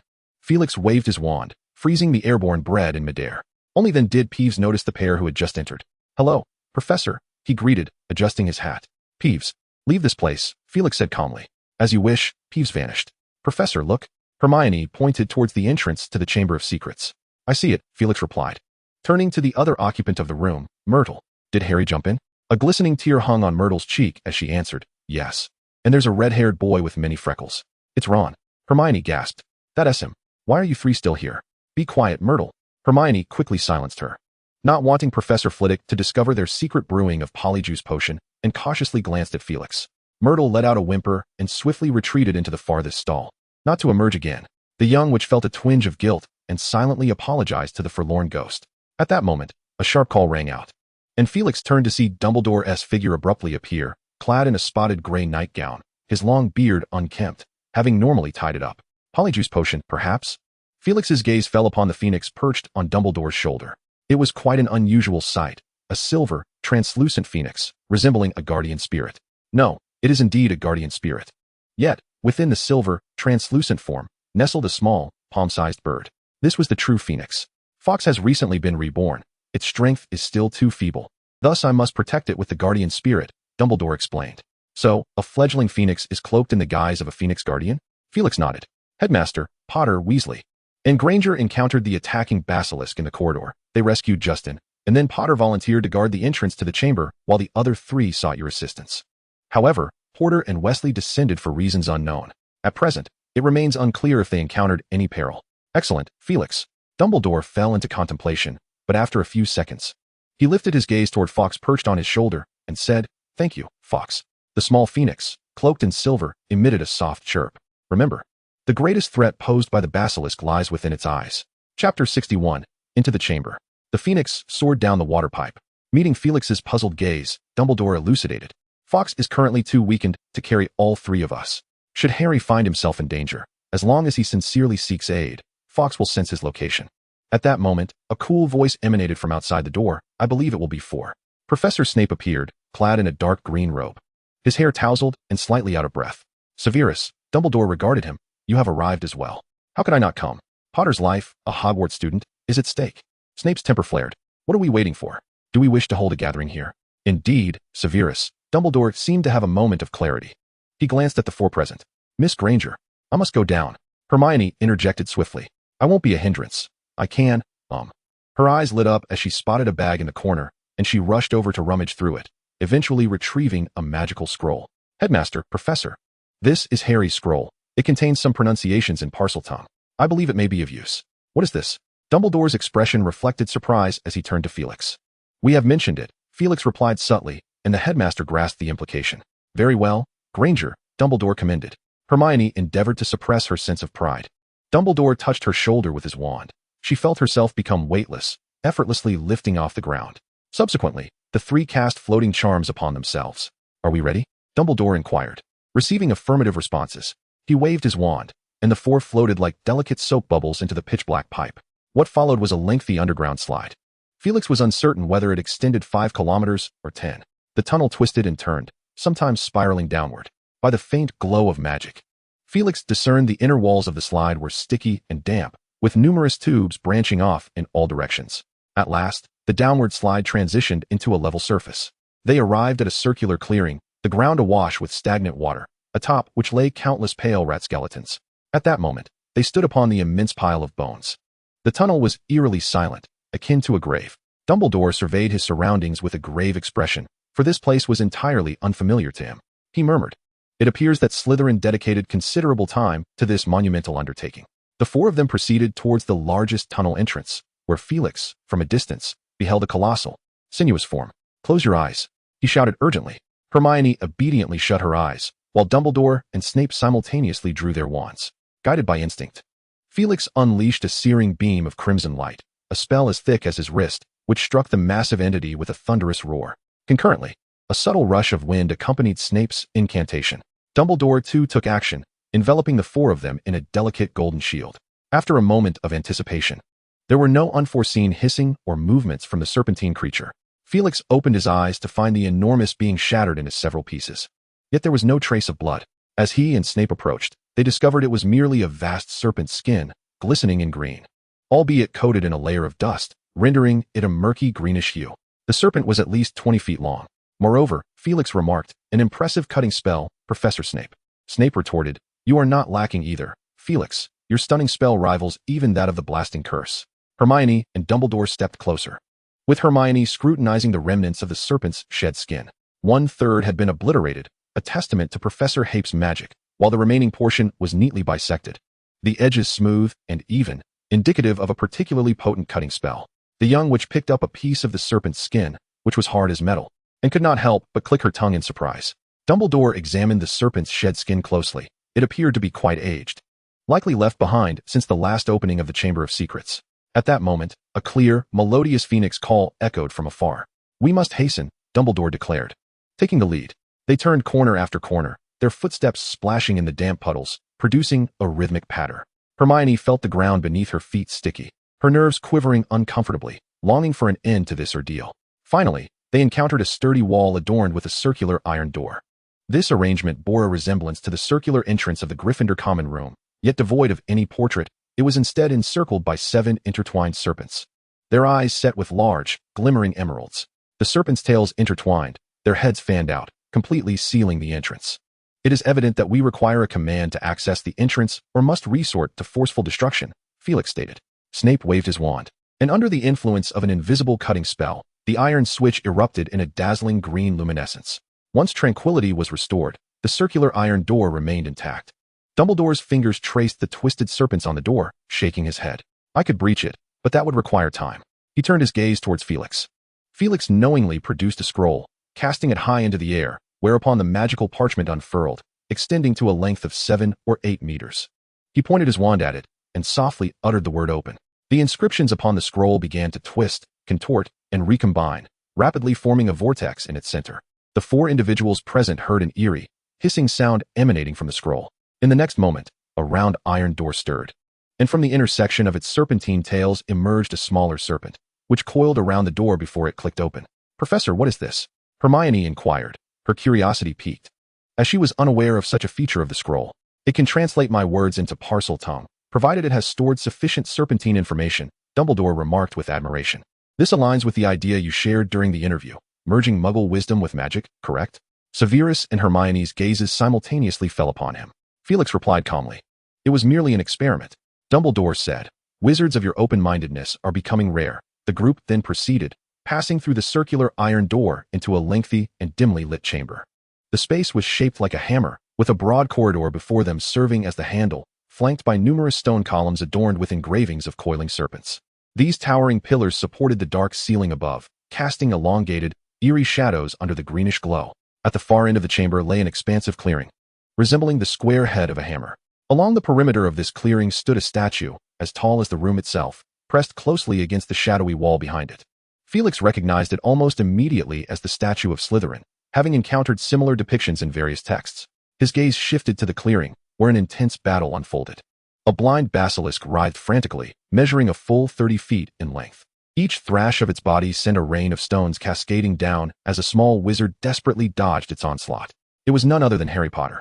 Chapter 62, The Observer. Headmaster, Felix drew his wand. Dumbledore did not respond, instead falling into deep contemplation, as if he were asleep. Headmaster Dumbledore, Hermione exclaimed, her impatience evident as she stamped her feet. After several moments of silence, Dumbledore waved his wand, casting several disillusionment charms over them. Felix overheard the dialogue between him and Severus. I don't understand, Dumbledore. What is it, Severus? That boy, Harry Potter, he is going to die? I am here. Dumbledore replied tersely. The conversation concluded, yet Felix found himself deep in thought. Did Dumbledore intend to cultivate Potter? The proximity of life and death often ignites one's courage and potential, especially with the elderly man standing by, orchestrating the entire scenario. Or perhaps, he suddenly recalled the conversation he had with Dumbledore when Porter exposed the serpent's tongue. The headmaster mentioned that he still needed to confirm certain matters. What could they possibly be? The group silently approached the battlefield, and as they drew nearer, Felix discovered a vast expanse of shattered ice crystals on the ground. With several palm-sized, blood-stained black scales clinging to a collapsed ice wall, the four of them arrived near a serpentine stone pillar at the edge of the clearing, where they dispelled part of the disillusionment charm, allowing them to see each other's positions clearly. Professor, Hermione tugged at his sleeve. Behind the pillar lay a small wizard on the ground. Next to him was a palm-sized bird. It was Ron and Fawkes. Headmaster, I found Weasley, Dumbledore remarked. Glancing over the scene. Severus, I am watching, Snape replied without turning, his gaze fixed intently on Harry, his expression deeply enigmatic. Dumbledore and Felix crouched beside Ron, whose clothes were covered in dirt and scratches, yet his body bore no injuries. The little phoenix emitted a soft chirp, seemingly taking credit for the healing. It was evident that it had mended Ron's wounds. Thank you, Fawkes, Dumbledore said with satisfaction. Professor, Ron. Hermione looked at Ron with concern. He is fine, Felix assured her, tapping the ring on his left hand with his wand. A vial of potion flew forth, which he administered to Ron. Ron's brow furrowed in response. Meanwhile, Harry's battle continued unabated in the clearing. He hid behind a massive boulder, his wand swirling. The palm-sized magical puppet unleashed blasts of icy air infused with shimmering ice crystals. The blind serpent creature could not detect her. It merely executed sweeping attacks across the battlefield, its tail still adorned with flecks of white frost. Harry nimbly dodged a boulder the size of a human head as the massive stone barrier in front of him shattered into pieces. He hurriedly made his escape, but the sound of his footsteps attracted the serpent's attention, and in the next moment, a thick tail swung towards him. Instantly, Harry commanded the magical puppet to shield him. With a series of crackling sounds, a column of ice materialized. The colossal black serpent's tail struck down, and after a painful crunch, the ice column and the puppet shattered into fragments, providing Harry with a fleeting opportunity to sprint away on tiptoe. The three professors concealed in the shadows lowered their wands simultaneously. Felix could not help but feel a pang of sorrow as he glanced at the pile of puppet debris. Was it truly rendered useless? Professor, I want to help Harry, Hermione exclaimed. Felix paused for a moment. Have you thought this through? Yes. Felix lifted the disillusionment charm from Hermione and retrieved a small beaded pouch from his ring, handing it to her. I had intended this as your Christmas gift, but I shall give it to you early. I trust you require no further instructions on its use? No, thank you, Professor, Hermione replied joyfully. She was not overly concerned for Harry's safety, for with two professors and the headmaster present, his demise was unlikely. However, she could not bear the thought of him facing the basilisk alone. After all, they were the best of friends. Hermione cautiously concealed herself in the shadows, treading as lightly as possible. On the battlefield, Harry struggled to evade the basilisk's tail and the debris that flew about, and without the aid of his magical puppet, he found himself at an overwhelming disadvantage. Silence, he hissed, yet the creature had succumbed to madness, its blindness heralding a fate of either death by violence or starvation. Moreover, they had trespassed into the Chamber of Secrets.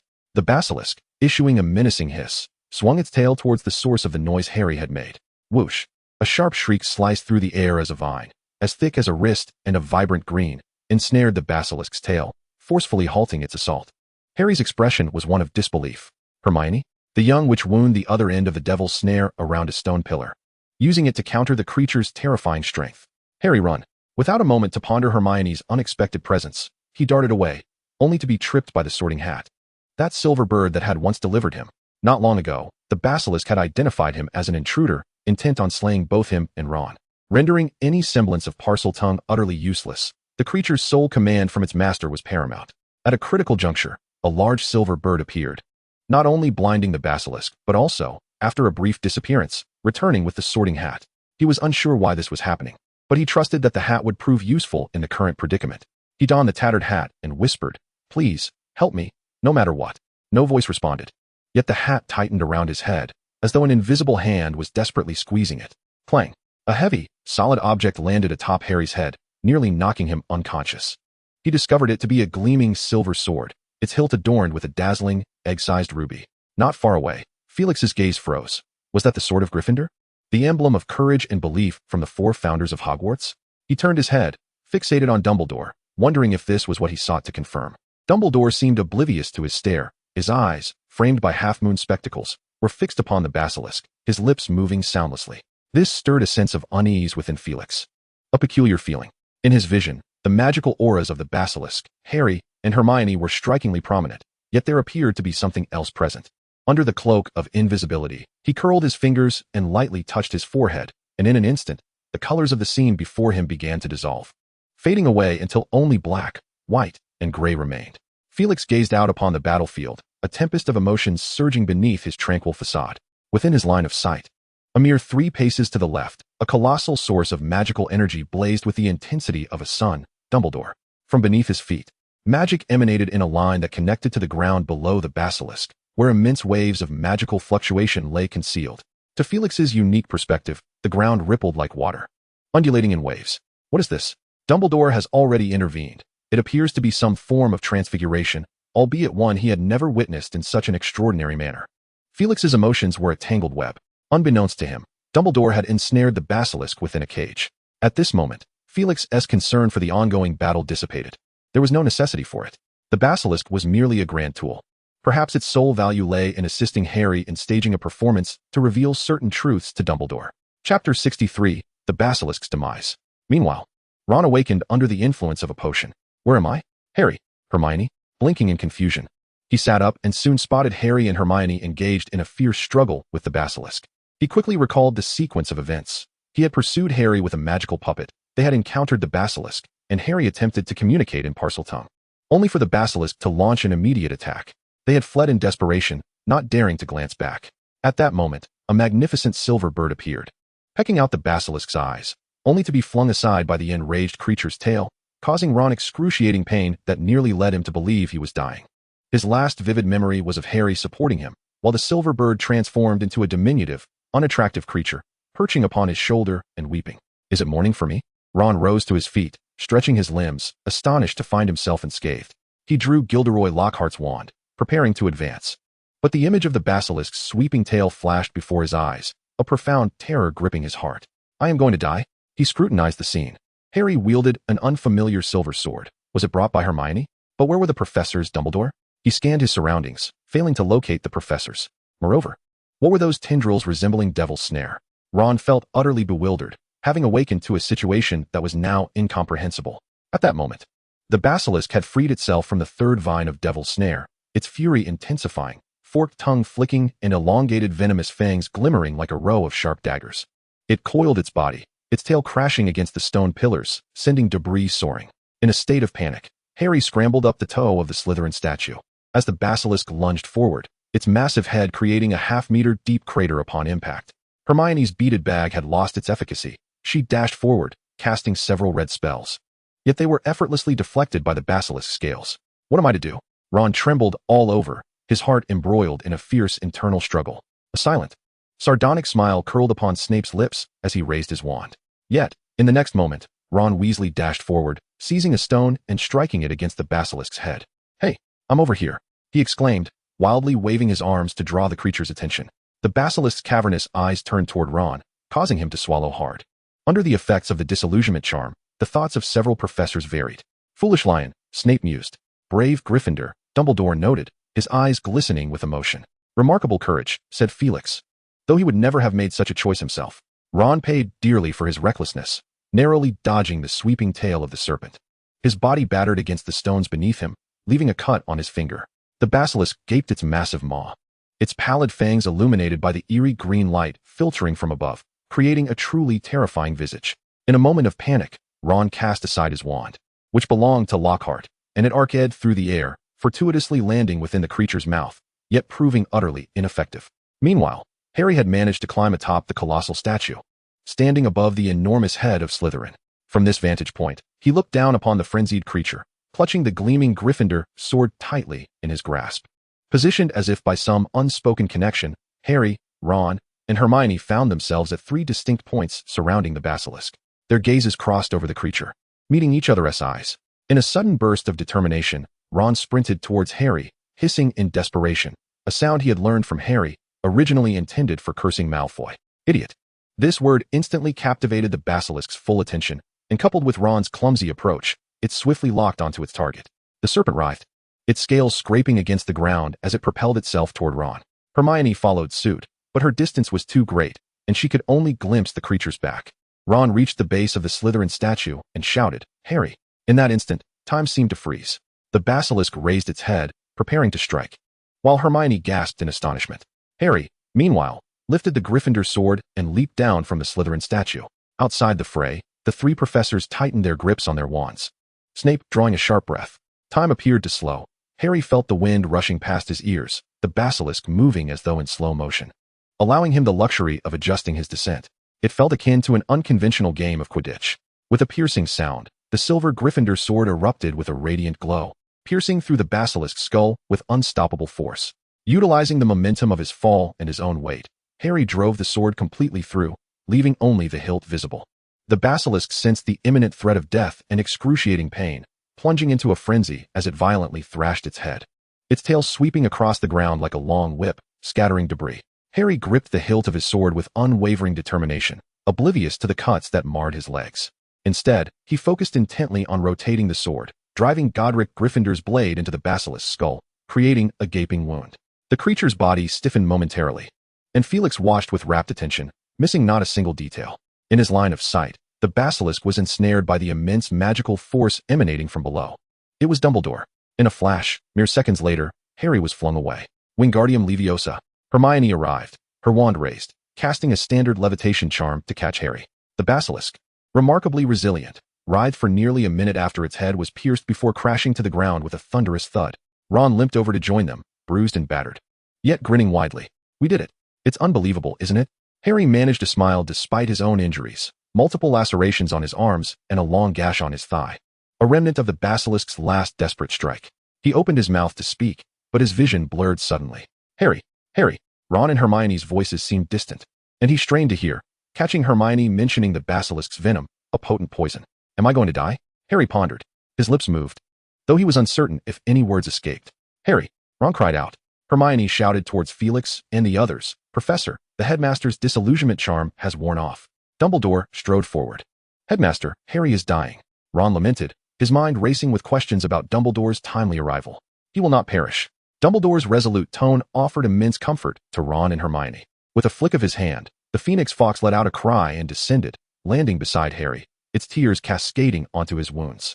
The injuries swiftly ceased bleeding, contracting and healing completely. "Headmaster? Professor?" Harry blinked awake, glancing at the Phoenix and then at his healed wounds. "What is happening?" "I'm not Harry." Phoenix tears can neutralize poison and heal wounds. Harry gazed curiously at Fox. "Is this the Phoenix? It seems rather plain and diminutive, hardly larger than a hand. What is its name?" "Fox." Harry expressed his gratitude, saying, "Thank you, Fox. It's a pleasure to meet you. I am Harry Potter." The small Phoenix hopped onto his shoulder, affectionately nuzzling his cheek. Dumbledore elaborated, "The Phoenix is a remarkably enchanting creature. Unfortunately, Fox has just undergone a rebirth, but in time, its feathers will transform into a magnificent display of red and gold. They are capable of carrying heavy burdens, their tears possess the power to heal, and they are remarkably loyal companions." Subsequently, they returned to the castle, where Harry, Ron, and Hermione were taken to the hospital wing. Ron and Hermione had sustained minor injuries, with Ron's being more severe, while Harry had just been healed by the tears of a phoenix. Apart from being a bit dirty, he was otherwise unscathed. In Chapter 64, the storytelling, Madame Pomfrey, the school nurse, swiftly attended to their wounds with a few simple spells and then administered a dose of a cheering potion, proclaiming, "This will do you good." Harry, however, found himself choking on the potion. "Poppy, could we have a few moments?" Dumbledore gently requested, prompting Madame Pomfrey to turn and leave. The trio was now alone, accompanied by Dumbledore and Felix, while Severus had been dispatched by the headmaster to locate Professor McGonagall. They would later revisit the Chamber of Secrets to properly handle the basilisk's remains. "I presume you have much to discuss," Dumbledore remarked, his gaze falling upon a nearby table where the Sorting Hat and a silver sword adorned with rubies lay. Harry began recounting the events in detail, sharing how he first heard the disembodied voice while in Professor Lockhart's office during detention. With the information Hermione had gathered from Professor Happ, he confirmed his ability to speak Parseltongue. Due to the infamous reputation of Parseltongue, I concealed it, especially since no attacks had occurred at that time, Harry confessed, feeling a twinge of embarrassment. Everyone harbors their own secrets, reluctant to have them exposed. Dumbledore empathetically responded, which eased Harry's discomfort somewhat. He continued, detailing how, after the initial attack, they noticed spiders fleeing the castle and learned from Moaning Myrtle that she had been the victim of the chamber's opening 50 years prior. Harry emphasized that on the day Myrtle was attacked, she had heard a boy's voice, which served as their most significant evidence in determining the entrance to the chamber. Dumbledore couldn't help but applaud in admiration. It was Hermione's deduction, Harry modestly credited, while Hermione shyly waved her hand in dismissal. The conversation turned to the second attack, and Harry felt a strong urge to voice their suspicions regarding Malfoy. Surely, Dumbledore could uncover something? Just as he gathered his courage, Snape and Professor McGonagall entered the room. Upon seeing the trio's disheveled state, Professor McGonagall clutched her chest, exclaiming, "Oh my, what have you all been through?" Professor Snape remarked that if it were true they had recklessly challenged the monster in the chamber, he would certainly penalize them. "Minerva," Dumbledore interjected, "and Severus, you have arrived just in time. Let us listen to their adventure before reaching a final conclusion." Thus, the audience for the tale expanded by two. Harry opened his mouth, ultimately swallowing his suspicions regarding Malfoy. He began to recount the critical information he had gleaned from Hermione, that Parseltongue could control snakes, which was precisely what Slytherin had done. He then shared what he had learned from Hagrid about the existence of the Acromantula, Aragog, and its fear of the basilisk. "And those dead chickens," Ron reminded him. "Indeed. Hagrid's chickens have met their demise. He assumed it was the work of a fox," Harry added. "We have pieced together the truth of the Chamber of Secrets from this information. I am more intrigued by how this series of events transpired tonight," Dumbledore remarked, nodding approvingly before inquiring further. Harry continued to narrate how they had slipped out of the Great Hall to seek out Professor Lockhart, only to hear the basilisk's voice again after Snape had scoffed. They managed to save Justin, with Harry instructing the others to seek assistance from a professor while he kept watch over the creature to prevent it from attacking anyone else.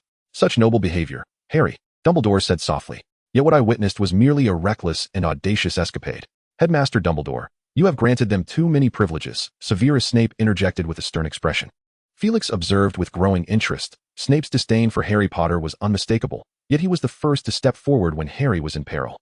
Reflecting on his own past investigations, a smirk involuntarily crept across his lips. "We must refrain from making hasty judgments, Severus." Subsequently, Ron and Hermione recounted their respective experiences. Hermione had little to share, having merely wandered the empty castle for a few minutes before encountering Professor Lockhart. Ron's tale, however, was far more riveting. He not only confronted the professor, but also seized his wand. In the midst of his panic, Ron embellished the story, claiming it was a stroke of genius that led him to the bathroom, where he realized Harry did not possess a powerful magical puppet. Thus, he boldly leapt into action, becoming an unexpected hero. "By the way, Headmaster," Ron said nervously, "Professor Lockhart's wand was swallowed by the basilisk. Should I compensate him? His own wand is still in tatters." "That is indeed a dilemma. Gilderoy has been rather unfortunate of late. I shall have a word with him," Dumbledore replied in a light-hearted tone. "If fortune smiles upon him, his wand may still be intact within the creature's belly." Once the three young wizards had shared their accounts, Professor McGonagall, looking fatigued, said, "What you have accomplished tonight far exceeds your responsibilities. I must also add that you have violated at least 100 school rules along the way. But how did you defeat the basilisk?" Harry recounted how he and Ron had encountered it near the snake's shed skin, and they ventured into the chamber together, ultimately facing the creature. At this juncture, Harry suddenly realized he ought to have stopped near the shed skin, but at that moment, it had not crossed his mind. Am I truly as reckless as Snape claims, a foolish lion? The story continues as the unexpected visit from the two intrudes upon the serpent's psychological threshold, prompting it to launch a frenzied assault on Harry and Ron. It was only when Fawkes pecked out the creature's eyes that they mustered the courage to confront it. Professor Hagrid's magical puppet proved to be of tremendous assistance. Harry cast a grateful glance at Felix, who merely smiled silently, his gaze fixed upon the tattered and filthy sorting hat. Harry then continued his narrative, casting a peculiar glance at Hermione, unaware of her arrival. Ultimately, he recounted the climactic moment when, through their combined efforts, he executed the final leap to vanquish the serpent. With that, the tale reached its conclusion. Felix applauded, remarking on the splendid adventure, suggesting that their story could fill a book. Snape, drawing out his words in his characteristically emotionless tone, remarked, "Perhaps you see a reflection of yourself in them." "No, Professor Snape," Felix replied lightly, "I am entirely different from them. They are exemplary Gryffindors, whereas you and I." He glanced at Snape. are quintessential Slytherins, are we not? The Sorting Hat can attest to that. He reached out, effortlessly taking the Sorting Hat and placing it upon his head. Chapter 65, Dumbledore's Heir. As the trio emerged from the hospital wing, their faces radiated with exuberant smiles. Just moments ago, Dumbledore had rewarded their remarkable bravery with an addition of 200 points each, along with a shared special contribution award for the school. Naturally, some points were deducted for previous infractions of school rules, but today as transgressions, venturing out against school orders, resulted in a 20-point deduction for each. While Ron faced an additional 50-point penalty for Professor Lockhart's misconduct, coupled with a month of detention. Nonetheless, they collectively secured 490 points for their house, effectively sealing Gryffindor's claim to the House Cup. I think it's worth it. Ron, despite his impending month of detention, had no objections. Harry, with a hint of greed, mused that if they could also win the Quidditch championship, the year would be truly perfect. Yet there was still an opportunity. In their final conversation, Harry had a private exchange with Dumbledore, where he summoned the courage to voice a long-standing concern, whether he had been sorted into the wrong house. As the Sorting Hat had strongly suggested, he would achieve great things in Slytherin. Dumbledore's reassurance settled his mind. Pointing to the Gryffindor sword on the table, he told Harry, "Only a true Gryffindor can pull it from the hat." He also clarified the reason behind Harry's ability to speak Parseltongue, explaining that Voldemort had transferred a fragment of his power to Harry on that fateful night. This revelation left Harry astounded. To live according to one's own will is far more meaningful than being entangled in an unchangeable past, Dumbledore advised him. The night had fully descended. Yet the shadow that had enveloped Hogwarts for 2 long months finally dissipated. Ron suddenly spoke up, inquiring about Professor Snape's recent remarks regarding Gryffindor and Slytherin. Harry, reflecting on his actions from earlier that evening, ventured, perhaps it pertains to the qualities esteemed by different houses? Like the courage valued by Gryffindor and the self-restraint revered by Slytherin. I nearly forgot Snape is a Slytherin, Ron mumbled under his breath. Hermione remained silent, recalling her first private lesson in magical runes, during which Snape exhibited a particular interest in the Sorting Hat, suggesting perhaps it was time to reintroduce himself to it. The young witch suspected that the professor was merely seeking an excuse to don the Sorting Hat once more. Upon their return to the common room, the trio huddled in a corner, exchanging details of their experiences. Hermione's revelations startled them the most. The 3 professors had stood by, observing the entire ordeal. How could they do that?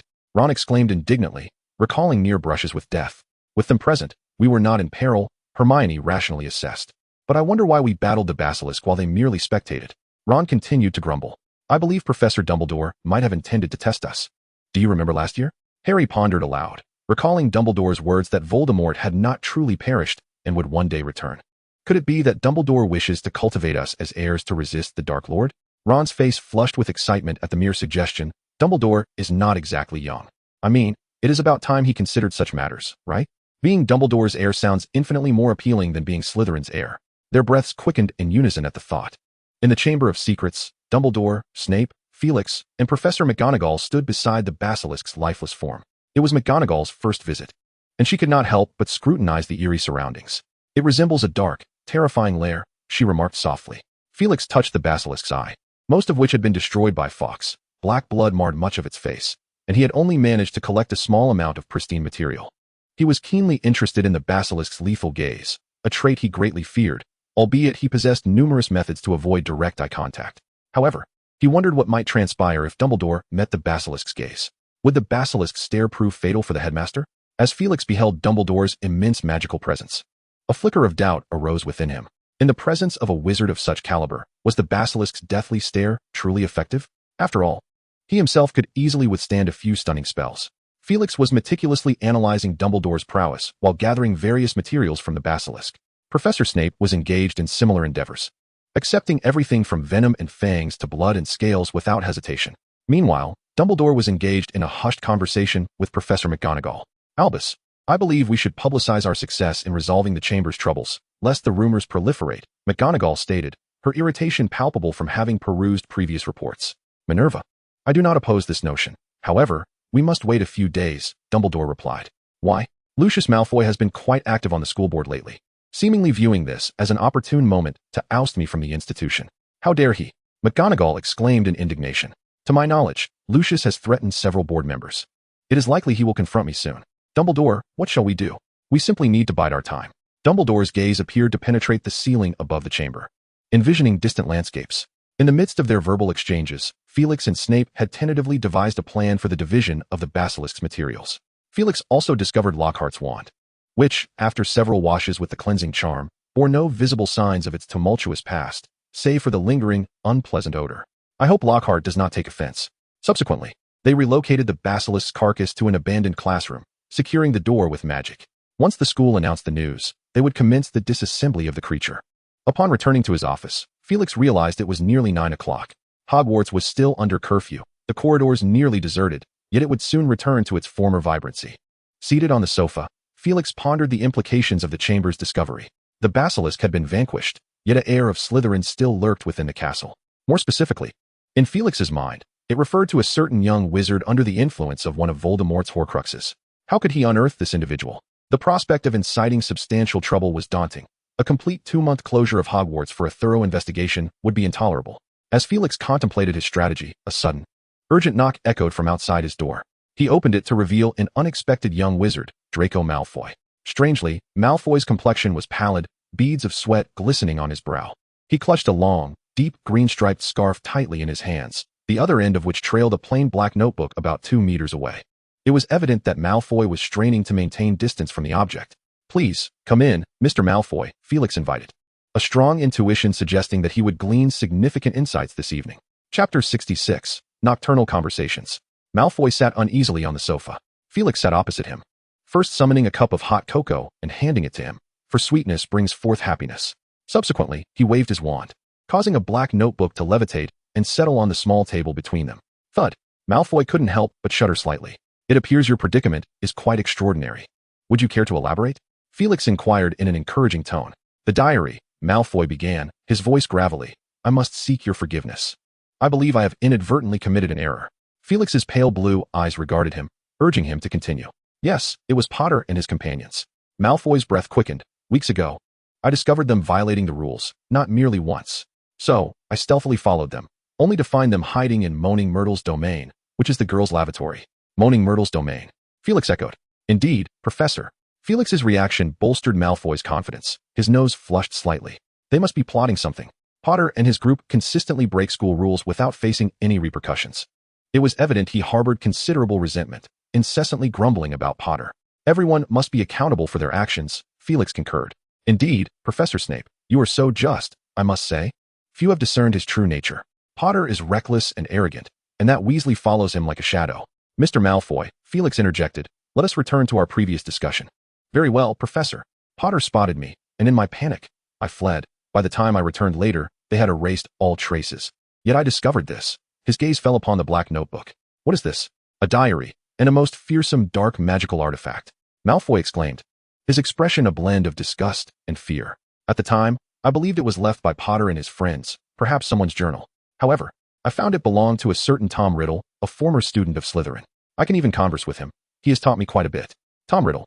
The name caused Felix's gaze to deepen. "So, you concealed its existence?" "I believe the professors have emphasized more than once the danger of trusting such concealed entities." Malfoy lowered his head, and Felix could easily see his platinum hair. "What then, Malfoy? According to your account, he serves as your mentor. What has prompted your shift in attitude?" Malfoy exhibited a reminiscent expression. "In the initial days, everything was normal. But then, things changed. I found myself appearing in inexplicable places at times, and whenever I wished to think, I would unconsciously forget this matter. Furthermore, my robes, backpack, and cuffs were inexplicably covered in feathers. I never touched those things. Later today, I found myself inexplicably in a secluded corridor on the 4th floor of the castle. As the realization dawned upon me, I witnessed Harry fleeing past me." I surmised that Malfoy had lowered his voice, as if his prior words had been meticulously crafted for this very moment, a trap laid specifically for me. The office succumbed to a hushed atmosphere. Felix toyed with his wand, seemingly deep in thought. After a moment, he bent down to grasp the notebook with his empty hand. He leafed through it, noting that aside from the first page inscribed with the name Tom Riddle in ink, the remaining pages lay utterly blank. Upon turning to the back cover, he discovered the name of a newsagent on Vauxhall Road in London. "Mr. Malfoy," Felix inquired, "are you suggesting that all of this was orchestrated by Potter and his cohort?" "There is a possibility, Professor," he replied slowly. "But what could their motive be? Have you considered an alternative possibility? Perhaps this notebook is connected to the recent attacks in the Chamber of Secrets?" Malfoy's pallid cheeks took on an even ghastlier hue as he stammered. Professor Heap's icy blue eyes scrutinized him, making Malfoy feel as though his innermost thoughts had been laid bare. Subconsciously, he believed that this notebook was indeed linked to the chamber. He wished to entrust it to a reliable individual, yet he also dreaded attracting trouble. Heaven knows what mischief he might unwittingly unleash. This matter must remain concealed from his father, which was precisely why he had deliberately avoided Professor Snape, who was more trustworthy, yet too closely tied to his family. As for whether it was connected to Potter, he could not be certain, though causing Potter some inconvenience seemed rather normal, did it not? Professor, I am unsure. I possess no recollection in that regard, he replied slyly. Regardless, Felix regarded him thoughtfully. You have made a judicious choice. Slytherin receives 50 points. That is the utmost I can offer. Perhaps we might visit Headmaster Dumbledore together. No, that will not be necessary, Professor, Malfoy hastily replied as he rose to his feet. I only have one request. Can you ensure my confidentiality? Confidentiality? You mean, prior to uncovering the truth, it would be prudent not to mention my involvement, nor to inform my family, as it could tarnish the Malfoy family's reputation? Felix regarded him intently. Very well, he assented. Thank you, Professor. If there is nothing else, I shall take my leave. With Felix's permission, he departed swiftly.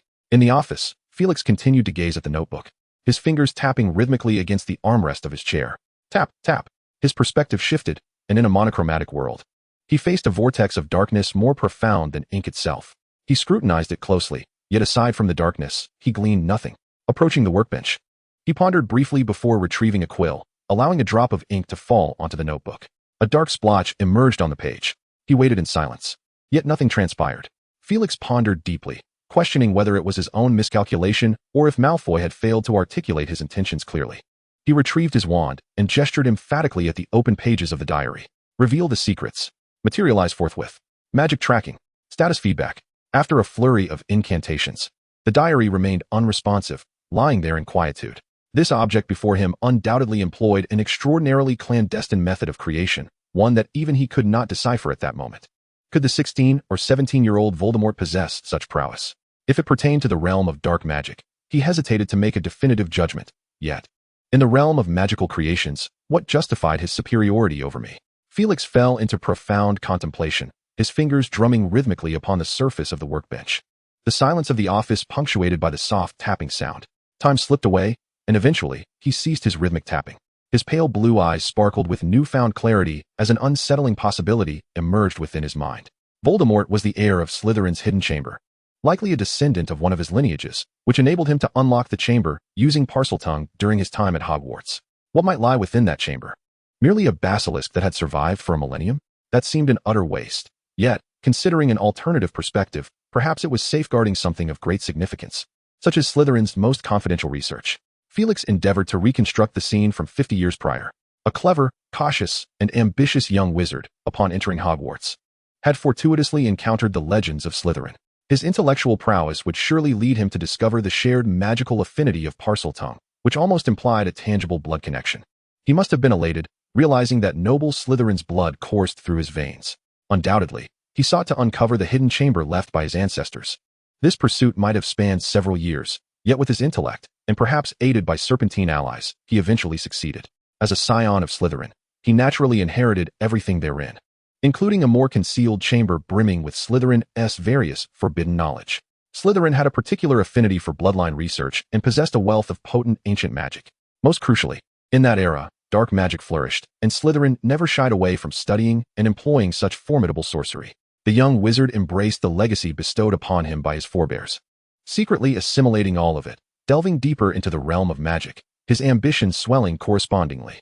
After being rebuffed by Dumbledore, he formed the Death Eater army, ascending to the terrifying status of the Dark Lord. Could all of this be true? Perhaps it was merely conjecture. Felix's gaze seemed to pierce through the fabric of time. Witnessing the rise of the second Dark Lord, he remained motionless, fixated upon the diary, encapsulated in the tranquil night, akin to a serene oil painting. Who would not desire the research materials of a masterful, legendary wizard that serve as a bridge between the past and the future? The mere possibility of such knowledge compels me to make an attempt. My only concern is that Voldemort may seize or obliterate these precious documents, which would pose a significant dilemma. Felix has already devised his plan. The initial objective is to establish communication, yet the Horcrux feigns indifference. After a moment of contemplation, Felix swiftly constructs a fragment of memory and emotion in his mind. In this new recollection, he remains a prodigious wizard who achieved remarkable feats at a young age. However, he is characterized by extreme arrogance and hubris, unwavering in his belief that he can master this enigmatic diary. The art of deception lies in the delicate balance of truth and falsehood. I merely need to induce a misjudgment about my character, leading it to believe that I am of utility to it. Felix muses. He opens the diary, takes a quill dipped in ink, and fervently inscribes a line. Evil entity. Unveil your secrets, or I shall utterly annihilate you. After a moment's contemplation, he feels his emotions align, yet the information disclosed lacks allure. Thus, he emulates Gilderoy Lockhart's tone and adds, I, Felix Happ, the most distinguished graduate of Hogwarts in a century, have authored 3 volumes on magic and maintain correspondence with numerous illustrious wizards, though I do not boast of such connections. For my invitation to serve under Dumbledore was not solely derived from a formidable network. He pauses, the quill hovering for a second, then 2. A subtle legitimacy probe sweeps through, not forcefully invading his memories or indiscriminately perusing the falsehoods contained within, but merely skimming the periphery to capture his emotions. This revelation garners Felix's admiration, as it reflects the approach of many adept legilimens who rarely intrude aggressively into another's mind. Instead, they perceive the present emotions of their target and, armed with their own extensive experience, unobtrusively extract the desired information. Under Felix's scrutiny, the ink on the diary is absorbed. He patiently awaits, and indeed, a line of text materializes. Hello, Felix Happ. This message lingers for a few seconds before vanishing, replaced by fresh script. I am not a dark artifact. That young wizard has misunderstood me. The true key to the chamber lies with another. Felix's lips curl into a smirk as he simply writes, Who is it? I can take you to see, it replies. A brilliant light bursts forth from the diary, and Felix feels himself being tugged, as if he were on the brink of being drawn in. He swiftly closes the diary. Bang! After a few seconds of stillness, he reopens it. The soul within the diary appears momentarily perplexed, slowly typing a question mark. Felix writes, Do not presume I am like those unreliable young wizards. I am a genius Slytherin, not easily deceived. After a pause of several seconds, a line of text reappeared in the diary. You are indeed quite cautious, Felix Happ. But I assure you, I am not a dark artifact. Like you, I graduated from Slytherin, and in a sense, I am your senior. 50 years ago, it was I who apprehended the culprit behind the opening of the Chamber of Secrets. Felix smiled with satisfaction. For this was the impression he wished to convey to the Horcrux, an arrogant yet astute representation of Slytherin. Thus, do not think to deceive him with trivialities. Subsequently, the diary took nearly half an hour to painstakingly recount several thousand words, clarifying the events of 50 years prior. Observing the fading ink upon the pages, Felix thoughtfully added a few drops of ink. The perpetrator behind the opening of the chamber is Rubeus Hagrid, the diary concluded. Felix posed a sharp question, and how do you explain your control over the young wizards in the school? A lengthy passage rapidly materialized on the pages of the diary. The chamber has been reopened. Rubeus Hagrid was not imprisoned in Azkaban. He remains at the school as the keeper of the Forbidden Forest. The danger has never dissipated, and as I anticipated, this year has finally seen trouble arise. I attempted to issue a warning, but that young wizard, Draco Malfoy, showed no interest. Rather, he preferred to revel in the chaos. I had to exert control over him in an attempt to uncover evidence of Hagrid's guilt. The diary wrote, with fervent emotion. Though I am but a fragment of memory, my resolve to protect Hogwarts remains unwavering. I am still a part of Hogwarts, obligated to prevent this from occurring. Felix inscribed upon the diary, How can you substantiate your claims? I hail from a Muggle orphanage, unlike those pureblood families whose arrogance is ingrained to the core. You may visit the trophy room at Hogwarts. My accolades should still be on display there. It sounds plausible, Felix wrote, yet beneath the veil of mental occlusion, he couldn't help but curse silently. You've scanned me 17 times. Do you truly believe I am oblivious? For this is the truth. Feel free to investigate. However, time is of the essence, and another attack could occur at any moment. My suggestion is to discreetly write to the Ministry of Magic and have them temporarily remove Rubeus Hagrid. Are you asking me to betray him? Felix wrote in anger. No, merely conducting an experiment. Trust me, once he is taken away, the attacks will cease immediately. A line of enticing text appeared in the diary. Once all is resolved, you may step forth to claim the honors you deserve. I envision a medal from the Order of Merlin, awarded to the hero who ended the attacks on the Chamber of Secrets. However, I ask you to keep this confidential for now. There are those at the school who protect Hagrid, and should he discover my existence, he would not hesitate to make me a scapegoat. This is my sole request. Once everything is revealed, you may act as you wish. Felix paused momentarily and wrote, I shall consider it. Subsequently, he retrieved an exquisite box from the suitcase nestled in the corner of the office, carefully placing the diary within. The intricate magical patterns flickered and vanished. With the diary thoroughly isolated from the outside world, Felix savored the recent verbal sparring in the stillness of the office, genuinely marveling at the exchange, exclaiming, It sounded remarkably authentic. Chapter 68, Lockhart's Troubles. In the following 2 days, the campus remained tranquil, yet beneath the surface, turbulent currents surged. Rita Skeeter's full attention was fixed upon Lockhart, and after many years, the two engaged once more in a war of words through the newspapers. Both were illustrious authors with vast readerships, thus making their rivalry the most sensational news of the moment. Meanwhile, whispers began to emerge in the margins of the newspapers, questioning Dumbledore's inability to address the chamber's attacks, and Felix detected the scent of conspiracy. Reflecting on the conversation between Dumbledore and Professor McGonagall within the chamber, he nearly grasped the unfolding situation. It was merely a campaign orchestrated by some pureblood families seeking to undermine Dumbledore's position. However, all their efforts would be in vain. The basilisk had perished, though this fact remained undisclosed. If Dumbledore wished to fish for a resolution to the troubles once and for all, then so be it. Felix had no interest in the matter.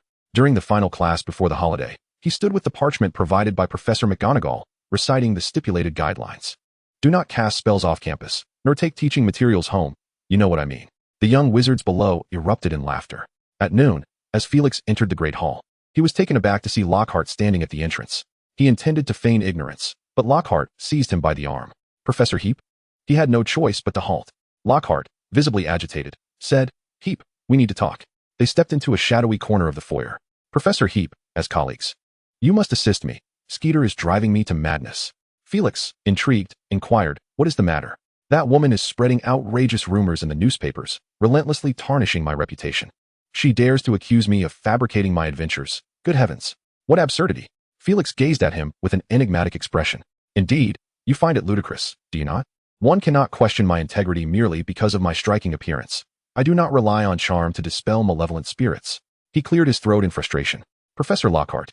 Felix interjected, please state your purpose directly. Oh, well, his tone became hesitant. I believe our quarrel need not monopolize public resources.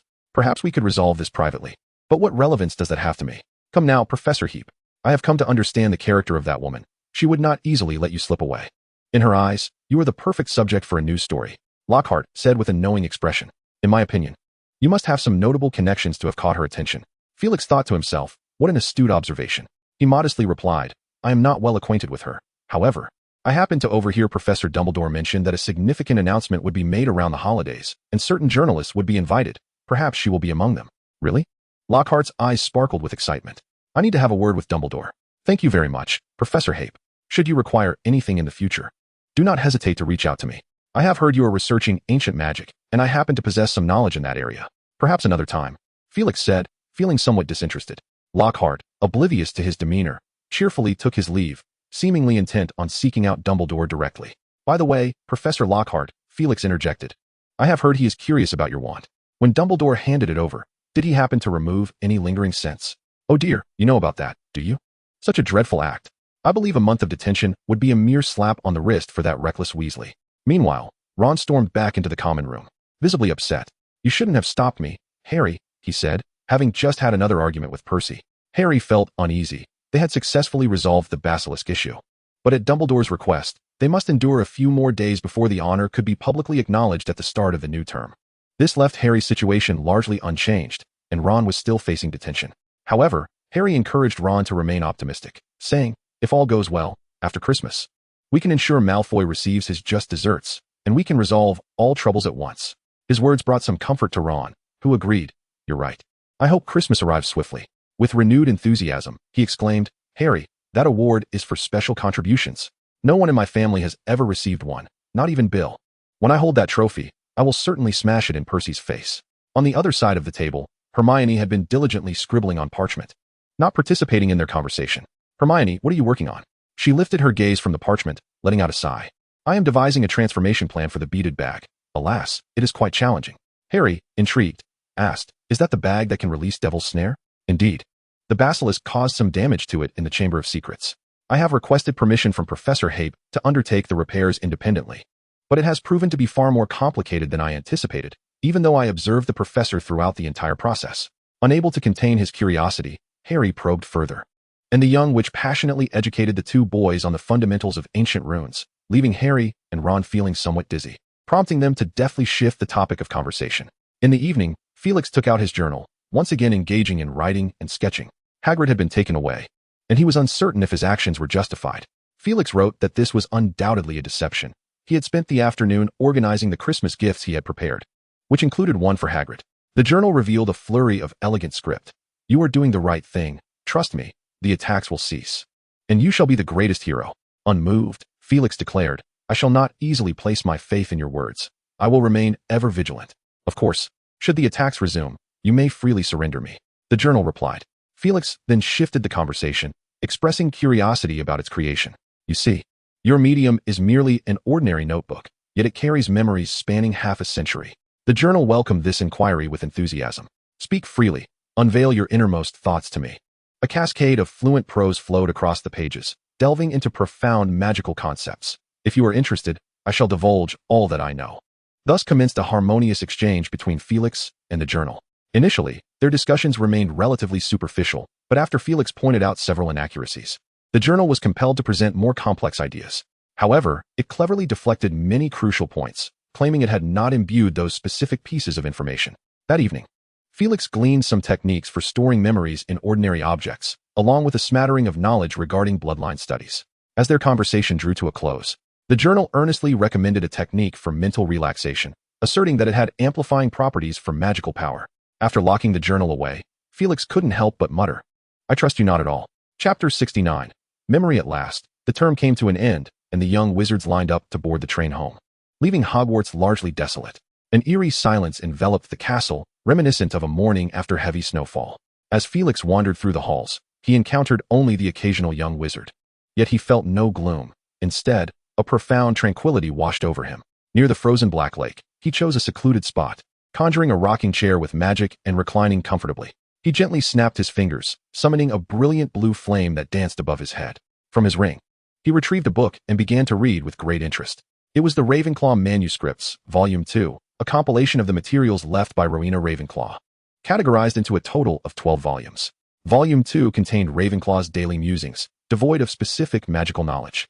To his discerning eye, it was filled with lengthy, cryptic ramblings akin to poetic musings. He casually selected a passage. The stone transformed into a small bird, chirping merrily. It traversed mountains and lakes, returning with daisies from the Red Plains. Felix found it difficult to comprehend the state of mind of Lady Ravenclaw during that time. He assumed that in her youth, she had received an education befitting a noblewoman, steeped in tradition, and held a particular fondness for poetry. However, he pondered, were there any renowned poets from that era?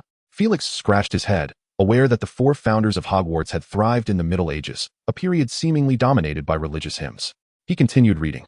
"The river spoke to me. Creator, you have bestowed upon me thought, yet have not granted me form. One day, I shall merge into the ocean." Felix mused, upon reflection. There was indeed a certain poetic depth to it. At least it appeared profound upon reading. He did not dwell on the intricate meanings any further, but rather skimmed through the text with haste. In less than half an hour, he reached the conclusion. Felix clicked his tongue, uncertain of what to think. Was it true that without a modicum of literary appreciation, one was unworthy of studying magic? He reclined in his chair, gazing at the distant lake blanketed in snow, reminiscing about the knowledge gleaned from his diary over the past few days. With his discerning eye, he could easily distinguish which portions were more beneficial to him, despite the diary's efforts to obscure the truth and even convey erroneous information. He was merely dealing with a fledgling dark wizard who had yet to step beyond the confines of the school. In this regard, Voldemort bore a striking resemblance to his former self, both having forcibly enhanced their singular abilities through external means, thus reaching levels far surpassing their peers. Yet, when it came to their understanding and appreciation of magic, their grasp remained superficial.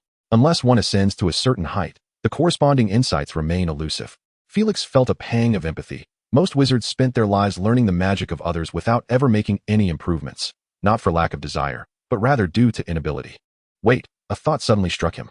Felix sat upright, recalling the bird, the river, the creator, magic, consciousness. He swiftly opened the Ravenclaw Manuscript, Volume 2, and turned to a familiar page, reading the words inscribed upon it. A stone transformed into a little bird, chirping away. It traversed mountains and lakes, returning with a daisy from the Red Plains. If this poem were to be regarded as a genuine account of Ravenclaw's own experiences, could it hold water? The first line undoubtedly pertained to transfiguration. Perhaps Lady Rowena Ravenclaw, in a moment of inspiration, had transformed a stone into a beautiful little bird. But what of the second line? Did Ravenclaw use magic to command it to produce sound? Felix shook his head, connecting it to the subsequent lines. The mythical little bird had clearly flown a considerable distance and returned with a daisy. Such feats were beyond the realm of mere transfiguration. Perhaps Ravenclaw had endowed it with some essence, akin to life or a soul, allowing it to retain a semblance of autonomy even after departing the bounds of the spell. He suddenly recalled a portion of his conversation with the Sorting Hat on that fateful day. Sorting Hat, do you remember how you came into existence? Felix inquired within his mind. Indeed. Oh, I have a vivid recollection of that, it replied cleverly, and then the tattered, soiled hat began to sing within his consciousness. It was over 1,000 years ago when I was first woven into form. For illustrious wizards vowed to nurture young sorcerers. Each of these great wizards valued different talents and ideas. It was Gryffindor who devised the method. He removed me from his head. The 4 founders infused me with their thoughts, and from that moment forth, it was my duty to select and evaluate. Once endowed with the founders' wisdom, the Sorting Hat nearly became an independent entity. It resembled a little bird that soars over mountains and lakes, returning with a daisy. What is the crux of this? It is autonomy. They exhibited remarkable autonomy, akin to true life, capable of self-determination and executing complex actions beyond the realm of magic. How might one achieve such autonomy through magical means? Excluding the realms of life and soul, which elude his grasp, Felix swiftly contemplated a method to instill memories. He happened to possess this knowledge from his journal. Felix waved his wand, causing a palm-sized pebble to levitate before him, then lightly tapped it with his wand, transforming it into a delicate, diminutive swallow.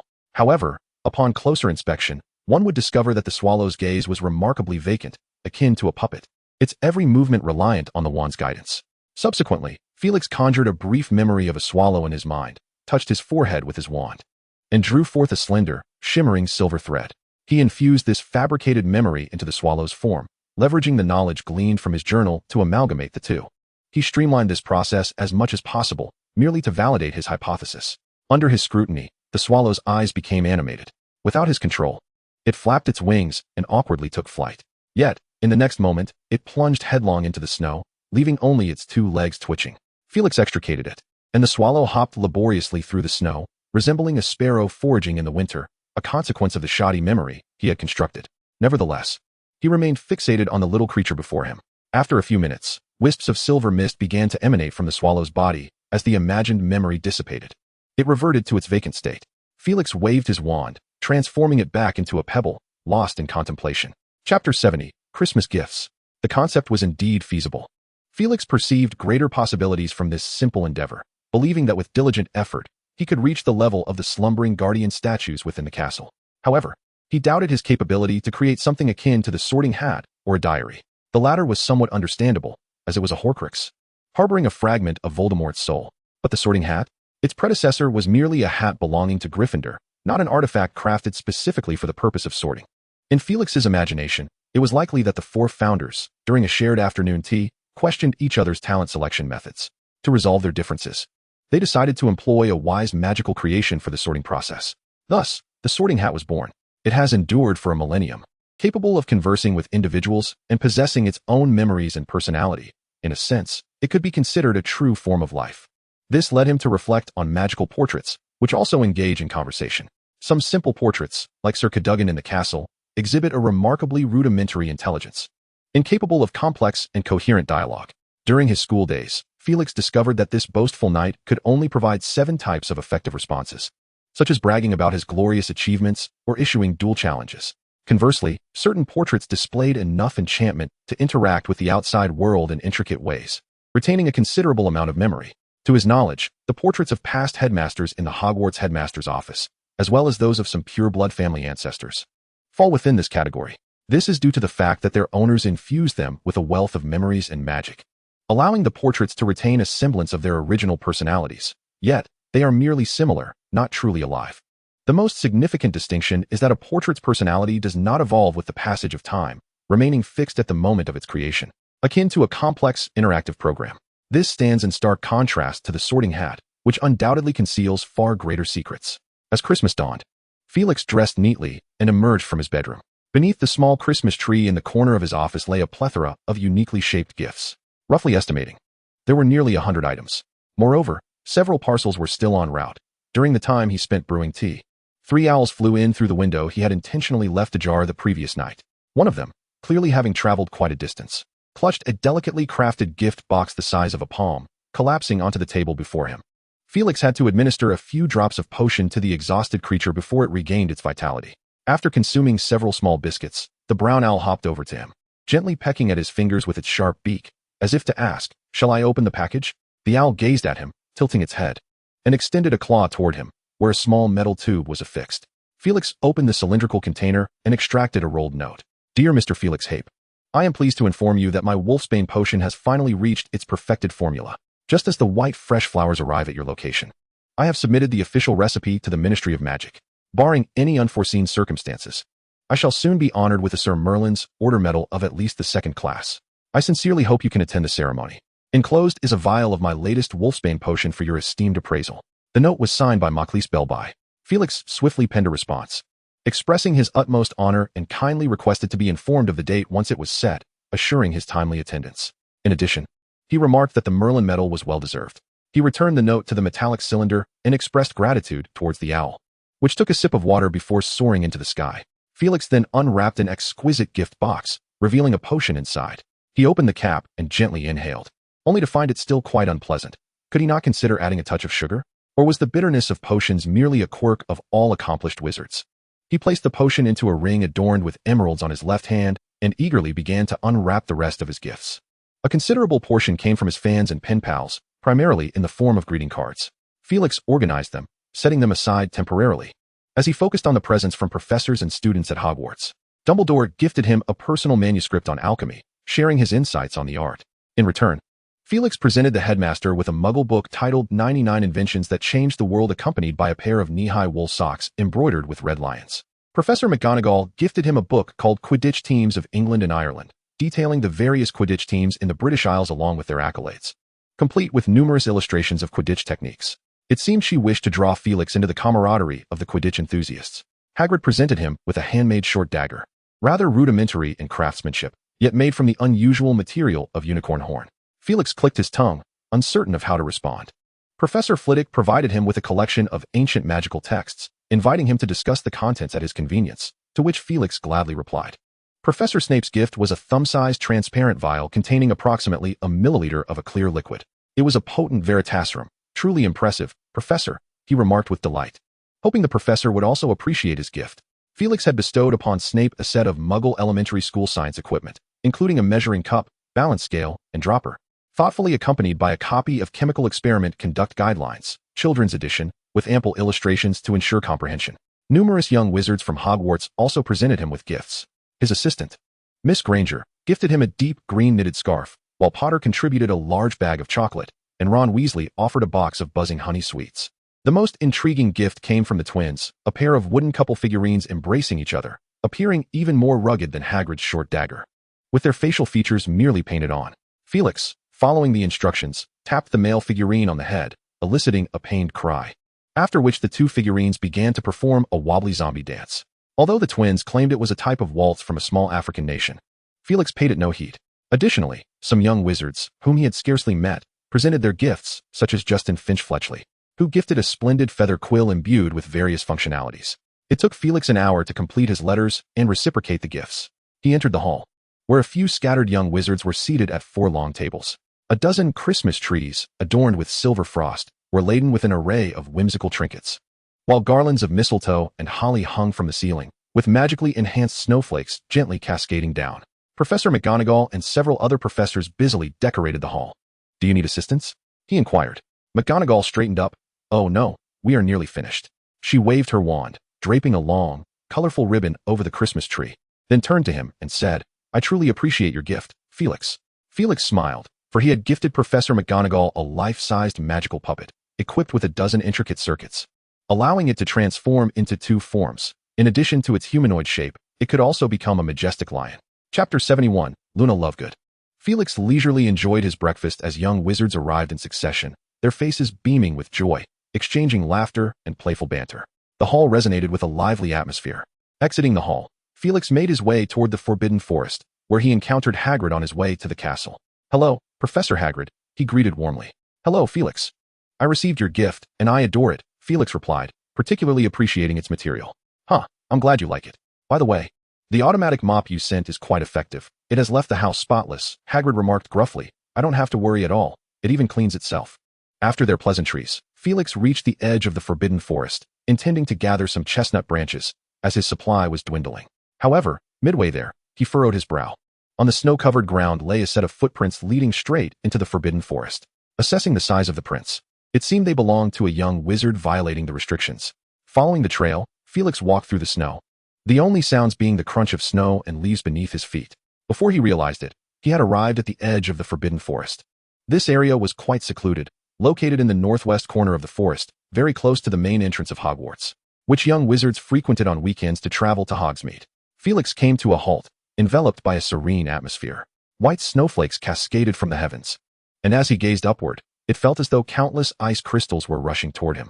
In the profound silence, the world seemed so vast that he felt utterly alone.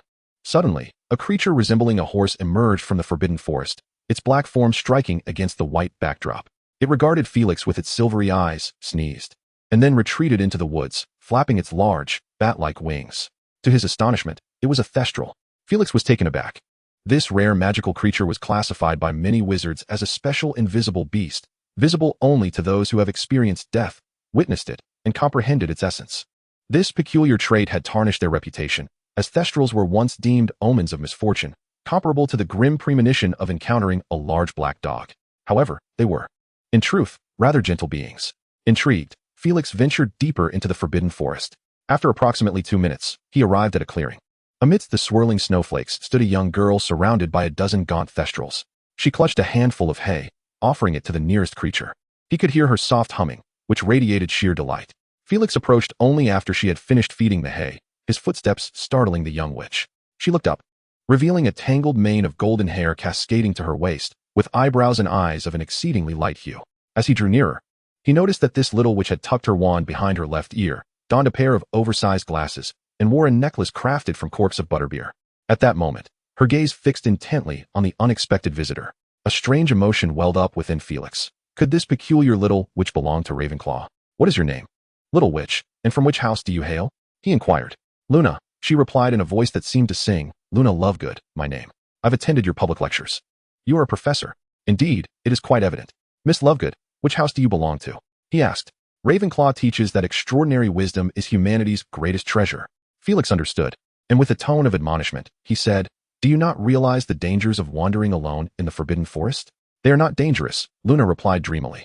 Thestrals are quite friendly. Would you like to help me feed them? Suddenly, she crouched down, brushing aside the snow, and grasped a handful of half-green, half-yellow hay. She turned her pale eyes toward him, and Felix noted that her voice, though nearly monotone, combined with her ethereal quality, gave the impression that she was singing. No. Thank you, he responded. Thus, Luna turned away, seemingly oblivious to his presence, as she fed the hay to a small thestral.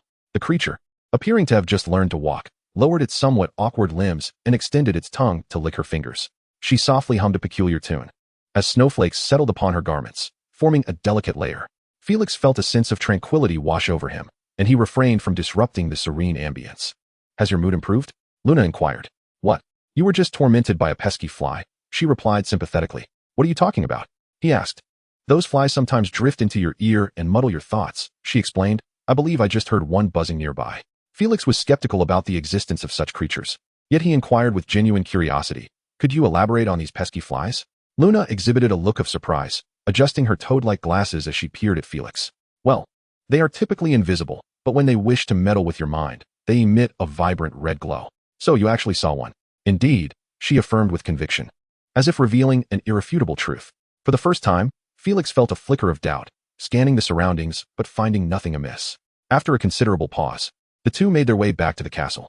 As they walked, he asked Luna, Did you not return home for Christmas? She replied calmly, Father is busy with the Christmas special edition. However, we have planned to search for the elusive Crumplehorn Snorkack during the summer. Another name he had never heard before. Your father is Xenophilius Lovegood, the editor of the Quibbler. Felix remained silent, well aware of the publication's reputation. Upon reaching the castle entrance, Felix said, This time, I shall not deduct points. Go on, find your friends, and enjoy a delightful Christmas. I am already quite delighted, Luna replied with a cheerful laugh. Then her expression turned contemplative. You reminded me. I encountered a new Gryffindor student who seemed very friendly. Perhaps we could befriend her. Really? You might give it a try? Felix encouraged casually.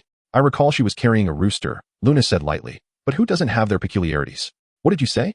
Felix raised his voice, but quickly softened his tone. Do you know her name?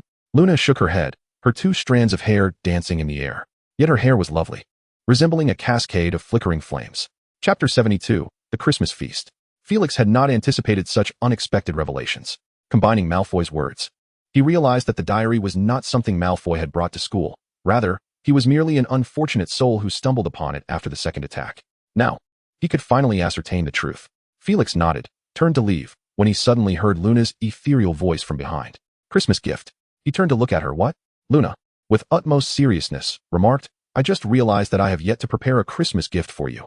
Our acquaintance has been rather hasty. Calmly rummaging through her pockets, she retrieved an oddly fashioned bracelet, much to Felix's bemusement. With a hint of regret, she said, I made this myself. I initially intended to craft a pair. She extended her hand, presenting it to Felix. Although he was unsure of why he reached out to accept it, he did so nonetheless. Luna then skipped away merrily. As Felix returned to his office, the peculiar bracelet still in hand, he leaned back in his chair, pondering how best to reciprocate her gesture. He felt that an ordinary gift would not quite capture her essence.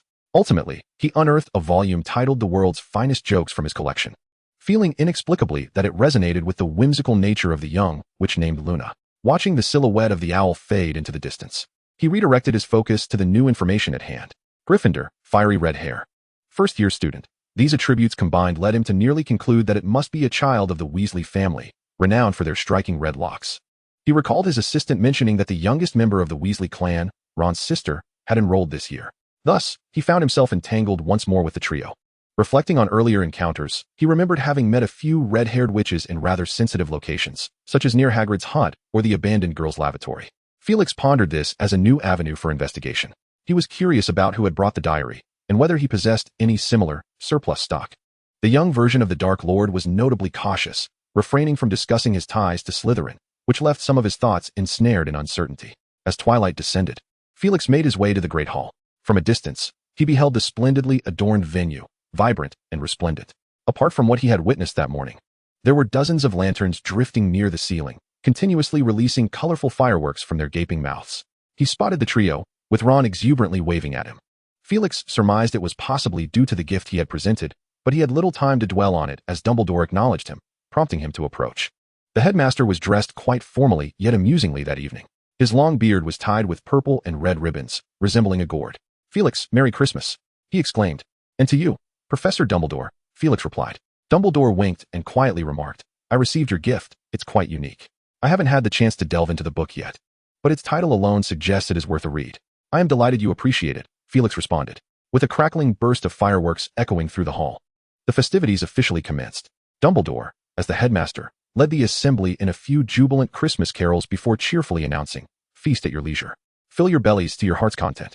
A myriad of culinary delights made their sudden appearance, including roasted turkey, tiny sausages, savory meats, pork chops, kidney pies, buttered peas, and baked pastries, presenting an extraordinarily lavish feast. The young wizards huddled together, their forks gliding across the table, leaving trails of ephemeral shadows in their wake.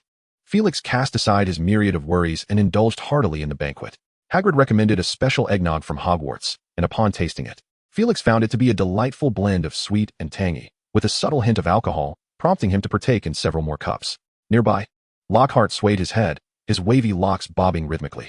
Professors McGonagall and Dumbledore engaged in hushed conversation, punctuated by occasional bursts of laughter. As they reached a satisfying fullness, the gathering finally had the leisure to converse, the hall resonating with a gentle hum of chatter. Felix speared a piece of raisin pudding with his fork, popping it into his mouth, and caught sight of his assistant stealthily guiding two young wizards out of the hall. Intriguing. Did they have something in mind? Meanwhile, Hermione brandished 2 slices of chocolate cake and proclaimed her scheme. I have infused this with a standard sleeping potion. As long as we ensure that Crabbe and Goyle discover them, they'll undoubtedly consume them. Once they are fast asleep, we shall pluck a few strands of their hair and conceal them in the broom cupboard. Ron and Harry exchanged glances, sensing the flaws within her plan. Ron inquired, And what about you, Hermione? I already possess what I need. Do you remember the dueling club? I wrestled with Millicent, and, despite my best efforts to resist, I managed to obtain a lock of her hair. Hermione departed to check on the status of the polyjuice potion, leaving Harry and Ron to undertake the task alone. Honestly, I find it rather implausible, Ron lamented. Harry shared his doubts as well. Yet, they could only linger in the shadows, fixated on the entrance to the hall. After a while, Harry, feeling a bit bored, quietly asked Ron, When do you plan to request leave from Professor McGonagall? The sooner, the better, Ron replied without hesitation. I can hardly wait to possess a new wand. Professor Happ is truly considerate. Felix, rather brusquely, handed him 7 galleons along with a note that read, I noticed your wand is damaged. I recommend purchasing a new one, or else you shall be unable to participate in next semester's dueling class. Additionally, Consider this a reward for your bravery. Harry received a copy of the dueling handbook, one of the reference texts compiled by Felix for the dueling curriculum. Thus, the two understood that Professor Happ had taken over Lockhart's dueling club, and they had privately discussed their anticipation for his classes. I only hope the new dueling lessons will be devoid of Snape's shadow, Harry expressed hopefully. The dinner had been ongoing for over an hour, with young wizards departing intermittently. Felix continued his discussion with Professor Flitwick regarding the magical manuscript he had gifted, which contained intriguing ancient spells reminiscent of a fusion between shrinking and enlarging charms. Professor Flitwick mentioned that these two spells are said to have evolved from it. I indeed noticed some similarities, though it could also be mere coincidence. The two agreed on a time to engage in a more thorough academic discussion after Felix had conducted some research. Amidst the lively atmosphere, Felix concluded his first Christmas dinner at Hogwarts as a professor. Chapter 73, Coercion. On Christmas night, the tumult subsided into silence, and the night enveloped Hogwarts Castle like a curtain. In the ancient rune's office, Felix habitually opened his diary, engaging in conversation with the young Dark Lord within its pages. He had been attempting to guide the dialogue towards Salazar Slytherin over the past few days, but the topic had been deftly diverted. This evening, Felix resolved to adopt a different strategy. He needed to meticulously set a trap for the young Dark Lord to walk into. To that end, he revisited several psychology texts. An event of considerable significance occurred today, Felix inscribed. What was it?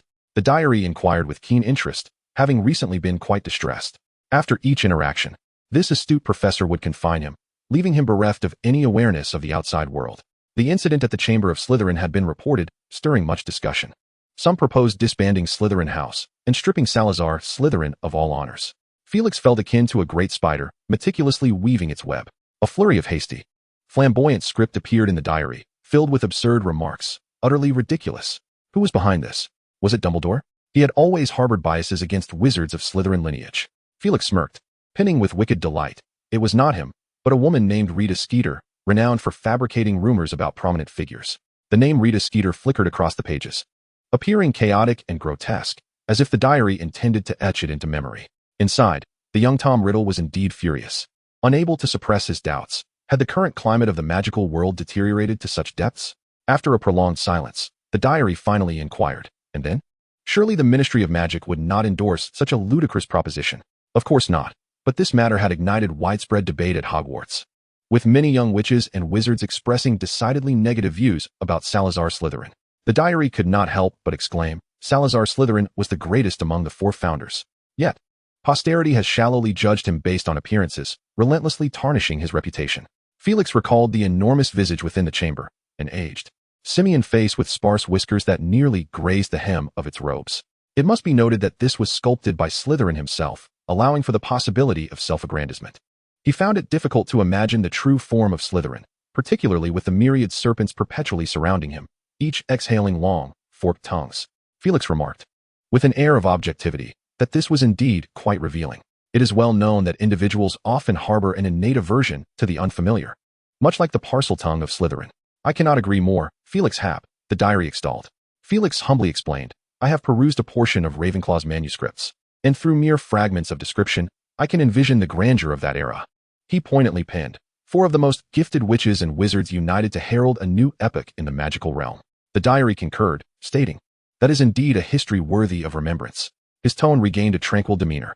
However, Felix, either intentionally or inadvertently, commented, I simply do not comprehend why Salazar Slytherin suddenly fell out with the other 3. Was it truly a matter of ideological divergence?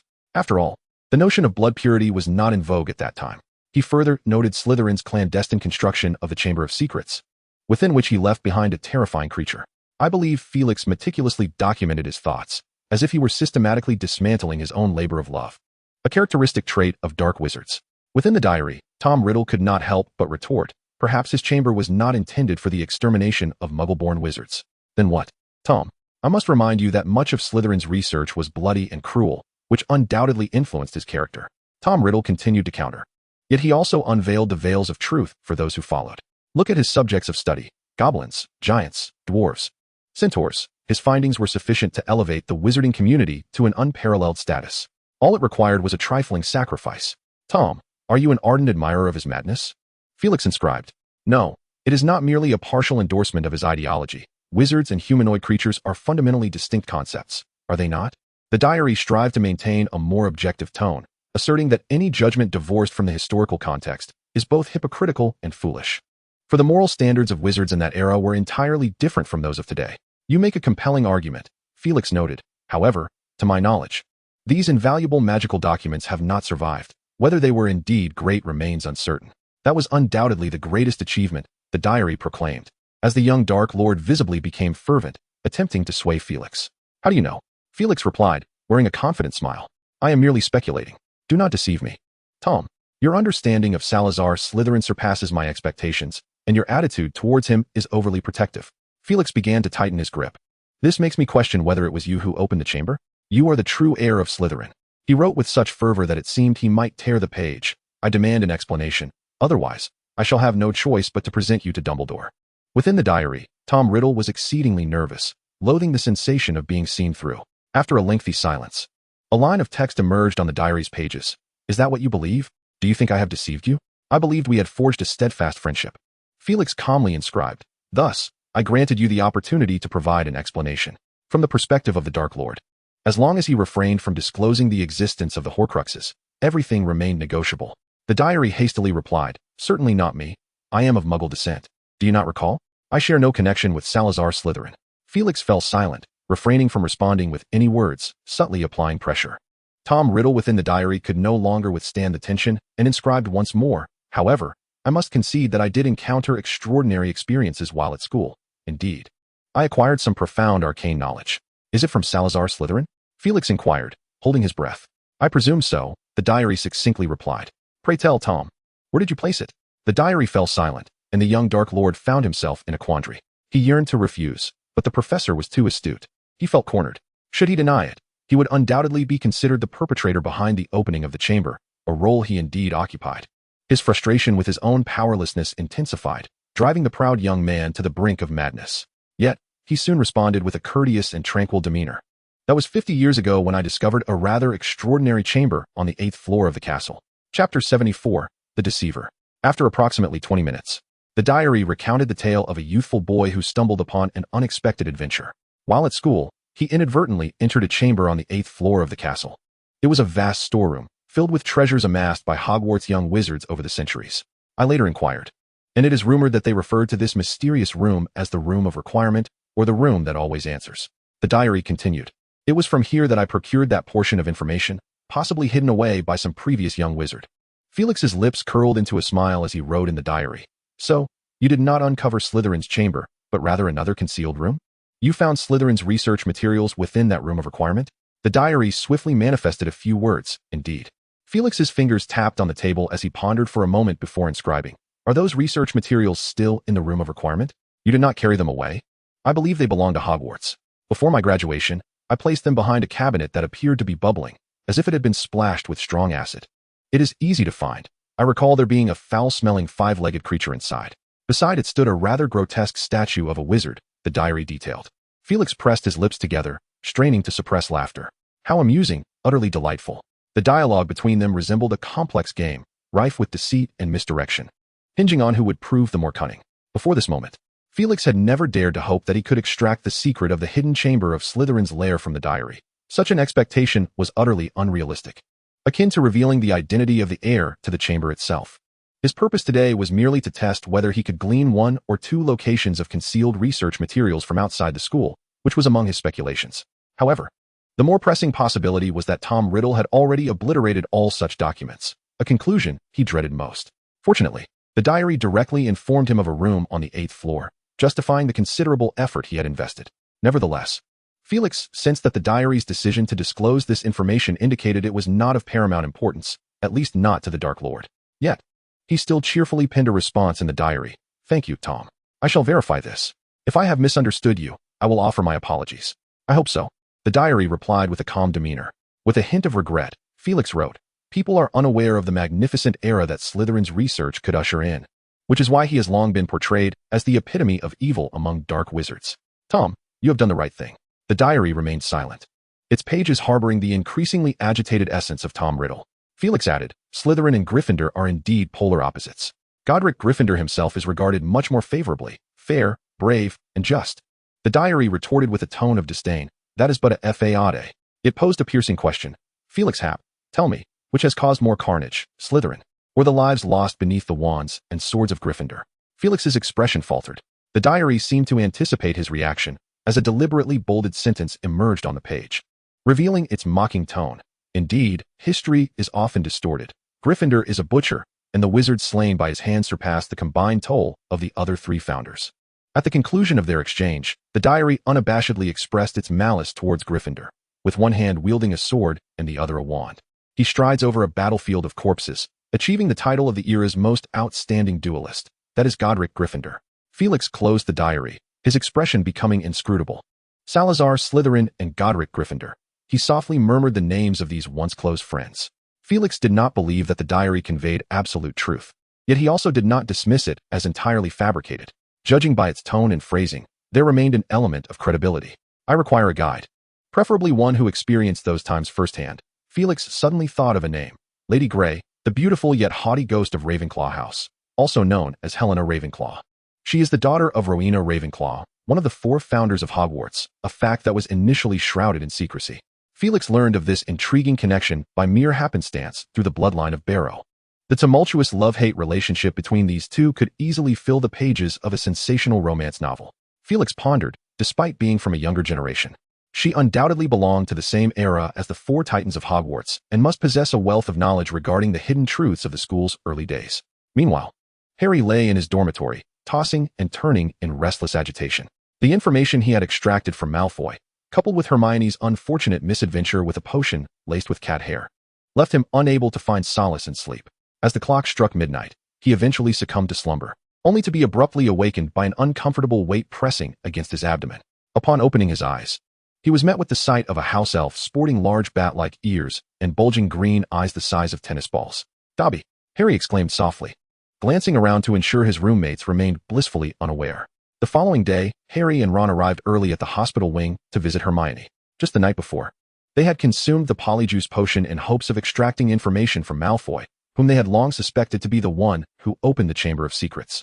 However, their plans went awry when Hermione mistakenly used cat hair instead of Millicent Bulstrode's hair in the potion, leading to disastrous consequences. She now bore a face covered in dark fur, eyes transformed to a striking yellow, and 2 pointed ears protruding from her hair. As Harry and Ron entered the ward, she was pleading with Madame Pomfrey to drape a curtain around her bed. "Did you uncover any clues last night?" she whispered, wary of Madame Pomfrey overhearing. "None," Harry replied, his frustration palpable. "I'm certain it's Malfoy," Ron insisted. "He didn't speak the truth. When we questioned him about the chamber, he exploded at us, right, Harry? What happened?"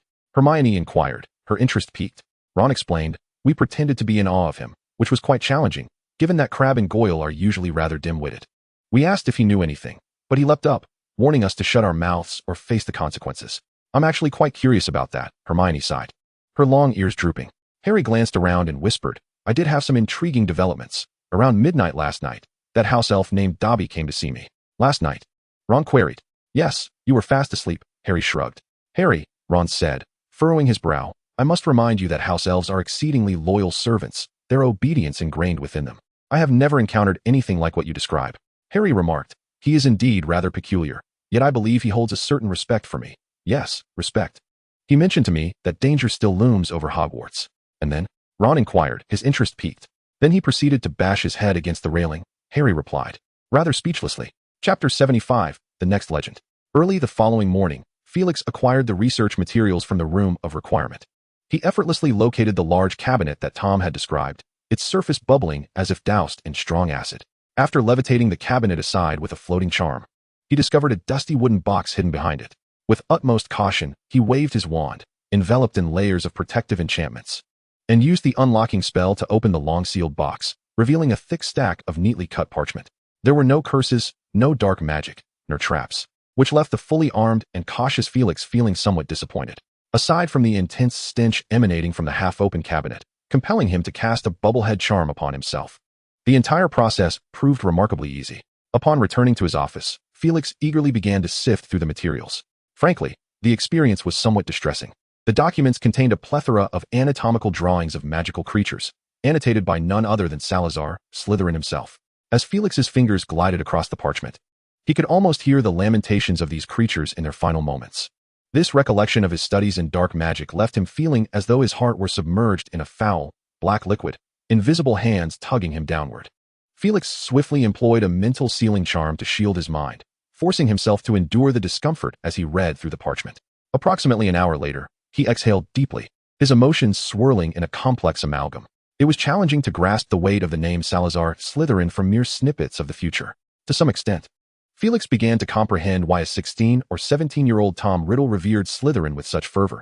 It was not merely due to his lineage. He gazed at the parchments before him, recognizing that they were not just vessels of knowledge. Each sheet encapsulated Salazar Slytherin's thoughts and intentions as he penned the materials. There existed a cold, almost cruel rationality within them. In Slytherin's eyes, magical creatures were merely subjects for study, devoid of any sympathy or compassion. Yet, it was precisely this unwavering calmness that rendered Slytherin's research process extraordinarily systematic. Every line of text, every illustration imbued with the ultimate allure of magic. Even under the protection of the mental sealing charm, Felix found himself captivated, a yearning to follow in Slytherin's footsteps stirring within him. This was not merely the influence of magic, but the formidable personal charisma emanating from a legendary wizard on his quest for mastery. With great reluctance, Felix resolved to fully seal the materials away, reminding himself, that is not my path. Before him lay 3 sheets of parchment, each meticulously selected for its suitability to his knowledge. However, Felix did not immediately delve into his studies. He rose and approached the window, gazing out at the distant landscape of Hogwarts. His heart was tumultuous. "Ah, Tom, is this your cunning plan?" he murmured, even in the face of extreme disadvantage. "You managed to find a means of retaliation. Many tomes within the magical realm harbor latent dangers. Not everyone is deemed worthy to peruse them. Much like the restricted section of Hogwarts, which conceals a plethora of perilous texts, the knowledge contained within is not the sole threat. Merely reading some of these works exacts a dire toll." Tom Riddle's intentions were abundantly clear. Seeking to leverage the allure of Salazar Slytherin's magical path to influence and assimilate Felix's thoughts. "I cannot best you, nor can I sway you. But I can seek out a more formidable entity to alter your perspective." The winter sun was warm yet gentle, the snow-laden courtyard pristine without being blinding, and the cold winds sweeping through the towers were crisp yet bearable. He gazed into the distance and softly spoke, "Salazar Slytherin. In a sense, our paths converge, both in pursuit of the pinnacle of magic. Yet I possess my own journey, and I shall not forsake it simply because you have ventured further. Every individual begins from a place of vulnerability. Centuries ago, did you not also experience such uncertainty regarding your own path? Now, in my eyes, you stand as a steep, treacherous mountain, an unattainable legend, yet time is on my side, as is the future. One day, I shall walk alongside you, until I surpass you." Felix remained at the window, watching the sun ascend until it reached its zenith. As its rays illuminated every corner of Hogwarts, his resolve was rekindled. Throughout that morning, Felix did not ponder any magical conundrums, yet he felt that his understanding of magic itself had progressed significantly. This advancement was all-encompassing. It could not be encapsulated in a single spell, yet it bestowed upon him a sense of clarity amidst the fog. He recognized that the stagnation of his theoretical knowledge had finally begun to yield. Years of accumulation had reached a transformative moment. With a flourish of his wand, a pearly light emanated from him, illuminating the courtyard below, the distant greenhouses, the snow-covered ground, and the frozen black lake. The shadows of the gnarled branches and the dark stones by the lake vanished in that instant. In the headmaster's office adjacent to the main castle, the bearded Dumbledore held a piece of crackling honeycomb, lifting his gaze. His azure eyes, refracted through crescent-shaped spectacles, sparkled with brilliance. "Remarkable indeed," he said softly, "I assent it." Fox. A palm-sized phoenix busily preened its feathers. At that moment, Hogwarts was a tapestry of life in all its myriad forms. Gilderoy Lockhart lay in bed, blissfully asleep, relishing the leisurely pace of the Christmas holiday. Professor McGonagall brewed herself a cup of coffee while perusing her students' transcripts. Professor Flitwick waved his wand, savoring the pages of analysis of charms. Professor Sprout tended to the mischievous mandrakes in the warm greenhouse. Professor Snape, with a look of disdain, fiddled with a measuring cup. Alongside a small illustrated booklet, Hermione Granger gazed into the mirror, anxiously tugging at the cat ears atop her head. Luna Lovegood sat in the Ravenclaw common room, nodding to herself as she read a book of jokes. In the snowy landscape, 2 young wizards trudged through the drifts. Suddenly, Harry felt a flash of white light before his eyes. He looked around, but noticed nothing amiss. "Did you see that?" he said to his companion. "What?" Ron replied absent-mindedly, lifting his head. "There was a flash of light just now." "Where?" Ron looked around, but found nothing. The two continued to tread through the courtyard snow, heading toward Professor McGonagall's office. A gust of wind lifted a few fallen leaves, carrying with it their faint whispers. "Do you think Professor McGonagall will give me a leave?" Harry asked. "Of course, you're engaged in serious business. It's high time you got a new wand. Meanwhile, at a window in the castle tower. Felix calmly stowed away his wand, a glimmer of clarity in his eyes. In the next millennium, I shall be a legend. Chapter 76, The New Wand. Knock, knock, knock. Professor McGonagall opened the door to find Harry and Ron bundled up tightly. She ushered them inside, and they settled into chairs by the fireplace. Potter Weasley, what brings you here? McGonagall inquired. Ron hesitantly produced a wretched wand, broken in two and barely held together by a single strand of unicorn hair. Professor McGonagall, I would like to request a leave to procure a new wand, he said shyly. Oh. McGonagall glanced down at the fractured whitewood wand, her hair meticulously styled. Weasley, you should have replaced that wand long ago. It explains the accidents that have been occurring in class. Ron lowered his head in silence. Harry chimed in. Professor, we might need to use your fireplace to visit Diagon Alley. McGonagall looked up at them and replied, that is certainly no problem. She waved her wand, and a silver cat leapt from its tip, its eyes adorned with patterns reminiscent of McGonagall's glasses. Weasley, come to my office, she instructed. The silver cat bounded out the window and quickly vanished from Harry and Ron's view. Harry remained focused on the window, while Ron stammered, Professor McGonagall, we can go on our own. But McGonagall's stern gaze silenced him. Nonsense. I will not allow 2 second-year wizards to venture into Diagon Alley alone, the Transfiguration professor declared. Ron wore a pained expression. Although Professor McGonagall did not mention any names, he could deduce, with his not-so-bright mind, that she was not referring to the twins. Harry could not help but cast a sympathetic glance at Ron, as the relationship between the brothers was still quite strained. Professor, what was that spell just now? He interjected, attempting to divert the conversation. The Patronus charm, Potter. You will have the opportunity to learn this magic when you reach your upper years, she replied. After a brief pause, the figure of Percy Weasley appeared in the office. Upon seeing his brother, he was clearly taken aback. Professor McGonagall, has Ron done something wrong? No, Percy, she said. Ron needs to go to Diagon Alley to purchase a new wand, and I require a senior student to accompany him. No one is more suitable than you. Percy's expression turned even more astonished as he gazed at Ron, unable to restrain his curiosity. Where did you get the money? That's none of your business. Ron retorted angrily. I am your brother. I warn you, if you dare to. Percy, Harry interjected, it was Professor Hape who provided it. He turned to Professor McGonagall, vaguely adding, in recognition of that night's valor. A look of realization dawned on McGonagall's face, but Percy Weasley remained utterly perplexed. Ron Weasley, I am proud of you. You too, Potter, she said, unusually sentimental. Percy was about to inquire further, but McGonagall interrupted with a simple, off you go, and returned promptly. Thus, the three stood in the fireplace, and in a burst of emerald flames, their figures vanished. Half an hour later, they returned, with Ron gingerly cradling a 14-inch wand, his face radiating joy. Percy's arm rested on his shoulder, suggesting an improvement in their relationship. As they exited the office, Ron could scarcely contain his excitement, extolling the virtues of his new wand, a U-wand with a unicorn hair core, simply the perfect combination. Harry, look at its contours. Upon returning to the common room, Harry was pulled aside by Percy, who whispered, Harry, can you tell me what you all did?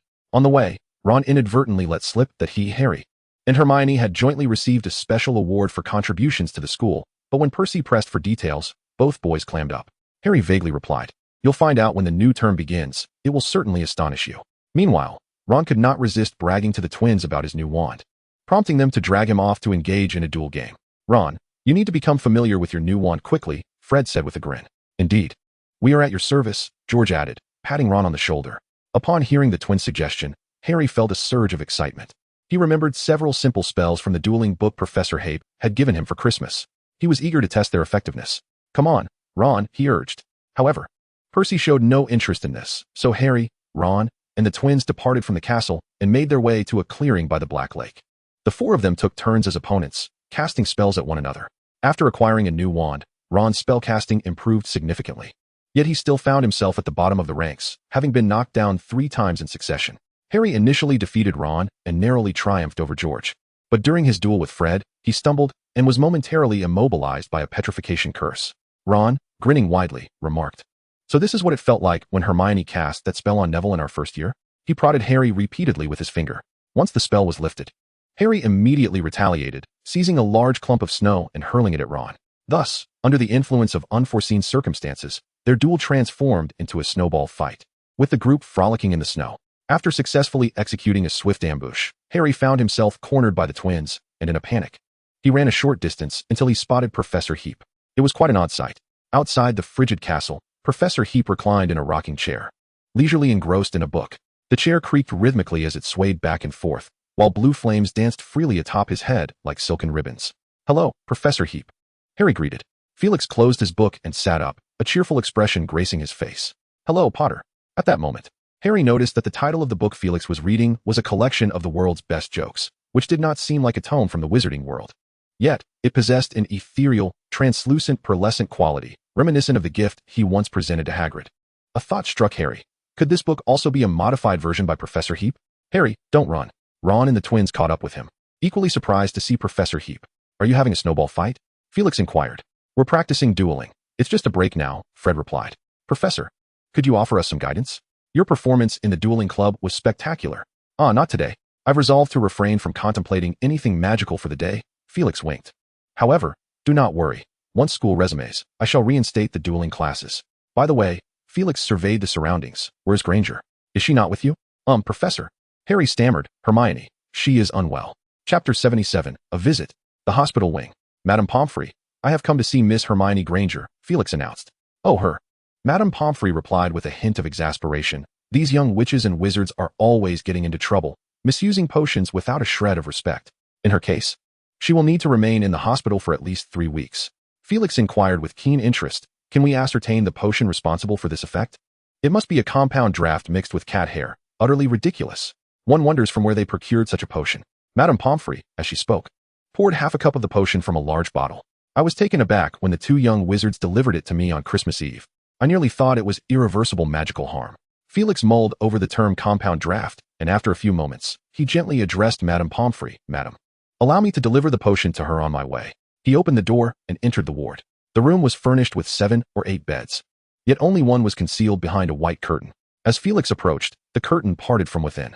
Madame Pomfrey, have you come to deliver the potion? A furry head emerged, and it was unmistakably his assistant. When Hermione's gaze met Felix's, she froze. The young witch let out a terrified shriek, quickly retreating and yanking the curtain shut, causing the entire bed to tremble violently. However, in that fleeting glance, he had caught sight of his assistant's current state. Her face was adorned with brown cat fur, mingling with her own hair, while a few whiskers sprouted from her cheeks. Her eyes transformed to a shade of ginger, and atop her head were 2 perked ears. Miss Granger, I heard about your predicament from Potter and Weasley, and thus I came to pay you a visit, Felix said with an air of restrained amusement. He patiently waited for a few seconds until Hermione's quavering voice emerged from behind the curtain. Hello, Professor. I have brought your potion, Felix continued. And if it would not be too much trouble, I would like to take a look and see if I might lend a small hand. Professor, are you suggesting that you can resolve my predicament? Hermione's voice, filled with hope, echoed from behind the curtain. Felix, still replaying her appearance in his mind, endeavored to maintain his composure. I can only say, let us try. Your condition is quite uncommon. Hermione gradually parted the curtain, casting a quick glance at him before burying her face in her hands. Felix set the potion upon a nearby table, scrutinizing the young witch's appearance. This situation was indeed rare. The preparation of a compound draft was inherently challenging, and even potion masters possessed scant supplies, rarely employing it given the low probability of such mishaps. Sensing his probing gaze, Hermione quietly asked, Professor, do you have a solution? Madame Pomfrey mentioned it would take at least 3 weeks for me to recover. Good heavens, how many classes will I miss? Oh. It seems to be a case of improper use of the compound draft, Felix pondered seriously. This predicament was indeed intricate. He extended his wand, lightly tapping Hermione's forehead, the tip emitting a halo of golden light. The young witch's visage, however, remained unchanged. The human transfiguration spell seems ineffective. Perhaps it conflicts with the potion's effects, which is rather intriguing, nay, a nuisance. Let us experiment with some obscure enchantments instead. In Hermione's gaze, Professor Hape enthusiastically cast a series of spells, even retrieving a piece of parchment to document the effects of various incantations. This one is ineffective. This one shows some effect, albeit not significant. How about trying this?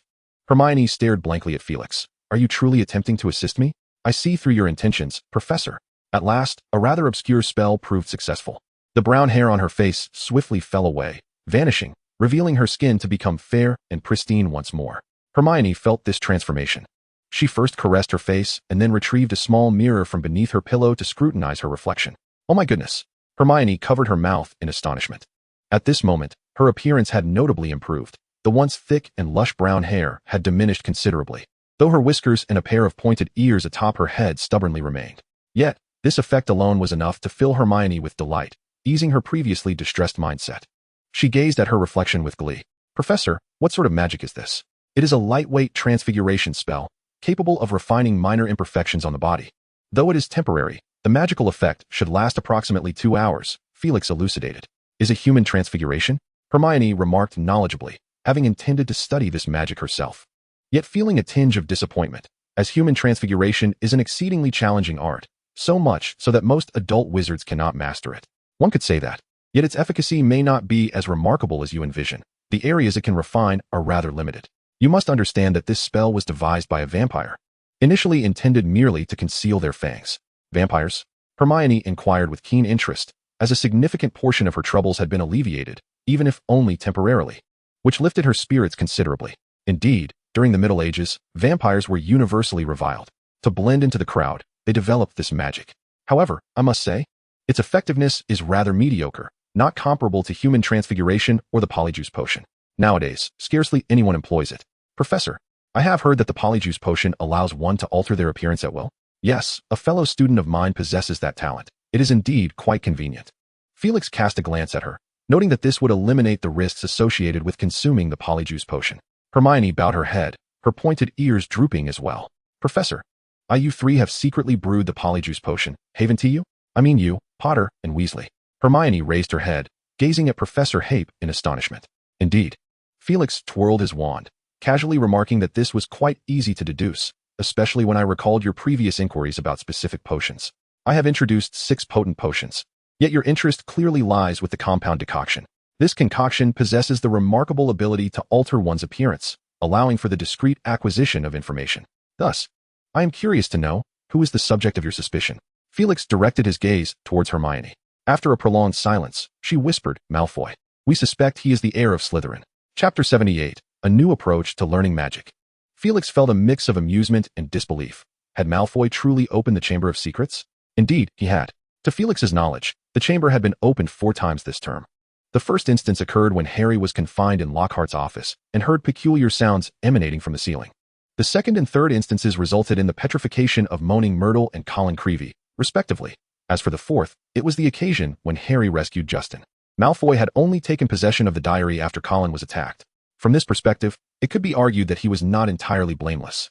However, he was not the heir of Slytherin. The true culprit was currently trapped within a box.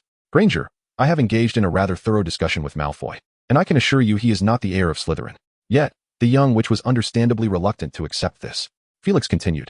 The location of the chamber has been discovered, and the creature within has been dealt with. The only concern remains the so-called heir of Slytherin, but he poses no threat. Please convey this to Potter and Weasley. As a professor, I believe it is best for you to focus on your studies. However, Hermione perceptibly sensed something amiss and could not refrain from asking, Professor, have you uncovered any clues? Felix responded vaguely, I have been keeping a watchful eye. Therefore, for you and the young wizards within the castle, the danger has subsided, and the adventure should come to an end.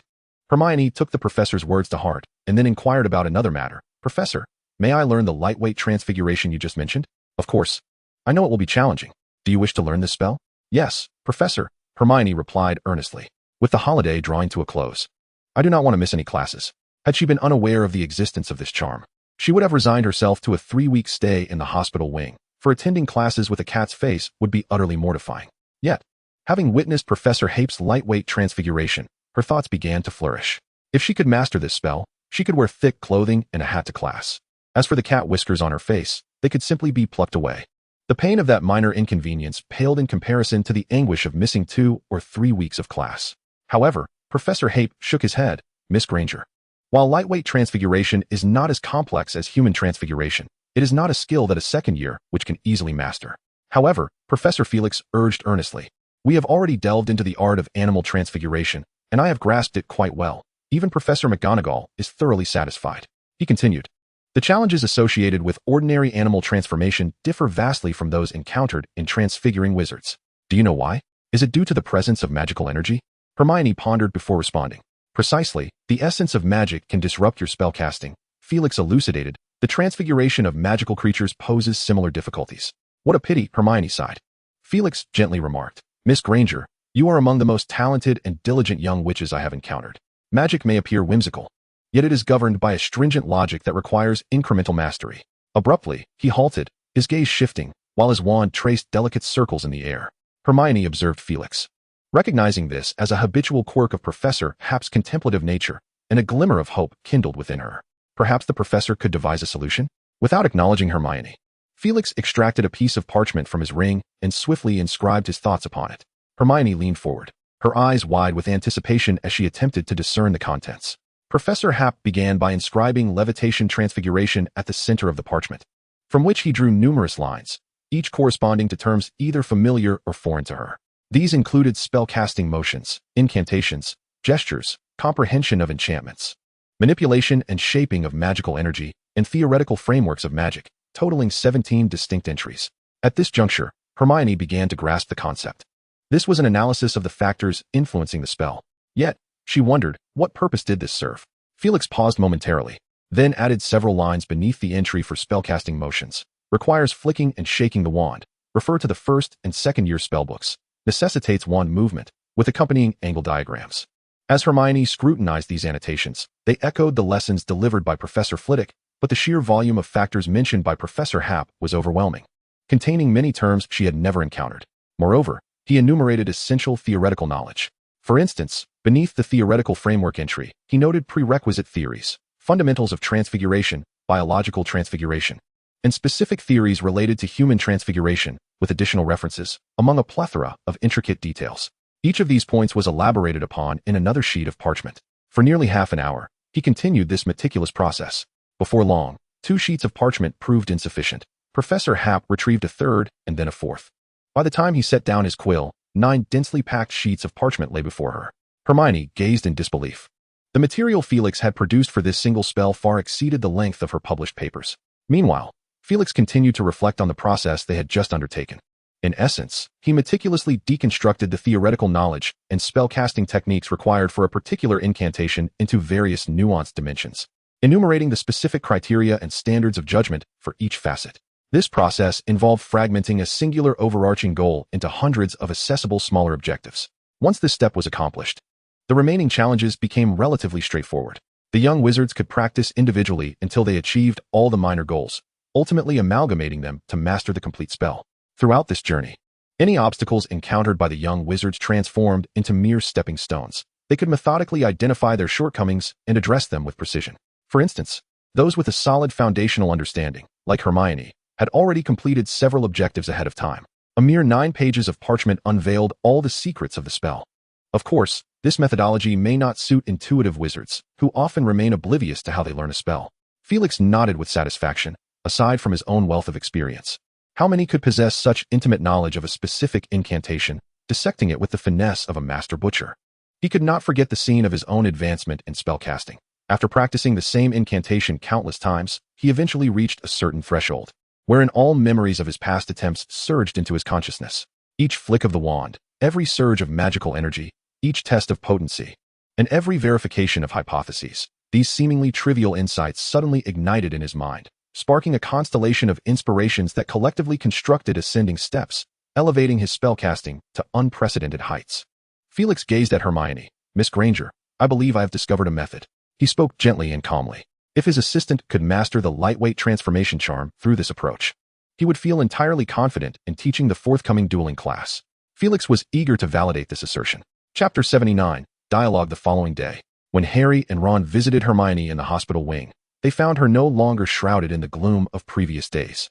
Instead, she bore a cheerful, fuzzy countenance, enthusiastically waving her wand and occasionally perusing the parchment on the table. "Hermione, what are you doing?" "Practicing magic, of course, if all goes well. I might master it before school starts." "Why the rush before school?" Ron asked, somewhat puzzled. "Because it could help me with a minor predicament," Hermione replied with a twinkle in her eye.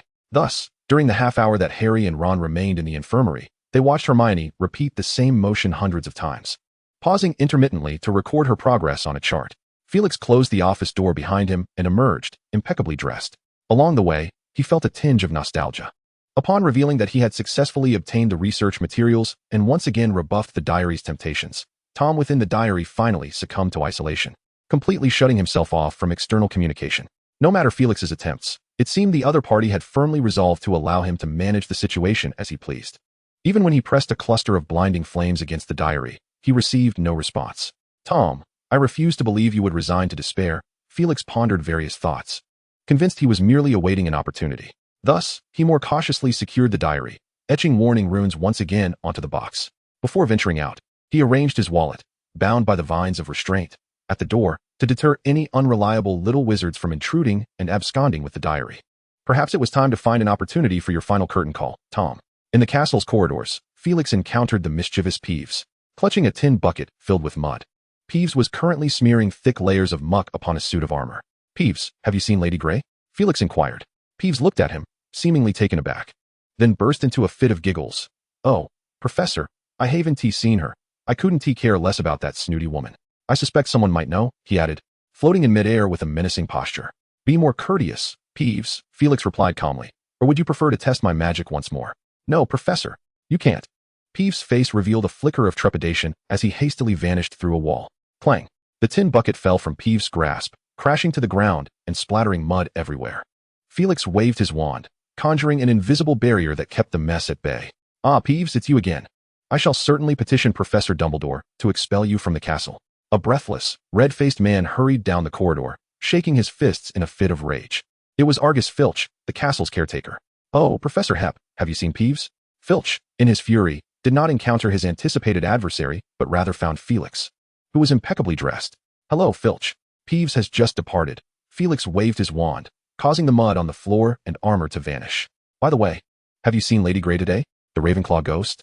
Filch sniffed. "Let me think. I believe I saw a tall ghost, rather indifferent, in the courtyard. Unsure if it was her." "Thank you, Filch." Felix proceeded to the courtyard, scanning the area until he spotted a slender ghost floating at the edge of the railing. Upon noticing Felix's gaze, she raised her eyebrows in surprise, then gracefully turned and glided through the wall. "Wait, Lady Grey." Felix crossed the railing and pursued a secluded corridor, finally coming to a halt, suspended a few inches above the ground.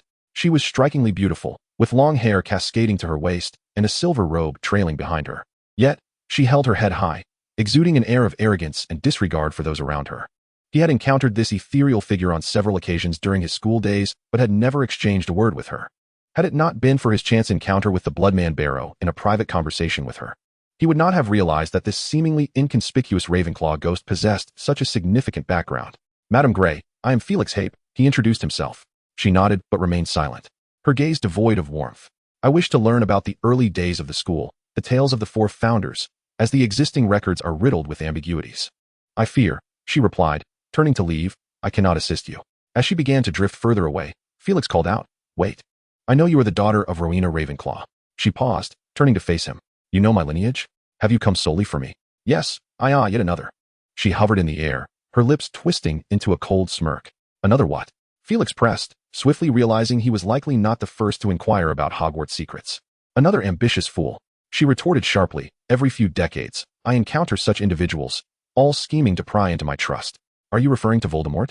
Felix ventured. She abruptly ceased speaking, a look of astonishment crossing her face. Soon, indignation flared within her, and she rose several feet higher, looking down upon him. "Indeed. I surmised it, Ravenclaw's diadem. Voldemort has long coveted the relics of the four founders, but my interest lies elsewhere." Felix's words were interrupted as the ghost, agitated, stammered. "The diadem of Ravenclaw grants wisdom. You do not comprehend its true power. Countless individuals yearn for it." The tales of Gryffindor and Slytherin. Felix finished his prior statement. Their words intertwined, echoing faintly in the empty corridor. "You do not comprehend its true power. The tales of Gryffindor and Slytherin." Madame Grey hesitated. "Do you wish to learn about these?" "Of course." "Ah." While she drifted uncertainly in the air, "What specifically do you wish to know about Gryffindor and Slytherin?" Finally, she asked somewhat awkwardly. "Chapter 80, Millennia of History." "Much," Felix replied. "In numerous texts I have perused, the four founders are mentioned, yet they are either unclear, contradictory, or provide merely fragments, lacking any true reference value." He cited an example. "Take Salazar Slytherin. Many fear him, label him a dark wizard.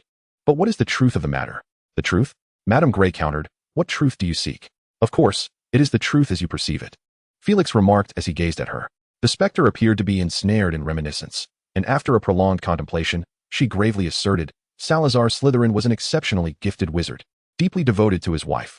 Felix, taken aback, realized this was not the information he sought. However, it was a commendable start. Thus, he continued along her narrative, noting that details about his wife were indeed scant, yet many spoke of Slytherin's unappealing visage, likening him to a monkey. The lady cast a haughty glance in his direction, attributing it to the repercussions of his arcane studies. Slytherin's original appearance was strikingly handsome, yet as he delved deeper into those dreadful realms, his countenance grew increasingly fearsome. A sense of clarity washed over Felix. He felt the thrill of unraveling an ancient enigma. Lady Grey continued her reminiscences. He was perpetually surrounded by serpents, draped in black or deep green robes, exuding an inescapable scent of blood, and his eyes transformed into something truly terrifying. Felix speculated that Slytherin may have infused his lineage with the blood of some extraordinary creatures. His temperament became ever more radical, leading to escalating discord, resulting in numerous quarrels, even with his closest friend, Gryffindor. Yet, I must emphasize, she continued, there was no eruption of violence. He simply departed quietly one serene morning, taking all that belonged to him. He also left behind the chamber, Felix interjected. Perhaps, she conceded, though I have heard whispers.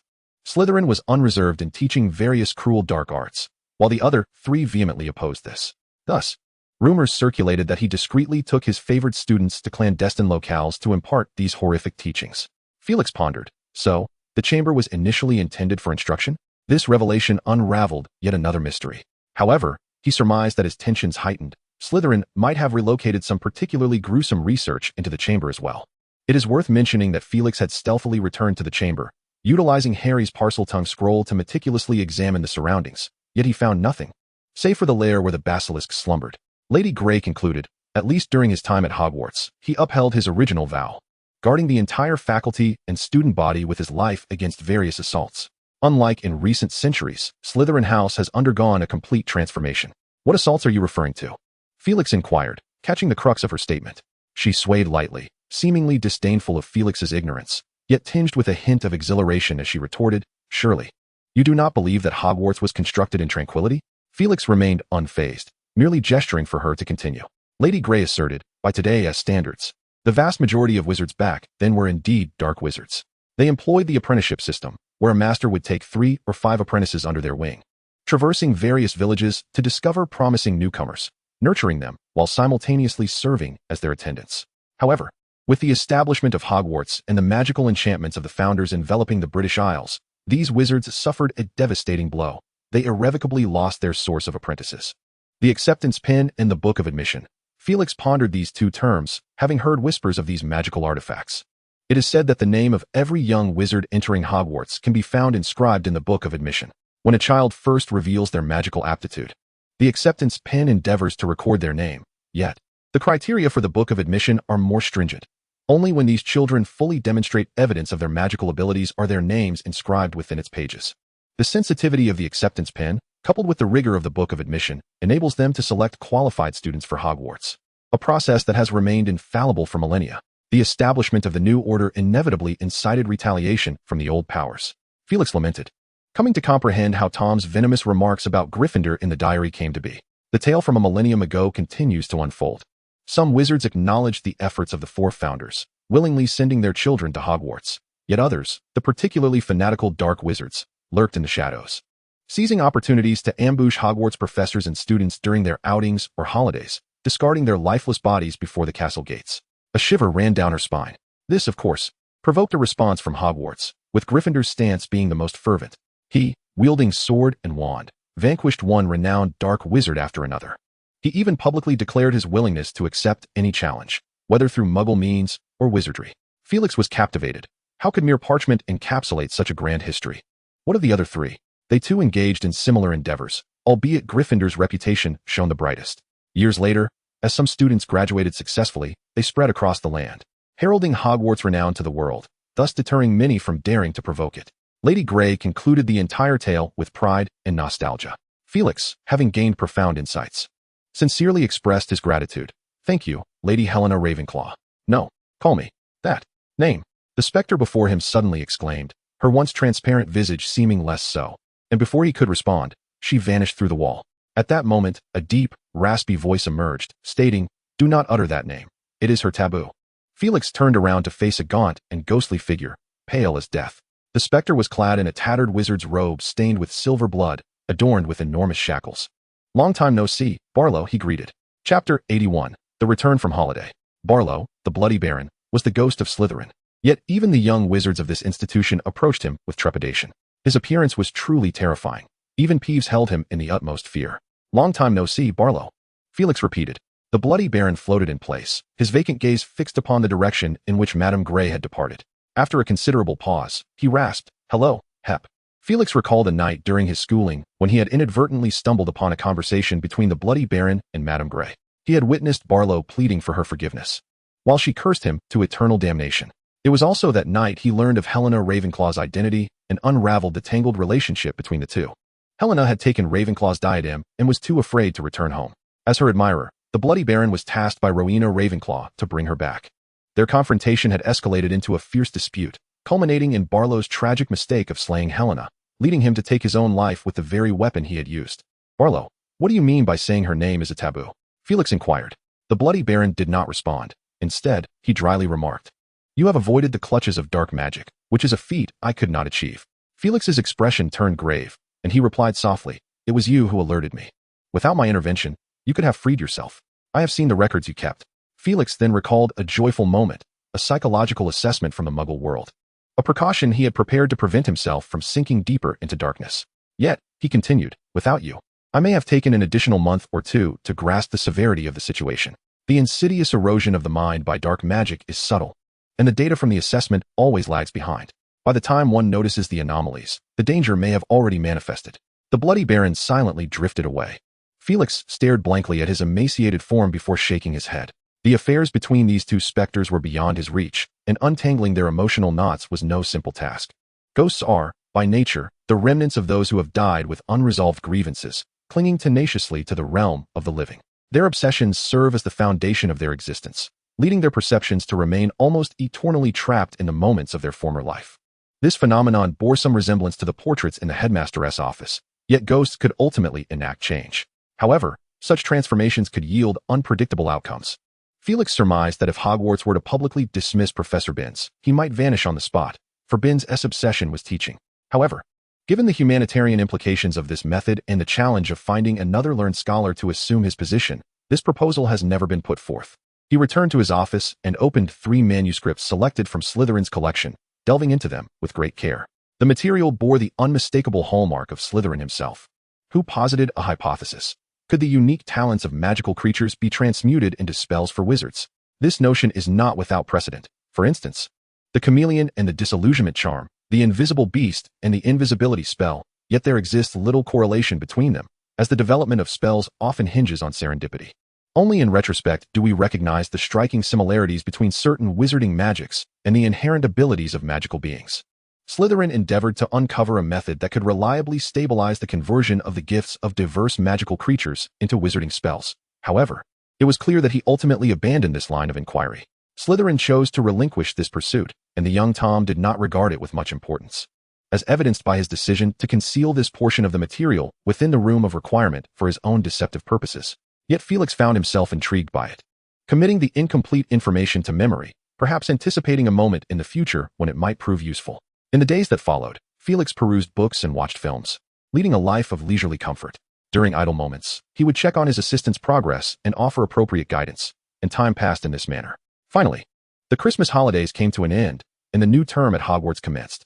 That evening, the Hogwarts Express returned the students, and they convened in the Great Hall, the school bustling with life once more. After the rejuvenating respite of the Christmas break, they seemed to have forgotten the attack that marred the previous term, joyously sharing their experiences. "My mother took me abroad to visit relatives, and I never imagined I had a cousin attending Ilvermorny," exclaimed a young wizard, prompting a flurry of eager questions from those nearby. "What is Ilvermorny?" "A wizarding school, much like Hogwarts, but located in America." "Really? I thought there was only one wizarding school in the entire world," sighed another young wizard. At the Gryffindor table, Hermione, bundled in thick clothing and adorned with a knitted hat, had a large mask obscuring her face. "Hermione, what happened to you?" inquired her classmate Hannah Abbott, puzzled. "I caught a cold, cough cough," Hermione replied tersely. "But I noticed the color of your eyes has changed." The young witch scrutinized her closely. "It might be due to magic." Hermione nervously shifted the topic. "Hannah, how did you spend your holiday?" Hannah, indeed diverted, pouted, "I just stayed at home. Aside from feeling safer, it was utterly boring." "Do you think another attack will happen?" "I've read quite a few newspapers over the past few days." "Don't worry, Hannah. There won't be any attacks," Hermione asserted confidently. "How do you know?" "Ahem, you will understand soon," Hermione remarked, while Harry gently tugged at her sleeve. He whispered, "Hermione, is that spell of yours not yet complete? Honestly, your appearance is rather peculiar." She sighed in frustration. "I can manage to use it, albeit poorly. There is still a faint layer of fuzz on my face. Perhaps in another day or two." Professor Hagrid mentioned that I'm progressing swiftly. Ron tapped an empty goblet with his fork, But how will you eat later? I want tea. Hermione retorted angrily. Clang, clang, clang. At the teacher's table, Dumbledore wrapped a glass cup before him. The hall gradually fell silent. Turning to face the students, his face beaming, he proclaimed, "Welcome back, young wizards." Chapter 82, Accolades. Before indulging in the exquisite feast, you must endure the ramblings of an old man. Dumbledore cleared his throat. Firstly, it delights me to see your lively selves back at school, joyfully sharing your experiences with one another. However, it is imperative to mention that last term, we endured several challenging months. The young wizards gazed intently at Dumbledore, eager to hear his words. There were 2 attacks, and one young wizard still lies in a hospital bed in the special ward. Dumbledore paused, suddenly raising his tone, thanks to a few individuals who, through their valiant efforts, uncovered the truth and bravely confronted the monster within the Chamber of Secrets. Indeed, we must not forget their names: Harry Potter, Ron Weasley, Hermione Granger. All eyes turned fervently towards the Gryffindor table, incredulity etched on their faces as they beheld Harry and his companions. "You must be jesting," one of the twins shouted, his voice echoing throughout the hall, lifting the solemn atmosphere. Dumbledore chuckled, replying warmly, "Of course not, Weasley. Speaking of jest, I am reminded of a rather amusing joke involving a troll and a gnome." Ahem. Professor McGonagall coughed vehemently beside him. "Ah well, let us return to the matter at hand. Their courage has garnered unanimous praise from several professors, and thus, I shall award each of them 200 points. Dumbledore declared. Snape could not suppress a scoff. The Gryffindor table erupted in jubilation, fervently applauding, while the Weasley twins rushed to embrace Harry and Ron. Percy, in a corner, proclaimed loudly, "That is my brother. My brother. They shall also share the trophy for special contributions to the school." Hermione, glancing at the dazed Hannah Abbott, joyfully remarked, "See, I told you there wouldn't be any danger." The hall buzzed with excitement for several minutes before the noise gradually subsided. Nevertheless, a significant portion of the gaze remained fixed upon Harry and his friends. At the Slytherin table, Draco Malfoy jabbed his silver fork harshly into his plate, producing a grating sound. "Potter. Always Potter, with everything." He glowered at Harry, his resentment palpable. Headmaster Dumbledore, a 7th-year Gryffindor student, stood and inquired, "Could you elaborate? Did Salazar Slytherin truly unleash a monster within the Chamber of Secrets to eliminate those he deemed unworthy of learning magic?" The accusatory tone was unmistakable. As the wizards at the Slytherin table glared at him, their eyes filled with a desire to cast a curse upon him. Meanwhile, the expressions of the young wizards from the other 3 houses grew muted and complex as they regarded the Serpent House. "I think not, Mr. Xavier," replied Dumbledore, his demeanor grave. He glanced at the young wizards present to quell the unrest before calmly continuing. "The monster within the chamber, the basilisk, has existed for a millennium. But recorded attacks have occurred only twice this year and once 50 years ago. Prior to that, it lay in quiet slumber for nearly 1,000 years. We have reason to deduce that instigating these attacks was not Salazar Slytherin's intention." Dumbledore swiftly transitioned from the previous topic, stating, "Tomorrow, I shall present the basilisk in the courtyard of the school, and I will invite a select number of journalists to observe. I urge you to conduct yourselves appropriately. You may visit, but do not attempt to touch it, as the professors will be employing special enchantments. Now, let us indulge in our feast." Dumbledore returned to his seat, waving his wand, causing an array of food to materialize upon the table. However, the young wizards were preoccupied, buzzing with discussions about Dumbledore's weighty statements, ranging from the merits and faults of Salazar Slytherin to the nature of the monster, and speculating on how Harry and his friends had vanquished it. "What does the basilisk look like?" a Gryffindor student asked Harry. "Well, it's a gigantic serpent, and its gaze can be lethal," Harry replied. "Cool. How large is it? Is it bigger than what Professor Lockhart conjured at the dueling club?" Ron interjected, his mouth full, speaking indistinctly. "Hey mate, it's much larger than that." The student looked at Ron skeptically. "Were you really involved?" "Dean, my role was far more significant than you might imagine," Ron retorted, despite his cheeks bulging with food. Meanwhile, Hermione Granger sat quietly, saying nothing. "Hermione, aren't you hungry?" Hannah Abbott asked curiously, glancing at the masked witch. "Not hungry," Hermione replied defiantly, though she quickly retrieved 2 pieces of parchment from her pocket, wrapping her beef pie in them. Hannah stared at her in astonishment, her fork suspended midair. The student table was lively, while the staff table was equally tumultuous, with several bewildered professors probing for specifics. Felix, having handled the incessant inquiries from Lockhart, turned to Dumbledore, asking, "Headmaster, regarding the pressures from some pureblood families, you speak of this?" Dumbledore set down his knife and fork, expressing interest as he spoke. "In recent days, I have communicated with the majority of the governors, and they unanimously believe it is preferable for me to remain in this position." "What of the Malfoy family?" "Lucius is unfortunately facing considerable troubles. The other governors are quite displeased with his previous threats and seek to expel him from the board. I have heard he has now approached Fudge, the Minister of Magic." "Indeed, If all goes according to plan, you shall meet him tomorrow, Dumbledore remarked with foresight. Felix nodded in understanding.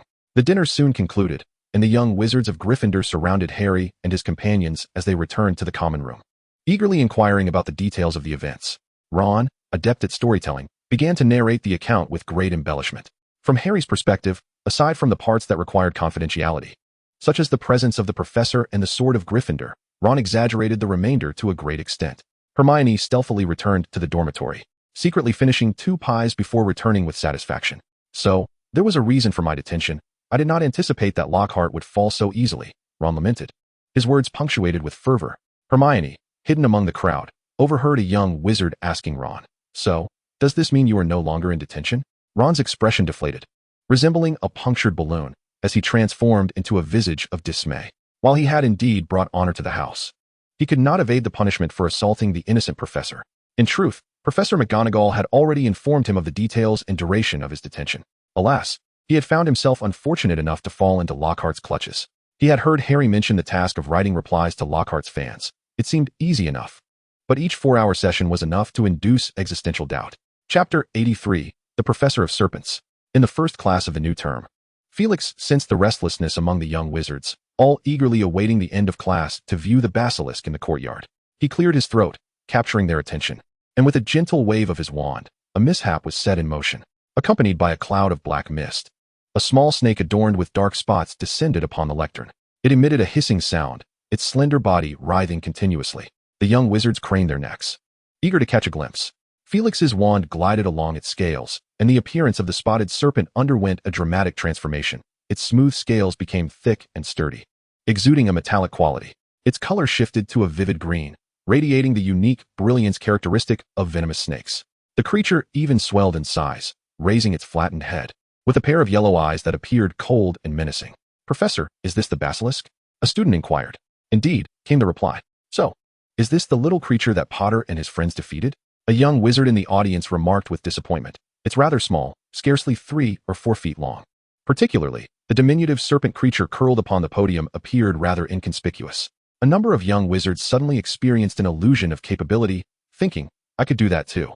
However, the serpent's appearance was undeniably intimidating, especially its pair of yellow eyes, which evoked an unsettling sensation. Felix remained noncommittal regarding their demeanor and continued to elucidate. "The serpent's most formidable threat lies in its gaze, possessing a lethal potency. In other words, by the time you perceive it, you may have already irrevocably lost your ability to retaliate." The murmurs from the audience diminished significantly. Moreover, with a flick of his wand, the small serpent, which had been huddled on the podium, abruptly leapt from the table, causing the front-row young wizards to instinctively lean back in fright. As it traced an arc through the air and landed centrally in the classroom, the diminutive serpent's body suddenly expanded rapidly. In an instant, it magnified several times over, and before they could comprehend the situation, it filled a substantial portion of the classroom. Screams erupted from many young wizards as they hurriedly attempted to evade the encroaching massive serpent. However, they soon realized that its form had transformed from solid to a nebulous black mist. One brave young wizard, seated on the floor, mustered the courage to reach out, only to find his hand passing straight through the black mist. Upon raising his gaze, he observed that several individuals had half of their bodies immersed in the mist, desperately attempting to retreat. Felix, with a mischievous glint in his eye, remarked, "Ah, this is indeed the serpent's true size." After a while, once the young wizards discerned that this phenomenon posed no threat to them, they regained their composure. A few students sheepishly rose from the ground, among them a young witch named Campbell Kin, who began to stir the serpent's misty form with her wand, reconfiguring the nearby scales into a swirl of darkness. Many young wizards curiously emulated her, and during this process, the serpentine mist roamed the small classroom, contorting its body, the vast serpent form weaving through desks, chairs, and students alike. At this juncture, most of the young wizards had shed their fear, eagerly prodding it with their wands, as the shadowy mist intermittently sparkled with a myriad of colorful sparks. After a few minutes, the serpent shrank back to a size of 3 to 4 feet, its form reverting from mist to a shimmering green entity. "Professor, is this the true appearance of the serpent in the Chamber of Secrets?" a young wizard inquired with awe. "You may interpret it thus." Felix conjured a chair and seated himself. "Since you are curious about the serpent, let us allow it to instruct you today." The young wizards exchanged puzzled glances, yet at that moment, a voice emanated from the serpent's mouth, strikingly reminiscent of Professor Hape's. "Now, please turn to page 79. As we will study an excerpt from a manuscript translated in 1842 by the ancient runes expert, Carlisle Matthew, originating from approximately 700 years ago. A number of young wizards were taken aback, yet, drawing from their previous experiences, they managed to maintain their composure and did not tumble from their seats once more. Instead, they fixated their wide eyes upon the diminutive serpent professor, who stood elevated at the podium. Confusion flickered in their gazes as they glanced towards Professor Hape, who sat serenely in the corner, a whirlwind of complex thoughts swirling within their minds. The little serpent opened its mouth, revealing thin, dagger-like teeth.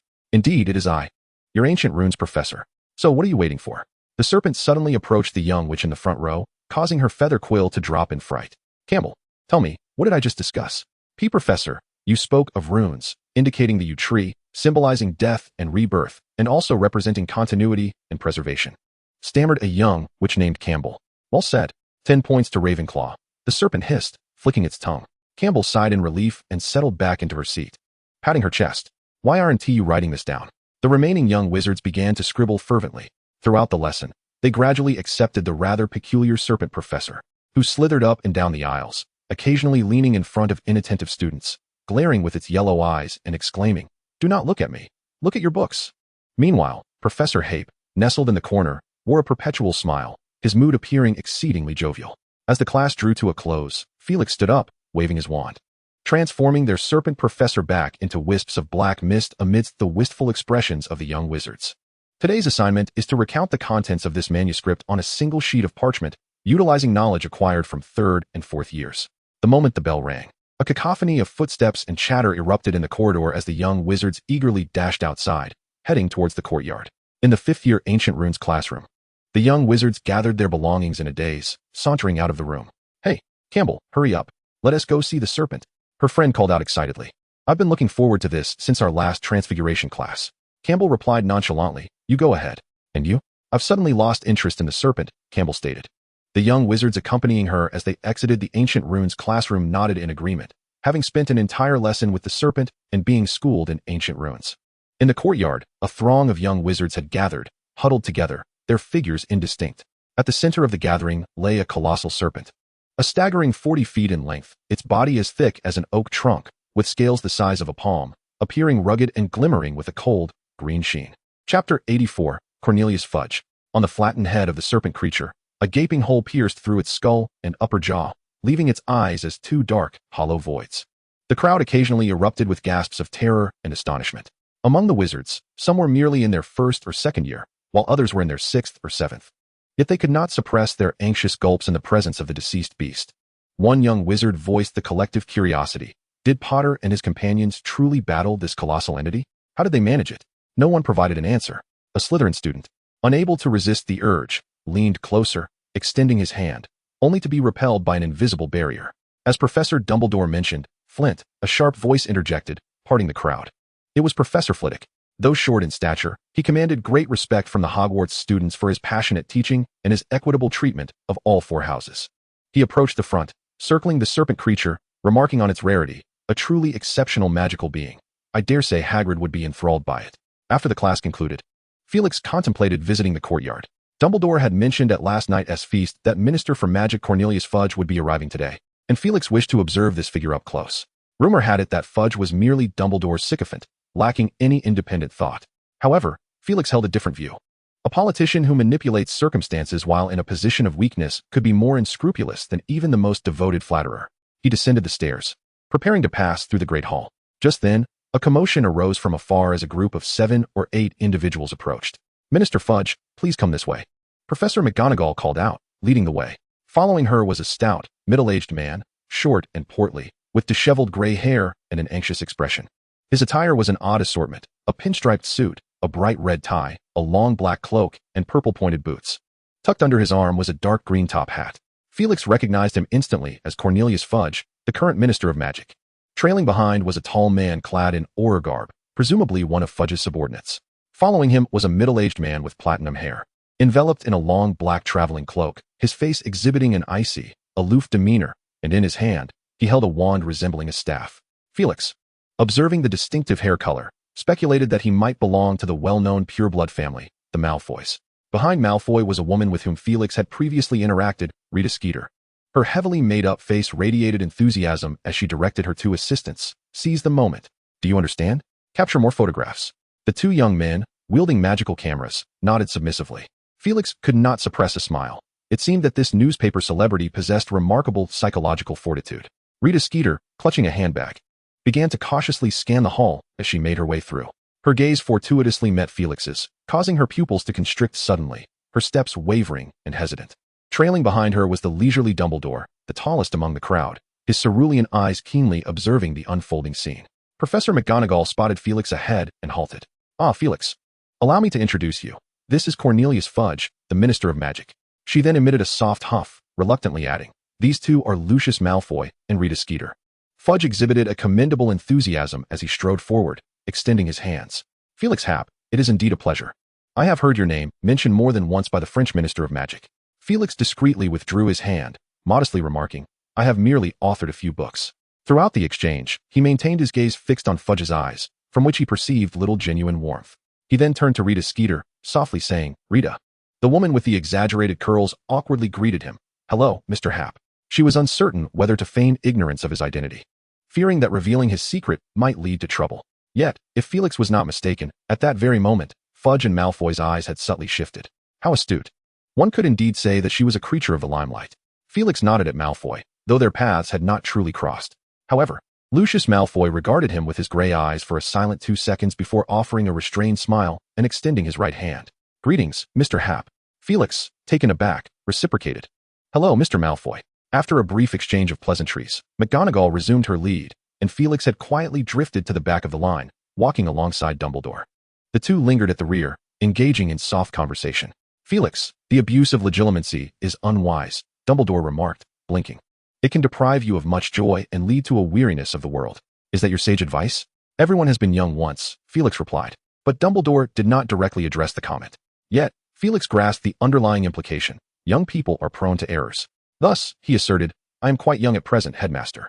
Moreover, I merely gleaned a hint of his true emotions. Surely that aids in understanding one another, does it not?"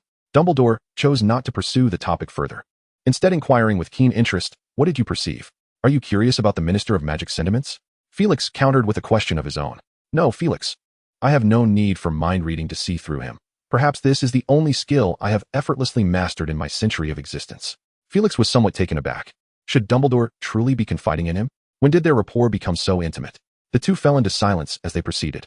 Upon reaching the courtyard, Professor McGonagall had already gathered Fudge and others before the basilisk. Neither Felix nor Dumbledore pressed forward, remaining at the periphery of the crowd. Hagrid stood awkwardly in a corner, and after overhearing a few remarks from the young wizards, Felix grasped the situation. Hagrid had been earnestly beseeching Professor Flitwick to lift the enchantment surrounding the basilisk, desiring to experience the allure of such a creature up close. Was this the mindset of wizards who study magical beasts? Thus, Professor Kettleburn would arrive at the battlefield in mere moments, Felix pondered idly. Chapter 85, An Unexpected Encounter. At some point, Harry, Ron, and Hermione arrived, with Hermione still wearing her oversized mask and knitted hat, though her eyes had returned to their brown hue. This indicated her proficiency in the light transfiguration charm had improved. Or perhaps it was the effect of Madame Pomfrey's potion. Ron seized Harry and Hermione, concealing themselves behind a pillar. He peered around, whispering, "Cornelius Fudge, Lucius Malfoy, and Rita Skeeter. What an extraordinary day. The three nuisances have arrived simultaneously." Harry inquired, "Who is Cornelius Fudge?" "He is the Minister of Magic and my father's superior. However, he is quite the important figure, dismissing my father's work, dealing with Muggle artifacts and such, as insignificant," Ron muttered. Hermione's gaze fixated on Rita Skeeter, scrutinizing her figure. "Is that woman really Rita Skeeter? She has absolutely dreadful taste," Hermione remarked derisively about her attire. "I concur. Even Lockhart surpasses her in that regard. And she isn't lacking in funds, Merlin." Ron suddenly lamented. "What is it?" "Look over there." Ron pointed in another direction. "Lockhart has also arrived. All four nuisances are gathered." Indeed, Harry lifted his gaze to see Gilderoy Lockhart adorned in a splendid robe, his face illuminated by a charming smile as he traversed past the young wizards towards Fudge and Lucius. He resembled a peacock displaying its plumage. Ron's expression was one of aversion. He was to report to Lockhart's office this evening. Lockhart gracefully bowed, his smile radiant. "Minister Fudge, Mr. Malfoy. A pleasure to see you both." Fudge hesitated momentarily before beaming and extending his hands. "Mr. Lockhart, greetings. I have read all your books and must admit, I have gained much from them." Lockhart modestly replied, "I merely fulfilled my duty, Minister. I cannot simply turn a blind eye to those poor souls in distress." Fudge wore a contemplative expression, Adventurers with a sense of responsibility like you are indeed rare. Lockhart wished to say more, but Dumbledore interjected with a smile, suggesting, Fudge, let us first observe the creature in the chamber. He waved his wand, causing the invisible protective barrier surrounding the basilisk to dissipate. Oh, Dumbledore, indeed, Fudge remarked, adjusting his top hat. He turned to the tall, dark-skinned man beside him and commanded, Kingsley, please go and investigate. The individual named Kingsley stepped over the railing and approached the basilisk, meticulously examining its remains while wearing dragon-hide gloves. Felix refrained from advancing, instead noticing a familiar figure, the Ravenclaw, which named Luna. He strolled over to stand beside her. Luna, I truly appreciate the gift you sent, Professor Hape, she said. Her gaze fixed on Rita Skeeter's jeweled spectacles, her voice melodious.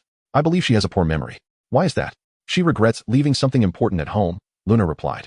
Felix observed Rita Skeeter, who was busily directing her assistant to take photographs, and he found himself in disagreement. Have you befriended that fiery-haired girl? Luna looked at him in surprise, responding, We are already friends. I believe the rooster plushie I gave her played a significant role. Is that so? Felix remarked, intrigued. Shortly thereafter, Kingsley reported to Fudge, Minister, it has been confirmed as a basilisk. There is no danger. Excellent, Kingsley. Fudge prepared to approach the basilisk for a closer look. But before he could take a step, Rita Skeeter's voice halted him. Minister Fudge, I think we should take a photograph together for tomorrow's front page. Skeeter suggested with a broad smile. Oh, certainly. That sounds agreeable. The adults in attendance formed a line, and Rita hurriedly pulled Lockhart aside from the center position, declaring, This is where you belong. Reluctantly, Lockhart stood at the edge. Professor Flitwick? Flitwick waved his hand, stepping back. Click. The shutter snapped, capturing the moment. Fudge, Dumbledore, Malfoy. Professor McGonagall and Kingsley stood together against the backdrop of the colossal basilisk. With the day's task complete, the group stood beside the creature. Fudge stepped forward, puffing out his chest to scrutinize the basilisk, pondering how this beast had remained concealed at Hogwarts for millennia. Professor McGonagall explained, The extensive network of pipes throughout Hogwarts has undergone several renovations, making it a labyrinthine system that few can fully comprehend or have ever thoroughly inspected. Fudge remained silent, engaging in hushed discussion with Lucius nearby. Lockhart also approached, examining the basilisk. It did not seem overly challenging to address. I once encountered a water creature that could fill half a lake, he claimed. He tapped the basilisk's venomous fangs with his wand, poised to utter a clever quip. When suddenly, his wand emitted a crackling sound. Oh dear! He frantically waved his wand. The onlooking young wizards prudently retreated several meters, as if fleeing from a calamity. However, the Minister of Magic, who was gazing down at the basilisk's head, was unfortunate. A drop of a viscous mixture of saliva and venom splattered onto Fudge's face, eliciting a thunderous scream from him. Lucius Malfoy swiftly conjured a magical barrier, observing the farcical scene with cold indifference. He maintained his spell while stepping back. But after just 2 paces, he was halted by a ring of golden light. Felix had raised his wand at some point, urging the young wizards to retreat. Several professors mirrored his actions. The protective spells from Flitwick, McGonagall, and Dumbledore cast a kaleidoscope of colors in the courtyard center. Hagrid extended his large hand, lifting fallen young wizards one by one and pushing them away to safety. Yet, Lucius, Fudge, and Lockhart were the closest, ensnared within layers of magic. A drop of venom mixed with saliva splattered against Lockhart's enchanted armor, producing a sizzling sound. His pallid face contorted in panic as he shouted, Stop, you fool! Lockhart waved his wand several times before realizing the chaos he had caused. He stood flustered before Fudge, desperately wishing to assist. Oh, Minister Fudge, my apologies. But Fudge's cries grew louder, his face darkening visibly as the shadows spread rapidly. Silence! Dumbledore bellowed, dispelling the magic before him. He stepped forward, pressing his wand against Fudge's face, golden light emanating from the tip, halting the encroaching darkness. Dumbledore scrutinized the situation, determining that further treatment was necessary. Fudge, I must take you to the hospital wing. No, take me to St. Mungo's. My face is ruined. Gilderoy Lockhart, I shall have you imprisoned in Azkaban. Fudge spat a torrent of profanity. Oh dear, Professor McGonagall murmured, biting her lip as she glared at the frantic Fudge, suppressing the urge to cast a stunning spell upon him. Ultimately, the Transfiguration Professor shouted to the surrounding young wizards, All of you depart. Return to your classes. The young wizards dispersed in all directions. Rita Skeeter excitedly seized her camera, obsessively snapping photos, her mouth agape, revealing 2 enormous gold teeth glistening in the sunlight. Look at that woman. I can see her molars. Ron pointed at Rita from behind a courtyard pillar, exclaiming, She is bound to have a big scoop today. Chapter 86. Is everything a curse? This is exhilarating. I never imagined such a plot twist. Fred and George murmured to each other as they took a detour, hiding in the bushes, peering through the gaps to observe the commotion. Dumbledore grasped Fudge's hand reassuringly. Fear not. Fudge, you shall be fine. You promise, Dumbledore? Fudge's face had turned completely dark. I assure you, Fudge. Fudge's expression softened, and he succumbed to slumber. Dumbledore retracted his glowing fingers and turned to Kingsley, stating, "We must convey him to the hospital wing." However, Fudge remarked, "The basilisk's venom necessitates swift attention." Dumbledore asserted, "Indeed." The man named Kingsley swiftly acquiesced. "I am at your service." Dumbledore then addressed Flitwick and McGonagall, instructing, "Phileas, Minerva, remain here to maintain order and deal with the basilisk." Both professors nodded in agreement. Hagrid volunteered to lift Fudge, and alongside Dumbledore and Kingsley, they strode purposefully toward the hospital wing. Amidst the chaos, Lucius discreetly departed, seeking out his son, Draco Malfoy. "What is the truth of the chamber?" Lucius inquired. "It was Potter and his friends." Draco replied, visibly disgruntled. "Potter is a parselmouth. It is precisely due to this that he uncovered the chamber." Lucius was genuinely taken aback, having presumed it was his diary, which he had carelessly given to the Weasley girl, that had been discovered. "Has it been determined who opened the chamber?" Lucius asked vaguely. "No, not yet," Draco stammered, casting a fearful glance at his father, omitting the fact that he had once been briefly controlled by a dark artifact. "Is that so?" Lucius, oblivious to this subtle detail, wore an inscrutable expression. Rita Skeeter sought to follow and capture the plight of the Minister of Magic, but upon glancing at Lockhart, she quickly recalibrated her focus toward a more promising target. A fellow traveler is a foe. He must be dealt with. Snap, snap, snap, snap. Lockhart, bewildered, shielded his face.